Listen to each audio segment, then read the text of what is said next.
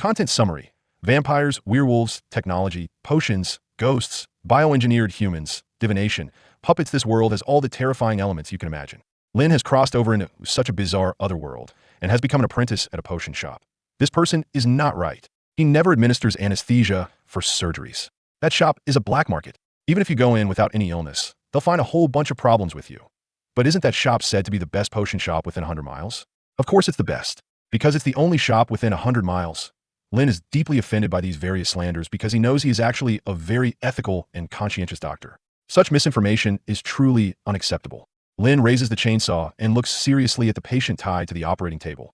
Hang in there, customer. I'm going to remove your appendix. Chapter 1. I have a cheat in another world. This is a mysterious other world. Vampires, werewolves, technology, potions, ghosts, bioengineered humans, divination, puppets. This world has all the terrifying elements you can imagine. You must carry a lamp when you go out. You cannot wander too far. If you go 10 meters away from the door, the darkness outside will swallow you. Whether the one coming for treatment is human, ghost, or a stitch monster, you must remain calm. If you don't stay calm, it will harbor malice towards you. In front of a dilapidated table, Lynn holds a feather pen by the light. He writes in his diary the rules he has followed since crossing into this world 2 years ago. Lynn, time's up. Hang the lamp outside and get ready to open for business. A hoarse voice, as if chewing on bones, comes from outside. Lynn shakes his head. This voice belongs to their potion shop's owner, his teacher who rescued him 2 years ago, and he is now the assistant of this potion shop in the other world coming. Lynn shouts. But at that moment, a cold synthetic voice suddenly echoes in his mind. Ding! Your teacher, the Bloodsaw Maniac, has issued you a task. Open for business and hang the soul lamp at the door. Completion reward: Skull Coins X10, Basic Experience X5, Pure Human Blood X 100 ml. Lynn is taken aback. This voice is the system. Could it be that after 2 years of crossing into this world, he has finally awakened a cheat? However, he doesn't immediately investigate because he knows that if he doesn't act according to his teacher's orders right away, he will die. Lynn quickly leaves the dim attic. He sees his teacher dragging a half-cut, unknown creature's corpse towards the surgery room. Crimson blood trails across the moldy floor. PFFT, PFFT. Soon, the sharp sound of the chainsaw comes from the surgery room. The hoarse chewing voice comes again. After opening, sort out all the expired potions from yesterday and feed them to the little darling in the backyard. Hurry up. Ding!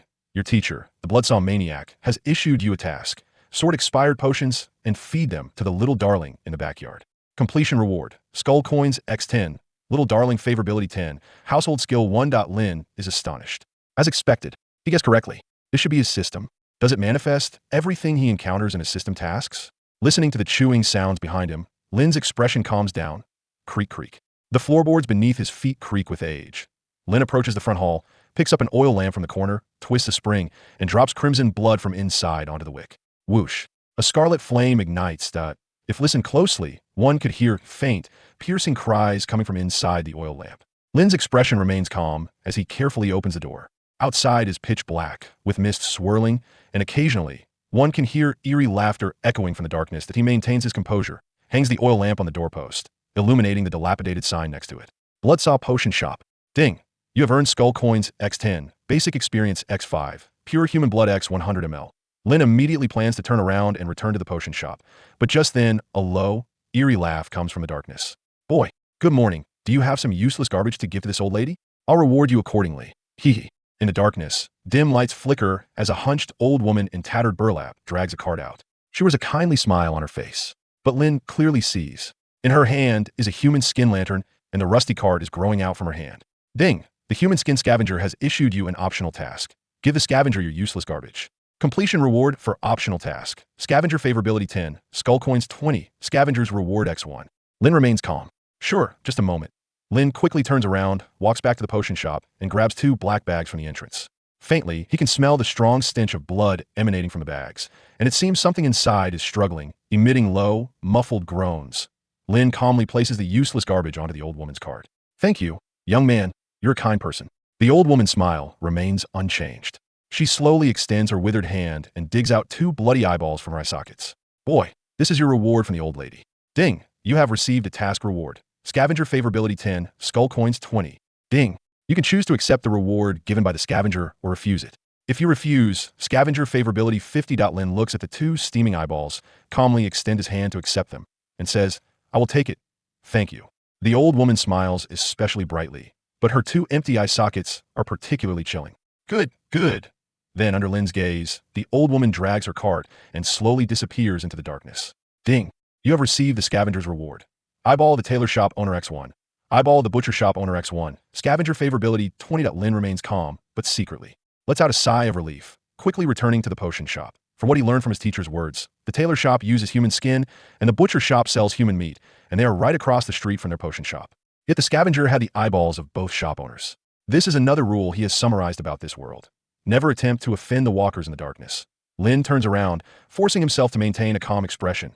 He sorted out one bottle after another of expired black red potions from the counter and placed them in his portable potion box, then turned and walked towards the backyard as he passed the operating room. The sound of cutting still echoed inside. Lin knew that at this time, it was best not to disturb his teacher, that if he did, the next person lying on the operating table might not be anyone else. Lin arrived at the backyard. He opened the cellar door, and a strong stench instantly assaulted him, as if the smell of rotting flesh and excrement had been festering for a long time. Hiss! A series of strange sounds came from within the cellar. Lin knew that what was being kept in that cellar was the little treasure his teacher spoke of, and no one knew what it truly was except for his teacher. Lin poured all the potions from his suitcase into the cellar. Ding. You have obtained skeleton coins X10, little treasure favorability 10, furniture proficiency 1. Roar. Roar. A series of piercing and furious roars soon echoed from the cellar, accompanied by a wave of bloody smell. Lin immediately closed the cellar door. He breathed a sigh of relief. This was his daily task every morning since he became an assistant at this potion shop. The most important and crucial point for him to stay alive was that he listened to his teacher and only did what he was told without questioning. Those assistants who did not obey had long been dismembered by his master and fed to this little treasure. Lin calmed his mind and tentatively said, "System?" And just at that moment, a panel suddenly appeared before Lin's eyes. Chapter 2, The First Customer. Lin, 17 years old, level 2, race, human, strength, 3, agility, 4, intelligence, 7, constitution, 3, basic skills, intermediate household proficiency, 90110000, beginner potion crafting, 90100, beginner surgical ability, 20,100, skeleton coins, 100 reputation, none description, the nameless assistant of the Bloodsaw Potion Shop, a frail yet shrewd human boy who has lived in this world for 2 years but might die at any moment. Lin calmly examined the suddenly appeared panel. The ability he had developed over the past 2 years to remain unperturbed allowed him to maintain his composure in the face of almost anything. He studied it repeatedly for a moment. He roughly understood some of the system's functions. So, as long as I continuously complete tasks given by living beings in this world, I can receive corresponding rewards and improve my various abilities. Lin pondered in his heart. If this were the case, then his chances of surviving in this world had increased. Just then, he heard his teacher's hoarse voice and footsteps from inside the house. "Lin, I'm going out for a while and we'll be back in about 2 days. You need to keep a good eye on the shop, lock the doors at night, and don't let those annoying thieves take anything." Sizzle. The sound of dragging echoed through the corridor. Ding. Your teacher, Bloodsaw Maniac, has assigned you a task. Keep an eye on the shop. Task rewards. Skeleton coins X50. Basic experience X100. Special reward X1. Task failure penalty. The potion shop may need more collections. Lin quickly returned to the room, but he saw his teacher dragging a bloody burlap sack in front of the shop. Something inside seemed to be struggling. That body, at least 2 meters tall and covered in dark red cysts, belonged to his teacher. That a panel instantly appeared before Lin. Bloodsaw Maniac. Race. Stitching monster. Level. Attribute. Lawful evil. Combat ability. Please do not attempt to provoke him. Description. The owner of the Bloodsaw Potion Shop in Soul Alley, skilled in various surgical procedures, but outside of surgery, he often engages in some interesting side jobs. Lin's heart trembled, but his expression remained unchanged. "Teacher, is there anything I need to pay attention to while you're gone?" Lin asked. He knew this was something he had to inquire about, otherwise he might end up dead. The Bloodsaw Maniac threw the burlap sack behind him and rasped, "If they have money, take their money. If they don't, make an equivalent exchange. If they refuse to exchange and have no money, you handle it yourself." Thud. A bloodstained bone saw was thrown in front of Lin. Ding. You have obtained a special item. Bloodsaw's Bone Knife X1. Bloodsaw's Bone Knife. Quality. Fine level. Exclusive. Bloodsaw Maniac authorized. Description. A surgical knife frequently used by the owner of the Bloodsaw Potion Shop. Extremely sharp, with a strong cutting ability for flesh and spirits. It is said that after prolonged use, you will be unable to resist the urge to cut something. Remember, the Bloodsaw Maniac hoisted the bloody burlap sack and strode towards the shop's exit. And no matter what sounds you hear outside, do not step out of the range of the soul lamp. No matter who asks you to go out and practice medicine, do not pay attention to a T-Night. Close the main door tightly, shut the windows, and kill anyone who enters. Do not respond to anyone calling you. Lin nodded, committing his teacher's words to memory. Yes. Teacher, I understand. Then, under his watchful gaze, the burly bloodsaw maniac quickly walked into the heavy darkness. Time passed swiftly. Lin began his daily routine, wiping the blood off the floor, adjusting ordinary potions for various ailments, and then sat at the counter, holding the bone knife, eyes closed, waiting for time to pass. And just at that moment, knock, knock, knock. 3 knocks sounded from outside the door.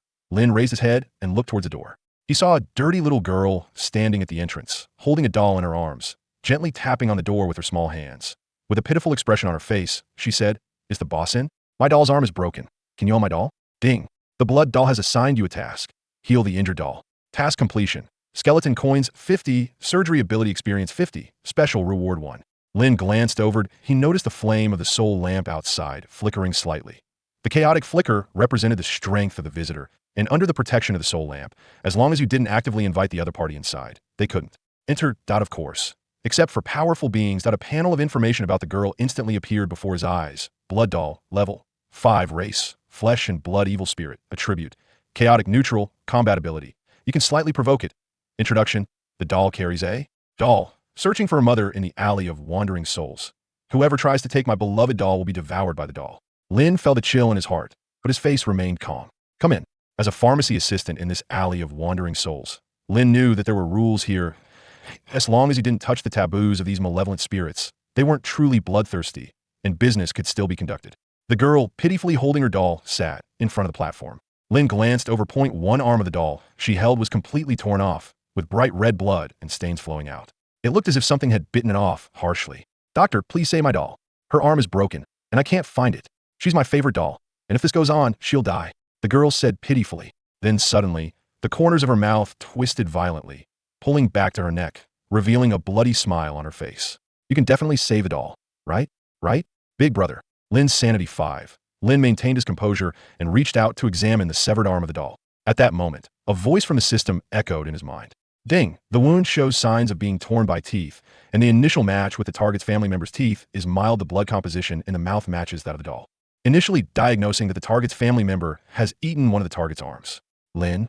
This system was indeed impressive, able to automatically assist him in diagnosis. If that's the case, things would be much simpler. He glanced at the little girl, ignoring her bloody smile, and asked, "Have you eaten anything unusual recently?" The little girl's smile instantly stiffened, but the doll's laughter continued to echo. "Doll loves mommy. Mommy loves doll. Hee hee." Lin raised his head, staring blankly, and asked, "Have you felt any discomfort in your stomach recently?" The girl replied stiffly, "My stomach is gurgling, and it feels like something is scratching." Lin nodded, jotting down notes, casually saying, "That should be it. It seems you haven't digested it yet. Do you want surgery or physical therapy?" The girl stiffened and asked, "What do you mean by surgery?" Clang. Lin thrust the bloody bone saw onto the table. "Cut open your belly, take out your doll's arm, and I'll stitch you up." In an instant, the doll's laughter came to a halt. A chill ran from the girl's feet to the top of her head. "What about physical therapy?" Lin stood up. He took gloves and a mask from the counter, looking at her calmly, and said, "This is simple. You can either take it from the top or the bottom. I can help you with either, and it's cheap." Girl. Doll. Girl's sanity 20. The girl stared blankly and said, "From the top, I guess." "Good." Lin pushed aside the items on the counter, flexed his wrists, and said, "You're small, so you don't need to go to the operating room. I can help you sit right now. But you need to hold on and not bite my arm off." Under the girl's terrified gaze, Lin's huge shadow loomed over her, wearing a mask and leather gloves, his eyes reflecting calmness. The girl sat on a small stool, instantly hugging her doll tightly. "Can you not look?" Lin replied calmly, "No, my teacher said that once you enter this shop, you have to get treated, or you'll have to leave something behind." The girl trembled in daze, but finally conceded. "Okay." She opened her mouth wide. Wider. Rip. The girl tore her mouth open to the back of her neck, revealing her gaping maw. A foul odor rushed over. Lin maintained a calm expression, took a support frame from the counter, clamped her jaw to prevent any stress reactions. Then he moved his shoulders, inserting his arm into the girl's mouth. It went right in. Deep throat. The girl instantly widened her eyes. "Ugh, ugh, don't move," Lin said sternly, calmly exploring her stomach. "It'll be over soon. If you don't want her doll to be incomplete, just stay still." Ding. You have obtained hair X50, ding. You have obtained unknown body fragments X2, ding. You have obtained rotten flesh X5, ding. You have obtained a comb X1. The girl stared wide-eyed, her mouth agape, constantly making fearful whimpering sounds. "I found it." Lin's heart stirred. His fingers touched something that was still alive and kicking. Ding. You have obtained a lively arm X1. Rip. It was indeed the arm of the doll she had eaten. Lin remained calm, rinsed the arm, placed it on the counter, and said, "This should be it. You must have been extremely hungry that night and unconsciously eaten your doll's arm." Your doll didn't remind you because it saw you were starving. But you need to be careful in the future. Don't randomly eat strange things that are hard to digest. The girl was dazed, her mouth supported by the frame, unable to say a word. Physical therapy costs 10 skeleton coins, and stitching costs 30 coins. Lynn, wearing a mask, calmly took out the twine and sharp long needle, the needle gleaming with a dazzling sheen. Do you want to stitch it up now? The doll in her arms suddenly cried out in fear and tried to escape. No love against stitch, the girl, with her mouth held open by the frame, said dully. Lynn put on his gloves and said calmly, "Okay, you help me hold it down. I'll start stitching right away." The girl immediately widened her eyes, pressing the struggling doll against the counter, the doll reflecting the cold light in Lynn's eyes, letting out a series of shrill screams. "Here we go. Swish, swish, swish, swish, swish, swish, ding. Primary surgery experience 1, ding. Primary surgery experience 1, ding. Primary surgery experience 1.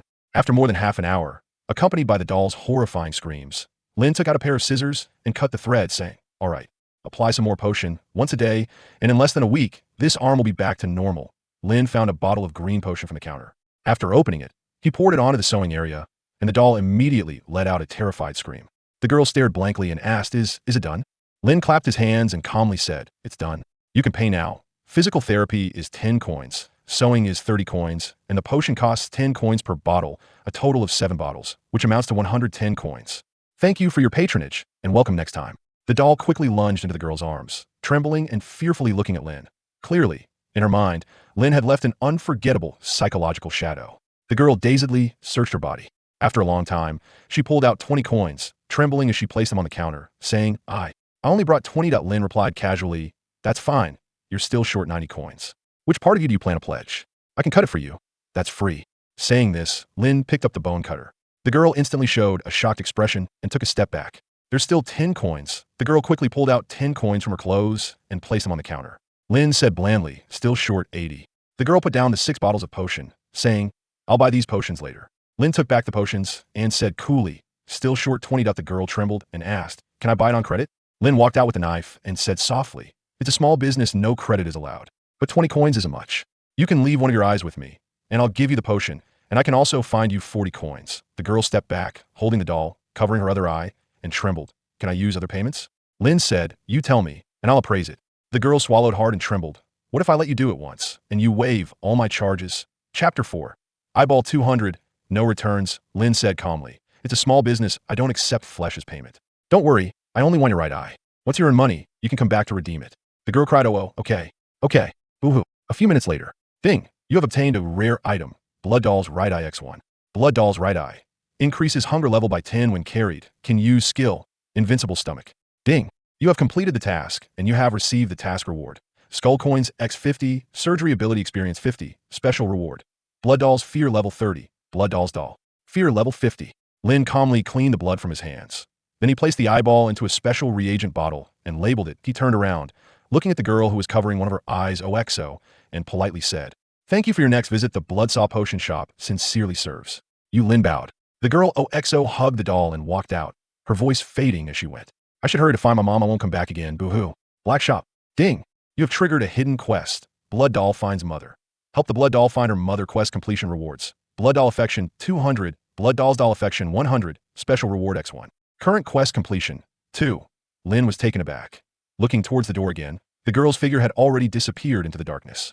To completion, Lynn's gaze then fell on the plate on the counter, which contained several organs he had extracted from the girl's stomach. Unknown woman's hair X50. Unknown woman's ears X2. Unknown woman's comb X1. Lynn, he had to admit, he had indeed formed a terrifying guess. Lynn stood up, cleaned the parts, and sealed them in bottles, preparing to discuss this matter with the girl when she came back next time. He opened his panel. Thanks to the previous rewards, he had gained a total of 50 points of surgery ability experience, along with an additional 50 skull coins that belonged to him. The customer's money belonged to the shop, and he couldn't touch it. So currently, he had a total of 150 skull coins. Skull coins were a basic currency in the world he was in, used as a general equivalent, but Lynn hadn't truly stepped out of the shop in the past 2 years. So he hadn't had the opportunity to use them. But having more money was never a bad thing. Time passed quickly. Lynn closed his eyes, gripping the bone cutter in his hand like a statue. The soul lamp at the door represented a rule, signaling to the wandering souls in the darkness that this place had an owner, and any malicious words would undoubtedly come at a corresponding cost.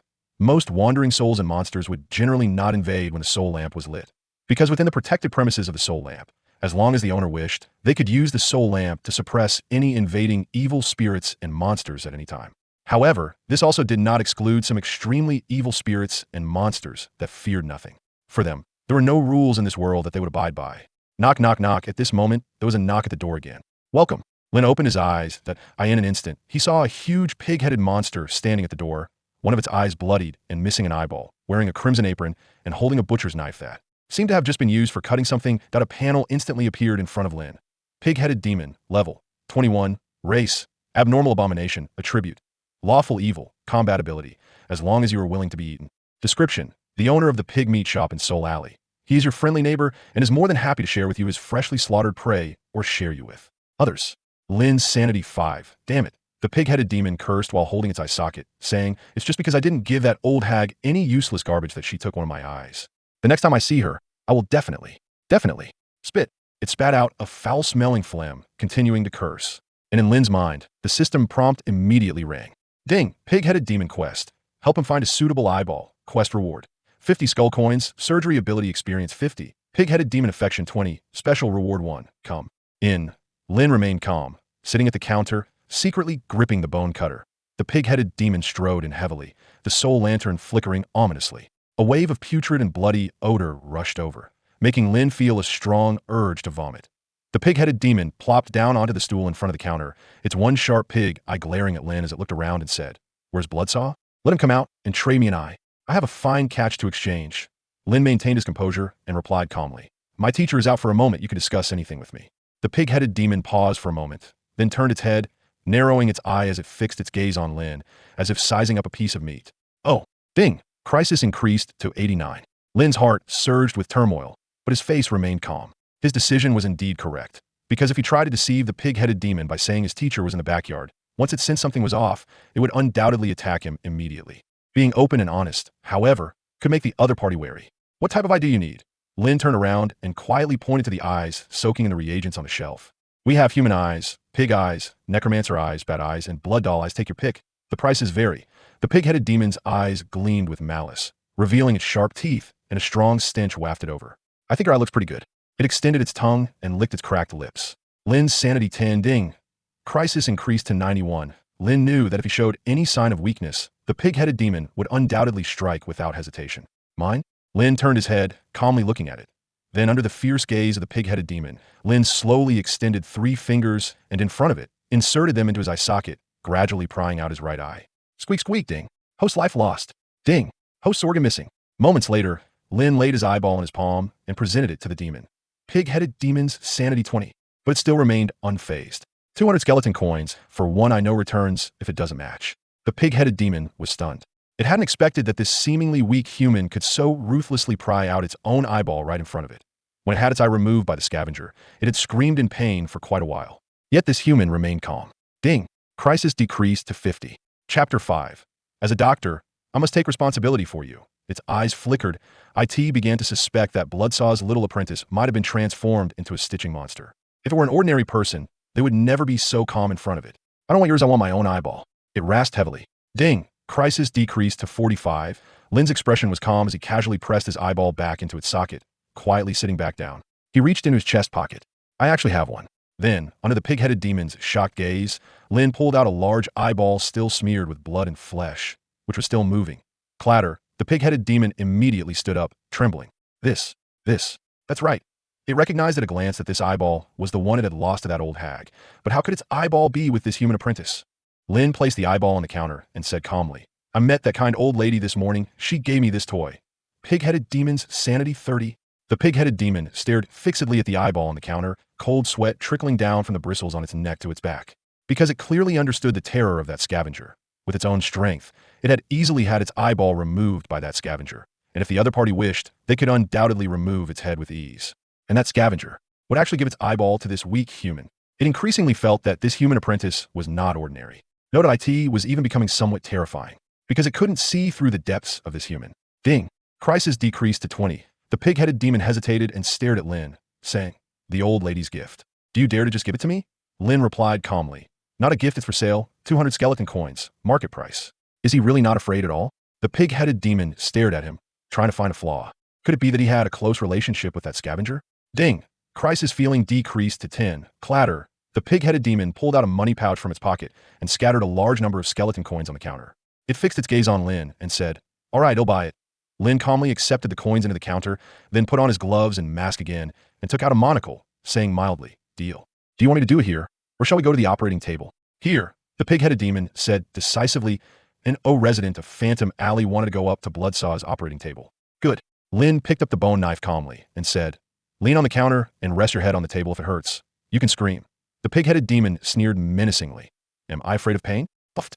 Lin took a sip of alcohol and sprayed it onto the bloody blade. The pig-headed demon immediately fell silent. Lighting a candle, he heated the blade over the flame for several minutes. Lin squinted his eyes, holding the knife, and slowly approached the pig head. A drop of cold sweat plopped onto the counter. The pig-headed demon trembled. "Do you really need to use a knife to install an eyeball?" Pig-headed demon sanity 10. Lin replied quietly, "I just took a look. You have quite a few stones and blood clots in your eye socket, suggesting you don't take good care of your eyes. This step is an extra service for you. No need to thank me." Wait a minute." The pig-headed demon was horrified, but was already too late. Crack, crack, crack. Aha. The pig-headed demon let out a heart-wrenching scream of terror. Knife skill experience 1. Knife skill experience 1. Knife skill experience 1. Minutes later, Lin cleaned out the remnants in its eye socket with disinfectant. Wondering why this time, it was not an increase in surgical ability, but in knife skill. All done, Lin calmly wiped the bone knife clean with a cloth. "Don't move. I'm going to install the eyeball now. If you move around, be careful not to get it installed backwards." The pig-headed demon leaned there, bubbling white foam from its pig-like mouth, its body twitching, clearly not hearing Lin's words. Lin was taken aback and instinctively said, "Damn, I forgot to use the anesthetic. It seemed like I forgot to use it the last time I sewed that doll's arm too." "Never mind." Lin shook his head, his expression returning to calm. He took the pig-human boss's eyeball that had just soaked in the reagent with tweezers, then turned his head, searching for something in the potion cabinet behind him. A few seconds later, Lin retrieved a white potion bottle from the top of the cabinet. The IT seemed to faintly have the handwritten markings 502 and a few other obvious characters. "What is this?" The pig-headed demon trembled. Lin held the eyeball, shook the potion in his hand, and said calmly, "My specially formulated strong adhesive will prevent your eyeball from falling out during installation, and, combined with my teacher's specially formulated strong recovery potion, it guarantees a 95% success rate for the surgery." Lin explained earnestly. The pig-headed demon trembled. "Get it done quickly. Do you hear me? I don't want to stay here any longer. Do you hear me?" Lin nodded, saying, "Don't worry. We physicians have strong professional ethics." Lin calmly began to mix the thick adhesive. Then he evenly applied it around the eyeball, aligned it with the socket, and gently placed the eyeball over the socket. He took out professional tools to adjust the angle of the eyeball. He rummaged through the toolbox. Then he pulled out a hammer. "Pig-headed demon. Pig-headed demon's sanity 20. What are you doing? What are you doing?" The pig-headed demon shrieked in tremors. Lin frowned and said, "Don't move.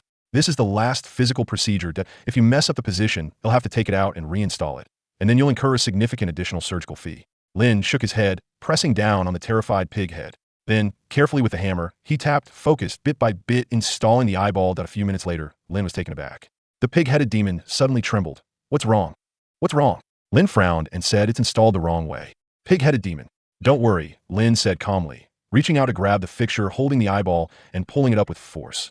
Rip, with the terrified screams of the pig-headed demon and the rapid loss of sanity, Lin pulled out the incorrectly installed eyeball. "It's just a minor medical accident." Lin quietly adjusted the position again and said, "This time, I won't charge you for readjusting."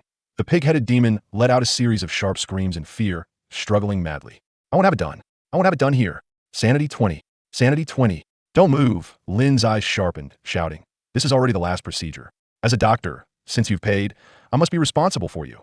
I must ensure that every patient leaves here intact." Saying this, Lin angrily raised the hammer in his hand. "Stop!" The pig-headed demon shouted in terror, reaching out. Bang, sparks flew. Chapter 6. This is an illusion. A few minutes later. Ding. You have completed the task. You have earned 50 skeleton coins, 50 surgical ability experience, special reward 1 ding.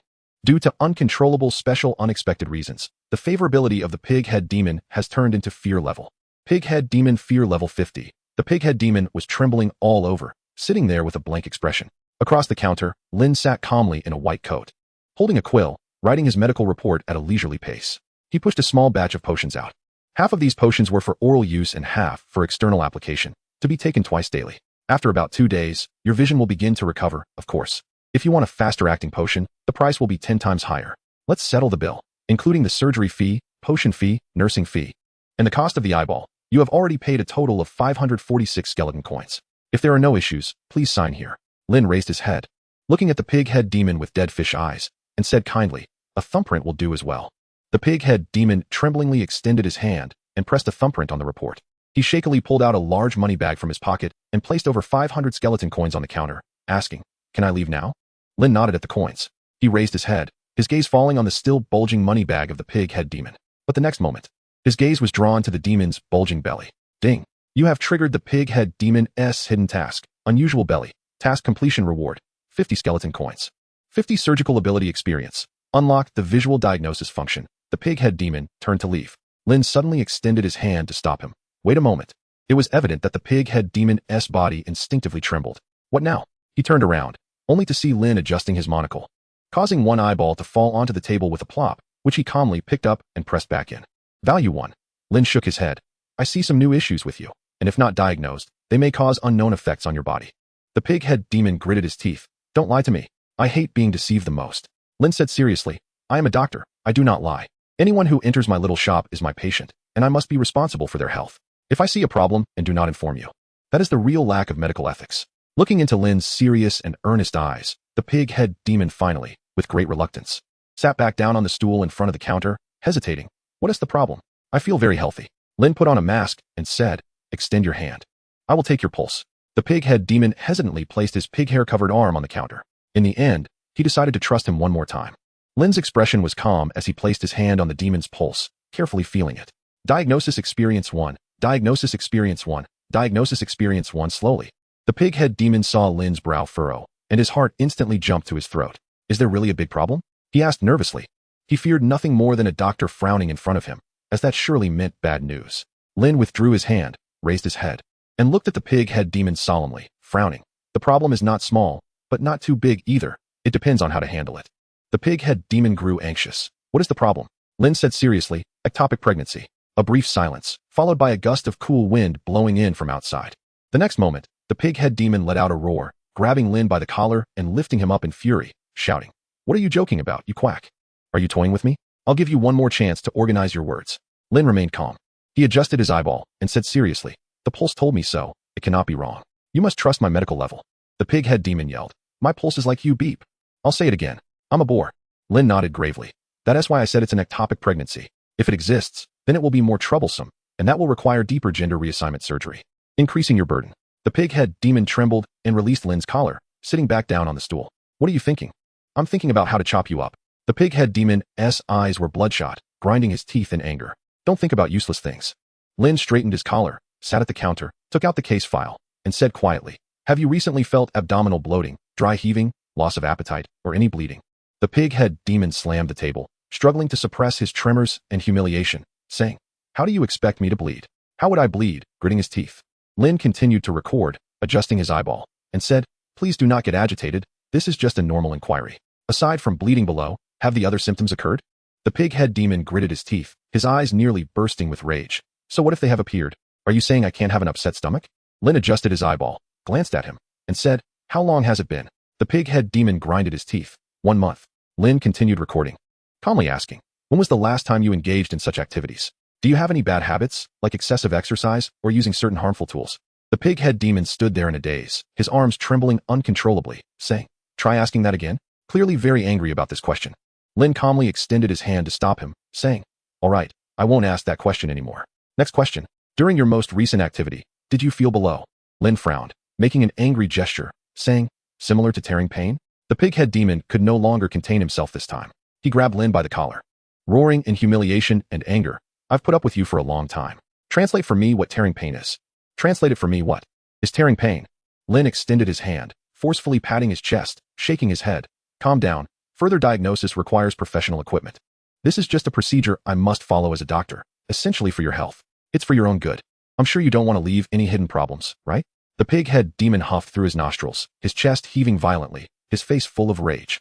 But finally, under Lin's calming influence, he let him go. Soothing experience 1. Soothing experience 1. Soothing experience 1. Lin adjusted his collar again, set down his pen, glanced at him, and shook his head. Lin quickened his speech. There is also a possibility that you may have accidentally ingested something containing strange powers, causing that thing to distort in your body, leading to a false pregnancy. Chapter 7. The surgery was perfectly completed because I see you look unwell. With dark circles under your eyes, pale complexion, cold wrists. Have you not been able to feel full no matter how much you eat recently? And often feel hungry? The pig-head demon hesitated and sat down again. Although it was unreliable before, this really hit the mark. He has indeed been feeling hungry a lot lately. And even binge eating doesn't alleviate that hunger. How do you know? Lin remained expressionless, stood up, took out a wooden basin from behind the room, filled it with clean water, and then retrieved a bottle of light green potion from under the counter, pouring it into the basin. A wisp of green smoke resembling a skull surged from the wooden basin. Lin clapped his hands and said, "This is a summoning potion. If there is indeed a malevolent spirit parasitizing you or any other bizarre distortion within your body, this potion can reveal some truths." The pig-headed demon hesitated and glanced at him, then sniffed with its pig nose. After confirming that there seemed to be no danger, it cautiously extended its hand into the wooden basin. In an instant, it felt a cool sensation slowly rising from its abdomen. "What is this?" Its expression changed slightly. The green water in the basin began to boil continuously, and strange black gas slowly appeared on its body. And just at that moment, a sudden cramp hit its abdomen, and a laughing face protruded from its belly. Hee hee hee, hee hee hee. The pig-headed demon's hair stood on end. My belly, my belly." The laughing voice suddenly morphed into a series of crying sounds. Wah wah. Seeing this scene, the pig-headed demon was completely thrown off. What the hell is this? Bang. Lin decisively grabbed a nearby frying pan and swung it down on the protruding face, flattening its belly. The crying and laughing sound stopped instantly. Thud. The pig-headed demon plopped down on the bench, its expression dazed. This. Lin pushed the wooden basin aside and said calmly, "Preliminary diagnosis indicates a malevolent spirit parasitism. But judging by the effect of that frying pan just now, this little ghost hasn't fully formed yet. You really ran into good luck meeting me." At this point, the pig-headed demon was thoroughly convinced. It plopped down on its knees and trembled. "Little brother, my attitude just now was a bit too intense. Please don't take it to heart. Please save me. Please save me." It was genuinely scared. If it were a true malevolent spirit fighting it, it wouldn't be afraid. But having a malevolent spirit growing inside its belly, it was truly helpless. Lin calmly held a pen and asked, "Do you remember eating anything unclean?" The pig-headed demon trembled. "A month ago, while I was out, I remember eating a little ghost. I inhaled it in one go. Other than that, I only eat pigs and humans." Lin pondered for a moment. Then he raised his head and said seriously, "Let's operate." Moments later, in the dim operating room, a few candles and several copper mirrors cast beams of light on the pig-headed demon's greasy belly. The pig-headed demon lay trembling on the operating table, which made it very uncomfortable, saying, "You decided to operate on me so hastily? You aren't going to do a thorough diagnosis first?" Lin put on gloves and a mask, calmly disinfecting the scalpel, saying, "A quick cut to untangle the mess is the essence. You must trust my diagnostic skills and moral standards. I'll make an incision in your belly, and if I can cut it out, I will. If not." The pig-headed demon trembled. "I'll cut you." Lin shook his head. He took out the bone knife his teacher often used and began sharpening it in front of him. Hiss hiss. The pig-headed demon lay there in a daze, watching one iron hook after another drop from above the operating room, surrounded by various terrifying monster tissues soaking in large jars. For some reason, it felt like a boar about to be slaughtered on a chopping board. Hiss, hiss, sparks flew. "Don't sharpen it anymore. Don't sharpen it anymore." The pig-headed demon couldn't stand the piercing sound of sharpening and howled in urgency. Immediately, Lin washed the sharpened scalpel in the disinfectant, and when he picked it up again, it gleamed sharply. Lin walked over to the pig-headed demon, pressed his ear against its greasy belly to listen. Then, he professionally took out a pencil and drew a cross on the lower part of its belly. Lin said calmly, "Are you ready?" The pig-headed demon trembled. "Ready." Crack, crack, crack. Lin pressed a button under the operating table, and the pig-headed demon's limbs were instantly locked in place by 4 iron shackles. "Ah!" The pig-headed demon screamed in terror. Lin frowned, holding the knife, and said, "Don't scream. I haven't even made an incision yet. These handcuffs are to prevent you from struggling and affecting my surgical ability. It's for your own good." The pig-headed demon trembled. "Have you ever operated on anyone before?" Lin calmly sharpened the knife and fork, saying, "I've seen my teacher butcher pigs. You are my first patient. But overall, I'm quite confident in my surgical skills." A brief silence. "Ah, I don't want to do it anymore. I don't want to do it anymore. Ah, let me go. Let me go." The pig-headed demon screamed loudly, struggling wildly. Lin's gaze instantly turned fierce, shouting, "What a joke. The knife is already sharpened, and now you say you don't want to do it. Aren't you afraid your belly will keep growing until the malevolent spirit bursts out? Since you're on my operating table, I must take responsibility for you. Today, you must undergo the surgery, whether you want it or not." Thud. "Ah." Half an hour later. Knife skill experience 10. Knife skill experience 10. Surgical ability 1. The pig-headed demon lay dazed on the operating table, its whole body twitching uncontrollably, not knowing how many times it had fainted and woken up from the pain. And just at that moment, wah! A loud cry echoed throughout the operating room. Lin smiled as he held the little ghost, wiped the sweat off his brow, and said, "Congratulations, the surgery was perfectly completed." At the same time, a page of the infant appeared before him. Evil spirit blood infant, unformed. Race, evil spirit, attributes, chaotic evil, level, 1 description, a ghostly spirit formed from resentment and ghostly energy, further condensed by absorbing a large amount of blood energy from livestock. Once fully formed, it will devour the host's soul and flesh, gradually growing and transforming into a disaster. The pig-headed demon muttered dazedly, "Stitch it up." Chapter 8. My stomach hurts. I'll operate on you again. Lin nodded. Then he took out a bill, thought for a moment, and said, although this isn't the right time to say this, I still have to mention it. The surgery fee is a total of 300 skeleton coins. But since this is my first time, I can give you a 20 discount, totaling 240 skeleton coins. The stitching fee is extra, bringing the total to 280 coins. How about you sign here? The pig-headed demon let out a tragic pig-like cry, its spirit nearly breaking down. Stitch it up. Stitch it up. It trembled. Lin nodded and pointed to the various threads on the wall, saying, we have hemp thread, wool thread, cotton thread, iron wire, and steel wire. Each type has a different price. Which one do you need? A line of tears fell from the corner of the pig-head demon's eye as he muttered, hemp thread. Lin nodded, took down the hemp thread, and asked, do you still need anything else? So, he screamed. Lin nodded, skillfully picked up his steel needle, flicked the hemp thread, walked over to the pig-head demon, and pulled it with his teeth. Please hold on a bit. I'm about to start. Experience in sewing skills 1. Experience in sewing skills 1. Experience in sewing skills 1 finally. After more than 10 minutes, Lin took out scissors, snipped the thread, patted the bow on top, took out a potion, poured it into his mouth, and sprayed it on his belly. Instantly, the sewn flesh began to close and heal rapidly. Ding! You have completed a hidden task. You gained 50 skeleton coins, 50 surgical experience, and 50 diagnostic experience. Ding! You gained 200 fear from the pig-head demon. Ding! Your reputation in Soul Alley is now 10. Lin removed his mask, unlocked the handcuffs on the operating table, hugged the little ghost, and smiled. Congratulations. The surgery went very smoothly. As you can see, this was indeed a routine exorcism. Luckily you met me. Otherwise, you would have been in big trouble. Buzz. In an instant, Lin felt a flash before his eyes. Then he saw a shadow tremble and rush out of the operating table, clutching its belly and sprinting towards the door at an unimaginable speed. Yet once he come back, he vowed he would never return. Having surgery felt like being butchered like a pig. Just one visit to the doctor had left him with a psychological scar.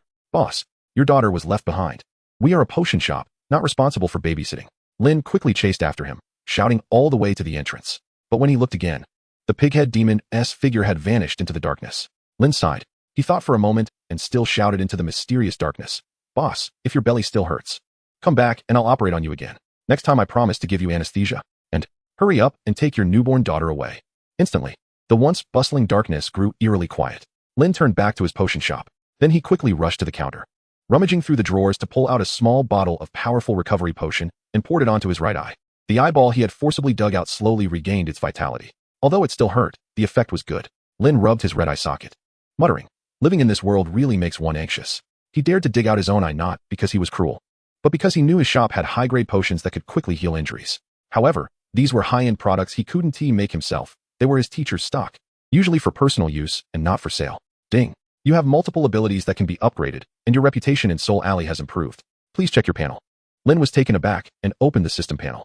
Lin, level 3 race, human strength, 4 agility, 5 intelligence, 8 constitution, 4 available points, 4 basic skills, intermediate housekeeping proficiency, 909, 1000, beginner potion making, 9100, intermediate surgical ability, 203, 1000, beginner knife skills, 26,100, beginner diagnostic ability, 55,100, skeleton coins, 250 reputation, 15 description. The Bloodsaw Potion Shop has a somewhat pathological apprentice, and many patients have felt tremendous malice here.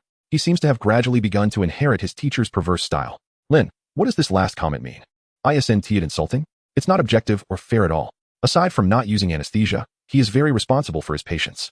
This is simply the system's malicious attack on him. Lin shook his head. However, he quickly noticed that he had leveled up. He had gone from level 2 to level 3 and had earned 4 additional points to allocate. It must be said, from this perspective, that the panel provided by the system really has a feel of a low-quality online game. But clearly, this is not an online game. It is a vicious and dark alternate world where death is real. Lin did not hesitate. He allocated all 4 points to Constitution. There was no other reason. To become a qualified doctor, one must have a strong constitution, especially in this chaotic world where a weak body can become the last straw that breaks your life. Survival is, after all, the primary element in this world. Confirmed. In an instant, Lin felt a rush of warmth flowing through his body. He knew that the 4 attribute points had begun to take effect. Dimly, the fatigue from the recent surgery quickly vanished under that warm flow, replaced by an inexhaustible energy. He took off his outer garment and looked at his abdomen. In just a few short minutes, the previously flat belly now had the outline of several abdominal muscles. Lin felt the beauty of having a healthy body. Wah wah. From behind the counter came the sound of the ghost baby crying. Lin immediately walked to the counter, looked at the bloody ghost baby, and upon doing so, he immediately noticed the problem. It was underdeveloped, about the size of 4 adult fists. Aside from a mouth that looked like a black hole, the rest of its face was smooth and featureless, as if covered by a piece of silk. Evil spirit blood baby underdeveloped. Gender, female level 2 Lin. Because just a moment ago, this ghost baby was level 1, and only a little time had passed, yet it had already risen to level 2? Does that mean this ghost baby is rapidly taking shape? At that moment, a system prompt echoed in his mind. Ding. You have triggered an optional hidden task, Ghost Baby Transformation. Because the ghost baby was born prematurely, the ghostly energy within is rapidly distorting its appearance. The more terrifying its appearance, the greater the malice it will exhibit upon revival. Chapter 9. I give you plastic surgery, optional task branch 1. Turn it into the oil for the soul lamp. Task reward. 2 days of soul lamp usage. Optional task branch 2. Feed it to the little darling in the backyard. Task reward. 50 affection points with the little darling. Optional task branch 3. Soak it in the reagent and keep it as a collection. Task reward. 10 specimen making experience. Optional task branch 4. Wait for the pig-headed demon to come and take back his daughter. Task reward. To be analyzed. Lin calmly looked at the 4 task branches presented by the system. Of course, it was the 4th one. Lin sat on the counter, placed the ghost baby on the table, and began to calculate with an abacus, saying seriously, I am a doctor. If someone leaves their child with me and I kill it, wouldn't that make me a pervert? My moral standards do not allow me to do such things. I'm such a person of professional ethics. Don't you think the system should reward me a bit? Moral 10. Lin picked up the knife and continued to wait for new customers. 2 minutes later, he opened his eyes and glanced at the ghost baby. He found that its appearance had begun to twist into a grotesque shape. Lin value 1, 5 minutes later.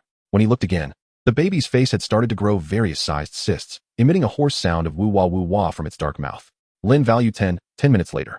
When Lin opened his eyes again, the face was now covered with a mass of twisted tentacles. Lin value 30, Lin's eye twitched crazily. It seemed the system was right. If he did nothing, this ghost baby would indeed twist into something indescribable. No way. If this continued, not to mention whether the pig demon would still recognize his daughter, he wouldn't be able to stand it himself. It was too ugly. Really freaking ugly. It was that kind of horror-level ugly. Lin stood up with an expression of disgust, stretched his wrists, and said, forget it. I'll give you a free makeover so you won't scare me now and scare others later. He put on a mask and gloves, took a rope, and tied the ghost baby to the counter. Creak, creak. The twisted tentacles on the ghost baby's face suddenly mutated into countless mouths, roaring terrifyingly at Lin. Slap. Lin slapped those tentacles back. Behave yourself. Lin put on a monocle, his expression indifferent, and cracked his knuckles. He extended both hands, grabbed the wildly twisting tentacles on its face, and kneaded them as if he were kneading dough. The ghost baby emitted sounds resembling panic from within.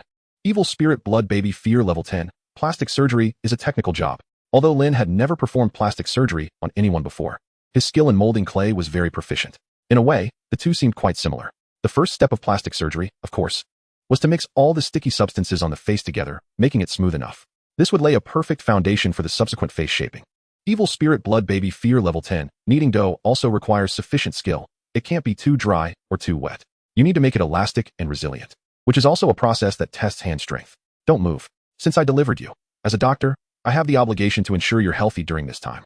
Don't worry, I'll take care of your face problem, Lin said sternly, fully utilizing his noodle pulling skills from before his transmigration. He kneaded the mass on its face until it was ready. Then he pulled it out. Evil spirit blood baby fear level 20. Twist it into a braid and press it in. Evil spirit blood baby fear level 20. Pull again. Twist it into a braid and press it in again. Fully mix all the sticky and disgusting substances until they are uniform and elastic. The sounds coming from the ghost baby's body became increasingly terrified. Evil spirit blood baby fear level 20. Knock, knock, knock. At that moment, there was a knock on the door. A humanoid monster covered in burn marks and oozing pus stood there, with crimson and foul-smelling liquid continuously leaking from its eye sockets. Looking terrifying and bizarre. I want to change my face. The monster's throat emitted a low, charred voice. Lin took a look.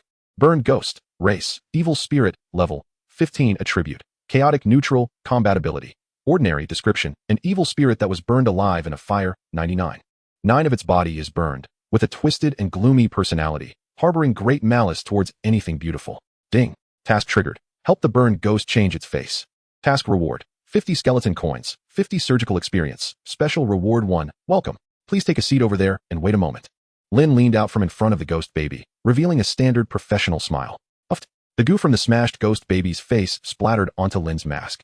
The burned ghost immediately froze. Please have a seat. I'll be right with you, Lin smiled. Then Lin's attention returned to the ghost baby tied to the counter. To speed up the process, he had to use both hands. He grabbed the needed mass on both sides and pulled hard. The ghost baby emitted a chilling sound of fear. With a whoosh, he twisted it into a braid, then pressed it against its face. The ghost baby trembled. Lin flipped the ghost baby over and, with even more force, began to knead the twisted flesh on its face. Almost done, please be patient. Lin smiled and raised his head, showing a sincere expression to the burned ghost sitting not far away. The burned ghost stared in horror at the counter. Its legs began to tremble subconsciously. With a pull, it was stretched another 2 meters. Burned ghost. Burned ghost, value 20. With a need. He picked up a rolling pin. Whoosh. The ghost baby's face was flattened, making terrified squeaking sounds. The pus-filled bumps all over the burned ghost trembled. Burned ghost, value 20. Something's wrong. Something's wrong. This pharmacy I entered seems really off. It trembled as it extended its charred hand, saying, "May I ask if you are?" Lin, while kneading the mass on the ghost baby's face, raised his head with a sincere professional smile and said, "Oh, this little ghost is too ugly. Even a bit contaminatingly ugly. As a doctor, it's my duty to give it a normal face."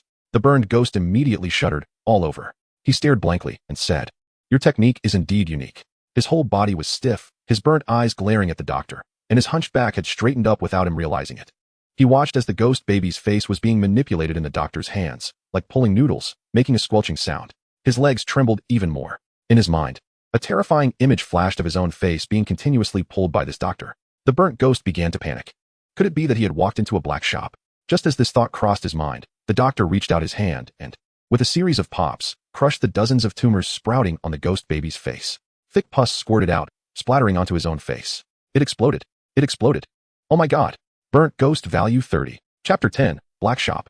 Black Shop. He instinctively covered the cysts on his face caused by the burns. And a horrifying image of himself being crushed by the doctor flashed in his mind. Tap, tap, tap, tap. He was terrified, trembling, his teeth chattering uncontrollably. Burnt ghost fear, level 20. Burnt ghost fear, level 20. In the next moment, Lin removed the mask covered in pus from his face and revealed a friendly smile to the burnt ghost, saying, "I'll go get the tools from the back. Please wait a moment, you'll be next." The cysts all over the burnt ghost's body began to jump. What a terrifying smile. Why did he show such a strange smile when he said it was the burnt ghost's turn? Burnt ghost, value 20. Burnt ghost, value 20. Originally, he had seen that old pervert from the Bloodsaw drugstore leave today, so he thought he would take a chance and see if he could treat his burns without too much fear. But who would have thought that the old pervert left behind a little pervert? He trembled as he looked at the ghost baby lying on the counter, twitching. Its face almost turned into black goo. "Is this going to be my fate?" he murmured. At that moment, a series of loud, harsh chainsaw sounds suddenly came from behind the curtain in the backyard. Crackle, crackle, The burnt ghost grabbed his head, scared to the point where he felt his bones might fall apart. A chainsaw. It's a chainsaw. Didn't he say he was going to get some tools from the backyard? But why was there a chainsaw sound coming from the backyard? What are you doing with a chainsaw? In his mind, he instantly pictured a chainsaw-wielding maniac with a perverted smile walking toward him step by step. Dark smoke began to rise from his head, and in the next moment, he heard footsteps approaching. Thud, thud, the footsteps were getting closer. The person was coming here with a chainsaw. A shadow slowly emerged on the curtain leading to the backyard, and the sound of the chainsaw was almost upon him. The burnt ghost, terrified, grabbed his head, numbers floating above him. Value 20. Value 30. Value 40. The next moment, with his value completely reduced to 0, the burnt ghost scrambled and rushed toward the door in fear. Black shop. Black shop. Help. Help. Ding. Burnt ghost mission failed. Ding.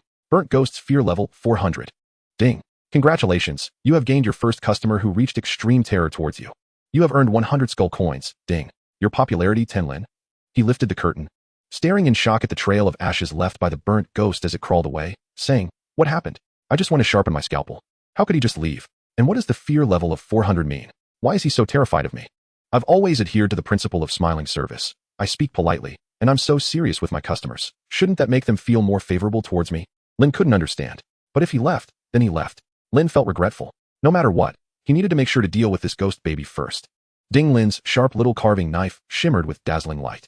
An hour later, Lin sat at the counter, smiling with satisfaction as he set down the knife, looking at the ghost baby sitting in front of him. Doesn't it look much better now? With its cherry-like mouth, chubby face, big eyes, and delicate nose. The previous terrifying and indescribable twisted thing had become cute and lifelike under Lin's careful carving. Before crossing over, Lin had always been the top student in his manual arts class. Every clay portrait he made received unanimous praise and admiration from his classmates. Lin smiled, feeling relaxed. Just then, a vertical pupil suddenly grew on the ghost baby's forehead. Lin immediately popped it. He closed his eyes and said, "This isn't a place for eyes to grow. This is a face I painstakingly crafted. If you want to mess it up, don't blame me for taking the knife to you again. Evil Spirit Blood Baby, Fear Level 50. Evil Spirit Blood Baby, Fear Level 50, ding. System detected that the Evil Spirit Blood Baby's fear level has exceeded its resentment growth rate. Crisis level has been reduced to 321 and is continuously decreasing. Ding. You triggered a hidden mission. Suppress Ghost Baby's resentment. Current completion, 321. You have received a reward. 151 skull coins. Sculpting skill experience 100. Special reward, 5 strands of vengeful hair. Lin was taken aback. So this can trigger a hidden mission?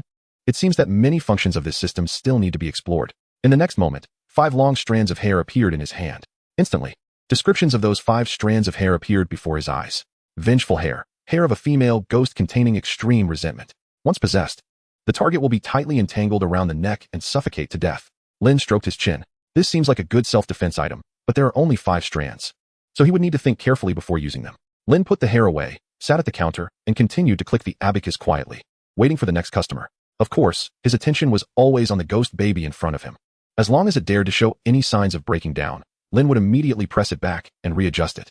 Time flew by. The light of the soul lantern outside gradually dimmed. This also meant that night was about to fall in this world.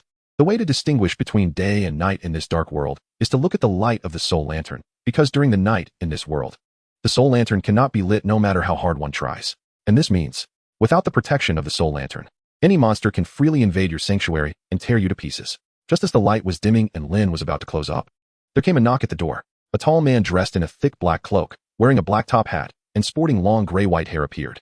The huge shadow cast from outside the door created an overwhelming sense of pressure. Lin's heart tightened. The man's panel appeared before him. Monster Hunter, Akaros, race, human level. Combat ability. You will undoubtedly die. Faction, chaotic, good. Description. A powerful monster hunter who wanders alone in the dark world. He does not belong to any organization and is very mysterious. He has devoted his life to hunting down large monsters that he deems evil. Do not attempt to understand him. It is very dangerous. Lin. This seems to be a person. Chapter 11 My knife must fit your flesh. This was the first human he had encountered in this dark world in the past 2 years. Moreover, judging by the panel, he was a being with overwhelming combat capabilities. I need healing, as well as some combat potions and recovery potions.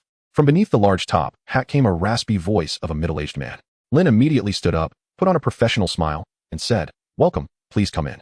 The monster hunter strode through the door, and the soul lantern hanging at the entrance flickered wildly, almost extinguishing. This also indicated that the monster hunter's power was extraordinarily strong.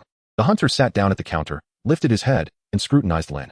Lin immediately felt a scorching pain on his skin, and just that gaze inflicted harm on him. One could imagine the power of this man.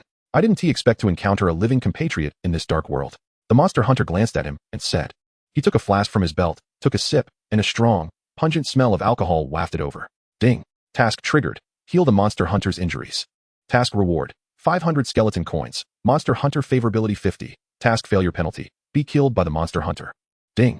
You triggered the compatriot bond. Task failure penalty erased. Lin's heart sank. The moment he saw the task failure penalty pop up, he sensed something was off. And indeed, it was as he expected. A monster hunter walking in the dark world would undoubtedly have no good feelings towards any monster. And thankfully, he was also human. Otherwise, this powerful man would have certainly cleaved him in two. Lin steadied his emotions.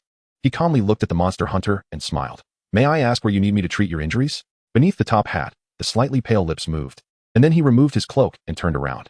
In an instant, Lin's pupils contracted. He saw that his entire shoulder was dark red and covered with chunks of blackened blood, looking extremely grotesque.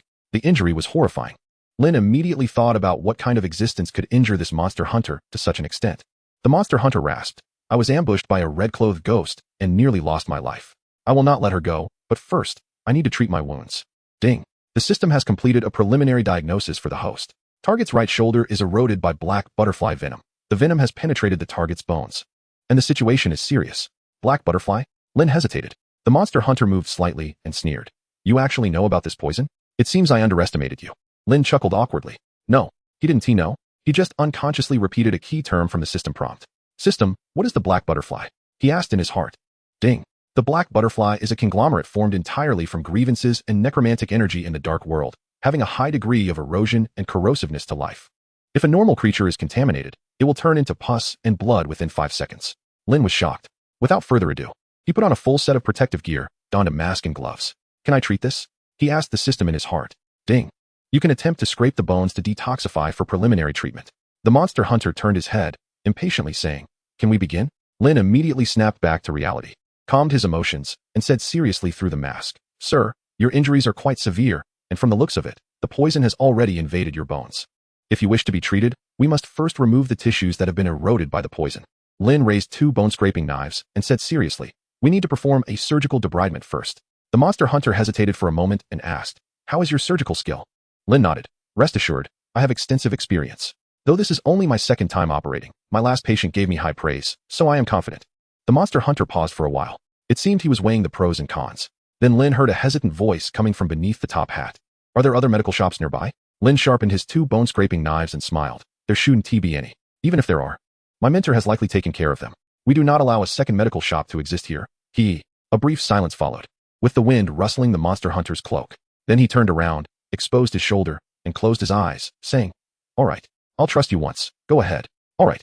A satisfied smile appeared on Lin's face. The two large knives clashed and rubbed against each other in his hands. Clank, clank, sparks flying. It was vaguely visible that beneath the top hat, the corners of the monster hunter's scruffy mouth twitched slightly. Monster Hunter Value 1, for some reason. He felt as if he had come to the wrong place. This didn't look like a medical shop at all. It rather resembled a slaughterhouse. Could it be his illusion? Why did this seemingly weak-looking kid always give him an impulse to turn and run? "Do you need anesthesia?" Lin asked excitedly. "No need." The monster hunter took a sip of alcohol, glanced at him, and said lightly, "Anesthesia will only affect my nerve reflex speed. A real man never uses anesthesia." Lin gave a thumbs up with a snap and said seriously, "Great.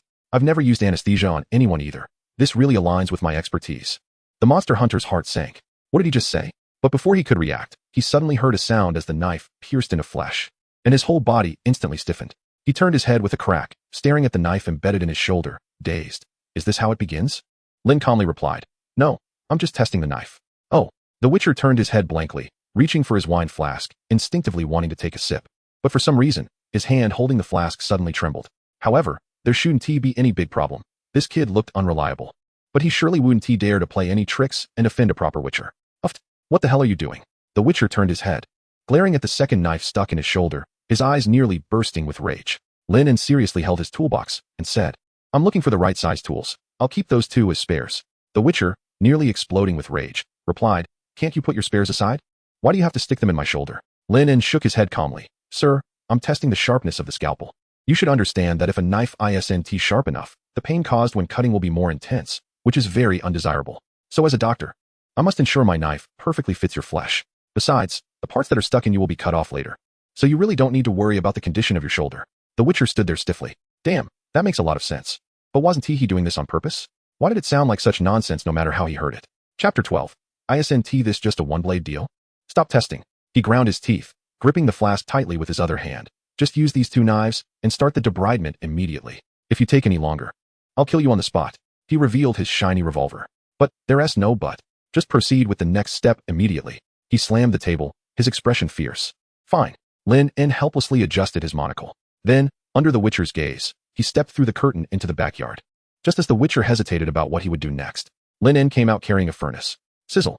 He stirred the coals inside with a knife, then started inserting various tools from the counter into it. "What are you doing?" The Witcher's eyes twitched involuntarily. Lin calmly picked up a knife that was glowing red and said, "Disinfection. The black butterfly is an extremely potent corrosive poison. And to prevent the venom from accidentally penetrating into your other tissues during debridement, the best method is to use high temperature for sterilization. Although it might hurt a little, the effect is outstanding." He tapped the glowing scalpel, sending sparks flying. The Witcher suddenly felt his throat dry up, and for some reason, he shivered. Although what he said didn't seem wrong, when he was injured before, he often used high temperatures to seal the wound quickly and prevent infection. Why did it feel like he wasn't reliable? "Have you ever done this practically?" He hesitated. Lin replied earnestly, "Although I haven't done it myself, I've been with my master for 2 years and have seen my teacher perform it." The Witcher sighed in relief. Lin added, "Especially when slaughtering pigs and plucking feathers, a quick swipe with a glowing knife, and it's all done." The Witcher. A few minutes later, Lin pulled out the two glowing knives from the furnace and calmly walked behind the Witcher, saying firmly, "I'm going to start now. It might hurt a little, so bear with it." The Witcher clenched his fists tightly, grinding his teeth with closed eyes. "I can bear it, but I just want to ask, what the hell are all those plates on the counter for?" "Cooking." He pointed angrily at the plates in front of him and the napkin Lin had put around his neck. Anyone who knew would think he was here for surgery. But those who didn't would think he was here for a meal. Lin said seriously, "Sir, you're overthinking it. Those plates are for holding the rotten flesh that will be cut off later. Because I must prepare corresponding blood and flesh regeneration potions based on the amount of meat you lose. If the dosage ISNT calculated correctly, it's easy for your shoulder to grow unnecessary tissue, which is for your own good. The Witcher gritted his teeth. Get on with it. If it weren't for the fact that this was the only potion shop within several hundred kilometers, he swore he would never step foot into this cursed place. It just felt like a black shop. All right, I'm starting, Lennon said seriously. In an instant, the sound of knives entering flesh came, followed by continuous cutting and melting sounds. It hurts. It hurts like hell, the Witcher yelled, and not only was there the pain of cutting, but also the burning pain, even mixed with a hint of testicular pain. It felt layered like rolling meat. Knife skill experience 1, knife skill experience 1, knife skill experience 1. If it hurts, I can still give you anesthetics now, Lin earnestly reminded. He was also puzzled as to why this time it was adding knife skills rather than surgical ability. Get lost, the Witcher roared. Where did you see me in pain? I'm not in pain at all, okay. The Witcher trembled, clutching the counter, his face pale and shaking. Lin adjusted his monocle with one hand while using the other to clean the wound with the knife.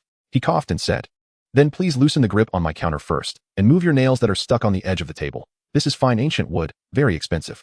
The Witcher roared, I'll pay you double. So what? Are you not allowing me to grip it a bit? Cut harder. If you keep stalling, I'll chop off your hand. Lin earnestly held both knives and said, I was just waiting for you to say that. So I'm really going to cut now. The Witcher shuddered. Wait a minute. Swish, swish, swish. The Witcher immediately saw slice after slice of blackened, meaty, rotten flesh being neatly placed onto the plates. Judging by his fluent knife skills, whether it was slicing noodles or cutting meat, it was indeed impressive. Even anyone watching would involuntarily give a thumbs up. But are you performing surgery on me or torturing me? The Witcher slammed the table, screaming, his eyes rolling back. Sweat pouring down his body. You really should be a butcher. The slices are so uniformly thin. Stop. Hurry up and stop. Seeing this, Lin also panicked. He slammed the table and said angrily, Why do you have so much to say? If I slice slowly, you're not satisfied. If I slice quickly, you're still not satisfied. You don't want anesthetics. Why do you have so many demands? The Witcher gripped the counter tightly, roaring. Can't you just dig it all out at once? Why do you have to slice it piece by piece? Are you afraid I won't leave quickly enough? Lin criticized, if I do it all at once, wouldn't that just be a one-blade deal? The Witcher stood there dazed. What did you say? Lin glared and said, What I mean is that doing things requires precision. Sure, cutting straight through is fast, but if you hit a major artery, I guarantee you'll be in a bigger hurry than you are now. I am a doctor, a white angel. You have to trust me. I treat my patients as I would my own children, and I absolutely won't allow my child to die because they can't get treatment. The demon hunter trembled, his lips quivering, and finally couldn't hold back as he shouted, Cut. Just cut it. I'll never come back to your damn black shop again. Don't worry. After I finish the surgery, you'll definitely love my knife. Swish, swish, swish, swish. Knife skill experience 1, knife skill experience 1. A few minutes later, the demon hunter lay slumped over the counter like a dead pig, his mouth bubbling white foam. His eyes rolled back so far that hardly a trace of black could be seen, and his body convulsing, clearly having fainted. Gurgle, gurgle. He felt as if he were dreaming. A demon was behind him wielding 2 sharp knives, grinning wickedly, slicing him into pieces. It even arranged his flesh in front of him for him to taste. All right, the preliminary debridement is complete. Lin picked up the strong liquor from the table and mixed in some medical alcohol, gurgling it in his mouth. Then, with a puff, he sprayed it onto the wound on the hunter's shoulder. Came a terrified scream filled with agony. Chapter 13. If you move again, I'll shoot you. The demon hunter was jolted awake from his fainting spell by the explosive impact of the strong liquor and alcohol. He trembled and crawled forward, saying, Enough. Enough. Let me go? Right now, let me go? Lin, seriously sharpening his knife, chuckled, Go? Guest, what are you joking about? We've just finished the debridement and disinfection. The most important step hasn't even been done yet. Look, while you were unconscious, I even gave you a little design to help lighten your mood. What do you think? The demon hunter, trembling in terror, turned his head to look at the wound on his shoulder. Demon hunter value 20. Instantly, the demon hunter's whole demeanor changed. He saw that on his shoulder, over the eerie black bone, he had been given a unique design. It even looked somewhat cute. Do you feel your mood lightening? Lin asked earnestly. The demon hunter shot back. I'll beep you. I beep you. I'll beep, kill you. The demon hunter, shaking, quickly pulled out a revolver from his waistband and aimed it at Lin. Swish. Lin threw a flying knife that pierced the muzzle of the demon hunter's revolver, whispering, Gasped. The surgery isn't over yet. If you kill me now, it would be the biggest irresponsibility to yourself. I'm saving you, and you want to kill me? Don't you think that's too shameless? Let me tell you, I have medical ethics. Even if you want to kill me, you must wait until I've finished the surgery. I absolutely won't allow my patient to quit halfway. He adjusted his monocle with a serious expression, and the lens glimmered with a flash. The demon hunter trembled. Bang, bang, bang. He fired several shots into the ceiling. I warn you, don't give me any more designs, and stop messing around. What else do you want to do? Lin raised a small knife in his hand, and said seriously, bone scraping. A few minutes later, the demon hunter trembled as he looked at the chain that Lin had pulled out from who knows where, binding him up like a large rice dumpling. You can scrape all you want, but why tie me up? Do you really think this ordinary chain can hold a demon hunter? You're too naive. Lin, with a serious face, adjusted his glasses and said, Guest, it's not that I want to bind you. I'm really afraid that during the surgery, you might not be able to bear the pain and accidentally hurt me. If I die, it's no big deal, but if the surgery fails, that would be the greatest insult to me and the biggest irresponsibility to yourself. So, reluctantly, I have to resort to this tactic. Lin moved behind him, raised the small knife, and said earnestly, Guest, I'm going to scrape you. You have to endure. This time it's literally going to be excruciating pain. Wait a moment. Let me prepare. Sizzle, sizzle, sizzle. The demon hunter opened his mouth in terror, letting out a long, chilling wail. If the earlier debridement felt like a painful chop, this scraping felt like someone was repeatedly punching your most sensitive spot with force. The demon hunter howled and struggled violently, the chains on him about to break. Demon Hunter's fear level 10. Demon Hunter's fear level 10. Stop. Stop. It hurts. It hurts. The demon hunter screamed in terror, finally unable to hold on any longer. Lin gritted his teeth, trying to restrain his struggles, and continued scraping the dark bone with the small knife, saying, Hang in there. Real men never fear pain. As they say, it's better to endure a short pain than a long one. Just grit your teeth, and it will be over. Sizzle, sizzle, sizzle. Knife skill 2. Knife skill 2. The demon hunter howled to the heavens, trembling as he bit down on the chain, sparks flying. Anesthesia. Give me anesthesia now. I can't take it anymore. I can't take it. Lin, scraping away, said, It's no use to give you anesthesia now. I can't inject it into your bones, can I? Just hold on a bit longer. It will be over soon. Knife skill 2. I believe you, you bastard. The demon hunter roared, suddenly breaking free from the chains on his body, reaching for his revolver on the counter, wanting to shoot Lin. Seeing his movement, Lin panicked. Damn it. I've been scraping your bones to heal you, and you keep wanting to kill me. This is just too much. Lin quickly grabbed the revolver before him, jamming it into his mouth, exasperatedly saying, Try moving again. If you don't cooperate with my work, I'll shoot you. Let me tell you, I am a doctor. You can insult my character, but you can't insult my love for the injured. Today, I'll risk my life to make sure you get better. Lin shouted. The demon hunter, terrified, held the gun barrel in his mouth, howling to the heavens, tears streaming down his face. I can't do this anymore. I really don't want to do this anymore.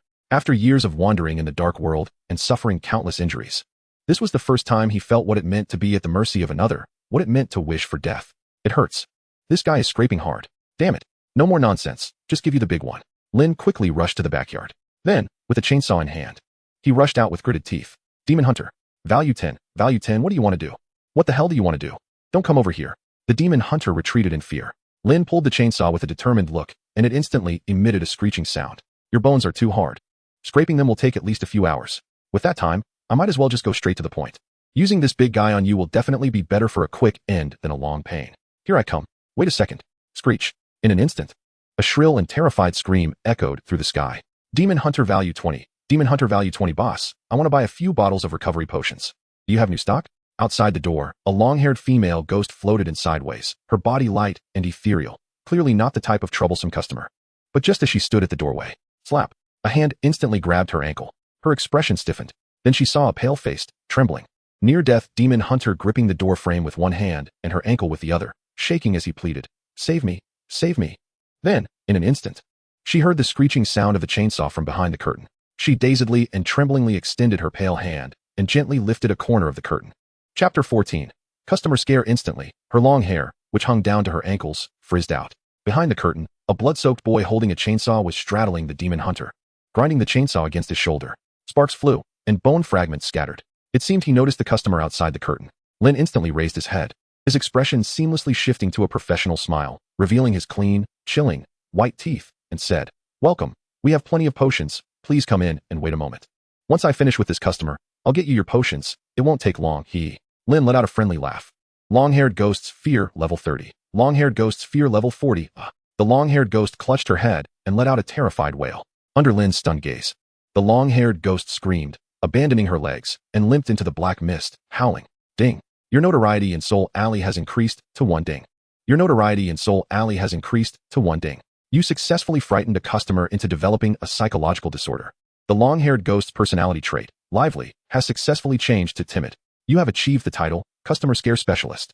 Customer Scare Specialist. Because of your extreme behavior, you often cause customers to experience excessive fear. The apprentice at the Bloodsaw Potion Shop is heading down a path of no return. You have gained a permanent layer. Customer fear level towards you is permanently 1, and the pain you cause is 1. Lin was taken aback. Countless? Floated above his head. How did I become a customer scare specialist? I have always adhered to the principle of customer first, treating people with sincerity. and providing service with a smile. This damn system can't just give out strange achievements like that. Trying to escape? Lin pressed down on the crawling demon hunter, taking the chainsaw to him. Forget it. Let's first treat this patient. Screech. Finally, after a dozen minutes, Lin, extremely satisfied, discarded the chainsaw and smiled at the polished, smooth white bones, blowing on them, and said, "Customer, it's done. The toxins that had invaded the surface of the bones have all been cleared. Now we just need to let the flesh regenerate further, and your shoulder will be as good as new." Lin wiped the sweat from his forehead, displaying a genuine smile of glory after hard work. The feeling of saving a life is truly uplifting for the soul. "Customer, are you satisfied? Customer?" Lin turned his head in confusion.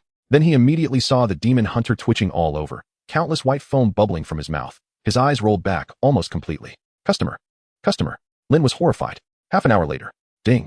You use special means to make the legendary demon hunter lose combat capability.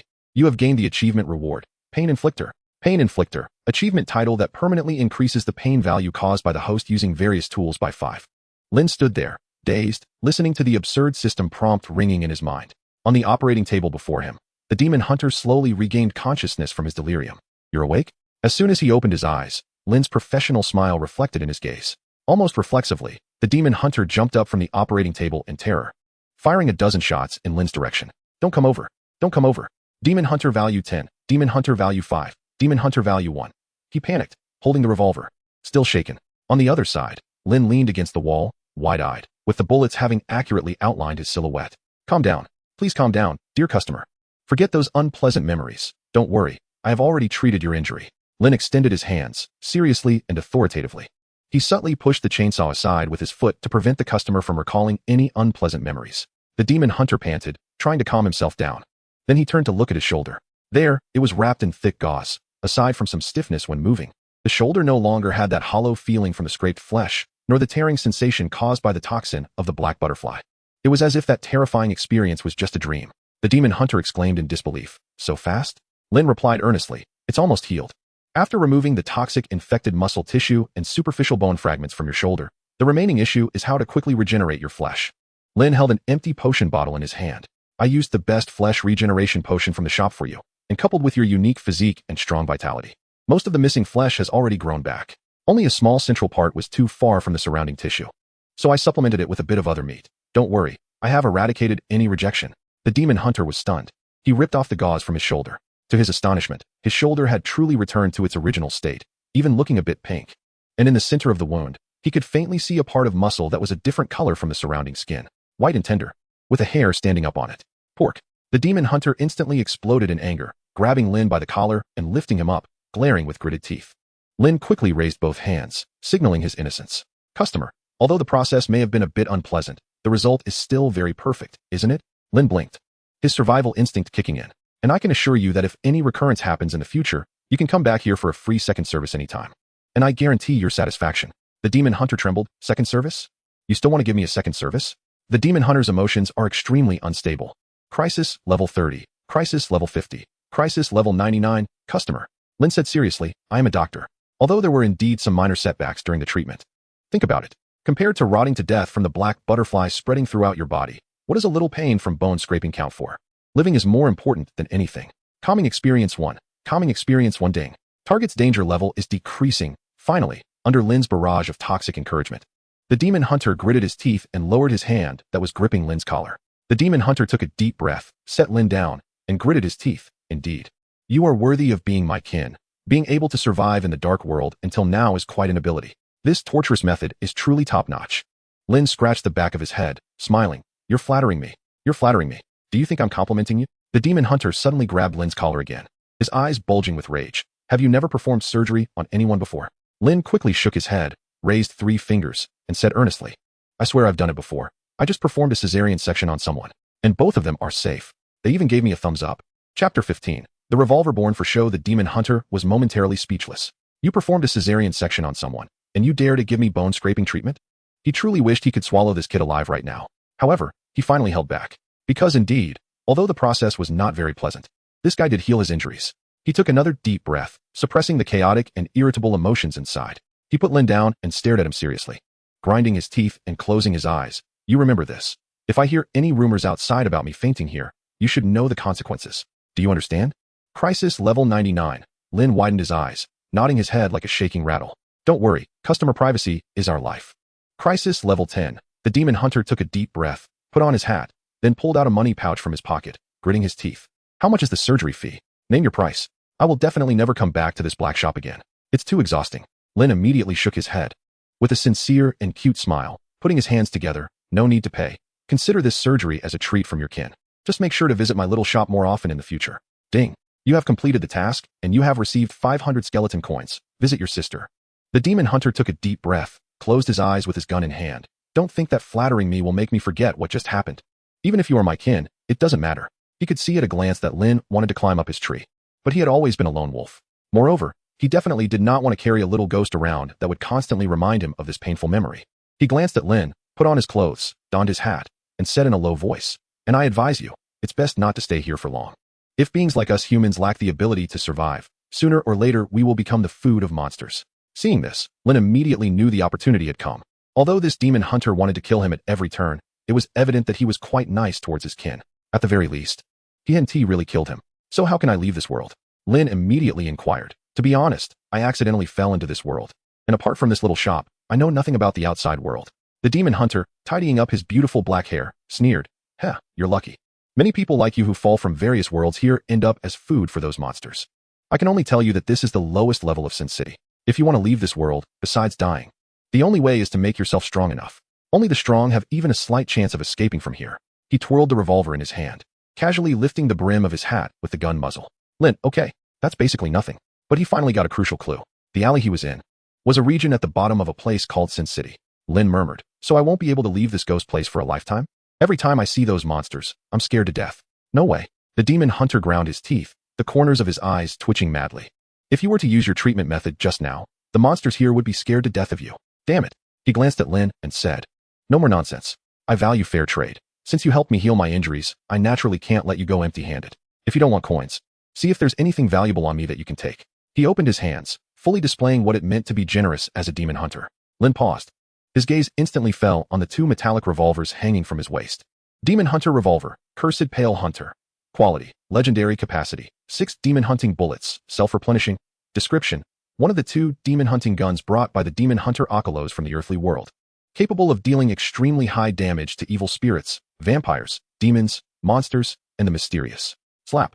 Lin grabbed one of the guns. Slap. The demon hunter grabbed his wrist. The surroundings fell into an eerie silence. The corners of the demon hunter's eyes slightly raised as he sneered. Damn, good eye. You picked the most expensive thing on me at first glance. Lin said earnestly, I think these 2 guns are really cool. The demon hunter sneered. Of course they are cool. You don't even look at whose guns they are. Could they be ugly? Do you often use these 2 guns to hunt those monsters? No. I've never used them to kill a single monster, the demon hunter said flatly. Why? Swish, swish, swish. The demon hunter lightly flicked his fingers, and the 2 revolvers performed a flourish in his hands. Then, in an instant, the 2 dark gun barrels were aimed at Lin's head. Lin? The demon hunter's expression was indifferent as he pulled the trigger. Bang, bang, bang, bang, bang. The gunfire echoed in succession, a total of 12 shots. 12 bullets shot out in response. Lin stood there, and a silhouette of his head appeared on the wall behind him, outlined by the gunshots. The demon hunter gently blew at the black smoke wafting from the hole, and said lightly, although it is indeed quite handsome, these 2 guns have a fatal flaw. Which I think you should have seen just now. Lin asked, human body outline. The demon hunter sneered, human body outline? A very vivid description. To be precise, these 2 guns have been cursed. You can understand that no matter what angle you shoot from, your bullets will definitely miss the target. So, he said as he slowly put away the guns. Other than showing off, they can only be used for that. A brief silence ensued. Lin said blankly, then I don't want them. He turned to leave. Bang, bang, bang, bang. Bullets shot at his feet, making Lin jump and quickly press himself against the wall.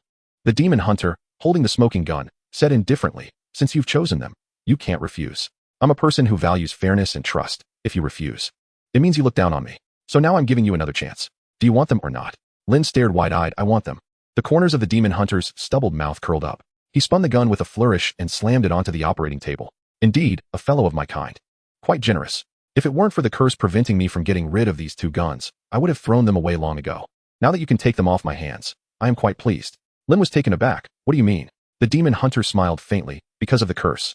I can't get rid of these guns. They must be desired strongly by a fellow of my kind and traded fairly to be passed on. But you know, there are too few human beings in this cursed place. It's really not easy to find someone to take them. Demon hunter favorability, 20. Favorability actually increased. Lin was stunned. The demon hunter adjusted his hat, turned, and walked toward the hall, slowly saying, Since you've helped me so much, I can also conveniently tell you some news. Tonight, no matter what sounds you hear outside, do not attempt to go out or open the door. Some formidable beings have arrived here. Upon hearing this, Lin immediately froze. As it was also a warning from his teacher, he quickly asked, what kind of monster? The demon hunter sneered, I think it's better if you don't know.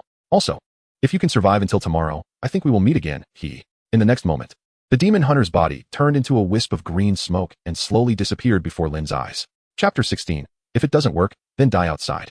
In the hall, Lin played with the revolver in his hand, pondering the demon hunter's words. He glanced at the door outside. He couldn't tell if it was just his imagination, but as night fell, the darkness outside seemed to have grown denser than usual. He checked the time. There was still about half an hour before the soul lamp would extinguish, marking the arrival of the night in this dark world. At this time, there should be no guests arriving. Lin toyed with the revolver in his hand and noticed the ghost infant on the counter. Evil Spirit Blood Infant. Level 7. Attributes. Chaotic Evil. Description. A ghostly spirit formed from resentment and ghostly energy, having absorbed a large amount of blood essence from animals. Once formed, will devour the host's soul and flesh, gradually growing into a disaster. He hadn't looked at it for a while, and the ghost infant had actually grown to level 7. With such a terrifying growth rate, it wouldn't be long before it became very difficult to deal with. Could it be that this gun really won't hit the target, as he said? Lin hesitated. He stood up and placed the ghost infant on the stool in front of the counter. Then he closed one eye and aimed at the ghost infant's head. Bang! A bullet instantly whizzed past the ghost infant's ear. Evil Spirit Ghost Infant Fear. Level 10. Evil Spirit Ghost Infant. Lin raised an eyebrow, blew the black smoke coming from the gun's muzzle, and said, I really didn't miss? He was somewhat skeptical. After all, there was still half an hour left. It was just right for practicing shooting. Lin's expression was calm. Bang! Evil Spirit Ghost Infant Fear. Level 10. Bang! Evil Spirit Ghost Infant Fear. Level 10. Bang! Soon, half an hour passed in the blink of an eye. With a whoosh, the soul lamp hanging on the post suddenly extinguished without warning. Without saying a word, Lin immediately looked up, his expression serious as he quickly rushed to the door to retrieve the soul lamp. The darkness outside thickened, and not a sound could be heard. Lin knew that night had fallen. Creak. He quickly closed the door and locked it with a rusty iron chain. The windows on both sides of the door were tightly boarded up, leaving no gaps. His experiences over the past 2 years had taught him that once the soul lamp extinguished and night fell, it would be a huge test for him, as it meant anyone could intrude into his sanctuary without his permission. The mass of flesh that his teacher had chopped off that morning was the monster that had sneaked in the night before. But today, without his teacher to hold the fort, it would definitely be a sleepless night for him. Ding! You have triggered the task, Sleepless Night. Task requirements: survive until dawn. Task reward: 500 skeleton coins. Level 1 special reward 1. Lin's heart sank, and his expression quickly regained composure. This was not a good omen. The fact that a task was triggered indicated that there was a high probability of encountering a great crisis tonight. Because this time, the reward was a full 500 skeleton coins. Generally, the higher the reward, the greater the crisis. Let's go. Lin quickly retrieved the ghost infant he had already set aside, picked up the bone knife, secured the revolver, and swiftly returned to his small attic. He buried himself under the covers, holding the bone knife. His expression calm as he closed his eyes and said, I hope to get through this night safely. Boom. In the darkness, a loud bell rang out. Lin immediately opened his eyes. The sound of the bell signified that it was now midnight. Just then, suddenly, there came a series of urgent knocks on the front door from downstairs. Lin, open the door quickly. It's your teacher. There are evil spirits chasing me. Hurry. Let me in, came the muffled and pained voice. Teacher. Lin suddenly sat up from the bed. He quickly grabbed the bone knife and dashed to the hall. He immediately saw the door shaking violently, hearing the intense gasping and muffled groans of pain from outside the door. That was the voice of his teacher. Lin, hurry. Open the door. The teacher can't hold on much longer. Lin nodded. He grabbed the bone knife and rushed to the front door. Then he picked up the knife and thrust it through the crack of the door with a thud. Suddenly, bright red blood sprayed out from the gap. Lin shouted, Teacher, since you can't hold on any longer, then die outside. There was a brief silence. Then a dull voice came from outside. You're not even sure if I'm your teacher, and you just stabbed me? Thud. Lin pulled out the knife and changed his angle, stabbing again. Because if it were me outside, my teacher would stab me too. Lin said seriously. Another moment of silence. In the next instant, a series of piercing shrieks erupted from outside, and the sound of banging on the door grew more intense and louder, as if something was pressed against the door, desperately trying to get in. With a loud crash, a bloody, nearly rotting hand suddenly burst through the door, reaching inside. Lin's value: 10 creaking. The hand that reached in kept scratching at the door, producing sharp, piercing sounds. I ate you. I want to tear you into pieces and chew you bit by bit. A hideously snarling voice came from outside. Lin was not at all flustered. He picked up the bone knife and with one strike, pinned the hand to the door. Instantly, a series of sharp, distorted wails came from outside, and at the same time, fresh blood seeped in along the wooden board. The entire hall was filled with a nauseating smell of blood. Lin realized that he had encountered a troublesome evil spirit this time. However, Lin was not afraid because he knew very well that the more dangerous the situation, the calmer you must be, and the greater the chance of survival. Without saying a word, Lin quickly unwrapped a bright red hair strand from his wrist. Evil Spirit Hair Strand. This was one of the rewards he received from the system during the day. It was just what he needed now. With a swish, the hair strand quickly spread and entwined around the bloody, rotting hand as soon as it made contact, and within seconds, the sharp laughter outside abruptly stopped. In its place came a series of suffocating gasps, as if something was being choked at the neck, struggling wildly outside. It seemed to be just a minor spirit. Not very strong. Lin gritted his teeth. He grabbed the wildly growing hair strand and quickly hung it on the beam, then pulled hard. Zzz. The sound of flesh being torn echoed from outside. Accompanied by the tearing sound, the struggling frequency of the hand pinned to the door grew more intense. Finally, the hand slowly drooped down, seemingly silent. But Lin did not relax at all. He pulled out the bone knife and thrust it through the crack of the door, stabbing it over 100 times before he finally eased up. One of the survival tips in this world. No matter if the opponent is dead or not, stabbing a few more times is never wrong. Chapter 17. Can't heal, eat. Almost simultaneously, a notification from the system rang in Lin's ears. Ding. You have killed the Flesh Deceiver 1. You gain 100 experience points. Hearing the system's prompt, Lin finally felt relieved. This meant that the monster had not truly died, and it was only after he stabbed it over 100 times that it finally kicked the bucket. Lin wiped the blood off the knife, feeling a bit guilty. Because he knew that his teacher would definitely not come back at this time, and even if it really was his teacher, he still had to stab. Because if it was someone he knew outside, the teacher would stab him too. However, it seemed that tonight would indeed be a sleepless night. It was just past midnight, and already a monster had come knocking. Who knew what else would happen later in the night? Lin began to clean up the blood on the floor. But just then, warning, warning, a source-level monster is approaching. Crisis level 100. Lin froze for a moment, but he reacted quickly, almost instantly pressing himself against the outer wall, staring intently at the door while holding his breath. Source level. What the hell is going on? Could it be the big guy that the monster hunter mentioned would appear tonight? In the next moment, he suddenly felt a huge chill spreading across his skin. Then Lin immediately opened his eyes wide and saw that the bloody monster's hand that had reached into the doorway suddenly moved. It seemed to be yanked outward by something, and that rotten hand was instantly pulled out. Without hesitation, Lin cut the hair strand hanging from the beam. Whoosh! Chilling mist wafted in from the hole in the door. Lin held his breath. Vaguely, he could hear sounds of chewing coming from outside, as if someone was chewing on ribs. Crack, crack. This meant that the source-level monster was now on the street outside, and this level of chill was something he had never encountered before. The monster hunter had indeed not lied to him. Tonight outside was anything but peaceful. Damn it, could he really be so unlucky to run into it? Just then, a series of loud, tremoring noises came from outside. Boom, boom.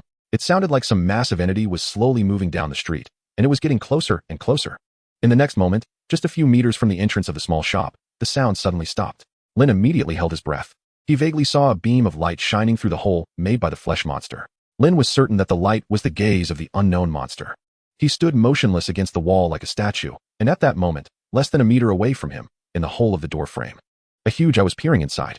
Lin could even hear the sound of his own heartbeat. Slurp, slurp. Outside, the sound of something licking the door echoed. Value. 1. Value. 1. Lin stared wide-eyed, not daring to move. But for some reason, he felt that the slurping sound was oddly cute. Like a loli squatting in front of him, slurping away. But just then, Lin suddenly saw a blood-red, tongue-like appendage slowly probing through the small hole. Value 40. No. Forget what I just said. This has absolutely nothing to do with being cute. Lin stood frozen. Then, under his gaze, the blood-red tentacle slowly licked the blood on the inside of the door panel, bit by bit. Then, as if still wanting more, the tentacle slowly stretched towards Lin's direction. Slurp, slurp, like a tongue, the tentacle left traces of licking on Lin's face. Lin was dumbfounded, his whole body stiff. His value was dropping wildly.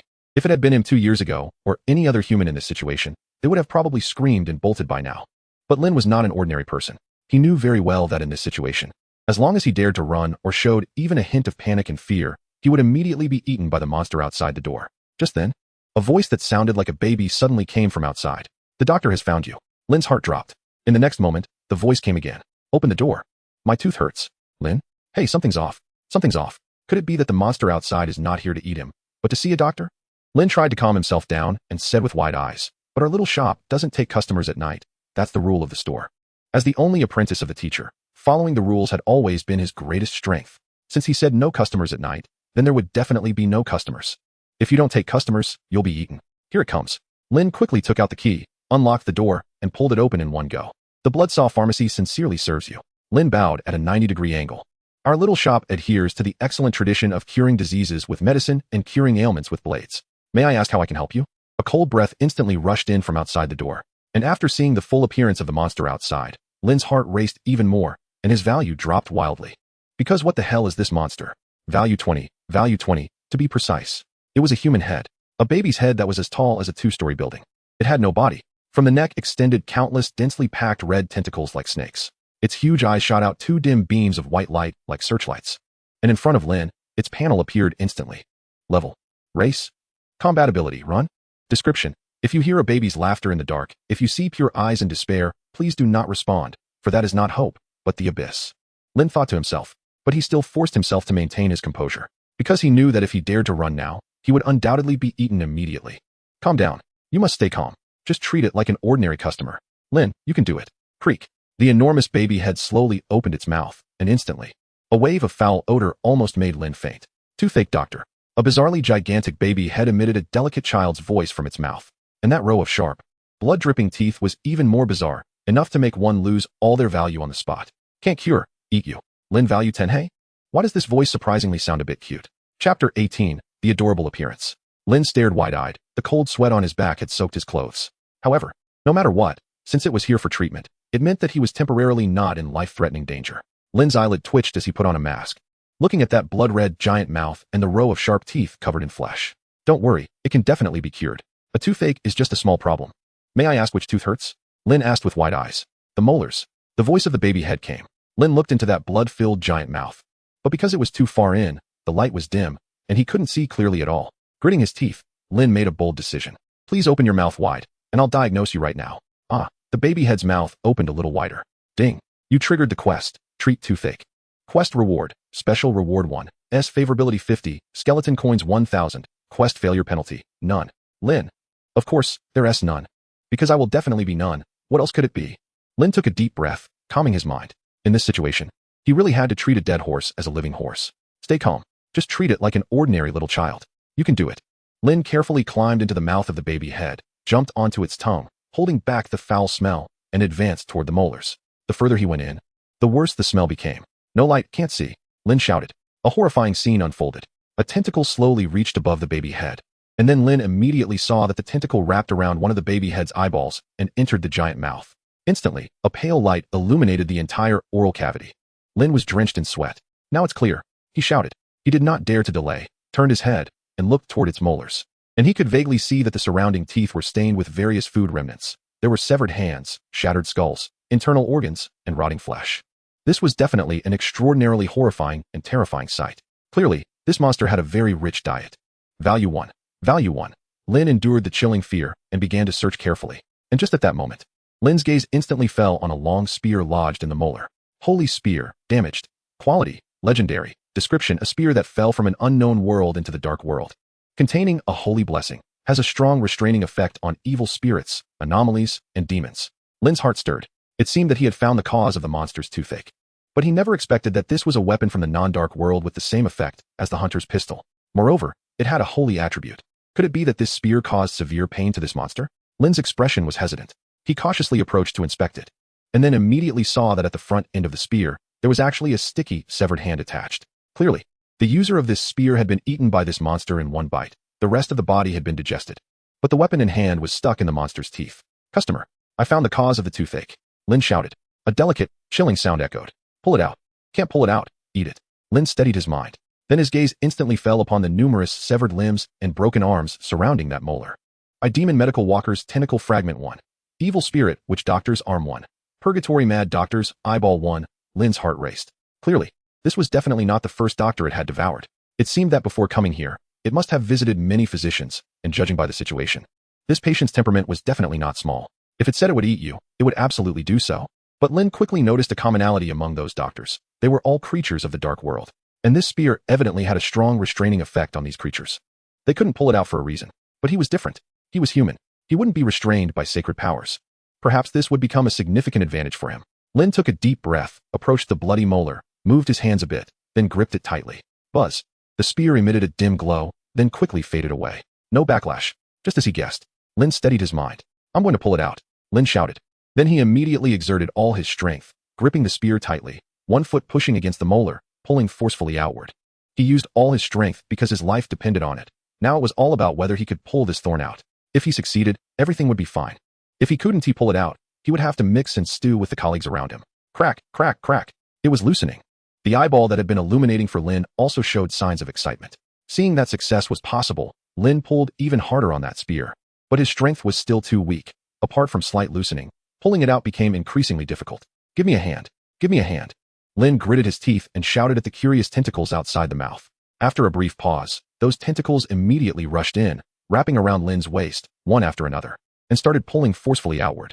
However, apart from almost choking Lin to the point of a brain hemorrhage, the progress of the spear was still exceptionally slow. Lin was anxious. Stop. Listen to my command. When I say 1, 2, 3, everyone pull together. Got it? Got it. Lin took a deep breath.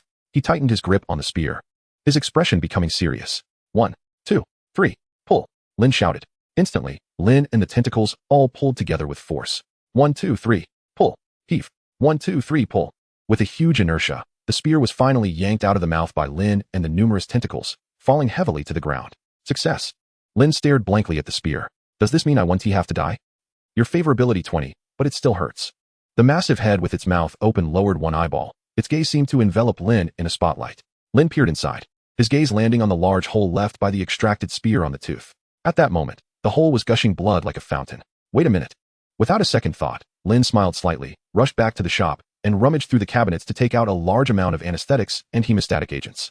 Now that the foreign object had been removed, the next steps would be much simpler. And if one ignored the terrifying appearance of this monster, it wasn't much different from his other customers. Rushing back, bleeding was a normal reaction. However, to fully recover, further treatment was still needed. Keep your mouth open. Don't move. Now that the cause was found and the culprit causing the toothache had been removed, the next steps would be much easier. After all, this was his area of expertise. Lin's expression became serious as he quickly climbed back into its mouth and approached the bleeding molar. This time he was much more skilled. The hole, although only fist-sized, had clearly gone deep into the tooth root.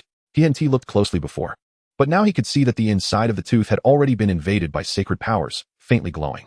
It was obvious. It was those emanating sacred powers that continuously inflicted pain on this monster. But the bleeding was too severe. To inject the hemostatic and pain relief medicine into the root of the tooth was extremely difficult. Lin thought for a moment.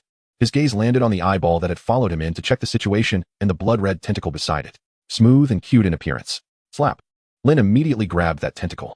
Customer, do you still want this tentacle? I need it to relieve your pain. Lin shouted. Hey, PFF.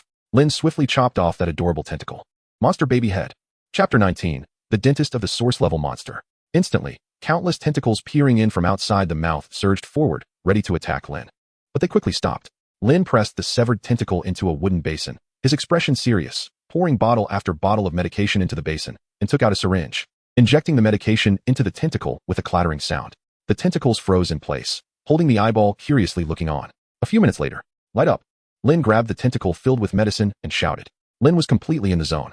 The tentacle holding the eyeball visibly trembled, quickly directing the beam of light from the eyeball onto the bleeding molar. Lin jumped up, aiming the tentacle filled with medication at the hole.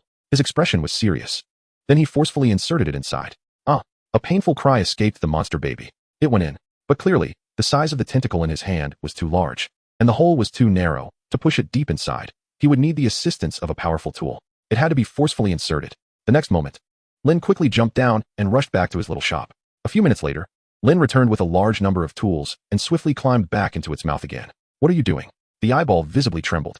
Lin's expression was indifferent. Holding a hammer in one hand and a metal rod in the other, wearing a mask, using the back of his hand to adjust his monocle. The next moment, Lin thrust the metal rod into the tentacle pressed against the hole. Monster baby head.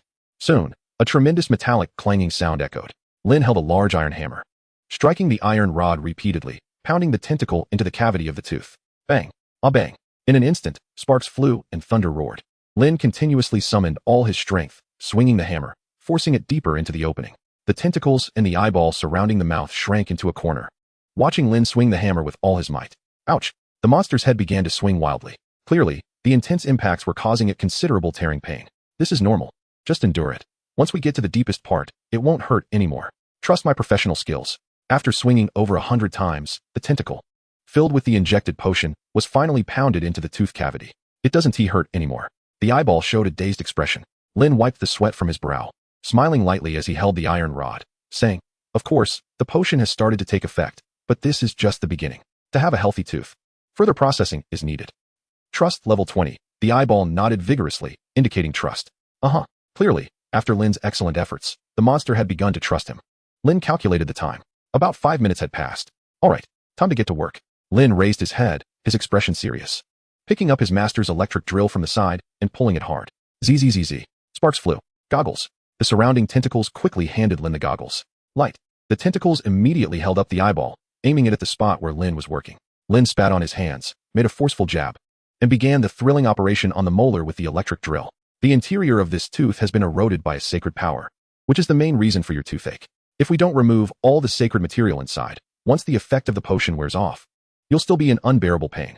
So we need to do a preliminary cleaning of your tooth, and then I'll give you a solid, good tooth. I see.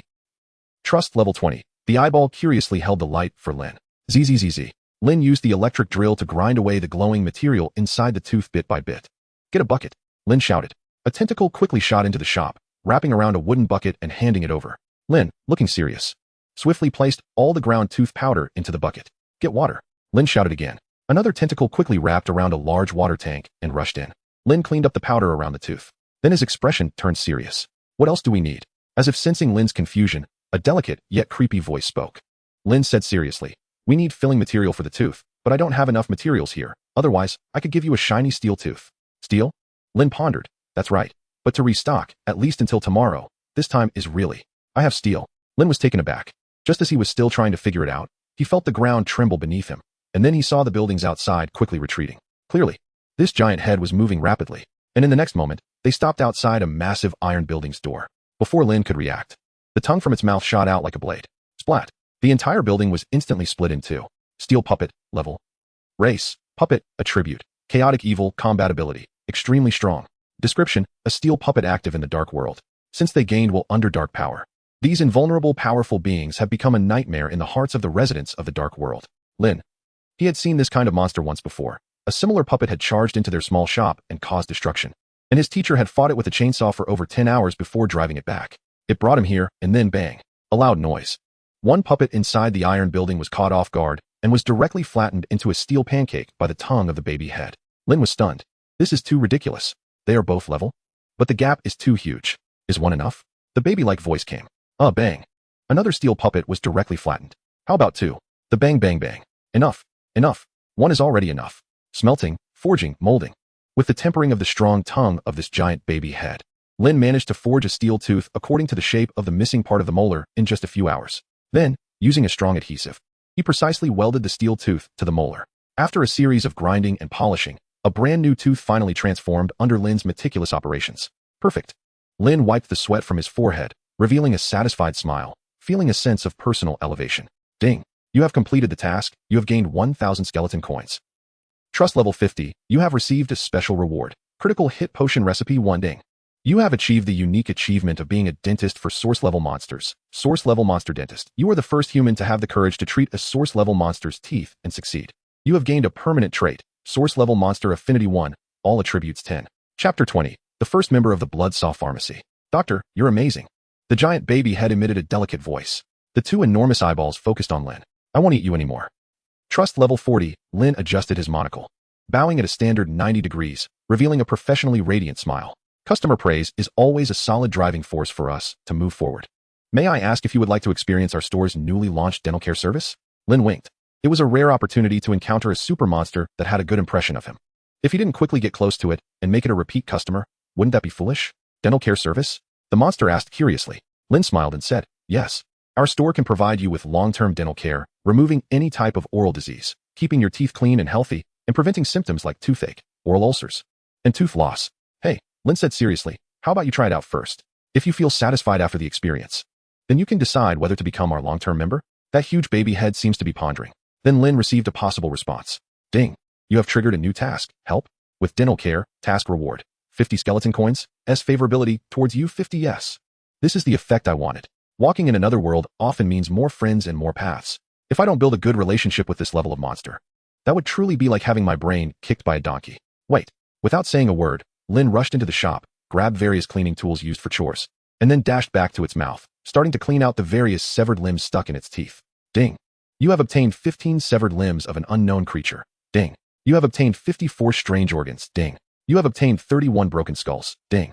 You have obtained 132 gold. Ding. You have obtained one piece of high-quality enchanted armor, damaged. The more Lin cleaned, the more shocked he became. Because this place was simply a treasure trove. After clearing out the various severed limbs in the monster's mouth, under the curious gaze of that eyeball, Lin quickly rushed to his little shop's warehouse, bringing over bucket after bucket of materials, and rapidly mixed them in the center of the hall. What is this? The eyeball radiated with curiosity. Lin explained while quickly mixing the slime in the large bucket with a stick. The slime from the dark slime can produce a lot of foam, and the soap pods have a sterilizing and refreshing effect. Plus, with my teacher's specially made whitening antiseptic, it can keep your teeth bright and your breath fresh for a long time. Trust level 20, how impressive. The eyeball nodded up and down in a daze. Although it didn't quite understand, it definitely felt it was very impressive. Soon, the Dark World brand toothpaste was ready. Lin angrily fetched a large brush from the backyard, holding the bubbling bucket of slime, and jumped into the monster's mouth to begin his diligent tooth-brushing work. Can I help? The eyeball curiously watched Lin's brushing work and seemed eager to try it out, because this was really very novel. Here, Lin generously brought out a large pile of small brushes from the shop. The tentacles immediately imitated Lin, each taking a brush, curiously dipping it in the slime. Brushing while turning the eyeball to observe and mimicking Lin's actions. First brush like this, then like this, and then like this.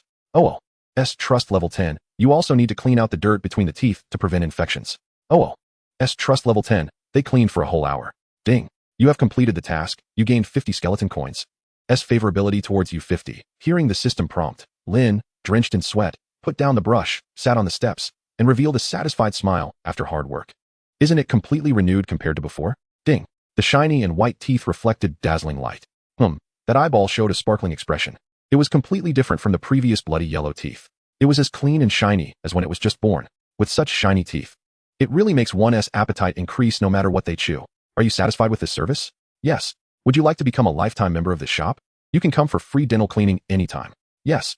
May I ask what your name is? So I can register you, and next time you come, you can receive the special golden membership card and a small gift made especially for you. What is a name? It's what other beings call you. No name. How about I give you one for free? Okay. Ding. You have successfully given a true name to the root level monster Little. You have obtained the exclusive achievement, Root Namer. Root Namer. As the first human to name a root level monster in the Dark World's history and be gladly accepted by it, you have made history. The host permanently gains Root Monster Affinity 1, Monster Affinity 10, Curse Removal Ability, Limited Time, 1. Thank you for visiting the shop, and welcome back next time. Lin watched the root level monster bouncing away with a mouthful of shiny teeth, bowing at a standard 90 degrees. He smiled as he watched the ultimate monster leave. Lin immediately rushed into the potion shop, took a hammer and nails, and bang bang bang nailed the door shut completely, staring with wide eyes, pressing down on his pounding heart. Only then did he completely relax. Although everything seemed very harmonious during the process, as a human, facing such a terrifying monster, saying I wasn't scared would be a lie. Fortunately, my mental quality is solid, otherwise, I could never have survived tonight. Lin breathed a sigh of relief and wiped the sweat from his forehead. But thankfully, he managed to gain the favor of that root-level monster through his excellent eloquence and medical skills. Lin was very clear. In this dark world, root-level monsters are almost equivalent to max level in online games. Any one of them is not something ordinary monsters can contend with. Moreover, it felt like there wasn't just one. Lin stared wide-eyed, trying hard to calm his heartbeat, because it was obvious. That demon hunter must have followed those root-level monsters here. But he never appeared in the soul-wandering alley, which means there must be other high-risk powerful monsters around the area. Fortunately, this time he encountered a benevolent root-level monster that could communicate with you. Otherwise, like those steel puppets, being flattened directly would definitely be his fate. Indeed, having a skill sometimes can serve as a means of survival, Lin murmured. After all, technical classes are always the most sought after, no matter where they are. Chapter 21, Limited Time Curse Removal Ability System. Open the panel. Lin, level 5, race, human, strength, 17, agility, 18, intelligence, 21, constitution, 20, assignable points, 8, root monster affinity, 2, monster affinity, 10, skeleton coins, 20, 51, fame, 34, description, a mad and pathological apprentice of the Bloodsaw Potion Shop, who has inflicted great pain on a top demon hunter. The shop has a slight reputation among root-level monsters, but this still cannot change its perverted and insane nature. Ignoring the slander in the description, after this day's baptism, his overall level has risen to level 5, and the basic skills in all aspects have also seen a massive increase. Lin took a deep breath and decisively allocated all 8 distributable points to his physique. His physique immediately skyrocketed to 28 points. The fatigue from the entire night was quickly swept away by the allocation of points to his physique. Allocating points to physique was indeed a last resort. After all, he was not a combat profession right now, facing those high-level magical creatures every day. Strength and agility were completely useless. As for intelligence, according to his understanding, it should relate to the understanding and insight of certain tools and phenomena. But he didn't need those right now. Good health was the way to go. In this bizarre world, you might come into contact with some terrifying things and lose your life in the blink of an eye. Even if that didn't happen, long-term survival in this dark world would inevitably weaken his physique. After allocating the points, Lin immediately opened the reward given to him by the system. Limited time curse removal ability. You can select a curse on a target and remove it for 24 hours. Only one target can be removed at a time. Cooldown time, 12 hours. Lin's eyes lit up. Curse removal. Although it wasn't permanent, he immediately thought of one of its uses. That was the revolver he received from the Demon Hunter. If he could remove the curse from that gun, it would mean he truly possessed a legendary self-defense weapon. Without hesitation, Lin immediately took out the revolver from the box. Curse removal. Lin extended his hand and shouted. Instantly, thick, black, sticky breaths slowly seeped out of the silver revolver, accompanied by sharp howls. In the next moment, under Lin's gaze, the sticky breath was rapidly extracted and suppressed. Ding. You have completed a limited time curse removal. Cooldown time, 12 hours. Ding. You have obtained a curse entry, 100 miss. Remaining time, 24 hours. Accompanied by the system's prompt, Lin grinned, revealing a row of eerie teeth. Crack. He gripped the revolver. Although it was only for 24 hours, this gun could definitely play a significant role at a critical moment. Lin turned around and aimed at a bottle on the corner of the table. Pulling the trigger. Bang. A silver bullet instantly shot out, successfully hitting the wall. Bang. Bang. Lin fired several more shots in succession, but not a single shot hit the bottle. System. Is the ability you gave me fake? I removed the curse, so why is the hit rate still so low? Ding. Your firearm proficiency is 0. Lin stared blankly, decisively ignoring the system's explanation. However, he soon fell into deep thought. It seemed that to truly use this gun in real combat, he would need a long time of practice. After all, only with deep skills can an iron rod be ground into a needle.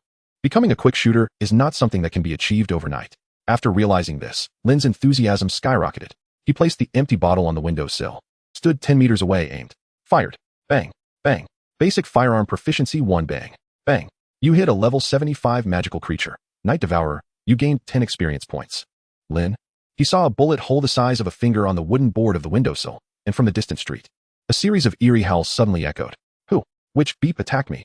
Lin quickly rushed to the windowsill, removed the wooden board, replaced it with a new one, nailed it down, and then dashed back to his attic, dove into his blanket, and fell into a deep sleep.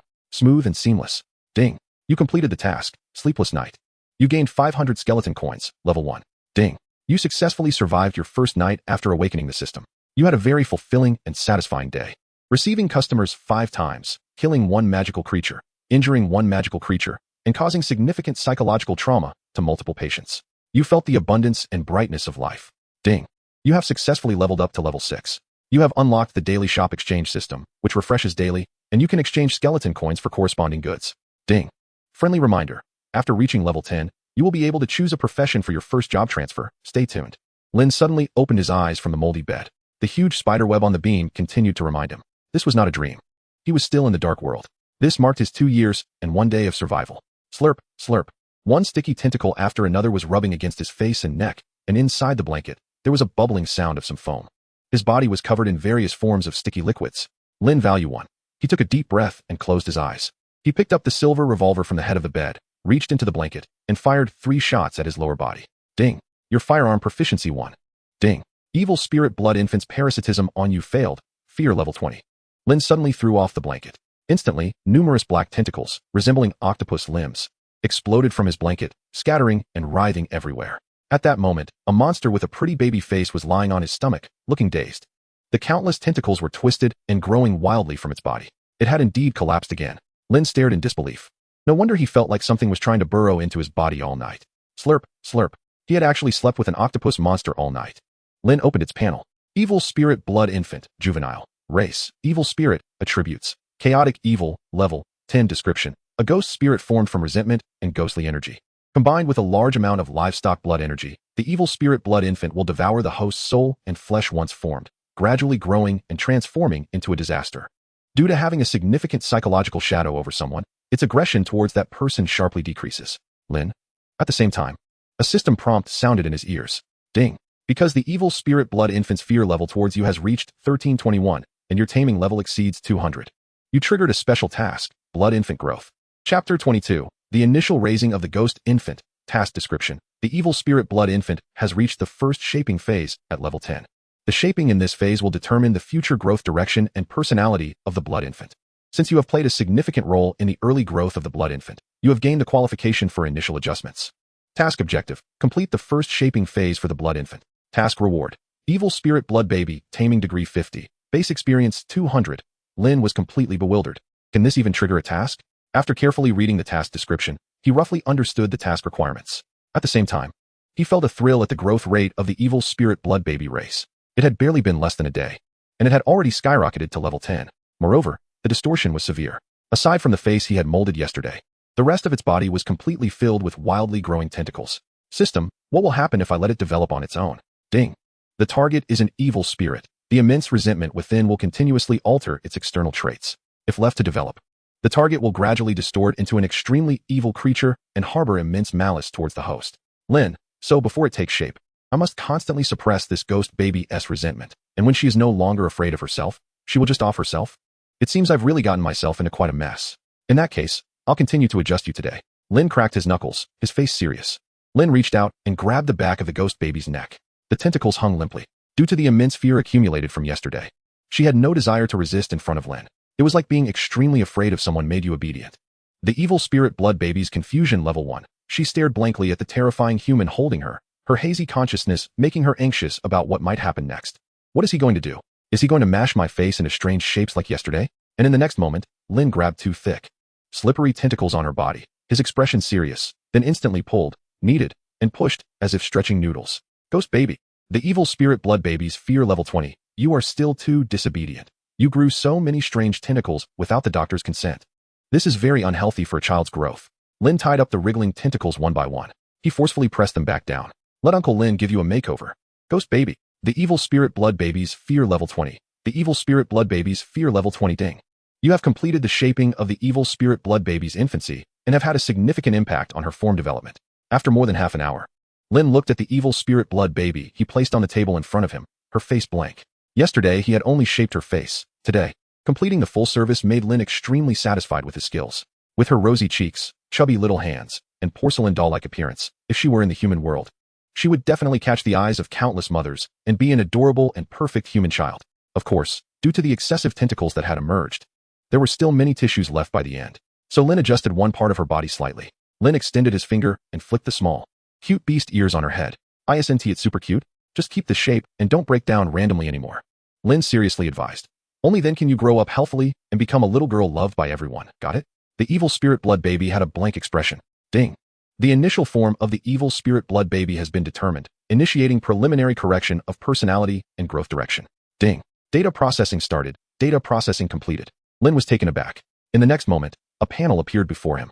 Evil Spirit Blood Baby. Personality direction. Cunning, resentful, murderous, psychological traits. Distorted, corrupted. Morbid, growth direction. Indescribable multi-tentacled monster. A twisted spirit that brings fear and disaster. An evil ghost that spreads calamity and slaughter. So this can be adjusted too? Lin pondered. After a casual glance, Lin decisively shook his head.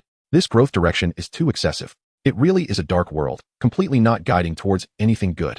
Lin promptly began to adjust.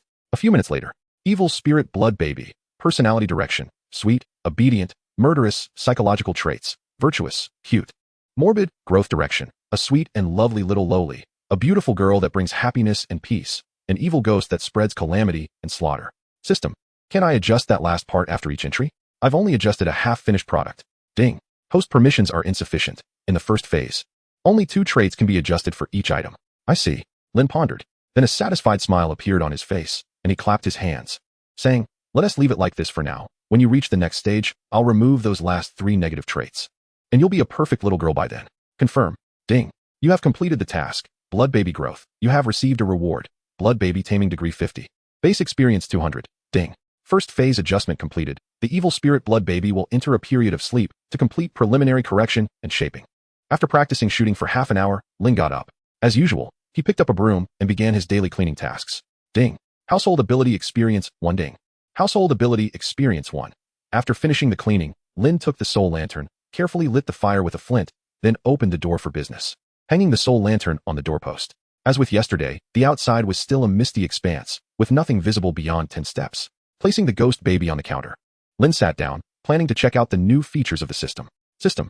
Open the shop. He couldn't touch the normal income of the shop, but the skeleton coins he had obtained through tasks now totaled 2551, making him quite wealthy. Ding. Shop interface opened.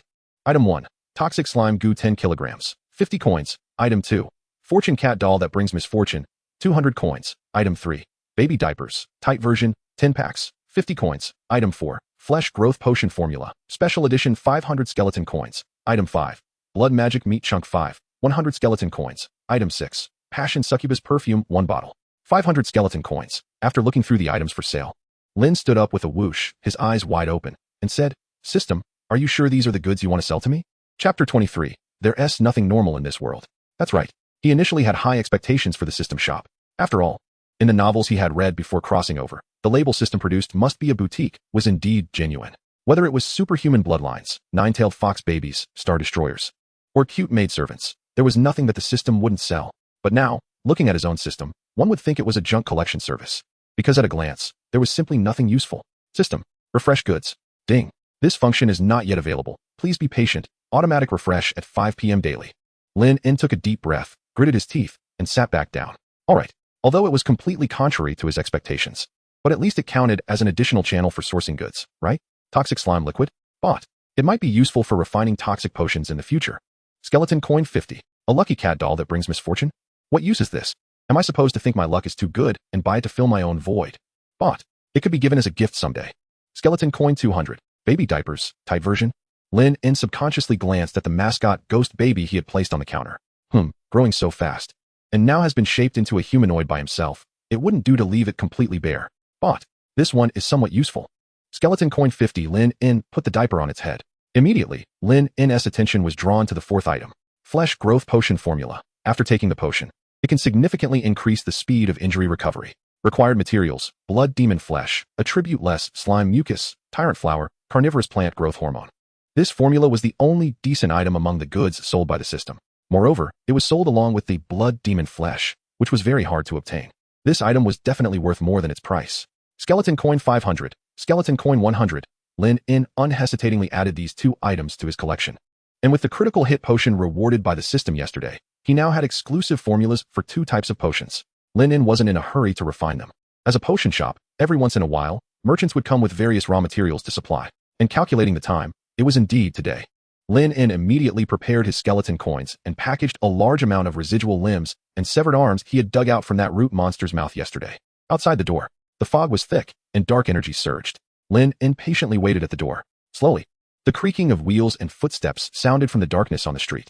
He saw an old lady holding a human skin lantern, with a kind yet eerie smile on her face, appearing in his sight and stopping in front of the potion shop. "Young man, do you have any useless garbage to throw to this old lady?" Ding. You triggered the task. Useless garbage. 2. Task reward. 50 skeleton coins. Basic experience 100. Scavenger's favorability 50. Special reward 1. Yes. Hearing the system task pop up, Lin In was overjoyed. He readily agreed and quickly returned to the shop, struggling to drag out a large sack. "Young man, do you have so much to dispose of this time?" The old lady's smile seemed to brighten. Lin In politely asked, Old lady, do you need me to help you put it on the cart?" Good. I really trouble you, young man." The old lady smiled very kindly. Lin In hefted the large bag of garbage onto the cart the scavenger was pulling, and just as he set it down, the old lady's smile suddenly froze. The aura of a root-level creature? The old lady's face changed, and a hint of shock flashed in her murky eyes. She immediately felt the immense weight and pressure emanating from the cart. Her gaze towards Lin In suddenly became extraordinarily astonished. Human skin scavenger stout level 10. Lin In smiled. It might indeed have some residue. Last night, I checked the teeth of a customer, and this was the useless stuff I cleaned out from its mouth. I thought you might need it, so I specifically planned to leave it for you." The old lady's expression suddenly changed, saying, "You checked the teeth of a root-level monster? Aren't you afraid it would eat you?" Her gaze towards Lin In became even more astonished, as if she had gained a deeper understanding of this young man before her. Lin In chuckled. "What is there to be afraid of? Serving customers is the principle of our Bloodsaw potion shop. No matter who comes, we treat everyone equally." Human skin scavenger all level 10. For a moment, Lin In clearly felt that the way the old lady looked at him had changed, as if she were seeing a monster. She lowered her voice and spoke in a hoarse tone. "Last night, 3 root-level abyss hunters came here. You must have helped the smaller one. I advise you not to get involved with them. You probably don't know yet, right? Last night, the neighboring Slaughter Alley, Evil Soul Street, and Een Soul Alley were all emptied by those 3 hunters. Half of the 15 high-level demon hunters and magical spirits were killed." Lin In froze in place. "The hunter you encountered yesterday was probably planning to come to our Wandering Soul Alley to feed. It seems because of you. Our Wandering Soul Alley avoided a calamity." Lin In was astonished, But I thought that customer yesterday was quite cute. It shouldn't be so vicious, right? A brief silence. A gentle breeze blew by. The old lady seemed to have heard something shocking and unbelievable. Cute? Lin, it was indeed quite cute. Ding. You have left a deep, indelible impression in the heart of the human skin scavenger. Ding. Your notoriety in Wandering Soul Alley has increased by 1. Ding. Your notoriety in Wandering Soul Alley has increased by 1. Lin wanted to explain further, but the old lady shook her head, murmuring, Indeed. There's no normal existence in the dark world, especially those that seem normal. Lin, ding. Congratulations, you have completed the task. You received 50 skeleton coins, 100 basic experience, and 50 favorability from the human skin scavenger. Then, under Lin's gaze, the old lady stretched out her withered hand, slowly reaching toward her chest. Young man, the things you gave me this time are too precious. I can't digest them all at once. This is something I just scavenged. It might be useful for you. Creaking sounds echoed. Then Lin saw the old lady reach into her own chest cavity and forcibly pull out a still beating, bloodied heart. The heart was steaming, thumping in the air. Lin, value 10, you can take it. The old lady rasped with a smile. Chapter 24, Am I Really Beautiful? Heart of the Faceless Demon. Quality. Cursed object. Curse. Can link to the heart of a specified target, but requires a large amount of fresh blood for nourishment daily. Description. Every part of a powerful faceless one contains a curse, especially their hearts. When you hear your own heartbeat, you should be cautious, for it is very likely that it is no longer your heart. Lin. The old woman smiled grimly and said, If you want someone to die, just think about it in your heart. Then use your most vicious method against this heart, and you will gain great pleasure. Lin immediately felt a chill run down his spine. The things this old woman carried were indeed not ordinary. This heart definitely seemed like a powerful weapon. However, the cost of using it must also be enormous. Soon, the old woman slowly disappeared into the black fog ahead while pulling her cart. Watching the old woman leave, Lin looked at the pulsating heart in his hand with a strange expression. His bizarre collection was indeed growing. However, this trade was definitely not a loss. This scavenger passed by the small shop every morning and could definitely be considered a friendly source for exchanging various items. When the weekly delivery monster arrived, Lin paid a large amount of skeleton coins to restock the shop's inventory. Calculating the days, tonight or tomorrow, his teacher would return. Back at the counter, Lin quietly awaited the first customer of the day. Outside the door, the black fog swirled. At that moment, 3 knocks sounded. Lin immediately looked up, a professional smile on his face, and said, Welcome. The soul fire hanging on the doorpost flickered violently. Lin's pupils constricted. The intense flickering of the soul fire indicated that the visitor's level was definitely not low. Outside the door, a woman dressed in a bright red evening gown stood smiling at the threshold, her wavy, curly hair cascading down her back. She was a captivating woman whose mere glance seemed capable of draining you dry. Boss, may your business flourish. Blood-clad, evil spirit, level. Faction, chaotic evil, combatability. She will slowly drain you. Description, a twisted amalgamation wandering in the dark world. Never be attracted by their beautiful forms, or you will be met with a nightmare. Lin's mind conjured the woman's panel. She held a covered dish in her hands, and faint whiffs of meat aroma wafted from inside. Lin heightened his vigilance, but maintained his composure, saying, Hello.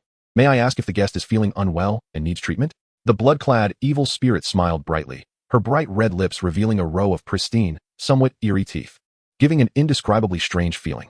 The blood-clad, evil spirit playfully tossed her curls and seductively said, I have no discomfort because I just moved to this street this morning, so I thought I would visit my neighbors. You wouldn't mind welcoming me, would you? She lightly licked her bright red lips. Lin value 1.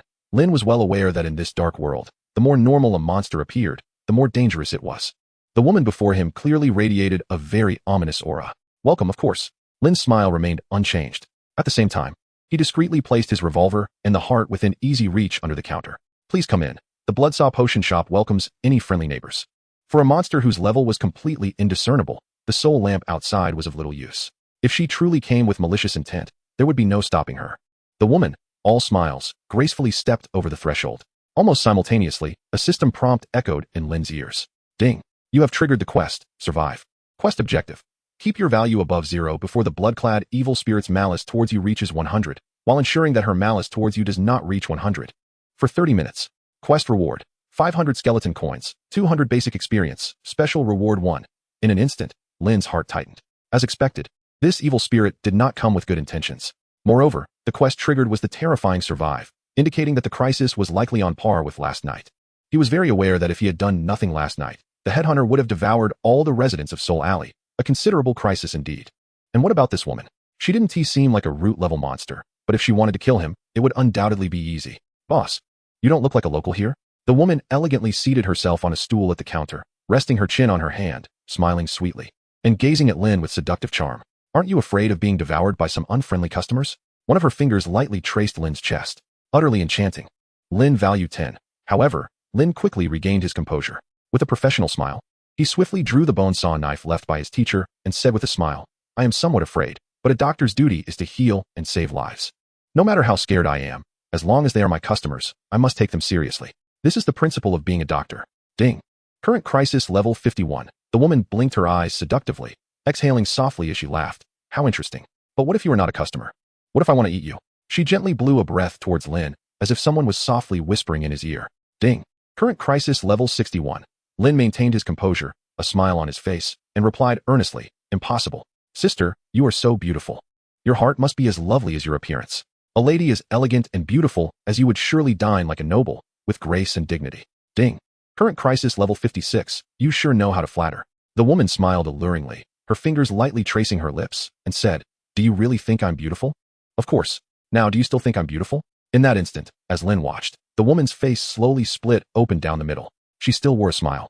But from the bloody gap that had formed, a row of sharp, backward-facing teeth began to grow. One by one thick, foul-smelling tentacles oozed out from the split in her face. At the same time, a heavy stench and the scent of blood emanated from her. Lin value 30. Do you still think I'm beautiful now? A chilling voice echoed from the gap in her terrifying face, accompanied by a series of sticky, cackling laughs. Ding. Current crisis level 81. Ding. Current crisis level 85. Ding. Current crisis level 90. Slowly, as the crisis level surged dramatically, the ghostly woman with the cracked face inched closer to Lin's face. The thick, hoarse voice grew nearer and nearer. Am I really beautiful? Slowly. The terrifying visage was less than 5 centimeters from Lin's face, with sticky tentacles and sharp barbs nearly enveloping him. Just at this critical moment, Lin kissed her. Chapter 25. It's best not to have expectations. The surroundings fell silent. The ghost stood there, frozen. The crisis level that had skyrocketed to 99 instantly dropped to 50. Huh. The ghost was dazed. Lin coughed awkwardly and said, Sorry, sister, you suddenly leaned in like that. I couldn't help but want to kiss you. Please forgive my rudeness. Because you truly match my aesthetic. The ghost looked blankly at him and asked, Match your aesthetic? Thick drops of viscous liquid dripped from the crack in her face. The foul-smelling tentacles and barbs were like a scene from a horror movie. Lin held his thumping heart, his face slightly flushed, and said, That's right. I've admired girls with good teeth and tentacles since I was little. He reached out and grasped 2 of the sticky tentacles hanging down from the crack, caressing them with the slime. Especially types like you, sister, who are all gooey. You're truly like a white moonlight in my heart. The ghost was dazed and muttered, Something's not right. This human is a bit off. Why does he remain so calm when I show my perfect face, yet gets more excited when I reveal my terrifying appearance? Lin continued to stroke the gooey tentacles beside him. Time seemed to freeze. But just then, Lin suddenly stopped. Frowning. The ghost immediately reacted, squinting and sneering. What's wrong? Aren't you fond of gooey girls with nice teeth? Crisis level 70. Lin said seriously, I've noticed some issues. Sister, don't you usually pay attention to oral hygiene? The ghost blankly retorted, What does it have to do with you? Lin suddenly stood up, saying earnestly, That is not right. As a beautiful lady, how can you allow yourself to have any flaws? I think you really need a refined maintenance. And I'm the kind of professional who excels at giving others maintenance. The ghost was dazed. A few minutes later, Lin looked satisfied at the ghost in front of him, who now had a set of shiny white teeth. He took out a small bottle of mouth freshener and sprayed it on her teeth. Now, don't you feel like your breath has become much fresher? Lin pulled out a mirror, smiling and excitedly holding it up to her. Looking at her shiny teeth and fresh tentacles in the mirror, her expression was blank. In fact, during these few minutes, she had been in a state of mental shutdown. Because something was wrong. The direction this was developing was completely different from what she had imagined. It was one thing that he wasn't scared, but he even excitedly gave her an oral care treatment. Is this how a normal human should react? According to the usual script, shouldn't he immediately scream in terror and run away in fear? Something's off. This human is not normal. Crack. The woman stretched out her hand, forcefully closing her cracked face, reverting to her previous alluring human image. Stop with the smooth talk. I'm here for a serious matter. Tell me, did you perform surgery on a pig-headed demon yesterday? Crisis level 71. Lin thought for a moment and replied, Yes. The ghost narrowed her eyes and sneered. You operated on him and even took a baby out of his belly, right? The image of the ghost baby instantly flashed in Lin's mind. May I ask who you are? The ghost said with murderous intent. I'm her mother. Lin. This was absolutely something Lin did not expect, because he could not connect the ghost baby that liked to break apart with the ghost woman in front of him. Lin widened his eyes. Calm down, calm down. I'm just curious. How could a beautiful lady like you be interested in that pig-headed demon? And even if you are, shouldn't it be you in your next life? The woman coldly laughed and said, Don't play dumb with me. You know what the situation is. He must have told you about it. A month ago he ate a little ghost, and coincidentally, that little ghost was a part of me. Now that it has formed, I am her mother. Lin, Lin forced himself to calm down and cautiously asked, "So, lady, you came here to?" The woman coldly licked her crimson lips and said, "Of course. To take back my child. If I'm not mistaken, my child should have already formed into a disaster monster, right?" Lin's eyes widened as he stepped back slowly. How should I put this?" Just then, the woman's face cracked open once more, and a foul, sticky liquid began to flow down her body. Countless tentacles spread out from her hair, and her slender hands crackled as they grew eyeballs one after another. She coldly laughed and stepped closer to Lin, saying, "Slaughter, malice, resentment, evil. My child possesses all the delightful qualities I have. Now that it has been born, it will surely become a qualified hunter, bringing disaster and nightmares to everyone." Crisis level 81. Crisis level 91. Lin trembled and retreated, pressing against the medicine cabinet behind him, with no way to retreat further. "Madam, please wait. How can you be so sure that baby is your child?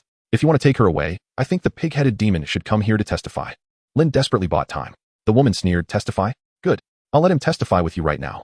With a loud roar, she instantly opened her massive, bloodied mouth, accompanied by a series of retching sounds. A slimy pig head fell from her mouth onto the counter. Thud! The nearly rotted pig head stared at Lin, and he recognized it as the pig-headed demon he had operated on yesterday. Lin. Value 20. Value 20. Eaten. The pig-headed demon had actually been eaten by this ghost. "Now hand over my child." The woman coldly laughed as she approached step by step, countless tentacles swirling around Lin. "Perhaps I might consider sparing your life." Lin pressed his back against the wall and said seriously, "I'll hand her over. I will definitely hand her over. But your child might be a little different from what you imagine." But just then, behind the curtain, there suddenly came the sound of tiny footsteps. Lin's heart skipped a beat. The female ghost immediately lifted her head, sensing the presence, and a cold smile appeared on her face as she said, "It seems my child has heard the sound and is coming." She no longer paid attention to Lin, turning her back to her, facing the curtain. Countless tentacles surged wildly around her, and her smile became increasingly chaotic and distorted. "Let me see what my child has turned into now. An indescribable distortion? Or a rolling, malevolent taboo spirit? I'm really looking forward to it." Lin swallowed hard and glared. "I think it would be best if you don't have any expectations, ma'am. Because. Chapter 26. She cannot be my daughter. And just at that moment, the curtain in the backyard was slowly lifted. Then they saw a chubby baby yawning, drowsily walking out from the backyard. A pair of fluffy ears drooped on its head, looking dazed and hazy. Pink and fluffy, utterly adorable. The female ghost's expression instantly froze in place, as if she had turned into a statue, motionless. A strange silence spread recklessly around. "Who is she?" the female ghost asked in a daze. Lin cleared her throat and replied seriously, "It's the baby born from the pig-headed demon yesterday. Isn't she adorable?" Buzz. The female ghost's gaze became hollow. She instinctively extended a long tentacle from her body, slowly reaching towards the little girl, but as she got closer, she quickly severed the tip of the tentacle, accompanied by the tentacle falling to the ground. It swiftly coiled around the little girl's leg like a small snake, and then almost effortlessly penetrated inside. A perfect fusion. There was no rejection response. The female ghost shivered slightly, her gaze gradually becoming vacant. For this meant that the beast-eared cute girl in front of her was a fragment that had fallen from her body a month ago. In other words, she was her daughter. But what a joke. She trembled, because under normal circumstances, the malevolent fragment that fell from her would definitely transform into a tremendously twisted monster. An evil spirit born chaotic and broken, an existence of extreme malevolence, killing, malice, resentment, evil. But how does this child seem completely unrelated to evil and chaos? Lin looked at the female ghost, whose expression was vacant and consciousness was stunned, and quietly asked, "System, explain." Ding. The evil spirit blood baby has completed its initial transformation and adjusted its worldview and values according to the host's previous settings. The evil spirit blood baby is currently in its childhood stage. Then in front of Lin appeared the introduction of the evil spirit blood baby. Evil spirit blood baby, childhood stage, level 10 attributes, chaotic good description. Originally a young evil spirit born from malice and resentment, but due to someone's interference, its growth direction has changed, and it seems not so evil and chaotic. Current taming level 351. Current fear level 591. Lin, stand at attention. The little girl, who had been drowsily shuffling, instantly stood up straight as if it were a conditioned reflex. Snap. The two little feet came together, her body straightened, and she stared ahead with wide eyes, perfectly at attention. Turn left. The little baby immediately turned around, standing straight and facing Lin, her face full of innocence. The little tail behind her was wagging excitedly. Clearly, the psychological shadow and taming level from before her transformation had been ingrained deeply. Lin, good obedient child. It seems this should be a case of full taming, right? Not so good. The female ghost stared blankly at this scene, feeling as if her entire worldview had collapsed. Lin walked over, picked up the little girl, and brought her in front of the female ghost, saying seriously, "Ma'am, she is indeed a very healthy daughter. If you confirm that she is your child, you can adopt her from me at any time." Then Lin poked the little girl's chubby face and said, "Little one, call me mommy." Mommy. The little girl blinked, seemingly sensing the strange connection between herself and the female ghost in front of her. She leaned closer and, with a slurp, licked her face, leaving a small wet mark. The female ghost. Value 10, impossible. She cannot be my daughter. She murmured hollowly, feeling her worldview and life perspective receiving a tremendous shock. Because she was a conglomeration of evil spirits, a distorted evil spirit twisted from countless malice and hatred. The daughter transformed from the fragment that fell from her could only be more twisted and grotesque than she was. She trembled, coming back to her senses and gazing into the little girl's eyes. Crack. She felt something inside her break. Purity. She actually saw purity in her eyes. How could something so terrifying as purity exist in the eyes of an evil spirit? This is definitely not a quality that a normal dark creature should possess. It must be a disguise. She muttered to herself, just like I can often transform into a beautiful woman to tempt my prey. Yes, it has to be like this. Beneath this pure exterior, there must be an evil and twisted soul hiding. She murmured, finding excuses for herself. Slurp. The little girl tiptoed and left another wet mark on her face, her eyes filled with sweetness. Clearly, she had already felt the intimate relationship between herself and the female ghost in front of her. The little girl looked up and affectionately rubbed her forehead against the female ghost. Buzz. The female ghost was hollowed out. The understanding she had just barely established shattered into pieces. Value 10, it shouldn't be like this. The female ghost said blankly, under normal circumstances. The evil spirit fragment that fell from me would surely transform into a twisted existence. How could it be? How could it be?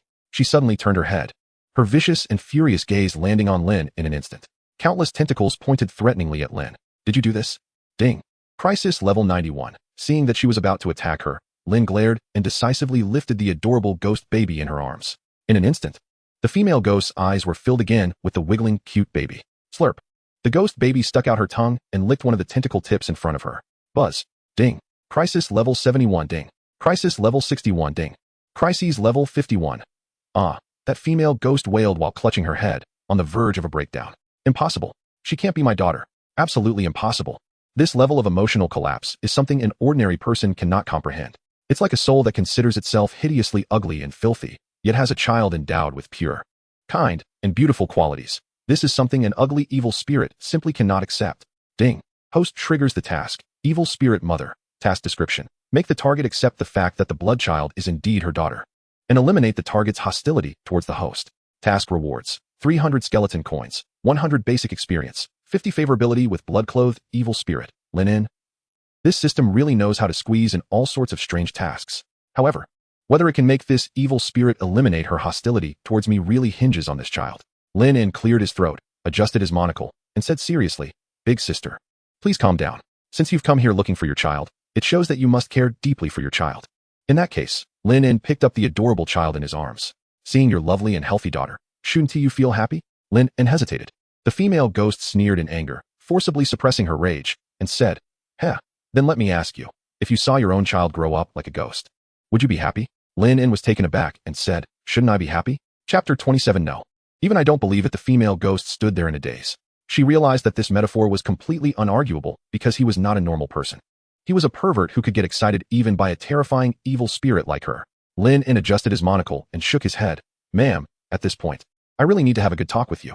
It's a piece of flesh that fell from your own body, no matter how ugly she looks. She is still your child." Moreover, Lin held the cute child in his arms seriously. "She is so adorable." The female ghost glared at him angrily, her claws clenching tightly, and said, "Stop talking nonsense. If it were a normal birth, my child would absolutely not look like this. You must have done something to her." Lin waved his hand and said seriously, "Let's put that issue aside for now. Let me ask you this. Do you really like your child turning into a broken evil spirit, a twisted monster covered in tentacles?" The female ghost was taken aback. Seeing the change in the female ghost's expression, Lin immediately seized this breakthrough point. He didn't give the female ghost a chance to react and said deeply, "Do you prefer to have a malicious being that attacks you the moment it sees you, or a sweet, understanding child who calls you mommy?" Lin flicked the cute little beast ear of the child in his arms. The mommy's cute child immediately shouted out. The female ghost trembled all over, and a hint of confusion surfaced in her malicious eyes. Soothing experience 1. Soothing experience 1. Lin looked at her calmly and said, "Moreover, if I'm not mistaken, deep down, you actually yearn for a child with such a pure appearance and heart, right?" As soon as these words came out, the female ghost was instantly enraged and said, "Stop talking nonsense. I ding. Crisis level 81. Ding. Crisis level 91. Lin flicked the cute child's little ear. The adorable child moved its tail cutely. The The female ghost trembled slightly, and the murderous intent that had just surged was immediately suppressed by the sound of cuteness. Ding. Crisis level 10 ding. Crisis level 10, Lin En said seriously. Actually, the things I said, you also recognize deep down, right? You're talking nonsense. The female ghost's tentacles flailed wildly, glaring angrily at Lin En. Enough with the nonsense. Lin En waved his hand, and the monocle reflected a wise light. You can't hide this from me, ma'am. Haven't you noticed? When you are in human form, every move you make is exceptionally confident, especially your gaze, which is full of the charm of a mature woman. That feeling cannot be faked. Deep down, you really want to possess such a perfect body and appearance, right? The female ghost instinctively trembled. It was as if he had hit upon some hidden secret she was ashamed to speak of. Her face instantly showed an expression of anger and embarrassment. Don't rush to anger. Lin En extended his hand, his expression serious. This is human nature. It's nothing to be ashamed of. Moreover, don't you realize? This is the dark world, where human beings are already few and far between. If you were to become so beautiful just to attract others, don't you think, aside from attracting me, this appearance of yours would be completely useless? The female ghost stood there in a daze. Clearly, every word Lin En said was like a sharp sword, piercing directly into her softest spot. Because Lin En was indeed right. Of course, let's not mention the fact that both of your faces could attract me. Lin En adjusted his monocle and said seriously, ma'am. Although you may indeed be an evil spirit, I believe that an evil spirit that seeks beautiful things cannot be ugly. And you absolutely are not the broken and evil monster you claim to be. Crisis level 41. Crisis level 31. Crisis level 20. The female ghost stood there in a daze, and the tentacles that were wildly surging all over her body slowly calmed down. Because no one had ever spoken to her like this before. No one had ever thought that she wasn't a broken evil spirit. For example, in my eyes, you are very beautiful. Not only in appearance, but also in the maternal radiance you exude from within, a kind of charming spiritual light that is more human than I am. Lin En said seriously and solemnly, don't you understand? The evil spirit fragments you dropped can actually hatch such a sweet and adorable child. Doesn't that prove the truth? Goodness and beauty within you. The last few words, Lin En's voice suddenly rose, as if filled with a heart-shocking power.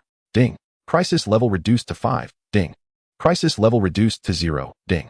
Favorability with blood-clothed evil spirit increased by 10. The female ghost opened her mouth, standing there in a daze. For a moment feeling as if he had made her seem a bit beautiful. Seeing the female ghost's psychology shaken in front of him, Lin En continued to intensify his attack, saying seriously, just like your child, think about it. Why do other evil spirits give birth to twisted and broken forms? Yet she alone can possess such a lovely appearance and such pure eyes? Do you really think that a mere human like me has the ability to transform an evil spirit you describe as broken into such a cute and beautiful child? No. Lin waved his hand and shouted, I don't even believe it myself. The female ghost moved her lips, standing there in a daze, unable to interject a single word. This was because what he said was indeed reasonable. Lin suddenly turned his head, adjusted his monocle with a serious expression, and spoke in a deep, resonant voice. So, cherish it, beautiful lady. This child is the most precious gift from heaven to you. Such a lovely little one. Who in this world would truly dislike them? Lin flicked the little beast ears of the adorable child. The surroundings fell silent. The female ghost stood there in a daze, instinctively extending her tentacles and clapping twice awkwardly. She didn't even know why she was clapping, but she felt the atmosphere had reached that point and couldn't help but want to join in. Lin cleared his throat and asked earnestly, what do you think? The female ghost trembled all over, her gaze somewhat panicked as she tried to evade something. It seemed there was some truth to it. Ding. Congratulations, you have completed the task. Survive, you have received the reward. 500 skeleton coins, 200 basic experience. Special reward, infectious aura 1 ding. Congratulations, you have completed the task. Evil spirit mother, you have received the reward. 300 skeleton coins, 100 basic experience.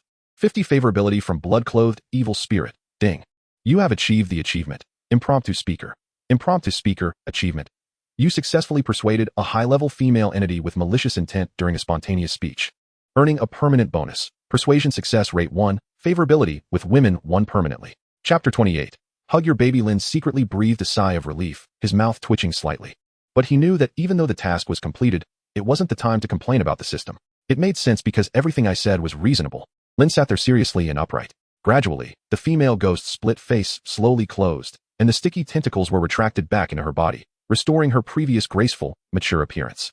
She stared wide-eyed, hands crossed over her chest, looking at the adorable child in Lin's arms.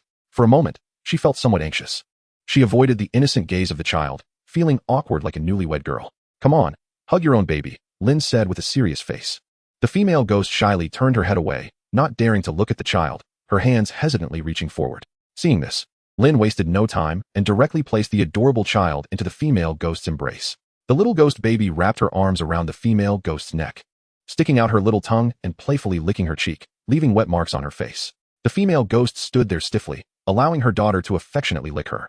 Clearly, she had never experienced such intimacy before, because the ghost babies that had fallen from her body were all vicious, almost killing any living being they encountered, even towards her. No evil spirit had ever truly regarded her as a mother. How about it? Lin asked seriously. Don't you feel a surge of joy and sweetness from the heart?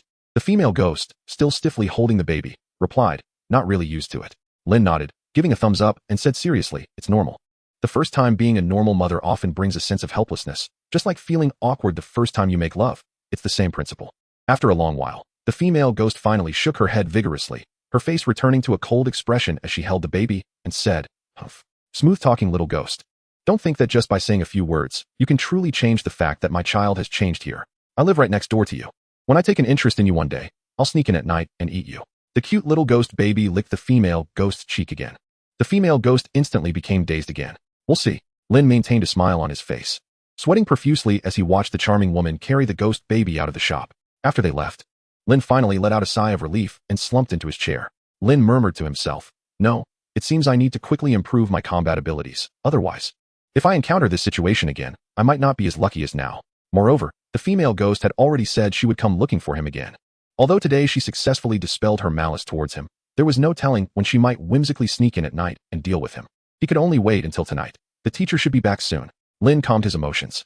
Then he opened the system space and took out the special reward he just received. Infectious Aura, Quality, Rare Passive Skill Description during Persuasion Activities. It significantly increases the likelihood of persuasion success and reduces the target's malice. Attribute Boost, Soothing Proficiency 1 permanently. It's actually a skill. Lin carefully read through the description and roughly understood the function of this skill. In other words, when he conducted psychological counseling and other operations on targets, it could increase his success rate. Anyway, it's still a decent auxiliary skill. Learning. In an instant, the skill book transformed into a long stream and entered his body. His system panel immediately added a new passive skill. Time passed slowly. Lin continued his daily monotonous desk work. Knock, knock, knock. The sound of knocking came from outside the door. Drowsy, Lin instantly perked up, immediately revealing a professional smile as he looked up and said, welcome. A chilling aura gradually seeped in from outside the door. Immediately, a tall and burly figure appeared before Lin, clad in menacing black armor, with a dry, bone-white face and long, bone-white hair cascading behind him. His eyes sparkled with a crimson glow. Behind him was a warhorse covered in ominous black fur. Black Knight, level. Attributes, chaotic neutral, combat ability, extremely strong attack and defense. Description, a death knight walking in the dark world, possessing a strong battle intent. Dedicated to challenging all powerful beings in the dark world, with an intense thirst for power. Lin was taken aback. Clearly, another formidable person had arrived. And judging from this attire and description, he definitely belonged to the elite category. Indeed, the demon hunter was right. Many incredible beings had come near Soul Alley. I need some sufficiently powerful combat assistance potions, the Black Knight said in a hoarse voice. He pulled out a blood-stained pouch from his bosom, and the sound of coins clinking inside could be heard. The reward is yours. Ding. You triggered the quest. Prepare a sufficiently powerful combat potion that the Black Knight will be satisfied with. Quest reward. Basic experience 200, skeleton coins 100. Black Knight's turnaround rate 1. Finally, a sufficiently normal customer has appeared. Lin immediately stood up, maintaining a smile, and said, welcome. You've come to the right place. Our Bloodsaw Potion Shop has the highest quality potions in the entire Soul Alley. The Black Knight rasped. Isn't your shop the only potion shop within a few hundred miles? The Black Knight stepped inside. The soul lamps immediately flickered wildly. The sound of metal clanking echoed from his armor. An imposing aura emanated from him. Without a doubt, he was an incredibly powerful warrior. Sir, what type of auxiliary potions do you need? Lin smiled and introduced. He then took bottle after bottle of different potions from the counter and placed them on the table. We have a wide variety of potions in our shop, and I guarantee your satisfaction. Lin pushed a bottle of potion in front of the Black Knight. For example, this one. The strength potion can significantly increase your attack power. It's one of our best-selling products. You can give it a try. The Black Knight glanced at it. He picked up the potion, sniffed it, and then downed it in one gulp. Ding. Crisis level 10. It was ineffective. The Black Knight set down the potion bottle and rasped. The enhancement this potion provides to my combat ability is negligible. Are you mocking me? Lin immediately felt a powerful aura enveloping him. His heartbeat quickened from the pressure. Lin instantly realized the danger hidden in this quest. In other words, if this Black Knight was not satisfied with the potion, he might resort to violence. Chapter 29. The Perfect Enhancement Critical Strike Potion. Lin stared wide-eyed, without saying a word. He quickly opened the counter and took out the high-quality enhancement potion meticulously researched by his teacher. Try this one. I assure you it will satisfy you. Lin said earnestly. Top-tier Berserk potion. Can significantly enhance all-around abilities and put the target into a Berserk state. He placed the blood red potion on the table. Undoubtedly, this potion was the best hidden treasure of their Bloodsaw potion shop. The Black Knight reached out, grabbed the potion, and drank it down in one gulp. In an instant, a red light flashed across his body, and a hint of blood red appeared in his eyes, clearly a sign of the potion taking effect. Ding. Crisis level 20 minimal effect. The Black Knight casually tossed aside the potion bottle and rasped. This potion might be useful for weaker beings, but for me, it's basically negligible. Lin stared wide-eyed and quickly took another high-quality potion from under the counter. Then try this one. Garbage. Crisis level 30, what about this? For treating hemorrhoids. Crisis level 40, this one is definitely the best. It's expired. Crisis level 60, a few minutes later. Lin looked gravely at the empty bottles on the counter and then at the visibly impatient Black Knight. Clearly, the potions sold in their shop were completely unable to meet the demands of a Black Knight of this caliber. Crisis level 91, Lin's heart began to feel anxious. This seemingly simple quest was, in fact, as dangerous as the previous ones he had undertaken. It seems your shop can't produce any better potions. The Black Knight raised his head, cracking his neck, and rasped, "You're wasting my time." Ding. Crisis level 95, wait. Just as the crisis level was about to peak, Lin reached out, adjusted his monocle, and calmly said, "We have one more potion in our shop that I believe will absolutely meet your requirements. But I don't have it in stock. I need to brew it on site. You can wait for me for a while, and I guarantee it will be the best potion." The Black Knight rasped, "Oh," Lin said calmly, "if you're still not satisfied with this potion, you can chop me down on the spot." Ding. Crisis level decreased by 5. A hint of interest flickered in the Black Knight's glimmering eyes as he said lightly, "Is that so? Fine. I'll give you half an hour to brew it. Like you said, if you can't satisfy me, I'll chop you down." "All right," Lin replied earnestly. Lin quickly rushed to the backyard. Without a word, he directly took out the recipe he received as a reward for healing that root-level monster from the system space. Critical Strike Potion, quality, special materials, 1 root-level biological tissue, 1 explosive fruit pulp, for hellish 3-leaf clovers, 1 black bat wing, etc. Description: a potion that can significantly increase critical hit rate, but will also bring about some negligible strange side effects. This was the reward for healing the root monster. This was definitely the best potion he could offer. He could only hope for a miracle. The potion recipe rewarded by the system should definitely be better than any other potion in this world. Lin's expression was serious. He quickly rushed into the warehouse to gather the various materials needed for the potion. Most of the materials were available in his teacher's warehouse. As for the hardest to obtain root-level biological tissue, he had that as well. Last night, while fixing the teeth of that bounty hunter, he had obtained a large amount of tooth fragments and the monster's oral mucus. He kept it all. It was definitely top-quality material. After preparing the materials, Lin quickly rushed to the potion-making room in the backyard, ready to start brewing. His alchemy level wasn't very high, but 2 years of observation and practice with his teacher had greatly improved his skills. Begin brewing. Ding. You ground the potion powder, alchemy experience 1 ding. You extracted the explosive fruit pulp, alchemy experience 1 ding. You purified the slime mucus, alchemy experience 1 gurgle, gurgle. In front of the large vat, Lin vigorously stirred the thick liquid that was bubbling with strange bubbles. The flames blazed. Lin wore a mask, his expression serious. First, he added the black bat wing, then the fangs of the human-faced wolf spider. Ding. You added potion materials, alchemy experience 1 ding. You added potion materials, alchemy experience 1 boom. The large vat of potion instantly turned from white to purple, bubbling up one skull after another. Lin stood indifferently in front of the vat, constantly stirring. The potion inside continually transformed among red, blue, black, and purple colors. Time flew by quickly. Soon, 20 minutes had passed in the blink of an eye. Ding. You brewed 1 critical strike potion, alchemy experience 10 ding. You have refined 1 critical hit potion, gaining 10 alchemy experience. Ding. You have refined 1 critical hit potion, gaining 10 alchemy experience, accompanied by a series of system prompts. Lin quickly poured the potion into an empty bottle and placed the 10 bottles of critical hit potion on the table. This instantly granted him an additional 100 points of alchemy experience. Critical hit potion, limited to humanoid beings, it can increase the target's critical hit rate by 100. But there are some minor side effects. Whether it can pass this threshold depends on the potion's effect. Lin's expression was serious. In the hall, Lin earnestly pushed the black-red critical hit potion in front of the Black Knight. Adjusting his monocle, he said solemnly, "Critical hit potion, our store's latest high-quality potion. You are the first customer to try it. The effect is up to you to decide." The Black Knight glanced at the plain-looking potion in his hand and said lightly, "Are you sure this is your best potion? Think carefully. If it still doesn't meet my standards, I will follow through on our earlier agreement and cut you down." Lin replied calmly, "I guarantee your satisfaction." But inside, he was also nervous. After all, he had no definitive understanding of how effective this potion was. At this point, he could only trust the system's quality. The Black Knight popped the cork off the potion bottle. Instantly, a faint, pungent smell wafted out, and the moment he inhaled it, the Black Knight was taken aback. It was foul. Clearly, the smell was not pleasant.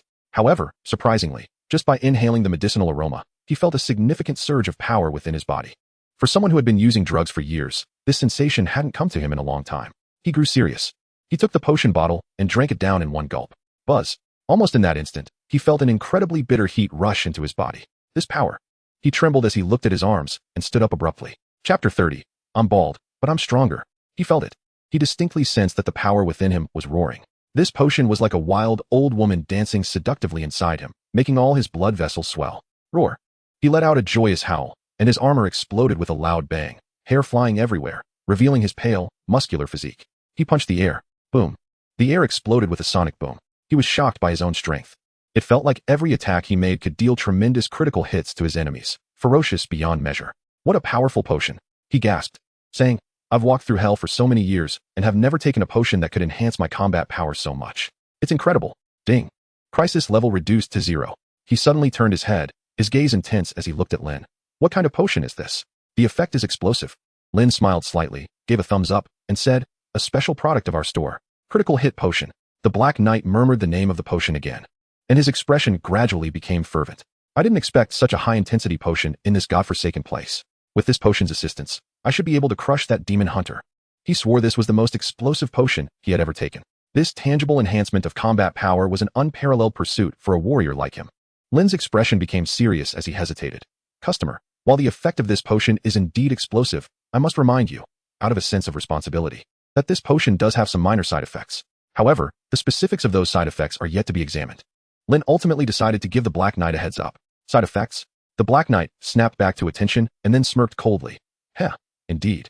A potion that can nearly double my combat power will surely come with some adverse reactions. But no matter. Is there anything more terrifying than death? He smirked. Just then, a gust of wind blew in from outside the door. His incredibly sexy long hair began to dance wildly in the wind, and then, to his shock, it smoothly flew away from his head. Lin's expression instantly became vacant.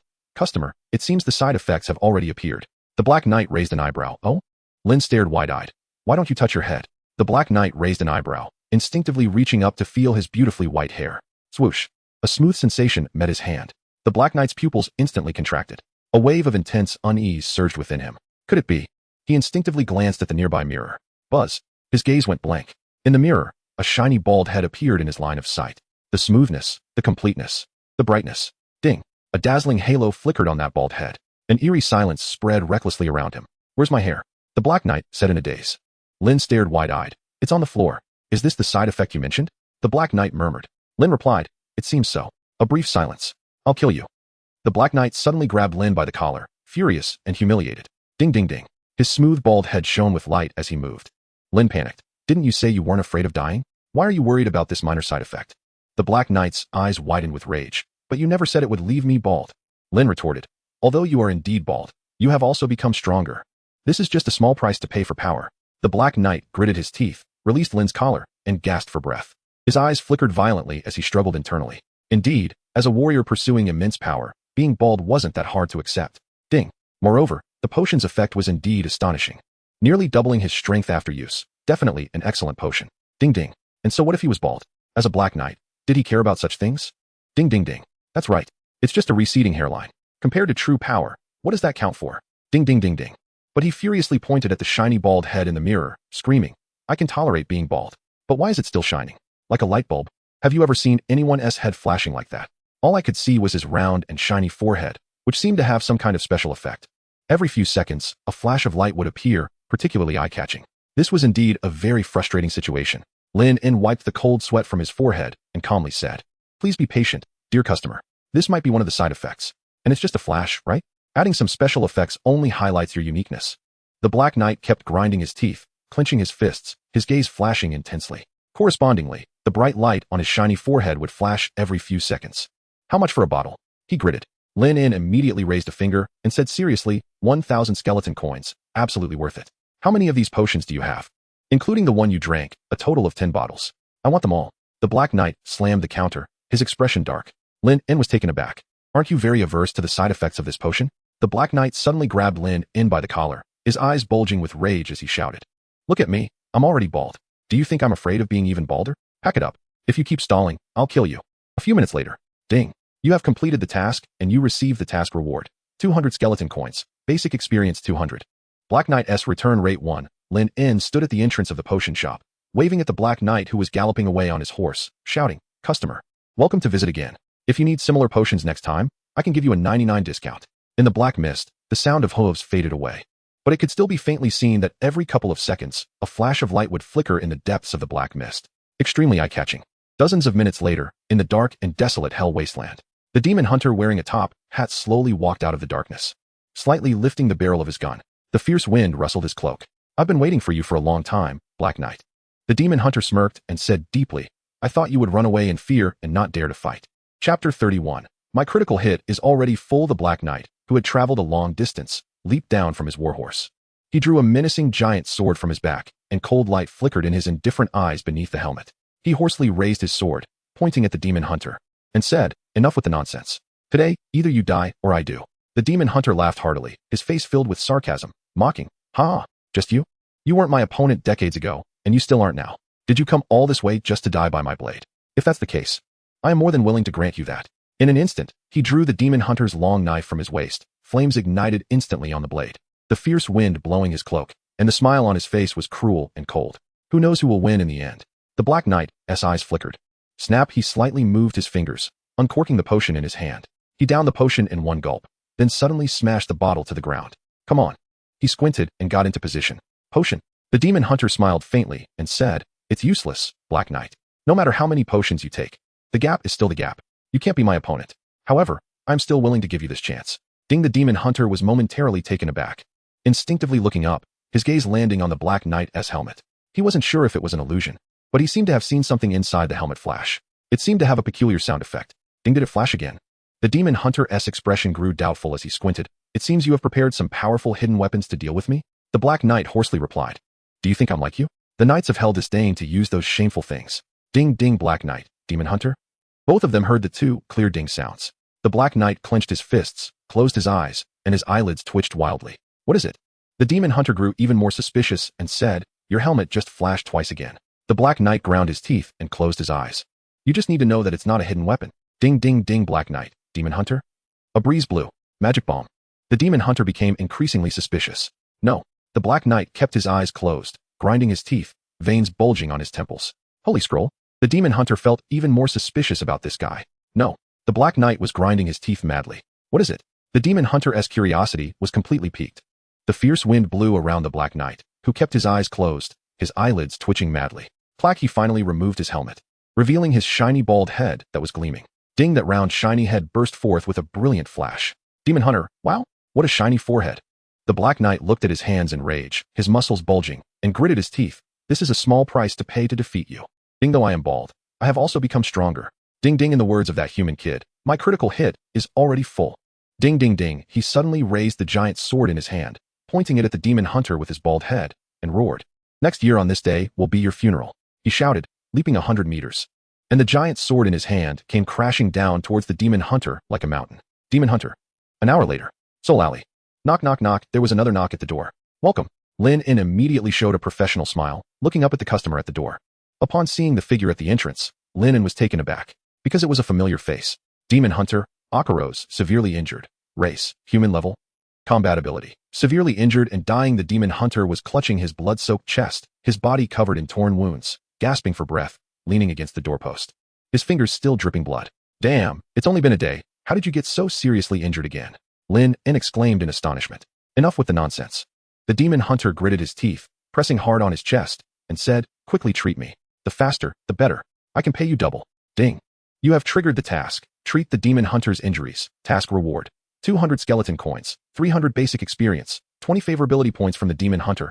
Lin In widened his eyes, immediately walked to the door, and helped the demon hunter inside to sit down. "You are seriously injured." The demon hunter struggled to take off his hat, panting heavily. With a flicker of anger and frustration in his eyes, he encountered an old rival who had always been no match for him. But today, he seemed to have taken some kind of strange drug and suddenly became extraordinarily fierce. Every strike was a critical hit. "Damn," he cursed under his breath, his chest heaving violently, and slammed his fist on the counter in frustration. Lin. If it weren't for the fact that he ran away quickly, he might really have been defeated by that guy today. He struggled to rub his bloodshot, dry eyes, especially that shining bald head. Every time he focused to launch an attack, that shiny forehead would flash painfully.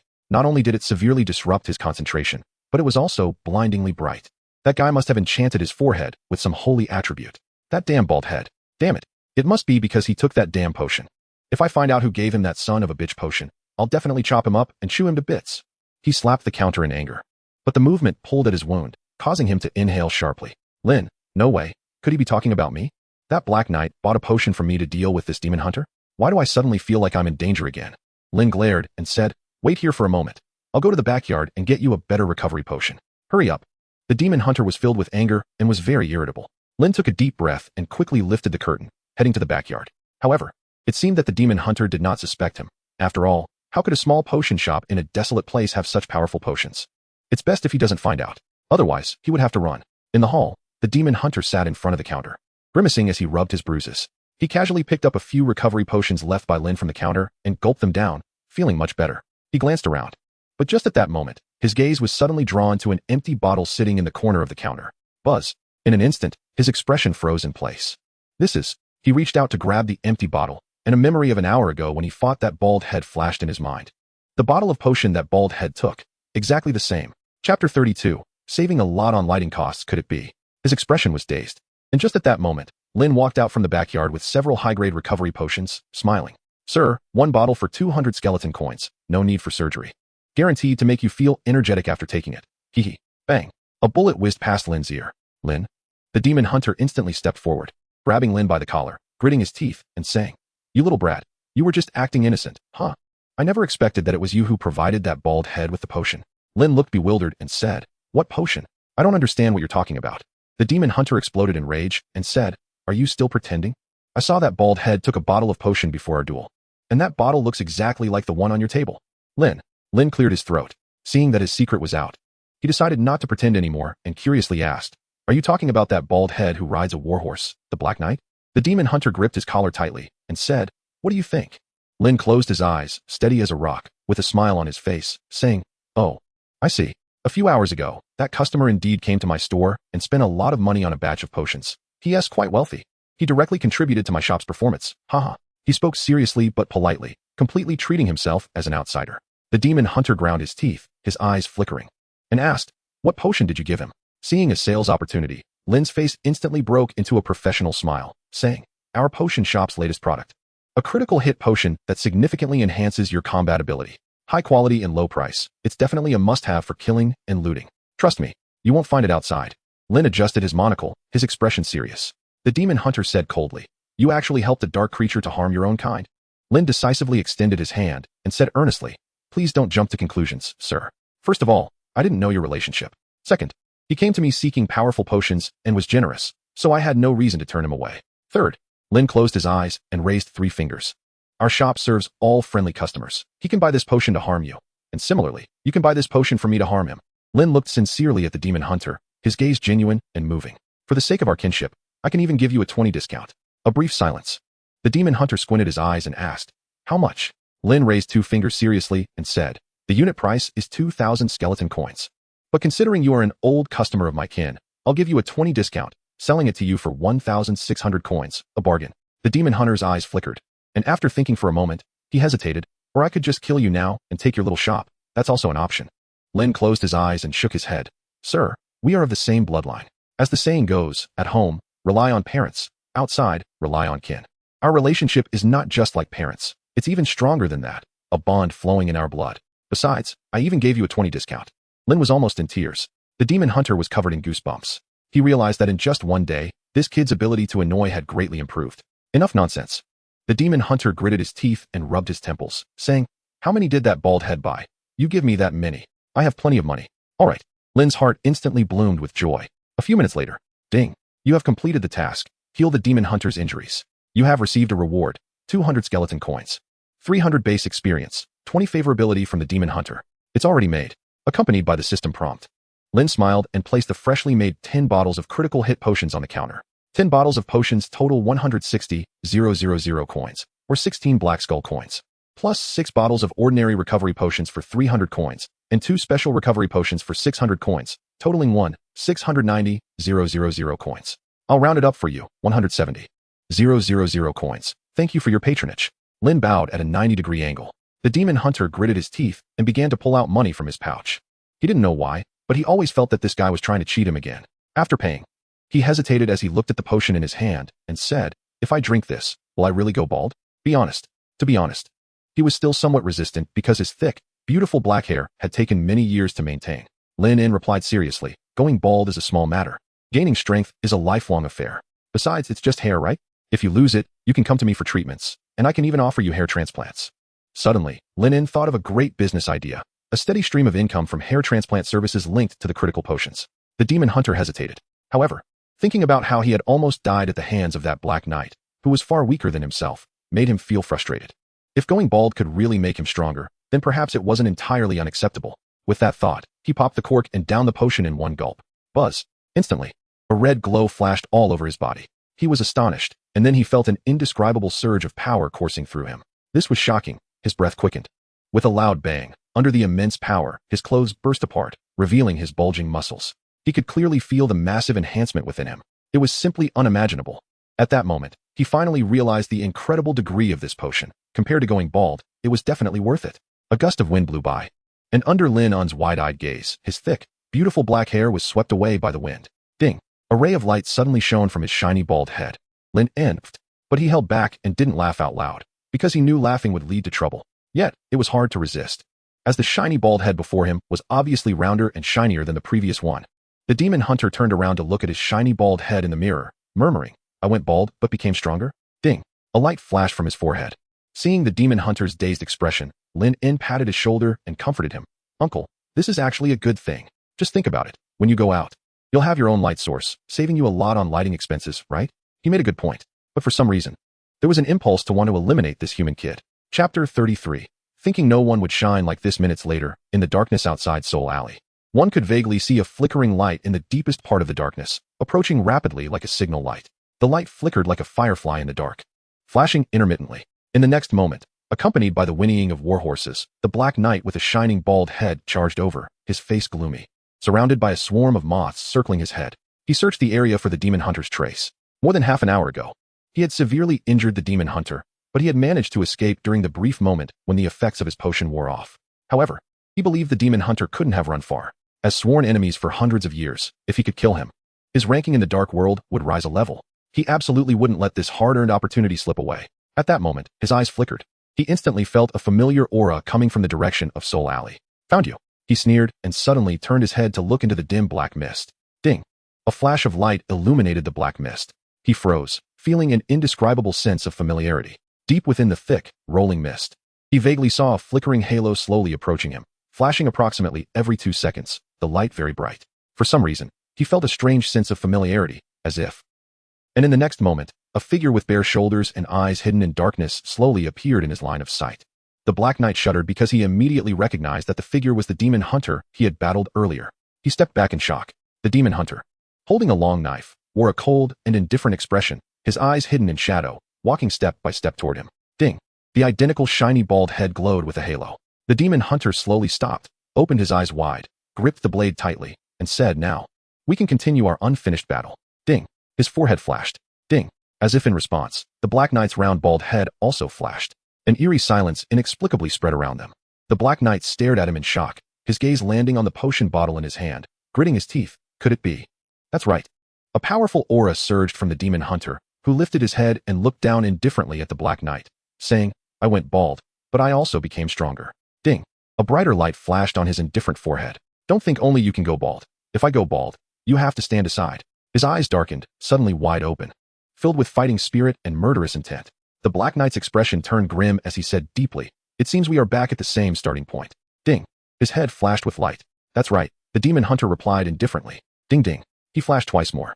"And my flashing frequency is higher than yours, which means..." He cracked his neck and slid a hand over his shiny bald head, the wind howling as he said deeply, "I am stronger than you." Ding ding ding! He flashed 3 times, showing off his arrogance. The wind howled, creating whirlwinds at their feet, as a rolling fighting spirit surged between them. The two stood motionless, squinting their eyes. It was like the tranquility before a storm at the top of the Forbidden City, as both of their auras soared wildly. Even the lights on their foreheads seemed to compete, flashing with each other. And in the next moment, without further ado, in the darkness, 2 points of light rapidly came closer. With a clang, their swords clashed instantly, both furious as they clashed their blades, countless sparks exploding from the point of contact. They pressed their foreheads against each other, gritting their teeth, unwilling to yield. You bald-headed idiot. I've always found you displeasing. Don't think that just because you're bald, you can defeat me. Do you really think no one else can go bald? You are bald, and you are not my opponent. I let you dodge. I let you plagiarize me. Damn you. Bang. Sparks fly. Damn it. You dare to bump into me. I'll crack your skull too. Bang. In an instant, two furious points of light in the darkness collided and clashed, refusing to back down. Ding. Congratulations, host, you have achieved. Potion dealer, you have earned 200 basic experience. Potion dealer, by selling the same potion, you have gained an income of over 20,000 skeleton coins. You have received a permanent bonus. All attributes 1. Selling potions grants an additional 1 profit. Ding. You have successfully leveled up to level 6, and the system has unlocked a new feature, Vision. You can log in at any time to check it out. In front of the counter, several system prompts rang in Lin's mind. Lin quickly allocated his latest 4 attribute points entirely to Physique. Vision. What is this feature? Lin moved slightly. He immediately called up the system interface and soon saw a large eye icon in the corner of the panel. System. Vision is a virtual domain generated by the supreme will of the Dark World, overlapping with the Dark World, a mirror world that has existed for millions of years. As long as it is within the scope of the Dark World, any dark creature can enter the Vision with their consciousness through a special Vision Stone. You can communicate with other beings in the Vision, and upon death, you will be forcibly expelled from the Vision. But it will not cause significant harm to your main body. After listening to the system's explanation, Lin understood a bit. It seemed like a consciousness world similar to the modern internet. It seems he still knows too little about this dark world, Lin pondered. For the past 2 years, he had been too weak to leave this little shop, let alone come into contact with the broader world outside the Soul Alley. Do I not need to consume that so-called Vision Stone to enter? Lin hesitated. Ding. The system has successfully integrated for you. Each time you log in, you only need to spend 500 skeleton coins, and the system will automatically link you. So expensive. Lin was stunned. Fortunately, he had accumulated quite a bit of income, so he could give it a try. Without further ado, Lin reached out and clicked on the eye icon in the system. Activate. And at that moment, Lin felt as if his brain had been heavily struck and his consciousness buzzed as it sank into darkness. In the faintness, it felt like an immensely grand will had directly locked onto him, piercing through his entire soul. It was chilling, but that feeling only lasted for a moment. The next second, Lin suddenly opened his eyes. Here is chapter 34. That shop is a super black market. Lin was astonished. What appeared before him was no longer his little shop, but an incredibly vast square that seemed to stretch endlessly. The sky was pitch black, and shadows resembling souls moved about in the square. Above, an eyeball radiating a black light, like a sun, hovered there, watching over the entire world. Ding. Host. You have successfully passed the Supreme Will's review and entered the Vision. This is the Vision Square of Abyss World number 11, area number 900. Please note that within the range of the Vision Square, the Supreme will prohibit any form of conflict. You can now freely check your information through the rune on your wrist.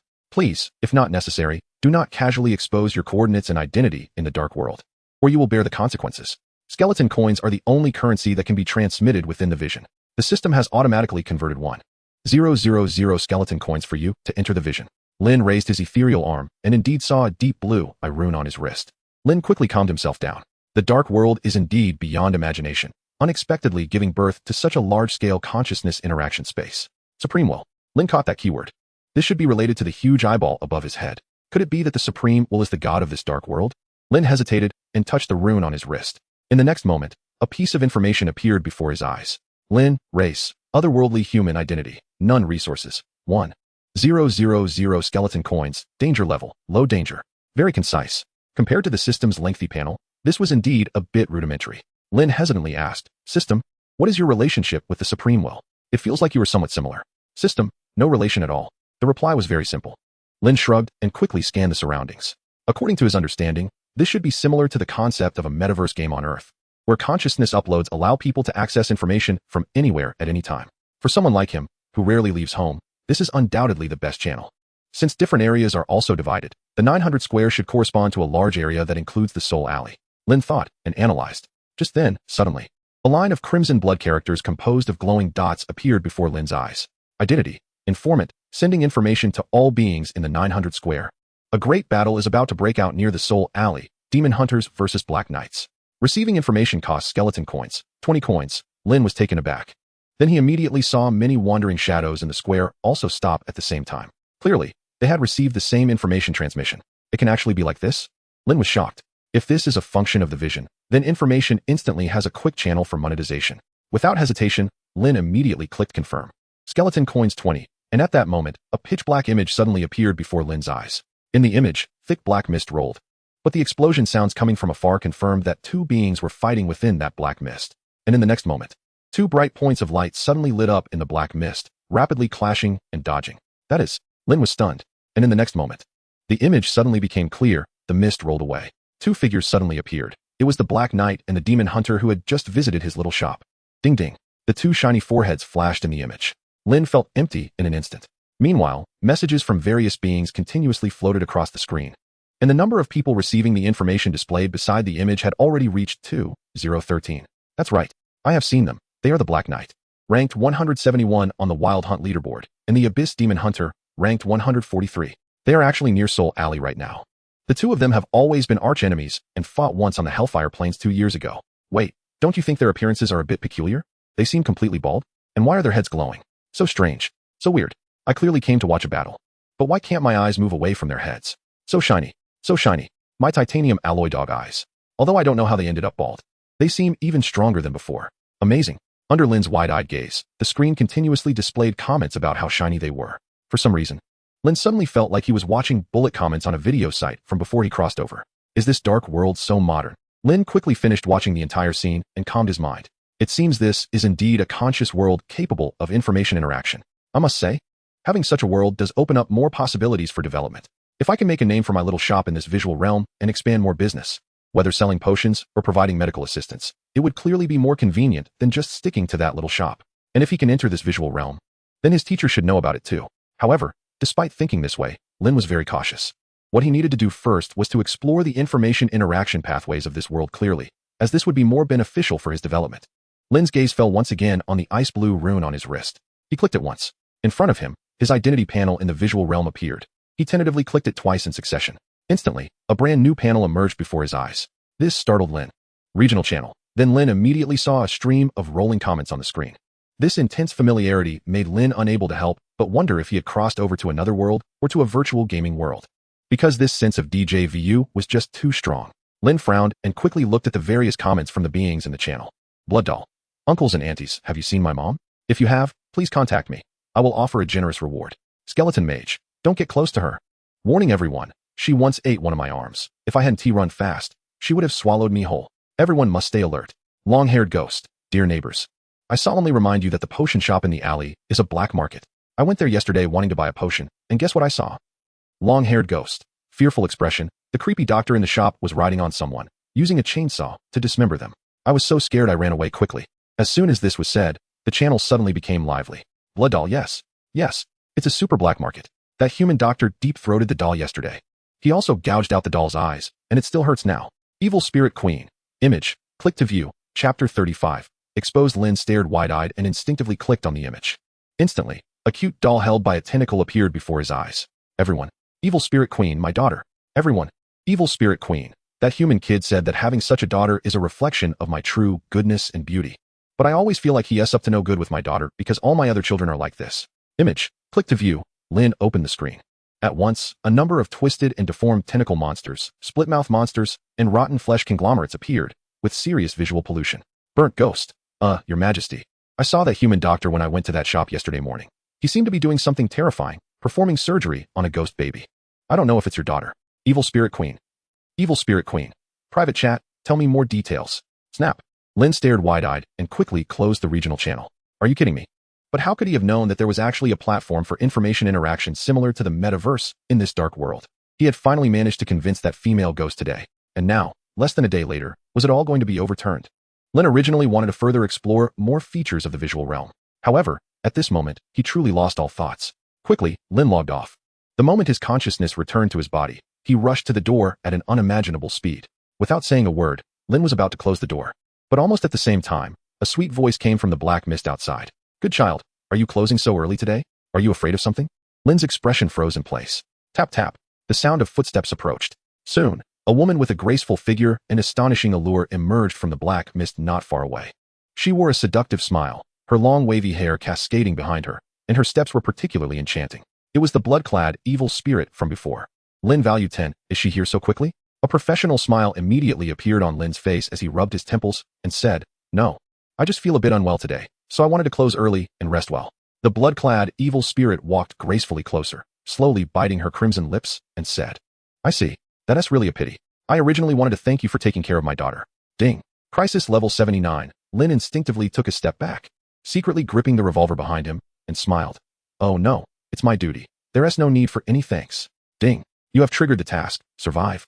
Task rewards. 200 skeleton coins, 200 basic experience, special reward 1 Lin. The blood-clad, evil spirit smiled and stepped closer, her gaze incredibly gentle. However, in contrast, the crisis level kept rising. Crisis level 81, crisis level 85, crisis level 90, just as she was about to reach Lin's side. A sound of wheels rolling from the distance suddenly echoed, growing closer. Creak, creak, it was extremely piercing. The blood-clad, evil spirit immediately stopped, and the smile on her face slightly faltered. Slowly, a slow-moving, wrinkled old woman pulling a cart appeared in front of Lin's potion shop, smiling and greeting Lin. Hey, are you closing up? Lin immediately approached with a smile, as if he had grasped a lifeline, and said, Yes, I'm not feeling well, so I want to rest early. How was your haul today, Grandma? The scavenger chuckled. I'm old, and nobody cares about this old woman. But with the things you gave me today, I won't have to scavenge for several days, he. Without hesitation, Lin said seriously, Don't mention it, Grandma. I've gathered some trash today that you might be interested in. Should I give it to you now? Oh. The scavenger smiled and replied, Thank you, young man. Lin quickly returned to the potion shop and immediately brought out the long hair dropped by the demon hunter and the black knight, placing them carefully on the scavenger's cart. Ding. You have given the scavenger 1 demon hunter's hair. Ding. You have given the scavenger 1 black knight's white hair. The scavenger was taken aback and then looked at Lin with a complex expression, saying, When I passed by the alley, those 2 outsiders were still fighting, and the flashing lights hurt this old woman's eyes. Did they get their heads shaved here by you? Lin smiled and replied, That's right, they are both my good customers. The scavenger paused for a moment, then showed an admiring smile, saying, Impressive, impressive. I didn't expect that the outsiders recently appearing in our ghost alley would have connections with you, young man. Quite formidable. However, the old woman said, I don't have anything to give you this time, but do you mind if I rest a bit in front of your shop? Lin quickly helped the old woman. Smiling, I wouldn't mind at all, Grandma. Please sit as long as you want. Ding. You have completed the task. The blood-clothed evil spirit has dispelled its malice towards you. You have received the reward. 200 skeleton coins, 200 basic experience, special reward. Curse diagnosis skill book 1. Lin maintained a smile on his face. But his heart had already gone through the gates of hell more than once. He knew that the blood-clothed evil spirit had come to kill him. If it weren't for the appearance of this kind old woman, he might have really met his end today. Young man, who is this? The scavenger smiled and turned to look at the blood-clothed evil spirit in red not far away. Lin immediately introduced with a smile. Oh, this is also one of my customers, a neighbor who just moved here recently. She's a very friendly and beautiful lady. The blood-clothed evil spirit smirked softly, her eyes flashing with cold light. She did not linger, slowly turning around, tossing her long hair, and with a slight smile said, Since you have things to attend to, I won't disturb you. However, I made some delicious food tonight. You wouldn't mind coming to my house as a guest, would you? My home is at number 45, and my daughter really likes you. Ding. You triggered the task, Blood Feast, Task Branch 1. Accept the invitation of the blood-clothed evil spirit and go as a guest. Task Branch 2. Refuse the invitation of the blood-clothed evil spirit and survive tonight. Task Reward. 1,000 skeleton coins, 500 basic experience, special reward 1. A grin spread across the blood-clothed evil spirit's face, stretching all the way to her ears, revealing the squirming tentacles and jagged barbs inside her mouth. You wouldn't refuse, would you? She said softly. Chapter 36. Public Execution. She then crossed her arms, turned around, and gracefully walked back into the darkness she came from. Listening to her footsteps fade away, Lin finally let out a breath and relaxed. Young man, the scavenger beside him smiled and said, Go back, but do be careful. Don't provoke any vengeful spirits, or they will cling to you forever. Lin quickly came to his senses and immediately thanked her. Regardless, I really have to thank you, Grandma, or I would have been in real danger. The scavenger chuckled as she hobbled away with her cart, saying, If it weren't for you last night, Ghost Alley wouldn't exist anymore. But this old woman can only help you this once. What happens next is not my concern. Squeak, squeak. Lin watched the old woman disappear into the fog, his expression turning serious. He quickly returned to the potion shop. He checked the time and raised his eyebrows. I can only see if the teacher will return tonight. If he doesn't come back today, it could be troublesome. Soon, the soul lantern outside flickered and slowly dimmed. Night was falling, and there were still no signs of his teacher returning. Lin paced back and forth. He knew that his teacher was unlikely to come back today. What lay before him were only those 2 choices. Either go as a guest or stay until the next day. However, clearly, given his current strength, it would be quite difficult to last until the next day. He frowned. Without hesitation, he immediately spent 500 skeleton coins to quickly log into the vision to gather intelligence. As soon as he opened the regional channel, he immediately saw the familiar nickname. Regional channel, Burnt Ghost. Queen, did you take care of that human kid? Evil Spirit Queen, that kid was lucky. An unknown scavenger happened to pass by, and he seems to have a special relationship with that old woman. I didn't make a move. Skeleton Demon, you must be talking about the old hag, right? You better be careful. She is one of the earliest residents of Ghost Alley. Many residents say she might be a remnant of a root-level monster, and her strength is very formidable. Evil Spirit Queen, interesting, but if it comes to a fight, I'm not afraid of her. Evil Spirit Queen, tonight, I've invited that kid to my house as a guest. If he comes, there will be a good show waiting for him. If he doesn't come, then I should find some fun. Burnt Ghost, the Queen is invincible. The comments below were all praises. Clearly, having just moved here not long ago, she had already established enough authority in Ghost Alley. Indeed, it is a world where strength is respected. Skeleton Demon. Queen, could he also be in the vision, watching us chat right now? Evil Spirit Queen, impossible. That guy is very weak and hasn't reached the ability to enter the vision. Even if he is, it doesn't matter. I'm already itching to deal with him. Just wait for my battle report tomorrow. Evil Spirit Queen. Human Dog Doctor, are you there? Are you there? Evil Spirit Queen. Bastard who teaches my daughter. Come out if you dare. Smack Lin and quickly closed the regional channel, his eyes wide open. This was a blatant scheme to deal with him. No way.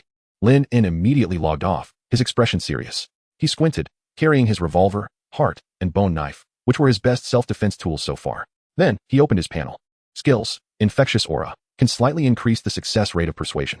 Curse Diagnosis. Can diagnose whether the target is cursed during diagnosis. Lin, a battle loser with all attributes maxed out and few life skills. He can't face things head-on and must rely on cunning. Lin's expression is serious. He watches as the soul lamp flickers. Without hesitation, he quickly shuts the door and, holding the dimming soul lamp, steps out of the potion shop for the first time. The light from the soul lamp dispels the black mist. In the darkness, it's eerily silent. Soon, Lin finds himself standing before the door of number 45 Soul Wandering Alley. He looks up, and an old, dilapidated house comes into view, a strong smell of blood and mildew hitting him. This is the shop of the pig-headed demon from before. Just yesterday, he was eaten. Creak. Lin slowly pushes open the old wooden door while holding the lamp. Lady, I'm here for a visit. Lin shouts. Inside is pitch black. The strong smell of mildew overwhelming. Lin cautiously steps inside. In the darkness, he vaguely hears rustling sounds, as if something is hanging upside down nearby, making faint sounds of chains clattering. In the next moment, whoosh. The candlesticks on the walls light up one by one, illuminating the entire room. Lin immediately sees that hanging from the chains are numerous skinned, dried human corpses. He can even clearly see the twisted, frozen expressions on their faces. Clearly, before the pig-headed demon died, this place was a bloody and cruel slaughterhouse. Lin reaches out and pokes the face of a corpse hanging in front of him. Not as handsome as me. He shakes his head, pushes the hanging person aside, and walks forward. In the next moment, Lin sees a square table in the center of the room, covered with a blood-red tablecloth, with 2 candlesticks flickering softly. On the table, there is a pair of high heels. The atmosphere is inexplicably eerie and out of place. Lady, are you here? Lin shouts, but there is no response. Lin stares wide-eyed, shrugs, and sits down in the chair that seems to be prepared for him. Meanwhile, somewhere on the second floor, countless sticky tentacles are crawling noisily on the walls. The blood-clothed evil spirit squints her eyes, staring at the scene of the first floor reflected in a glowing mirror, a cold smile on her face. Everyone, the doctor has arrived. Since you all want to see a public execution, you'll be in for a treat today. In the visual realm, a live feed from the area channel shows the image in the mirror. There are already 541 viewers. Blood Doll, I don't think this is good. After all, he's the apprentice of the Bloodsaw. If he gets killed now, it will be terrifying when Bloodsaw returns. Burning Ghost, does the Queen fear these? That Bloodsaw is a perverted killer, and his apprentice is a little perverted killer too. A human being so arrogant in our soul wandering alley deserves to pay the price. Skeleton Demon, Evil Spirit Queen, how do you plan to kill him? In front of the mirror, the blood-clothed evil spirit laughs coldly, flicking her long hair, and teasingly says, I won't kill him so easily. If he's human, the best execution should be to shatter his spirit first, right? Don't you want to see his terrified face? I think it would be quite interesting. She turns her head, looking at the adorable sleeping child in the corner, her eyes instantly turning red. If she didn't already know that it was that human's doing, she might really have been fooled by that guy. Poor daughter. She could have become a powerful and twisted hunter. But now she can only be a cute and utterly useless little one. It's all that guy's fault. Suddenly turning her head, staring intensely at the mirror, she says, everyone, this is the scene I've carefully arranged. Just wait and see how he dies. In an instant, she pulls on one of the tentacles hanging from above. Creak. It seems something has been triggered. Chapter 37, a knife stabbed right in. Meanwhile, on the first floor, Lin yawns, sitting cross-legged in the chair, patiently waiting. Just at that moment, suddenly, Lin hears the sound of chains clattering behind him. He quickly turns his head and immediately sees that the skinned, dried corpse that was just hanging in the air is now standing on the ground, completely still. An eerie and cold aura rushes toward him. Lin's eyes widen. He slowly turns his head, sitting up straight. Clatter. The sound comes again. He suddenly turns his head again and sees that those standing corpses seem to have moved closer to him. Haunted. Lin raises an eyebrow. This time he doesn't look back, but stares directly at the skinned corpses to see if they are still moving. After a while, he blinks. Instantly. When Lin opens his eyes again, a skinned corpse silently appears in front of him, its horrific face just a few centimeters from his own. Lin stares, his body stiffening as he leans back. On the second floor, the blood-clothed evil spirit laughs coldly, her eyes flashing as she watches Lin's stiffened form in the mirror. A look of delight on her face. In the visual realm, various evil spirits are incredibly excited, as expected of the blood-clothed queen. The way to create a sense of horror is too powerful. If I were that guy, I would probably be scared too. Yes. So many of his skinned kin suddenly come to life. Anyone would feel creepy. He should be too scared to blink now. If he blinks again, his neck will be bitten off in an instant. The evil spirits excitedly discuss. Then they see in the image that Lin is carefully leaning back, staring wide-eyed. He slowly extends his hand, cautiously reaching toward the mouth of the skinned corpse. What is he doing? The evil spirits are taken aback, somewhat confused. Because it seems he is not acting like someone who is scared stiff. Click. Just as they stare in astonishment, Lin suddenly pries a gold tooth from the mouth of the skinned corpse that is so close. He wipes it with a handkerchief, blows on it, and puts it in his pocket. Blood-clothed evil spirit, burning ghost, blood doll. In an instant, the once excited area channel falls into silence. Everyone looks dazed. This isn't right. This seems to conflict with their imagined scenario. What is he doing? A message in the area channel asks in confusion. Gold seems very precious in the human world. A malevolent spirit explained, similar to the hard currency of skull coins. However, this explanation was completely unconvincing. Skull demon, look. He moved. Is he finally planning to escape this time? All the malevolent spirits immediately fixed their gaze on the screen. In the image, Lin slowly crawled out from under the arm of the skinless corpse, his eyes wide open without blinking. Then he circled around to the back of the skinless corpse, drew out a bone knife, and with a squelch, stabbed it directly through a gap below. Blood-clad, evil spirit. Blood doll. Burning ghost. He stabbed it. He actually stabbed it. Everyone watching in the regional channel felt a numbness below, their hearts tightening, and expressions of fear showed on their faces. Squelch, squelch, squelch. Every time Lin stabbed with the knife, the dark creatures watching in the regional channel shivered. Then they saw the boy in the image stab the skinless corpse a dozen times before turning his head, eyes wide, and walking towards another skinless corpse. Squelch. Again. The same spot, the same stab. Exploding anus maniac. At this moment, everyone in the regional channel lost their composure. With each stab from Lin, they tightened up. As if he was stabbing not those puppets, but themselves. Something's wrong. Something's off. These puppets are completely unable to intimidate him. He seems to be getting more and more excited with each stab. No way. This is too torturous. I don't want to see this spine-chilling scene. He is completely unafraid. Watching Lin fix his gaze on the next target, the blood-clad evil spirit gritted his teeth and immediately gave the order. Kill him. Instantly. The frozen, skinless corpses in the image began to twist. One corpse suddenly opened its mouth and let out a terrifying and hoarse long howl towards Lin. Squelch. But before it could howl, Lin's bone knife, which had just stabbed below, pierced straight through its mouth. Then, under the dazed gaze of countless viewers in the regional channel, Lin seemed to unleash a dual-wielding frenzy. One stab for each. One stab for each. One after another, they were fluently taken down, and each stabbing position was exceptionally cunning. In less than 3 minutes, dozens of skinless puppets were all knocked to the ground. The regional channel fell silent. All the malevolent spirits stared blankly at Lin's handsome back with the knife in hand. Is this human really that powerful? He took them all down. And he seems completely unafraid. What is going on? I'm starting to feel a bit scared.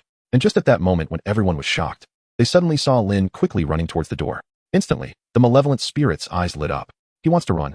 But just a few seconds after Lin disappeared from the screen, they immediately heard a series of hissing sounds coming from outside the image. What is that sound? One evil spirit exclaimed in astonishment. And just in the next moment, they saw Lin rush in quickly, holding a chainsaw, like a crazed killer, revving the chainsaw. Everyone. How dare you scare me? Are you tired of living? I'm going to chop you all up today and feed my precious baby. Revving. Under the terrified gaze of everyone, Lin began to perform a brutal execution on the skinless puppets lying on the ground, enough to scare a child to tears. Squelch, squelch, squelch. In an instant, a series of bloody and terrifying scenes unfolded before the camera. Blood doll, screaming, I'm not watching. I'm not watching. It's too scary. He doesn't even spare the corpses. Long-haired ghost, extremely terrified. That's right. He did it like this yesterday. Burning ghost, holding his head in fear. He is not a normal human at all. Queen, you can't use normal methods to deal with him. When he sawed people, he was even more ruthless than his teacher. In the regional channel, countless, Plant 1, flooded the screen. Seeing that the audience was about to be scared into psychological trauma, the blood-clad evil spirit hurriedly turned off the screen, clenched his fists, and said, This guy. Chapter 38. Actually, I also want to cooperate with you. First floor. Ding. Blood Doll's attitude towards you has reached extreme fear. You gained 100 experience points. Ding. Burning Ghost's attitude towards you has reached the level of psychological shadow. You gained 150 experience points. Ding. Long-haired Ghost's character trait, timid, has successfully been changed to reclusive. You gained 200 experience points. And so on. Ding. Your notoriety in Soul Alley has increased by 30. Lin. He stood there holding the chainsaw, looking around in confusion. Something's not right. He only sawed some puppets, so why did he suddenly gain so much experience? And what with those familiar names? Are they all in this room? Lin quickly looked around, carefully searching the room with the chainsaw, but found nothing else. Strange. Lin shrugged in bewilderment, then cleaned up the scene. He sat down on a chair as if nothing happened, pulled out a small bottle of old wine from his pocket, poured it into a goblet, and began to savor it with his eyes closed. In the regional channel, the dark creatures finally blinked, slowly coming back to their senses from the terrifying scene they just witnessed. I think this guy must have trained for a long time. And judging by his technique of sawing people, this is definitely the result of years of being influenced by that perverted teacher. This guy is completely unafraid. That's right. I think making this guy break down is definitely not a simple task. The blood-clad, evil spirit squinted and said, so what? After all, he is just a weak human. If he is not afraid of physical monsters, then I don't believe he can be immune to the elusive evil spirits. With a whoosh, she forcefully pulled on another tentacle that was hanging down beside her. In the image, Lin, who was savoring wine with his eyes closed, suddenly felt a chill breeze blow past his ear, causing him to shiver instinctively. The flames of the 2 candlesticks on the table also began to flicker. Lin was startled. He put down the wine glass and turned to look around the dim scene, wondering, what is going on now? For some reason, the atmosphere around seemed to suddenly turn cold. Just at that moment, Lin's peripheral vision suddenly noticed that the eyes of a portrait hanging on the wall seemed to move. Lin quickly turned to look in that direction. He crossed his arms and strode to the oil painting hanging on the wall, looking up at the blonde, blue-eyed nobleman depicted in it. So, why is there a painting from the human world here? Lin observed with confusion. What he didn't notice was that something was approaching him step by step in the darkness behind him. The candlelight flickered ominously, and at that moment, Lin suddenly felt a chill on his shoulder, as if something was pressing down on it. Almost instinctively, he turned his head to look at his shoulder. In an instant, their eyes met. A ghostly face, pale and decayed with blood oozing from its orifices, stared back at him at almost zero distance. The air fell into an eerie silence. In the regional channel, one dark creature after another watching the scene held their breath, wide-eyed, nervously gazing at this moment. Indeed, such an ethereal ghost is the most terrifying. If I turned my head and saw this, I would probably be scared to the point of wetting my pants. This human's psychological quality can't be so strong that he wouldn't be afraid of such a sudden encounter. Everyone held their breath and watched the scene. In the picture, a brief few seconds of silence passed. Then, they suddenly saw Lin wink flirtatiously at the ghost's face on his shoulder. Everyone. The ghostly face seemed momentarily stunned as it could clearly sense that this human displayed no sign of fear at its appearance. Lin closed his eyes, took a breath, and sighed. Don't bother. Are you one of the extras sent by that lady to scare me? Tell her not to do these flashy things. Since I'm here as a guest, it's really awkward for you to scare me like this. The ghost face paused for a moment. Then its eyes widened, and it opened its mouth to emit a terrifying wail towards Lin. Slap. Lin delivered a crisp slap to the ghost face with the back of his hand. Everyone. The ghost face was instantly slapped back to its original state, looking dazed. Lin shook his hand and, with his eyes still closed, said, why open your mouth so wide? In the regional channel. Wait a minute. Something's wrong. That wasn't an ethereal ghost? Why could he slap it so clearly? Can he even touch ghosts? This is a problem. In the picture, after Lin slapped the ghost face back to its original form, he kindly reached out, grabbed the dazed ghost's hair, turned around, and his gaze instantly fell upon a headless, translucent body a few meters behind him. Lin gently placed her head on that transparent body. Snap, snap. There you go. Don't let your head fly around, and don't scare people randomly. It's much better to be a quiet girl, isn't it? Why learn from others to scare people? Lin gently brushed the rotten hair off her decayed cheek. The ghost stared at him blankly and finally couldn't help but ask, how did you touch me? Lin immediately smiled and took out an empty potion bottle from his pocket, saying, I'm an apothecary, dealing with evil spirits all the time. If you don't regularly drink potions that allow you to touch evil spirits, how can you perform surgery on others? The ghost, Lin charmingly held her hand and, with a gentlemanly smile, asked, Miss, what's your name? May I get to know you? This sudden, charming inquiry left the entire regional channel in silence. Everyone stared blankly at the scene in the picture. It felt like things were slowly developing in a strange direction. Something's not right. It's really not right. In the picture, the ghost was also momentarily at a loss. Then she immediately remembered her mistress's instructions and hurriedly pulled a face, trying to create a terrifying scene. In an instant, her entire face split open from the middle. Thud, thud. 2 eyeballs dropped from their sockets onto the ground.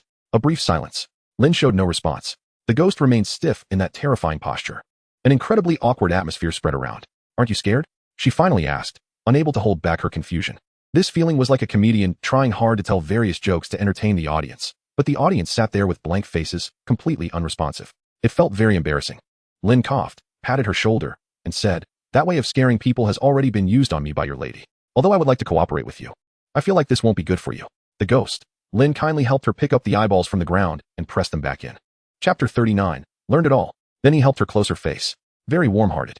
Lin gently and charmingly leaned closer to her, then slowly but firmly grasped her wrist, his smile forming a gentle arc.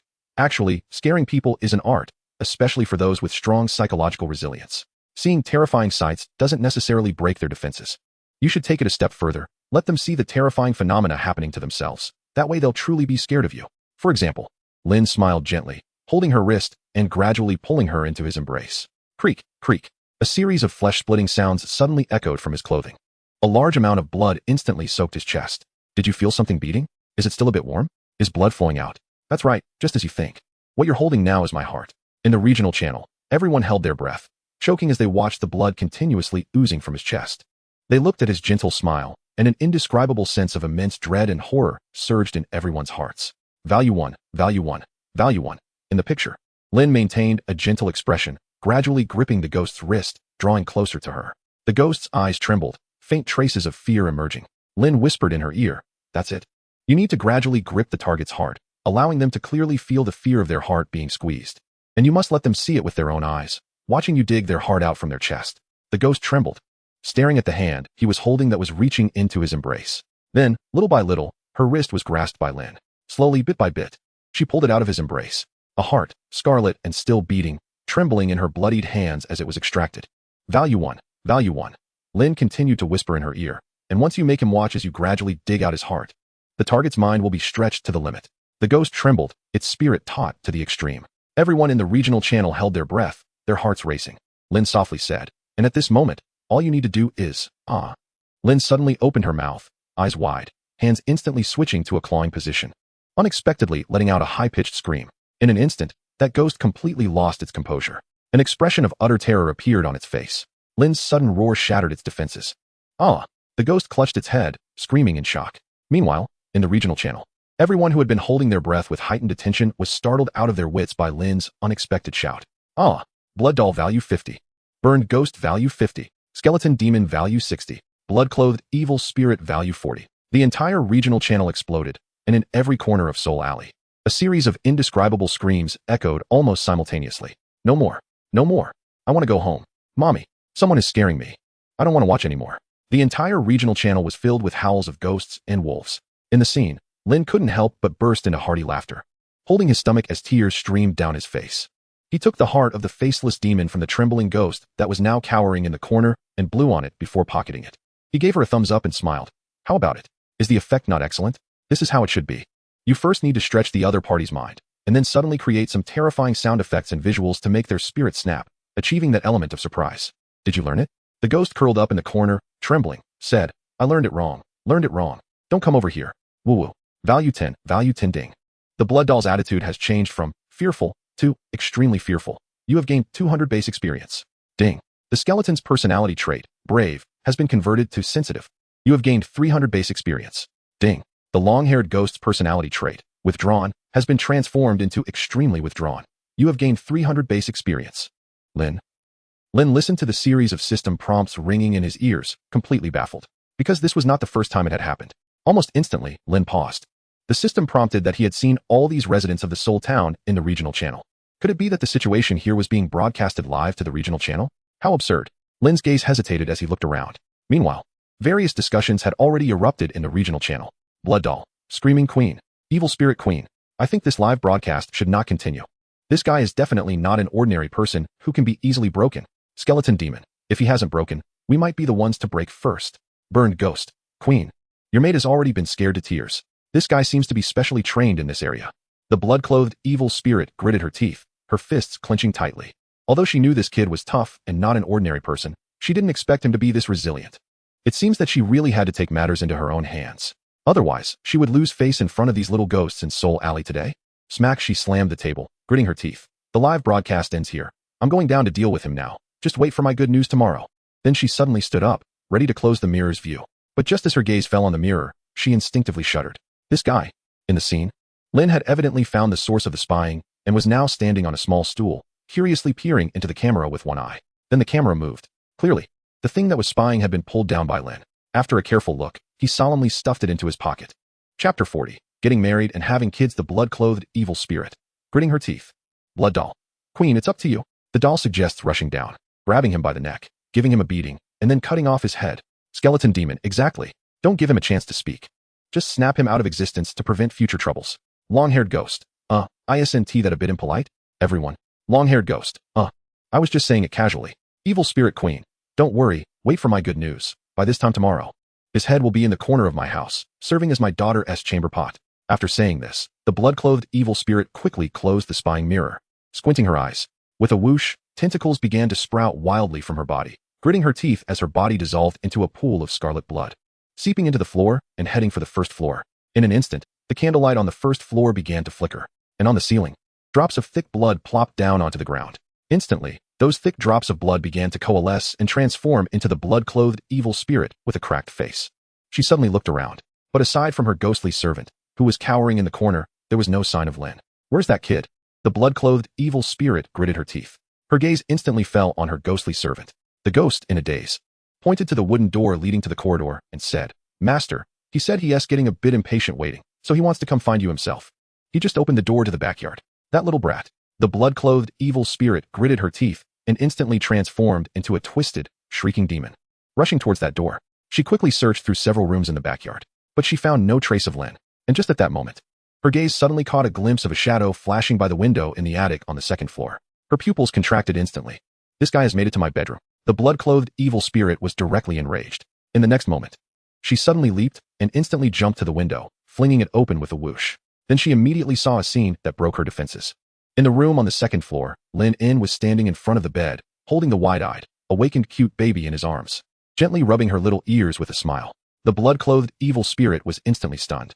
Let my daughter go. A long howl erupted, and the blood-clothed evil spirit flew into a rage, her tentacles instantly surrounding Lin like icicles, aiming at him. Lin snapped back to reality, his gaze landing on the furious woman. Adjusting his monocle, he smiled and said, Madam, this isn't how one should treat a guest. You said you would invite me to dinner tonight, but all I got downstairs was a fright, and I didn't even get to see your face. He hugged the cute baby and sighed. This is really disheartening. The blood-clothed evil spirit sneered. Stop pretending to be kind in front of me. I already know what you've done to my daughter. What? You still want to use what you said during the day to deceive me? It's clearly you who has been messing with my daughter, yet you say it's a manifestation of my inner goodness. I really wish I could tear your mouth apart right now. Lin knew that in situations like this, you absolutely couldn't go along with her. Otherwise, even if you had 100 mouths, you wouldn't be able to explain anything. Lin adjusted his monocle and calmly said, Madam, I don't care what you know, but I guarantee I haven't told you a single lie. If I had even the slightest intention to deceive you, let lightning strike me. Suddenly, a flash of lightning streaked across outside, striking right in the yard. Lin wiped his sweat and said, Well, you saw it too. For some reason, the lightning that came down didn't strike me, so that's enough to prove the credibility of my words. What do you think? The blood-clothed evil spirit sneered. Her expression seemed to say, I'm just watching you pretend. At this point, Lin took a deep breath and decided to drop the act. He sat down on the bed, holding the cute baby, exhaling, and shaking his head. All right. I admit it was me who caused the trouble, but madam, you must understand, I had no malicious intent at all. Moreover, when your daughter was just born, her face was so distorted, not only was she full of pus, but she also exploded. As a doctor with a sense of justice, Lin sighed helplessly. If I didn't correct it, when that pig-headed demon came back to claim the ghost baby that came out of her belly, how could I point to that child with a face full of pus and say, this is your baby? It looks too distorted. The blood-clothed evil spirit sneered. Keep making up stories. I want to see how long you can keep this up. Crisis level 87. Crisis level 97. Lin instantly raised his hands in surrender, helplessly saying, all right. There are other reasons, and this time I'm being truthful. Say it. First, Lin closed his eyes and raised a finger. I'm afraid of dying. I'm afraid that when your baby completely breaks down, I'll be the first to be taken out. After all, this is an evil spirit. The blood-clothed evil spirit sneered. That excuse seems reasonable. Second, Lin raised his head and closed his eyes. I wanted to test my ability to create. To see if I could mold a baby that meets my aesthetic standards, so I borrowed your baby for some experience. The blood-clothed evil spirit ground her teeth and asked. And the third, Lin awkwardly replied. Of course, I also had a tiny thought that maybe that pig-headed demon wouldn't come to claim her. Thinking maybe I could mold a cute girl, raise her, get married, and have a baby or something. The cute baby in his arms. The blood-clothed evil spirit seemed to be petrified, standing there in a daze. Lin raised his eyebrows, adjusted his monocle, and said cheerfully, "Just kidding. How could I, Lin, have such a filthy thought? I really just wanted to mold a prettier baby, something more pleasing to the eye. Do you find that funny?" The blood-clothed evil spirit ground her teeth. Lin shook his head and closed his eyes. "Not funny." The blood-clothed evil spirit was about to burst out laughing with anger, saying, "I find it very funny. Should I tear your mouth apart right now, so you can laugh to your heart's content? What do you think?" Lin wore a calm smile and said, "Madam, I think we should sit down and have a good talk. If you really want to kill me, I'm not your match, but you need to understand the gravity of the situation." Chapter 41. I have a bunch of people backing me up. The blood-clothed evil spirit sneered, sharp barbs growing on her tentacles, coldly saying, "Oh, is that so?" Lin calmly replied, "First of all, I'm a caring doctor. Similarly, I have many caring patients and customers. If I'm gone, they won't be able to find me, and they will be very sad. For example, those two bald men fighting outside, they are my loyal customers and friends." The blood-clothed evil spirit squinted her eyes, sneering, "Is that so? Are you talking about that demon hunter and the Black Knight? Do you think I would believe you?" Before she could finish her sentence, a click sounded as a safety was released. Lin slowly pulled out a silver revolver from his pocket, smiling as he raised it and aimed at the ceiling, saying, "You should recognize this gun, right?" The blood-clothed evil spirit immediately trembled, her eyes narrowing. That demon hunter-esque revolver. She was very familiar with that flashy demon hunter. He always carried those two demon-hunting revolvers he brought from the upper world, treating them with utmost care. How could this gun appear in his hands? Lin smiled, holding the gun. "He is my relative, a very fond uncle of mine. This gun is a gift he left for me to protect myself. If I encounter danger and fire a shot, he will immediately come to my aid. And he is currently outside the alley. It won't take him long to arrive." Achoo! Outside the alley, a certain bald man sneezed violently. The blood-clothed evil spirit narrowed her eyes flashing with murderous intent. Lin smiled as he put away the gun and then took out a thin, curled hair from his pocket. "What is this?" the blood-clothed evil spirit asked coldly. Lin smiled slightly, saying, "This is the token my Black Knight uncle left for me. His chest hair, and it's the longest and culliest one. My Black Knight uncle said that as long as I flick it gently, he will sense it and come to my aid. If you don't believe me, we can give it a try." The blood-clothed evil spirit was instantly dumbfounded, saying, "Chest hair?" Lin adjusted his monocle, calmly smiling. "That's right. You should be able to sense the aura on it, right? Today my black uncle came to see me, asking me to give him a haircut, and he also left me this token, saying my fortune was dark and trouble might come recently. It seems my uncle was right." The blood-clothed evil spirit opened her mouth.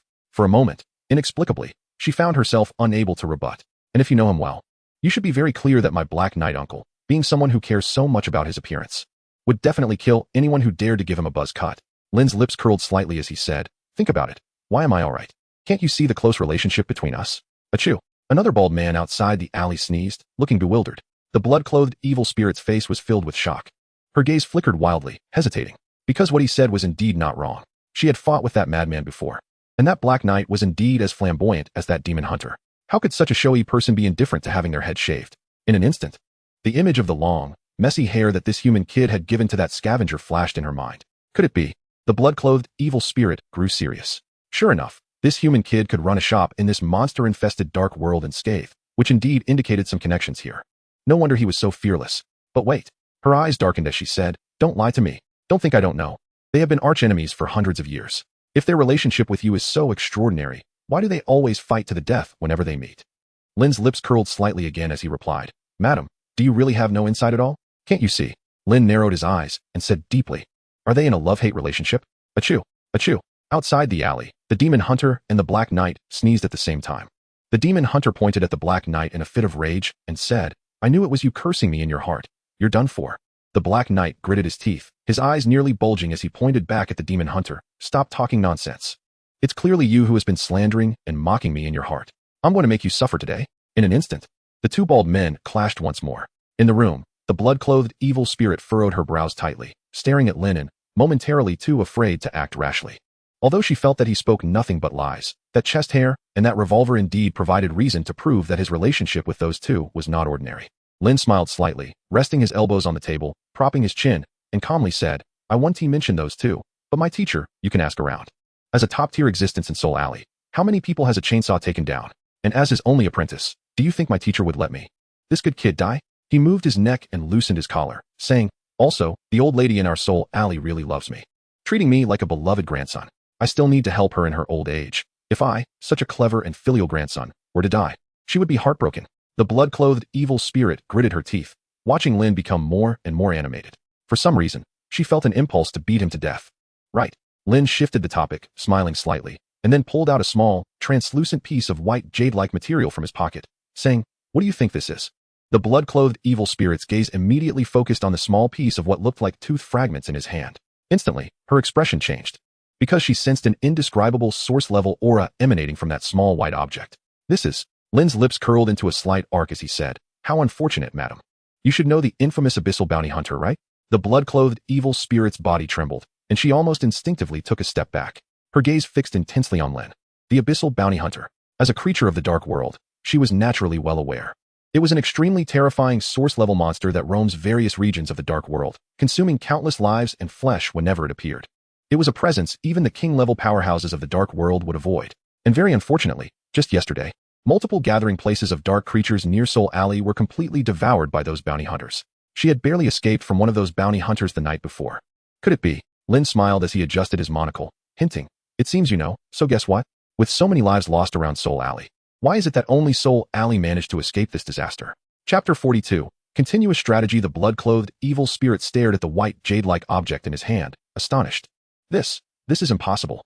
Lin stood up with a light smile, saying, "How unfortunate. I am the favorite private dentist of that bounty hunter. Last night, she specifically came to me for a dental checkup, and she is now an honorary member of my shop, taking great care of my business."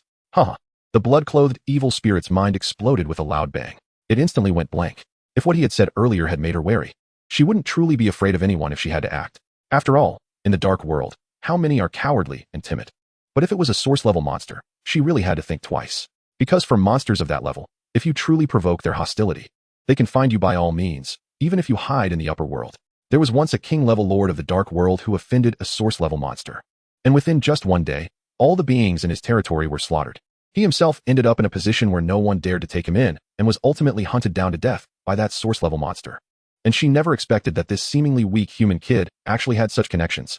Lin looked at her pale face and smiled as he held the cute child, saying, "Madam, you can't judge a person by their appearance.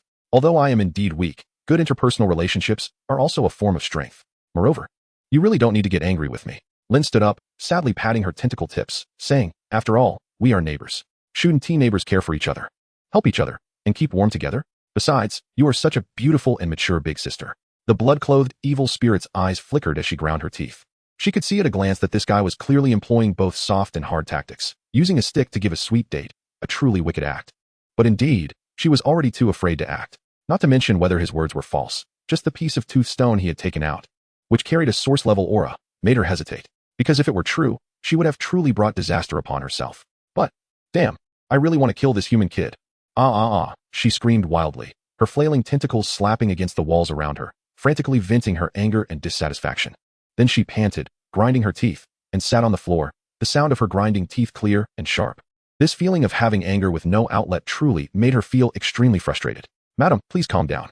Lin calmly held the adorable child and said, "What I told you during the day, although a third of it was false, it wasn't all a lie. While the concepts of truth, goodness, and beauty might be a bit exaggerated, I did see some qualities in you that other evil spirits do not possess."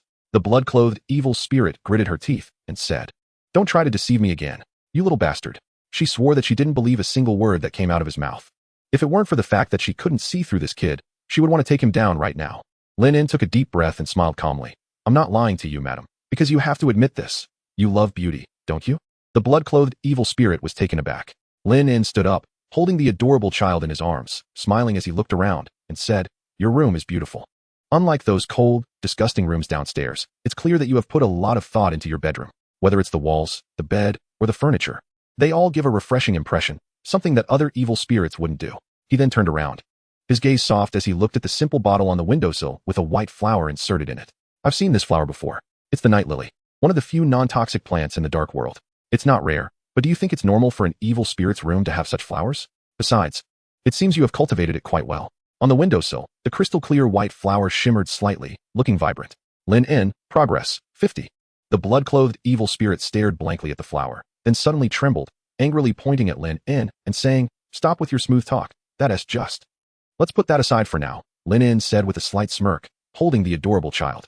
"I really want to ask, if you truly find your child's appearance disgusting, then may I ask, what about this beautiful dress and vest on the child? How do you explain that?" Upon hearing this, the blood-clothed evil spirit's gaze flickered, panicking as she said, That's just. The pink dress on the adorable child looked exceptionally cute, contrasting sharply with the dirty and chaotic world outside. Moreover, it was clear that there wasn't a speck of dirt on it, and the threads looked freshly woven. Lin, all right. Don't deny it. It's all been seen through. You must think your child is cute, right? When you're alone, you must have felt envious, wanting to hug and kiss her, right? The blood-clothed evil spirit's face instantly flushed red, and she angrily retorted, I didn't. Don't talk nonsense. Don't make random guesses. Lin, what is there to be ashamed of? That's a very normal display of affection a mother has for her daughter. And since you've dressed her in such beautiful clothes, it's clear you are very satisfied with how she looks now. The adorable child wiggled her hands and feet. The blood-clothed evil spirit's face turned even redder, unable to utter a word. But she had to admit, this guy was indeed right. Compared to her previous distorted and broken children, she definitely preferred this relatively normal and adorable child. However, hearing this guy say it out loud made her feel extremely uncomfortable. Lin wore a kind expression and said softly, Madam, I've always believed that a person who loves to pursue beautiful things must have a beautiful heart. This alone shows that you are fundamentally different from other evil spirits. I believe that even in the human world, you would be a very lovable girl. Listening to Lin's increasingly gentle voice, although she continuously told herself not to believe a single word from this human kid, she couldn't help but feel her heart racing. She gritted her teeth, her gaze flickering as she looked at the wall beside her. But in her mind, Lin's words kept echoing, as they indeed touched the softest part of her heart. As someone who had died in the human world and then revived in this dark world, she had been trying to adapt to this dark world all along. However, she couldn't forget the memories of her past life. She often thought, what if she hadn't died? What if she was still that girl in the human world? Would she be surrounded by children and grandchildren by now? Would she have already watched her daughter grow up, get married, and have children? Yet every time she looked in the mirror and saw her distorted appearance, the terrifying sight constantly reminded her, you are dead. You are nothing but a twisted evil spirit. Ding. Mission triggered. Resolve the blood-clothed evil spirit's resentment. Current progress. 11. Phase 1 mission reward. 500 skull coins. 500 basic experience. Special reward. 1. Chapter 43. The curse has been cleared. The system notification rang in Lin's mind. He immediately calmed down. He looked at the blood-clothed evil spirit, who was clearly a bit distracted. He could feel that his words had touched her defenses, and as long as he found a breakthrough point, he could completely dissolve her hostility towards him. Lin's mind raced. Finally, his gaze locked onto her cracked face, which was constantly writhing with tentacles and barbs.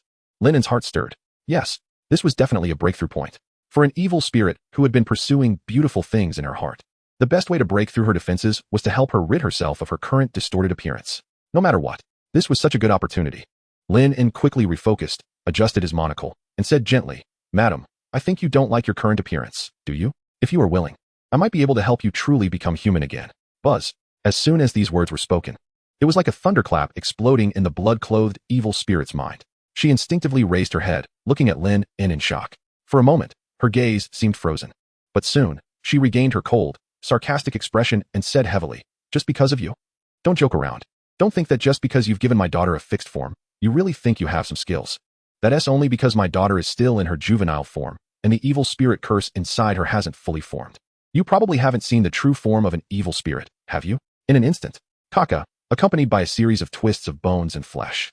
Her body continued to crack and expand, that graceful figure constantly growing one rotten hand after another, squeezing out thick and stinky rotten flesh. Right before Lin, that blood-clothed evil spirit was gradually expanding and twisting into a completely indescribable monster.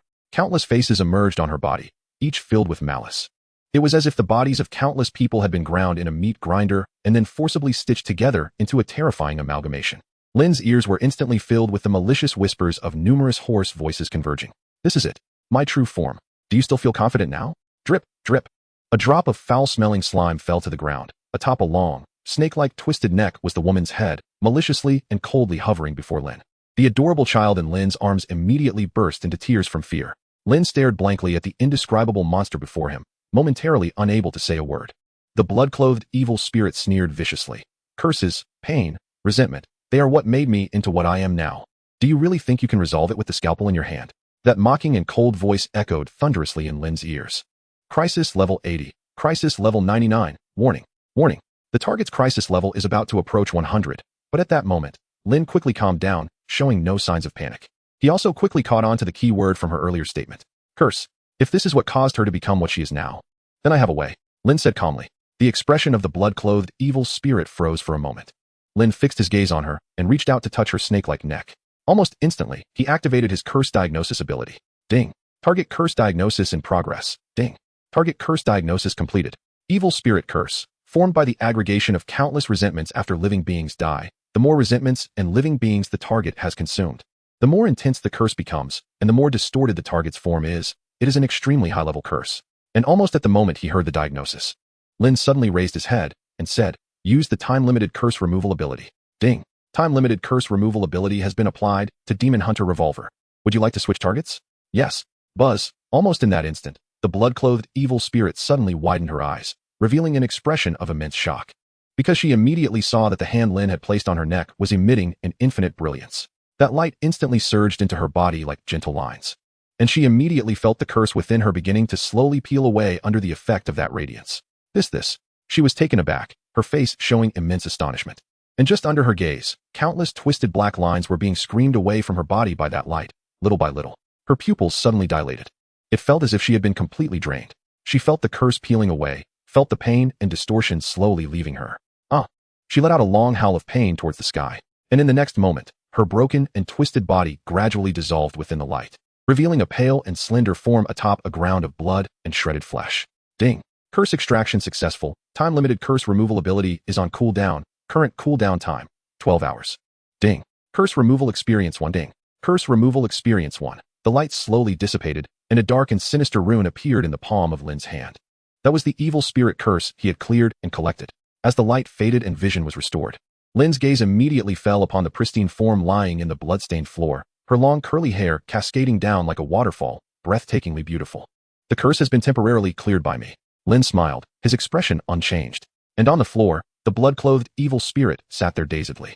She slowly crawled up from the ground, her eyes reflecting her long hands, turning her head in a daze to look at her appearance in the mirror. In an instant, her mind went blank. "This is impossible," she murmured, trembling as she reached out to touch her cheek. Because she felt it. This is her body. No longer the disguise formed by the aggregation of flesh and blood. This is her true form. And within her, the empty feeling that had tormented her for hundreds of years, the evil spirit curse, seemed to have never existed. It disappeared. "What did you just do to me?"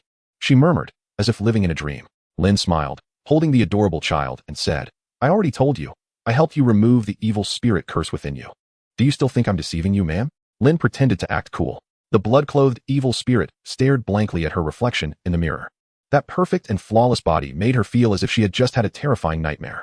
You really?" She finally struggled to rise from the ground in disbelief.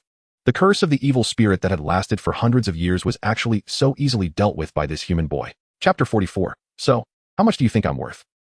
She tightly grasped her hair, closed her eyes, and let out a series of almost uncontrollable excited screams. She became incoherent. She didn't even know what words to use to describe her complex feelings at that moment.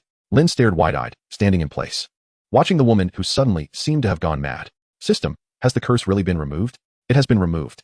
But why do I feel like she is crazier than before?" Finally, after a long time of incoherent shouting, the blood-clothed evil spirit seemed to be in a daze again, slumped on the ground, blankly covering her face, and said, "I'm sorry. Can you go out first? Let me calm down. My emotions are a bit turbulent right now." Lin nodded in understanding, then quickly hugged the adorable child and hurriedly pushed the door open to leave. After Lin left, the blood-clothed evil spirit sat there dazedly on the floor, just gazing at the beautiful self in the mirror. Ding. You have completed the first phase of the task, the blood-clothed evil spirit's grievance. You have received 500 skull coins, 500 basic experience. Special reward, 1 evil spirit soul lamp. Ding. The blood-clothed evil spirit's favorability towards you 10. Ding.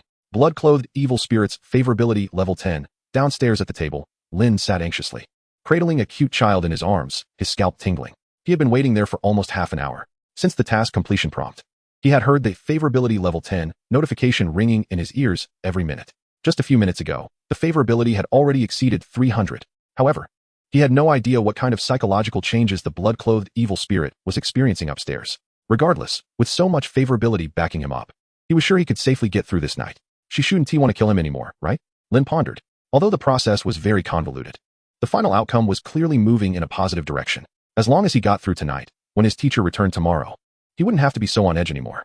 After all, his teacher's strength was definitely top-notch. At that moment, a pale hand slowly pushed open the door. Immediately, a sweet and charming voice came from inside. "Sorry to keep you waiting." Lin immediately looked up toward the door, under the dim candlelight. He saw the woman in a red dress pushing open the door, still sporting her wavy hair, her face adorned with a mature woman's blush, gently walking out. Upon seeing her, Lin couldn't help but give a thumbs up. Compared to her previous disguise, after the curse was lifted, she had become even more beautiful and genuine. As Lin watched, the blood-clothed evil spirit blushed and sat down opposite him.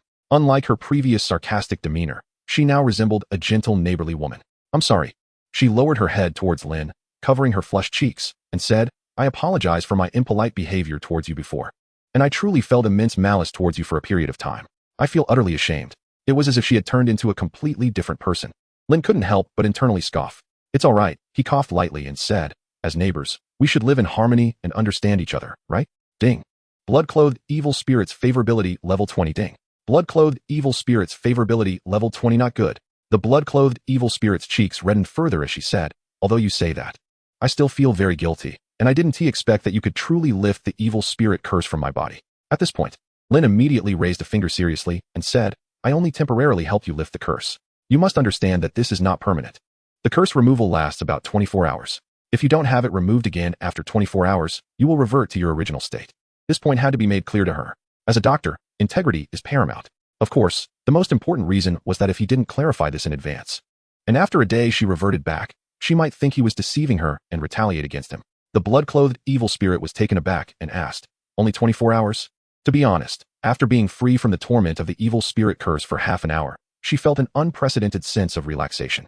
Just thinking about the centuries she had endured made her shudder, and she truly didn't want to return to her former self." Lin nodded seriously. However, upon seeing the look of disappointment about to appear on the blood-clothed evil spirit's face, Lin quickly changed his tone and said with his eyes closed, "However, although I say that, I can help you remove it once every 12 hours. So, in other words, it's not impossible for it to be permanent." "Really?" The blood-clothed evil spirit's eyes lit up. Ding. Blood-clothed evil spirits favorability level 20 ding. Blood-clothed evil spirits favorability level 20. That's right, Lin smiled slightly, giving a thumbs up and said, "And since we're neighbors living so close, if you want to maintain your current appearance long term, you just need to come to me for treatment every day. Plus, as neighbors, I can give you a 20 discount. That way, it'll definitely be no problem." He only needed to consume his limited curse removal ability every day, not only ensuring his safety, but also providing him with a stable client and income source. No matter how he looked at it, this was a win-win business. He was so clever. 20% off? The blood-clothed evil spirit rested her chin on her hand, smiling at Lin, and said, "Do I still need to pay?" Lin immediately rubbed his shoulders, revealing a slightly weak expression, and said with a bitter smile, "Madam, to be honest with you, while the curse removal process may seem simple, it is actually very energy-consuming. As neighbors, I can indeed waive a few fees for you, but subsequent treatments will still require payment. After all, we are also operating on a small scale. Want to get it for free? Not possible." The blood-clothed evil spirit smiled and asked, "What is the price? Or what kind of compensation do you need?" Lin thought for a moment, smiled, and raised a finger, saying, "One time for 1,000 skull coins. With your discount, that's 800 skull coins. How about that? This price is quite favorable, right? For such a high-level evil spirit." Lin didn't believe she had no money. After all, people like the Black Knight demon hunters used black skull coins. It was clear they came from wealthy families. However, Lin's price wasn't too high because this was a long-term business, and it was all about steady income. You couldn't be too hasty. But to his surprise, the blood-clothed evil spirit smiled and shook her head, twirling her hair with her finger, and said, "I have no money." Lin was taken aback. "Madam, you're joking, right?" Lin was at a loss whether to laugh or cry, saying, "How could someone as strong as you have no money? Don't lie to me." The blood-clothed evil spirit smiled sweetly, resting her chin on her hand, and said, "I really have no money. Because in the past, whenever I wanted something, I would just eat the other party. It was much simpler, so I never needed to trade, and thus I have no money." Lin felt a chill run down his spine. No way. With her favorability already at such a level, she wouldn't want to harm him, would she?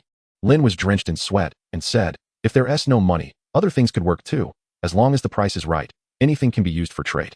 "Really?" The blood-clothed evil spirit raised her beautiful eyebrows. Lin crossed his arms and closed his eyes, saying, "Really, whether it's body parts, herbs, cursed items, or corpses, I'm open to negotiation, as long as the price is right." But at that moment, Lin suddenly felt a fragrant breeze blowing towards him. He opened his eyes abruptly, and above his head, a series of appeared. He saw that, without him noticing, the blood-clothed evil spirit had leaned over the table, her nose less than a centimeter from his, her lips slightly moving, and a teasing fragrance wafted towards him. She cast a flirtatious look and breathed softly. "So, how much do you think I'm worth?" Chapter 45. Sister teaches you how to fight Lin in. She gently extended her long fingers and tugged at the strap on her shoulder, her fair skin dazzling to the eyes. The charm exuded by this mature woman was like poison, firmly pulling at your gaze.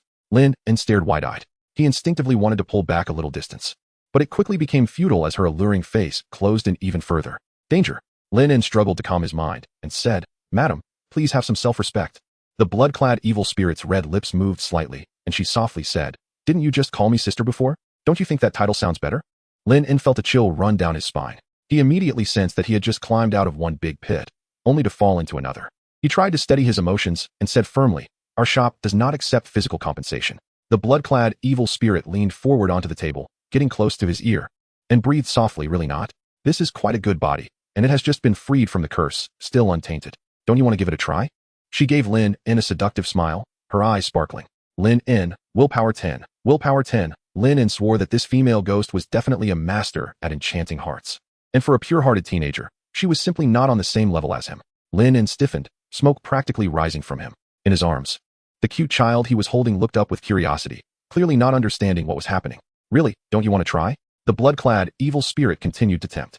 Lin stiffly replied, "Your child is still watching." The corners of the blood-clad evil spirit's mouth curled up slightly, and she whispered into his ear, "It's okay. Come to my room."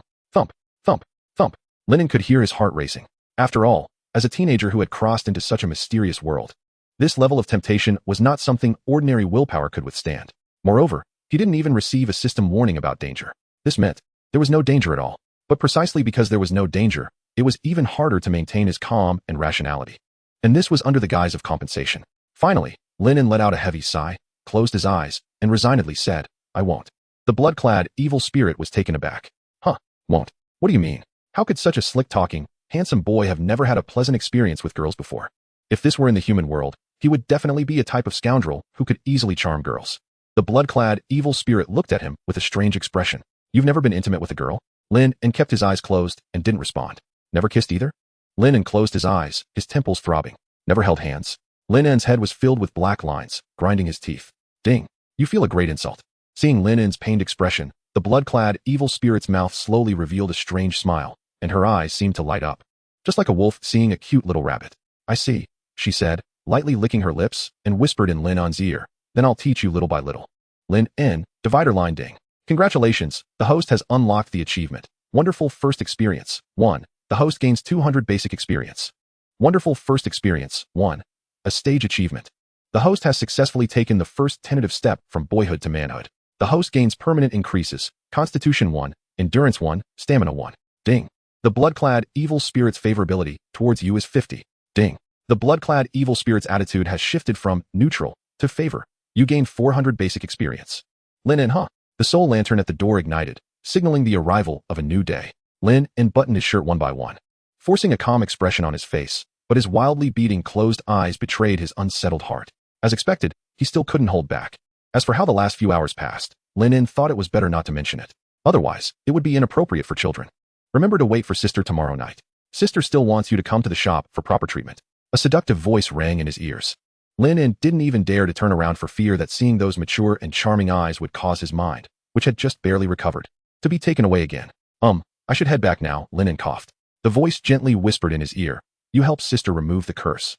And Sister will teach you new knowledge, definitely more powerful than before." Lin fled as if escaping. Behind him came the woman's melodious laughter, like the sound of copper bells. Watching Lin's retreating figure, the blood-clad evil spirit crossed her arms, seductively twirled her wavy hair, and wore a smile on her face. Then, as if performing a magic trick, she pulled out a mirror, gazing at her own reflection, lost in the joy and excitement of being free from the curse. Ding. You have successfully completed the task, Blood Feast. You have received rewards. 1,000 skeleton coins, 500 basic experience, special reward. Cloak of the Blood Demon. Cloak of the Blood Demon, quality, rare, traits. After use, you can conceal your aura and pass through solid objects like a ghost. Description. The formless and intangible evil spirit always becomes the fear in people's hearts. So the monsters of the abyss created this cloak, allowing you to become like a ghost. Formless and intangible, but be careful. Wearing it means you lose all attacking capabilities. Ding. You have leveled up. Please allocate your attribute points. On the way, Lin quickly opened his attribute panel. Lin level 9 race, human strength, 31 agility, 32 intelligence, 35 constitution, 44 available points, 16 notoriety, 64 description, a twisted and perverted apprentice at the Bloodsaw Potion Shop. Hiding a heart that spreads fear beneath a pure exterior has caused significant psychological trauma to many customers and incited 2 high-level beings to abuse drugs. Gaining a slight reputation among root monsters, yet still unable to change his notorious conduct of deceiving good women and forcing physical compensation. Lin N. What the hell is this ridiculous description? How did I become a twisted and perverted person? I didn't spread fear at all. And what do you mean by deceiving good women and forcing them to pay with their flesh? It was clearly my first time that was insidiously taken away. I was lured into this. And why is the blood-clothed evil spirit referred to as a good woman? Does that mean I'm as innocent as a harmless little sheep? Lin, with a dark face, after venting, still followed the usual practice of allocating all his attribute points to physique. Although there are advantages in other aspects as well. Durability is undoubtedly the best advantage in this dark world. Moreover, once his physique becomes strong, other abilities will also have hidden enhancements, such as endurance and stamina. And even the strength of his punches will be noticeably stronger than when he was physically weak. He has now reached level 9. That means he just needs to level up once more to meet the class change requirements of the system. Chapter 46, he was really too forceful. He didn't know what kind of class change task would be triggered at that time. Lin quickly picked up the lamp and headed towards the potion shop. He still didn't dare to linger outside for long, although he had become much stronger than before. Who knows what kind of monster might suddenly appear from the black mist and drag him into darkness. He was still too weak. Fortunately, he didn't encounter any bad situations along the way. Arriving at the shop's entrance, the lit soul lamp emitted a faint glow, and there were no signs of anyone having been inside the shop. So, did something happen to his teacher? Lin hesitated, sitting in front of the counter. Tapping on the table, his teacher had hurriedly left, saying he would return in 2 days, but now it was already the 3rd day. And his teacher had still not appeared. Lin couldn't help but suspect that something was amiss. Perhaps something had delayed him. Lin's gaze was calm. He tapped the table again and decided to explore the vision first. Yesterday, the incident with the blood-clothed evil spirit had interrupted his exploration. So today it was truly necessary to explore thoroughly. Enter. Skeleton coin 500, accompanied by a wave of intense nausea. Lin suddenly opened his eyes, and the massive square reappeared before him, along with the gigantic eyeball above the square. He had once again entered the vision. Let's see what they are talking about. Lin quickly opened the regional channel to see if he could gather some information. Regional channel, Blood Doll, Queen. How is the situation progressing? Did that human apprentice die a miserable death? Has his head been twisted off and turned into a chamber pot? Burning Ghost, Queen. Please elaborate. We are all very eager to know what happened. Long-haired ghost, autistic, skeleton demon. Queen, are you there? Has that guy who dared to bully your daughter been decisively dealt with? Evil spirit Queen, Blood Doll. Excited, Queen, you appeared. How is it? Did that guy receive the punishment he deserves? Evil spirit Queen, shy. He made me feel very comfortable. Was in an instant, there was silence in the regional channel. Then countless began flooding the screen. Blood Doll? Burning Ghost. Dazed. What does very comfortable mean? Evil spirit Queen. I was too irritable yesterday, blushing. He is indeed a very capable doctor. I shouldn't have treated him so rudely, but I didn't go back on my word.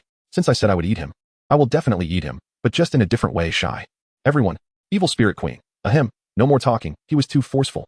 I need to go get a good sleep. Goodbye. Everyone. What do you mean by a little swollen and painful? Explain clearly. Also, what are the other methods?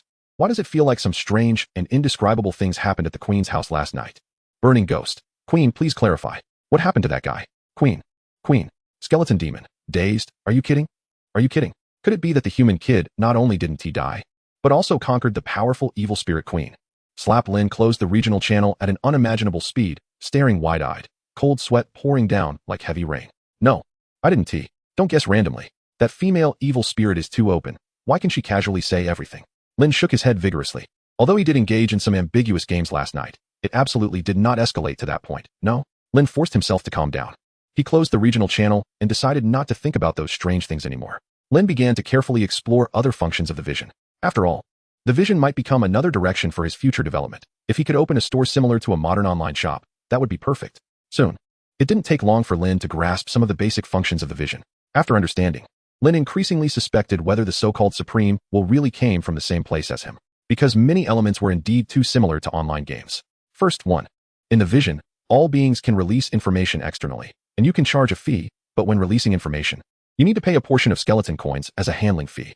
2. You can release information in your local area, or choose to broadcast to the entire vision or a larger area, but you need corresponding permissions and higher fees. 3. In addition to each square corresponding to a regional channel, there are also larger domain channels, and the largest public, world channel. Yes, it was precisely because of the words, world channel, that Lin highly suspected the essence of this vision, because the style doesn't match. 4. You can consume a portion of skeleton coins to register your own store and identity in a dedicated area of the vision. But there is a daily fee of 1 black skull coin. Yes, a full 1,000 skeleton coins a day. 5. In addition to trading within the vision, you can also accept various tasks released by different beings in specific areas and exchange them for rewards and skeleton coins. It can be said that this vision almost constitutes an independent economic system. if it weren't for the fact that most of the beings walking around here are dark creatures. He would even think he had logged into a large online game. And 6. This was also the point that Lin found most intriguing. In the vision, there is also a place called Contract Domain, which is different from other areas. According to the introduction, this place collects prayers and sacrifices from various worlds above and transmits them in real time to the dark world. As long as the conditions are met, you can sign a temporary contract with a being from the surface. You are summoned in the form of demon summoning to descend into the world where the beings on the ground reside. After completing the contract, you will receive the offerings sacrificed by the beings on the ground. If that is the case, Lin pondered, could there be prayers from Earth? If so, could he return home through this method? This was indeed a very tempting idea. After all, for a teenager who had been away from home for 2 years, especially in such a dark world, it would be a lie to say he didn't miss home. However, Lin was not in a hurry.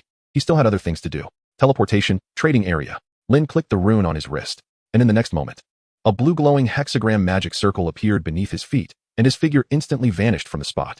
Sin City high-level weapon shop, selling black stone giant shield. Suitable for humanoid creatures, price, 11 black skull coins. Focus your vision to teleport. Demon machinery shop, providing limb reconstruction services, selling high-level magic cores, price negotiable. Focus your vision to teleport.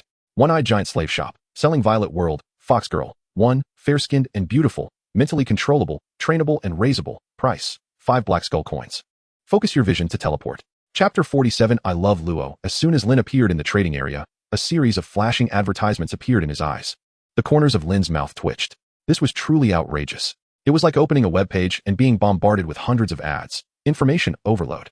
However, Lin did not care. After arriving in the trading area, his wrist rune had gained some new functions.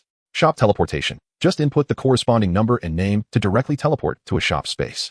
Shop creation. Consume 10,000 skull coins to establish your own shop. Formula trading. Go to a specific high-value item trading area for auction and purchasing services. Without hesitation, Lin clicked Shop Creation. He already had over 30,000 skull coins, enough to create a shop in the vision. He entered Bloodsaw Potion Shop, along with the address of Soul Alley, and clicked Submit. However, the next moment, a notification about information duplication appeared in front of him. Lin thought, could it be that the teacher had already created a shop with the same name in the vision? There was indeed a possibility. After all, his teacher was a native dark creature and had obviously been able to access vision for quite some time. There was no reason for him not to know about it. Teleport. Bloodsaw Potion Shop. Without saying a word, Lin directly input the corresponding name and clicked Teleport. Accompanied by a flash of blue light, Lin suddenly opened his eyes and found himself in a small independent space that looked to be less than 50 square meters. Above the shop in front of him, several large characters were prominently displayed. Bloodsaw Potion Shop. Lin immediately spotted the shop's iconic Bloodsaw symbol next to the potion shop. Yes, this was undoubtedly his teacher's potion shop, because that Bloodsaw symbol was his teacher's exclusive mark. Lin looked up at the empty shop and instinctively reached out to push the door. Instantly, a line of blood-red text appeared before him. Authorization not detected. Please enter the shop command.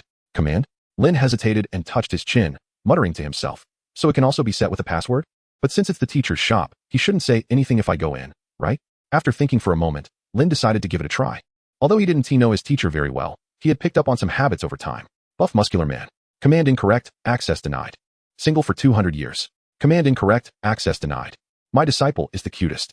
Command incorrect, access denied. Lin straightened his face, thought for a moment, and then with a deadpan expression said, I love Luo. Command correct, access successful. Click. The door of the shop slowly opened.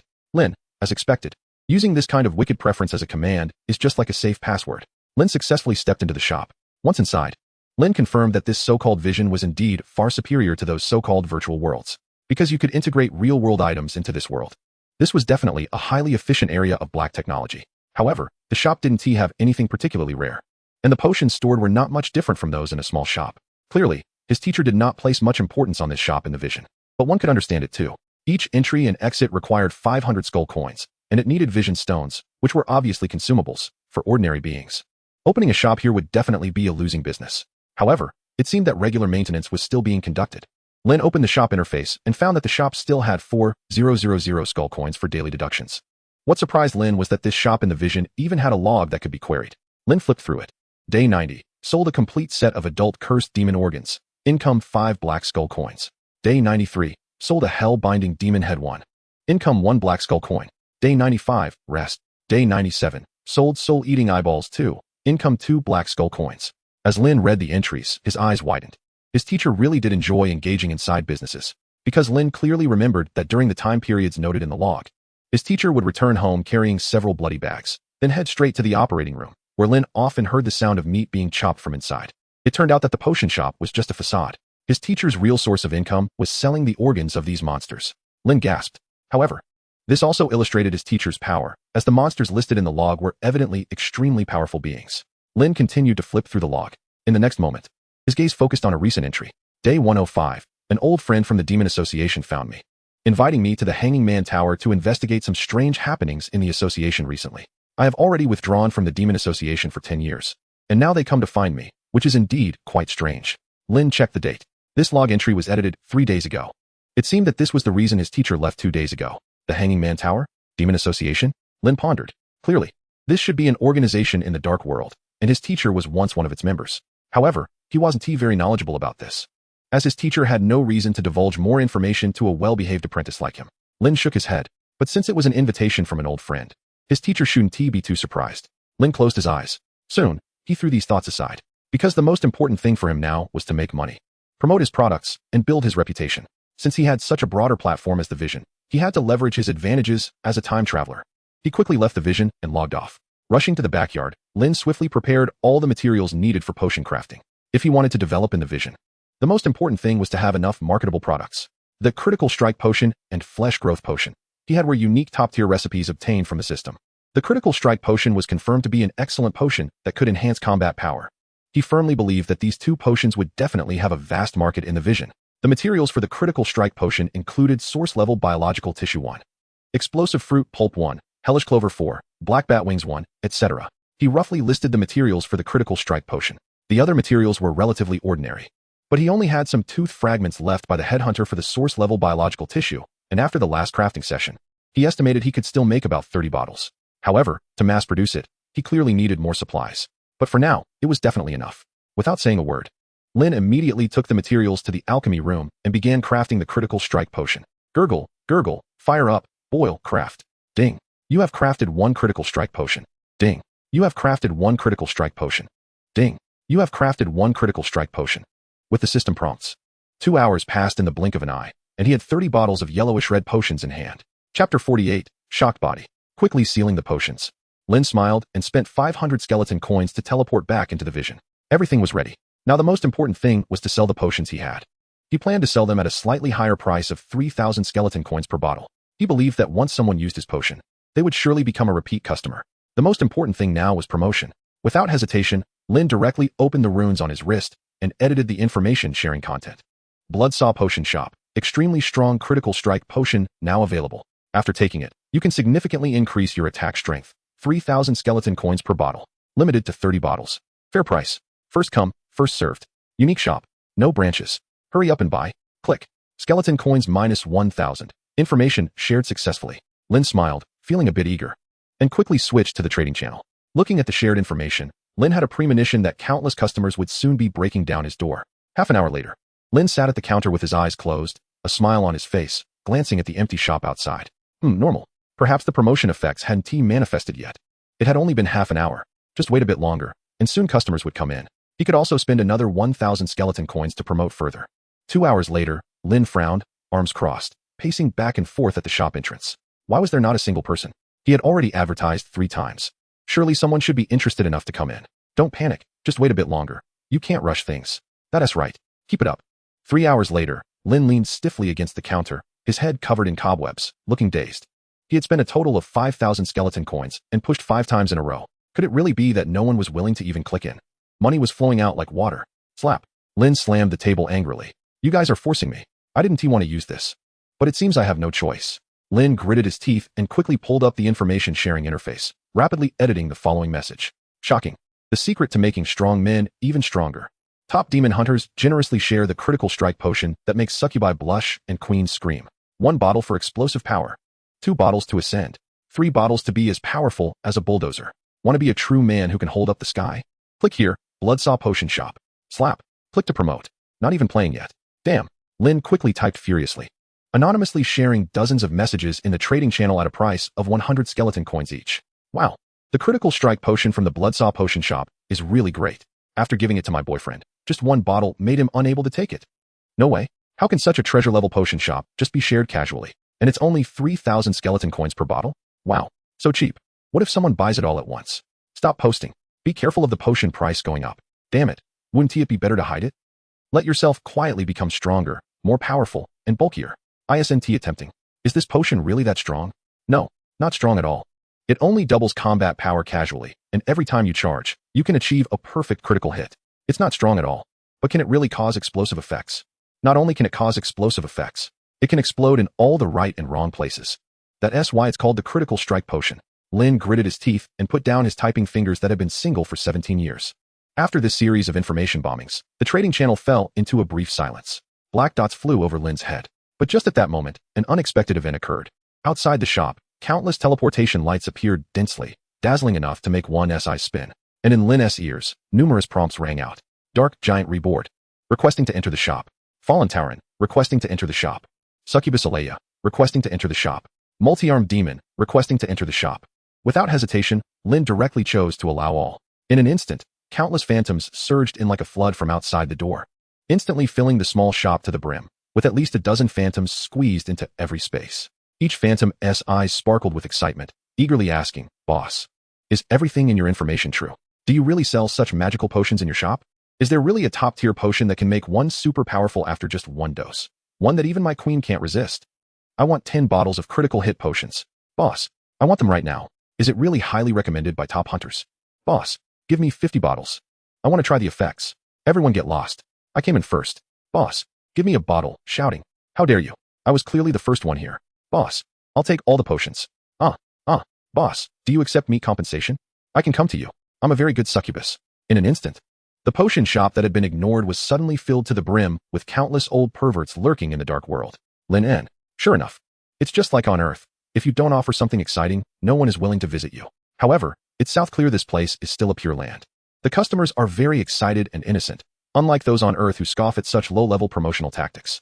It's really quite a headache. Lin En pretended to be troubled, showing a difficult expression. Everyone, while our potions are indeed genuine, this small shop has always operated on a small scale.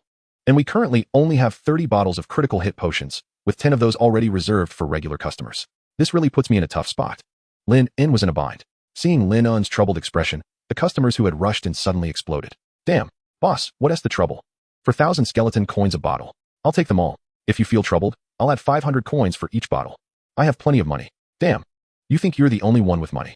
Boss, 5,000 a bottle. Give me 30 bottles to start with. If the effects are good, I'll come back for double the order. 5,000. How stingy. I'll pay 6,000. 7,000. 7,500. As the situation spiraled out of control, Lin En quickly raised his hand and advised, "Everyone, don't fight. While our potions are indeed top-notch, let us be rational with our purchases. Don't spend recklessly. Earning money is not easy. Over there, just pay directly via transfer." Chapter 49, Even Bald Ding. You earned 1 skeleton coin. Ding. You earned 1 skeleton coin. Ding. You triggered the achievement. All potions are the same shade of black. You gained 500 basic experience. All potions are the same shade of black. A special achievement, gained by selling the same type of potion with a one-time income of over 30 skeleton coins.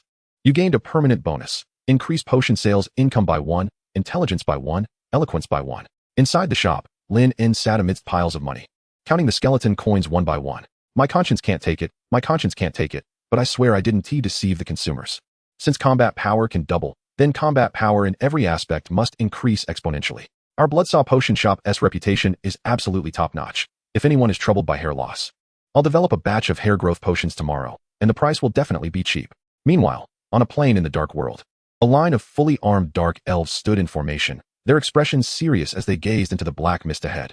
The leader of the dark elves had a grave expression, holding a spear, ready to fight at any moment. This was the 5th day of their elven kingdom resisting the Abyss Swarm, and it was a crucial moment. As long as their formation could successfully hold against the fierce counterattack of the swarm, they could wait for reinforcements to arrive. Faint roars echoed in the darkness. One could vaguely see pairs of crimson eyes flickering in the shadows. Haven T, our supplies arrived yet? The elven captain turned his head, frowning at his subordinates behind him. Their situation was extremely precarious. All routes for transporting supplies had been cut off, and now their only way was through the vision to communicate.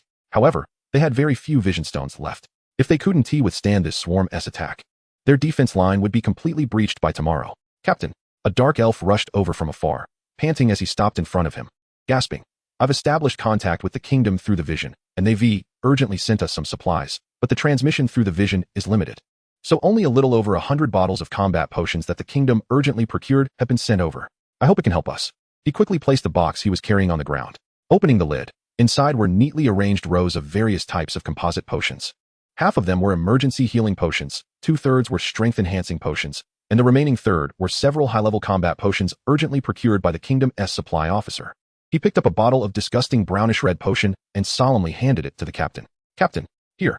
The elven captain frowned, taking the potion and looking at the murky, nauseating liquid inside, saying, "What kind of potion is this? It looks like urine." The elf replied seriously, "The supply pressure for the various battalions is too great, and the kingdom's stock has run low, so the newly procured potions are of mixed quality. But it is said that this potion can nearly double the user's combat power. It's extremely potent." Double. Upon hearing this, all the surrounding dark elves displayed expressions of astonishment. They were very aware that such potions capable of significantly increasing combat power in a short time are usually very rare. And those that can provide over double the increase are trump card potions that can save lives at critical moments. However, similarly, the side effects of such potions are also very severe. Some potions may leave the user extremely weak for many days after use. But regardless, this potion is still very useful. Are there any side effects? The situation is urgent, and we're not quite clear yet. How many bottles of this potion were sent? 5 bottles. The elven captain's expression grew serious as he said, "Distribute the potions. If it really can double our combat power in a short time, I'm confident we can defeat that aberration.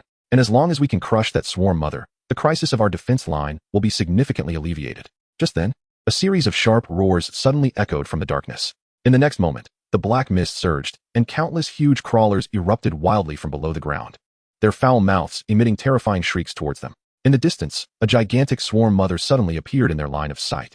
"Here it comes." The elven captain suddenly looked up and roared, "Prepare for defense."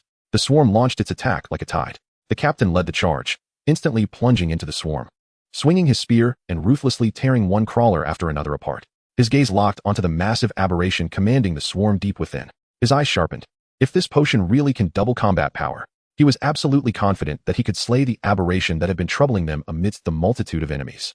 With a snap, he twisted off the cap and, gritting his teeth, downed the potion in his hand. It was at that moment that he suddenly felt an indescribable surge of heat sweeping from his stomach throughout his entire body. His pupils dilated in an instant, revealing a look of shock in his eyes. He felt his strength rapidly increasing, as if all the blood in his body was boiling. The potion acted like a powerful catalyst, giving him an immense boost in strength in an instant. And in the next moment, he let out a roar, and his armor exploded apart. Under the astonished gazes of all the combat elves, their captain revealed a body full of explosive muscles, his rock-solid physique pulsating vigorously. The captain? They were taken aback, overjoyed, because they also felt it in an instant. Their captain's aura. It seemed to have become much stronger all of a sudden. But in the next moment, there was another massive explosion. The captain's long, glossy black hair also burst out along with the exploding armor, revealing a shiny bald head. Ding! A flash of light shot from the captain's smooth forehead, darting through the pupils of everyone present. The elves exclaimed, "Wow, so shiny. How did the hair explode too?" Almost simultaneously, boom boom, the same explosion sounds erupted again from a distance. The elves turned in shock and immediately saw that the other 4 elves from their squad, who had taken the potion, also exploded their clothing in an instant.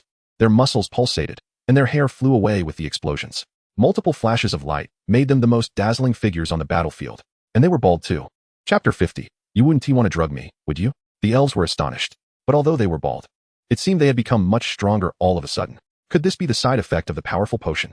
In the next moment, amidst the surging power, the captain grabbed his spear and roared, pointing towards the aberration deep in the swarm of insects, ready to charge. And under the stunned gaze of the elven troops, the 5 elves who had taken the potion charged towards the aberration like a raging beast at an unimaginable speed.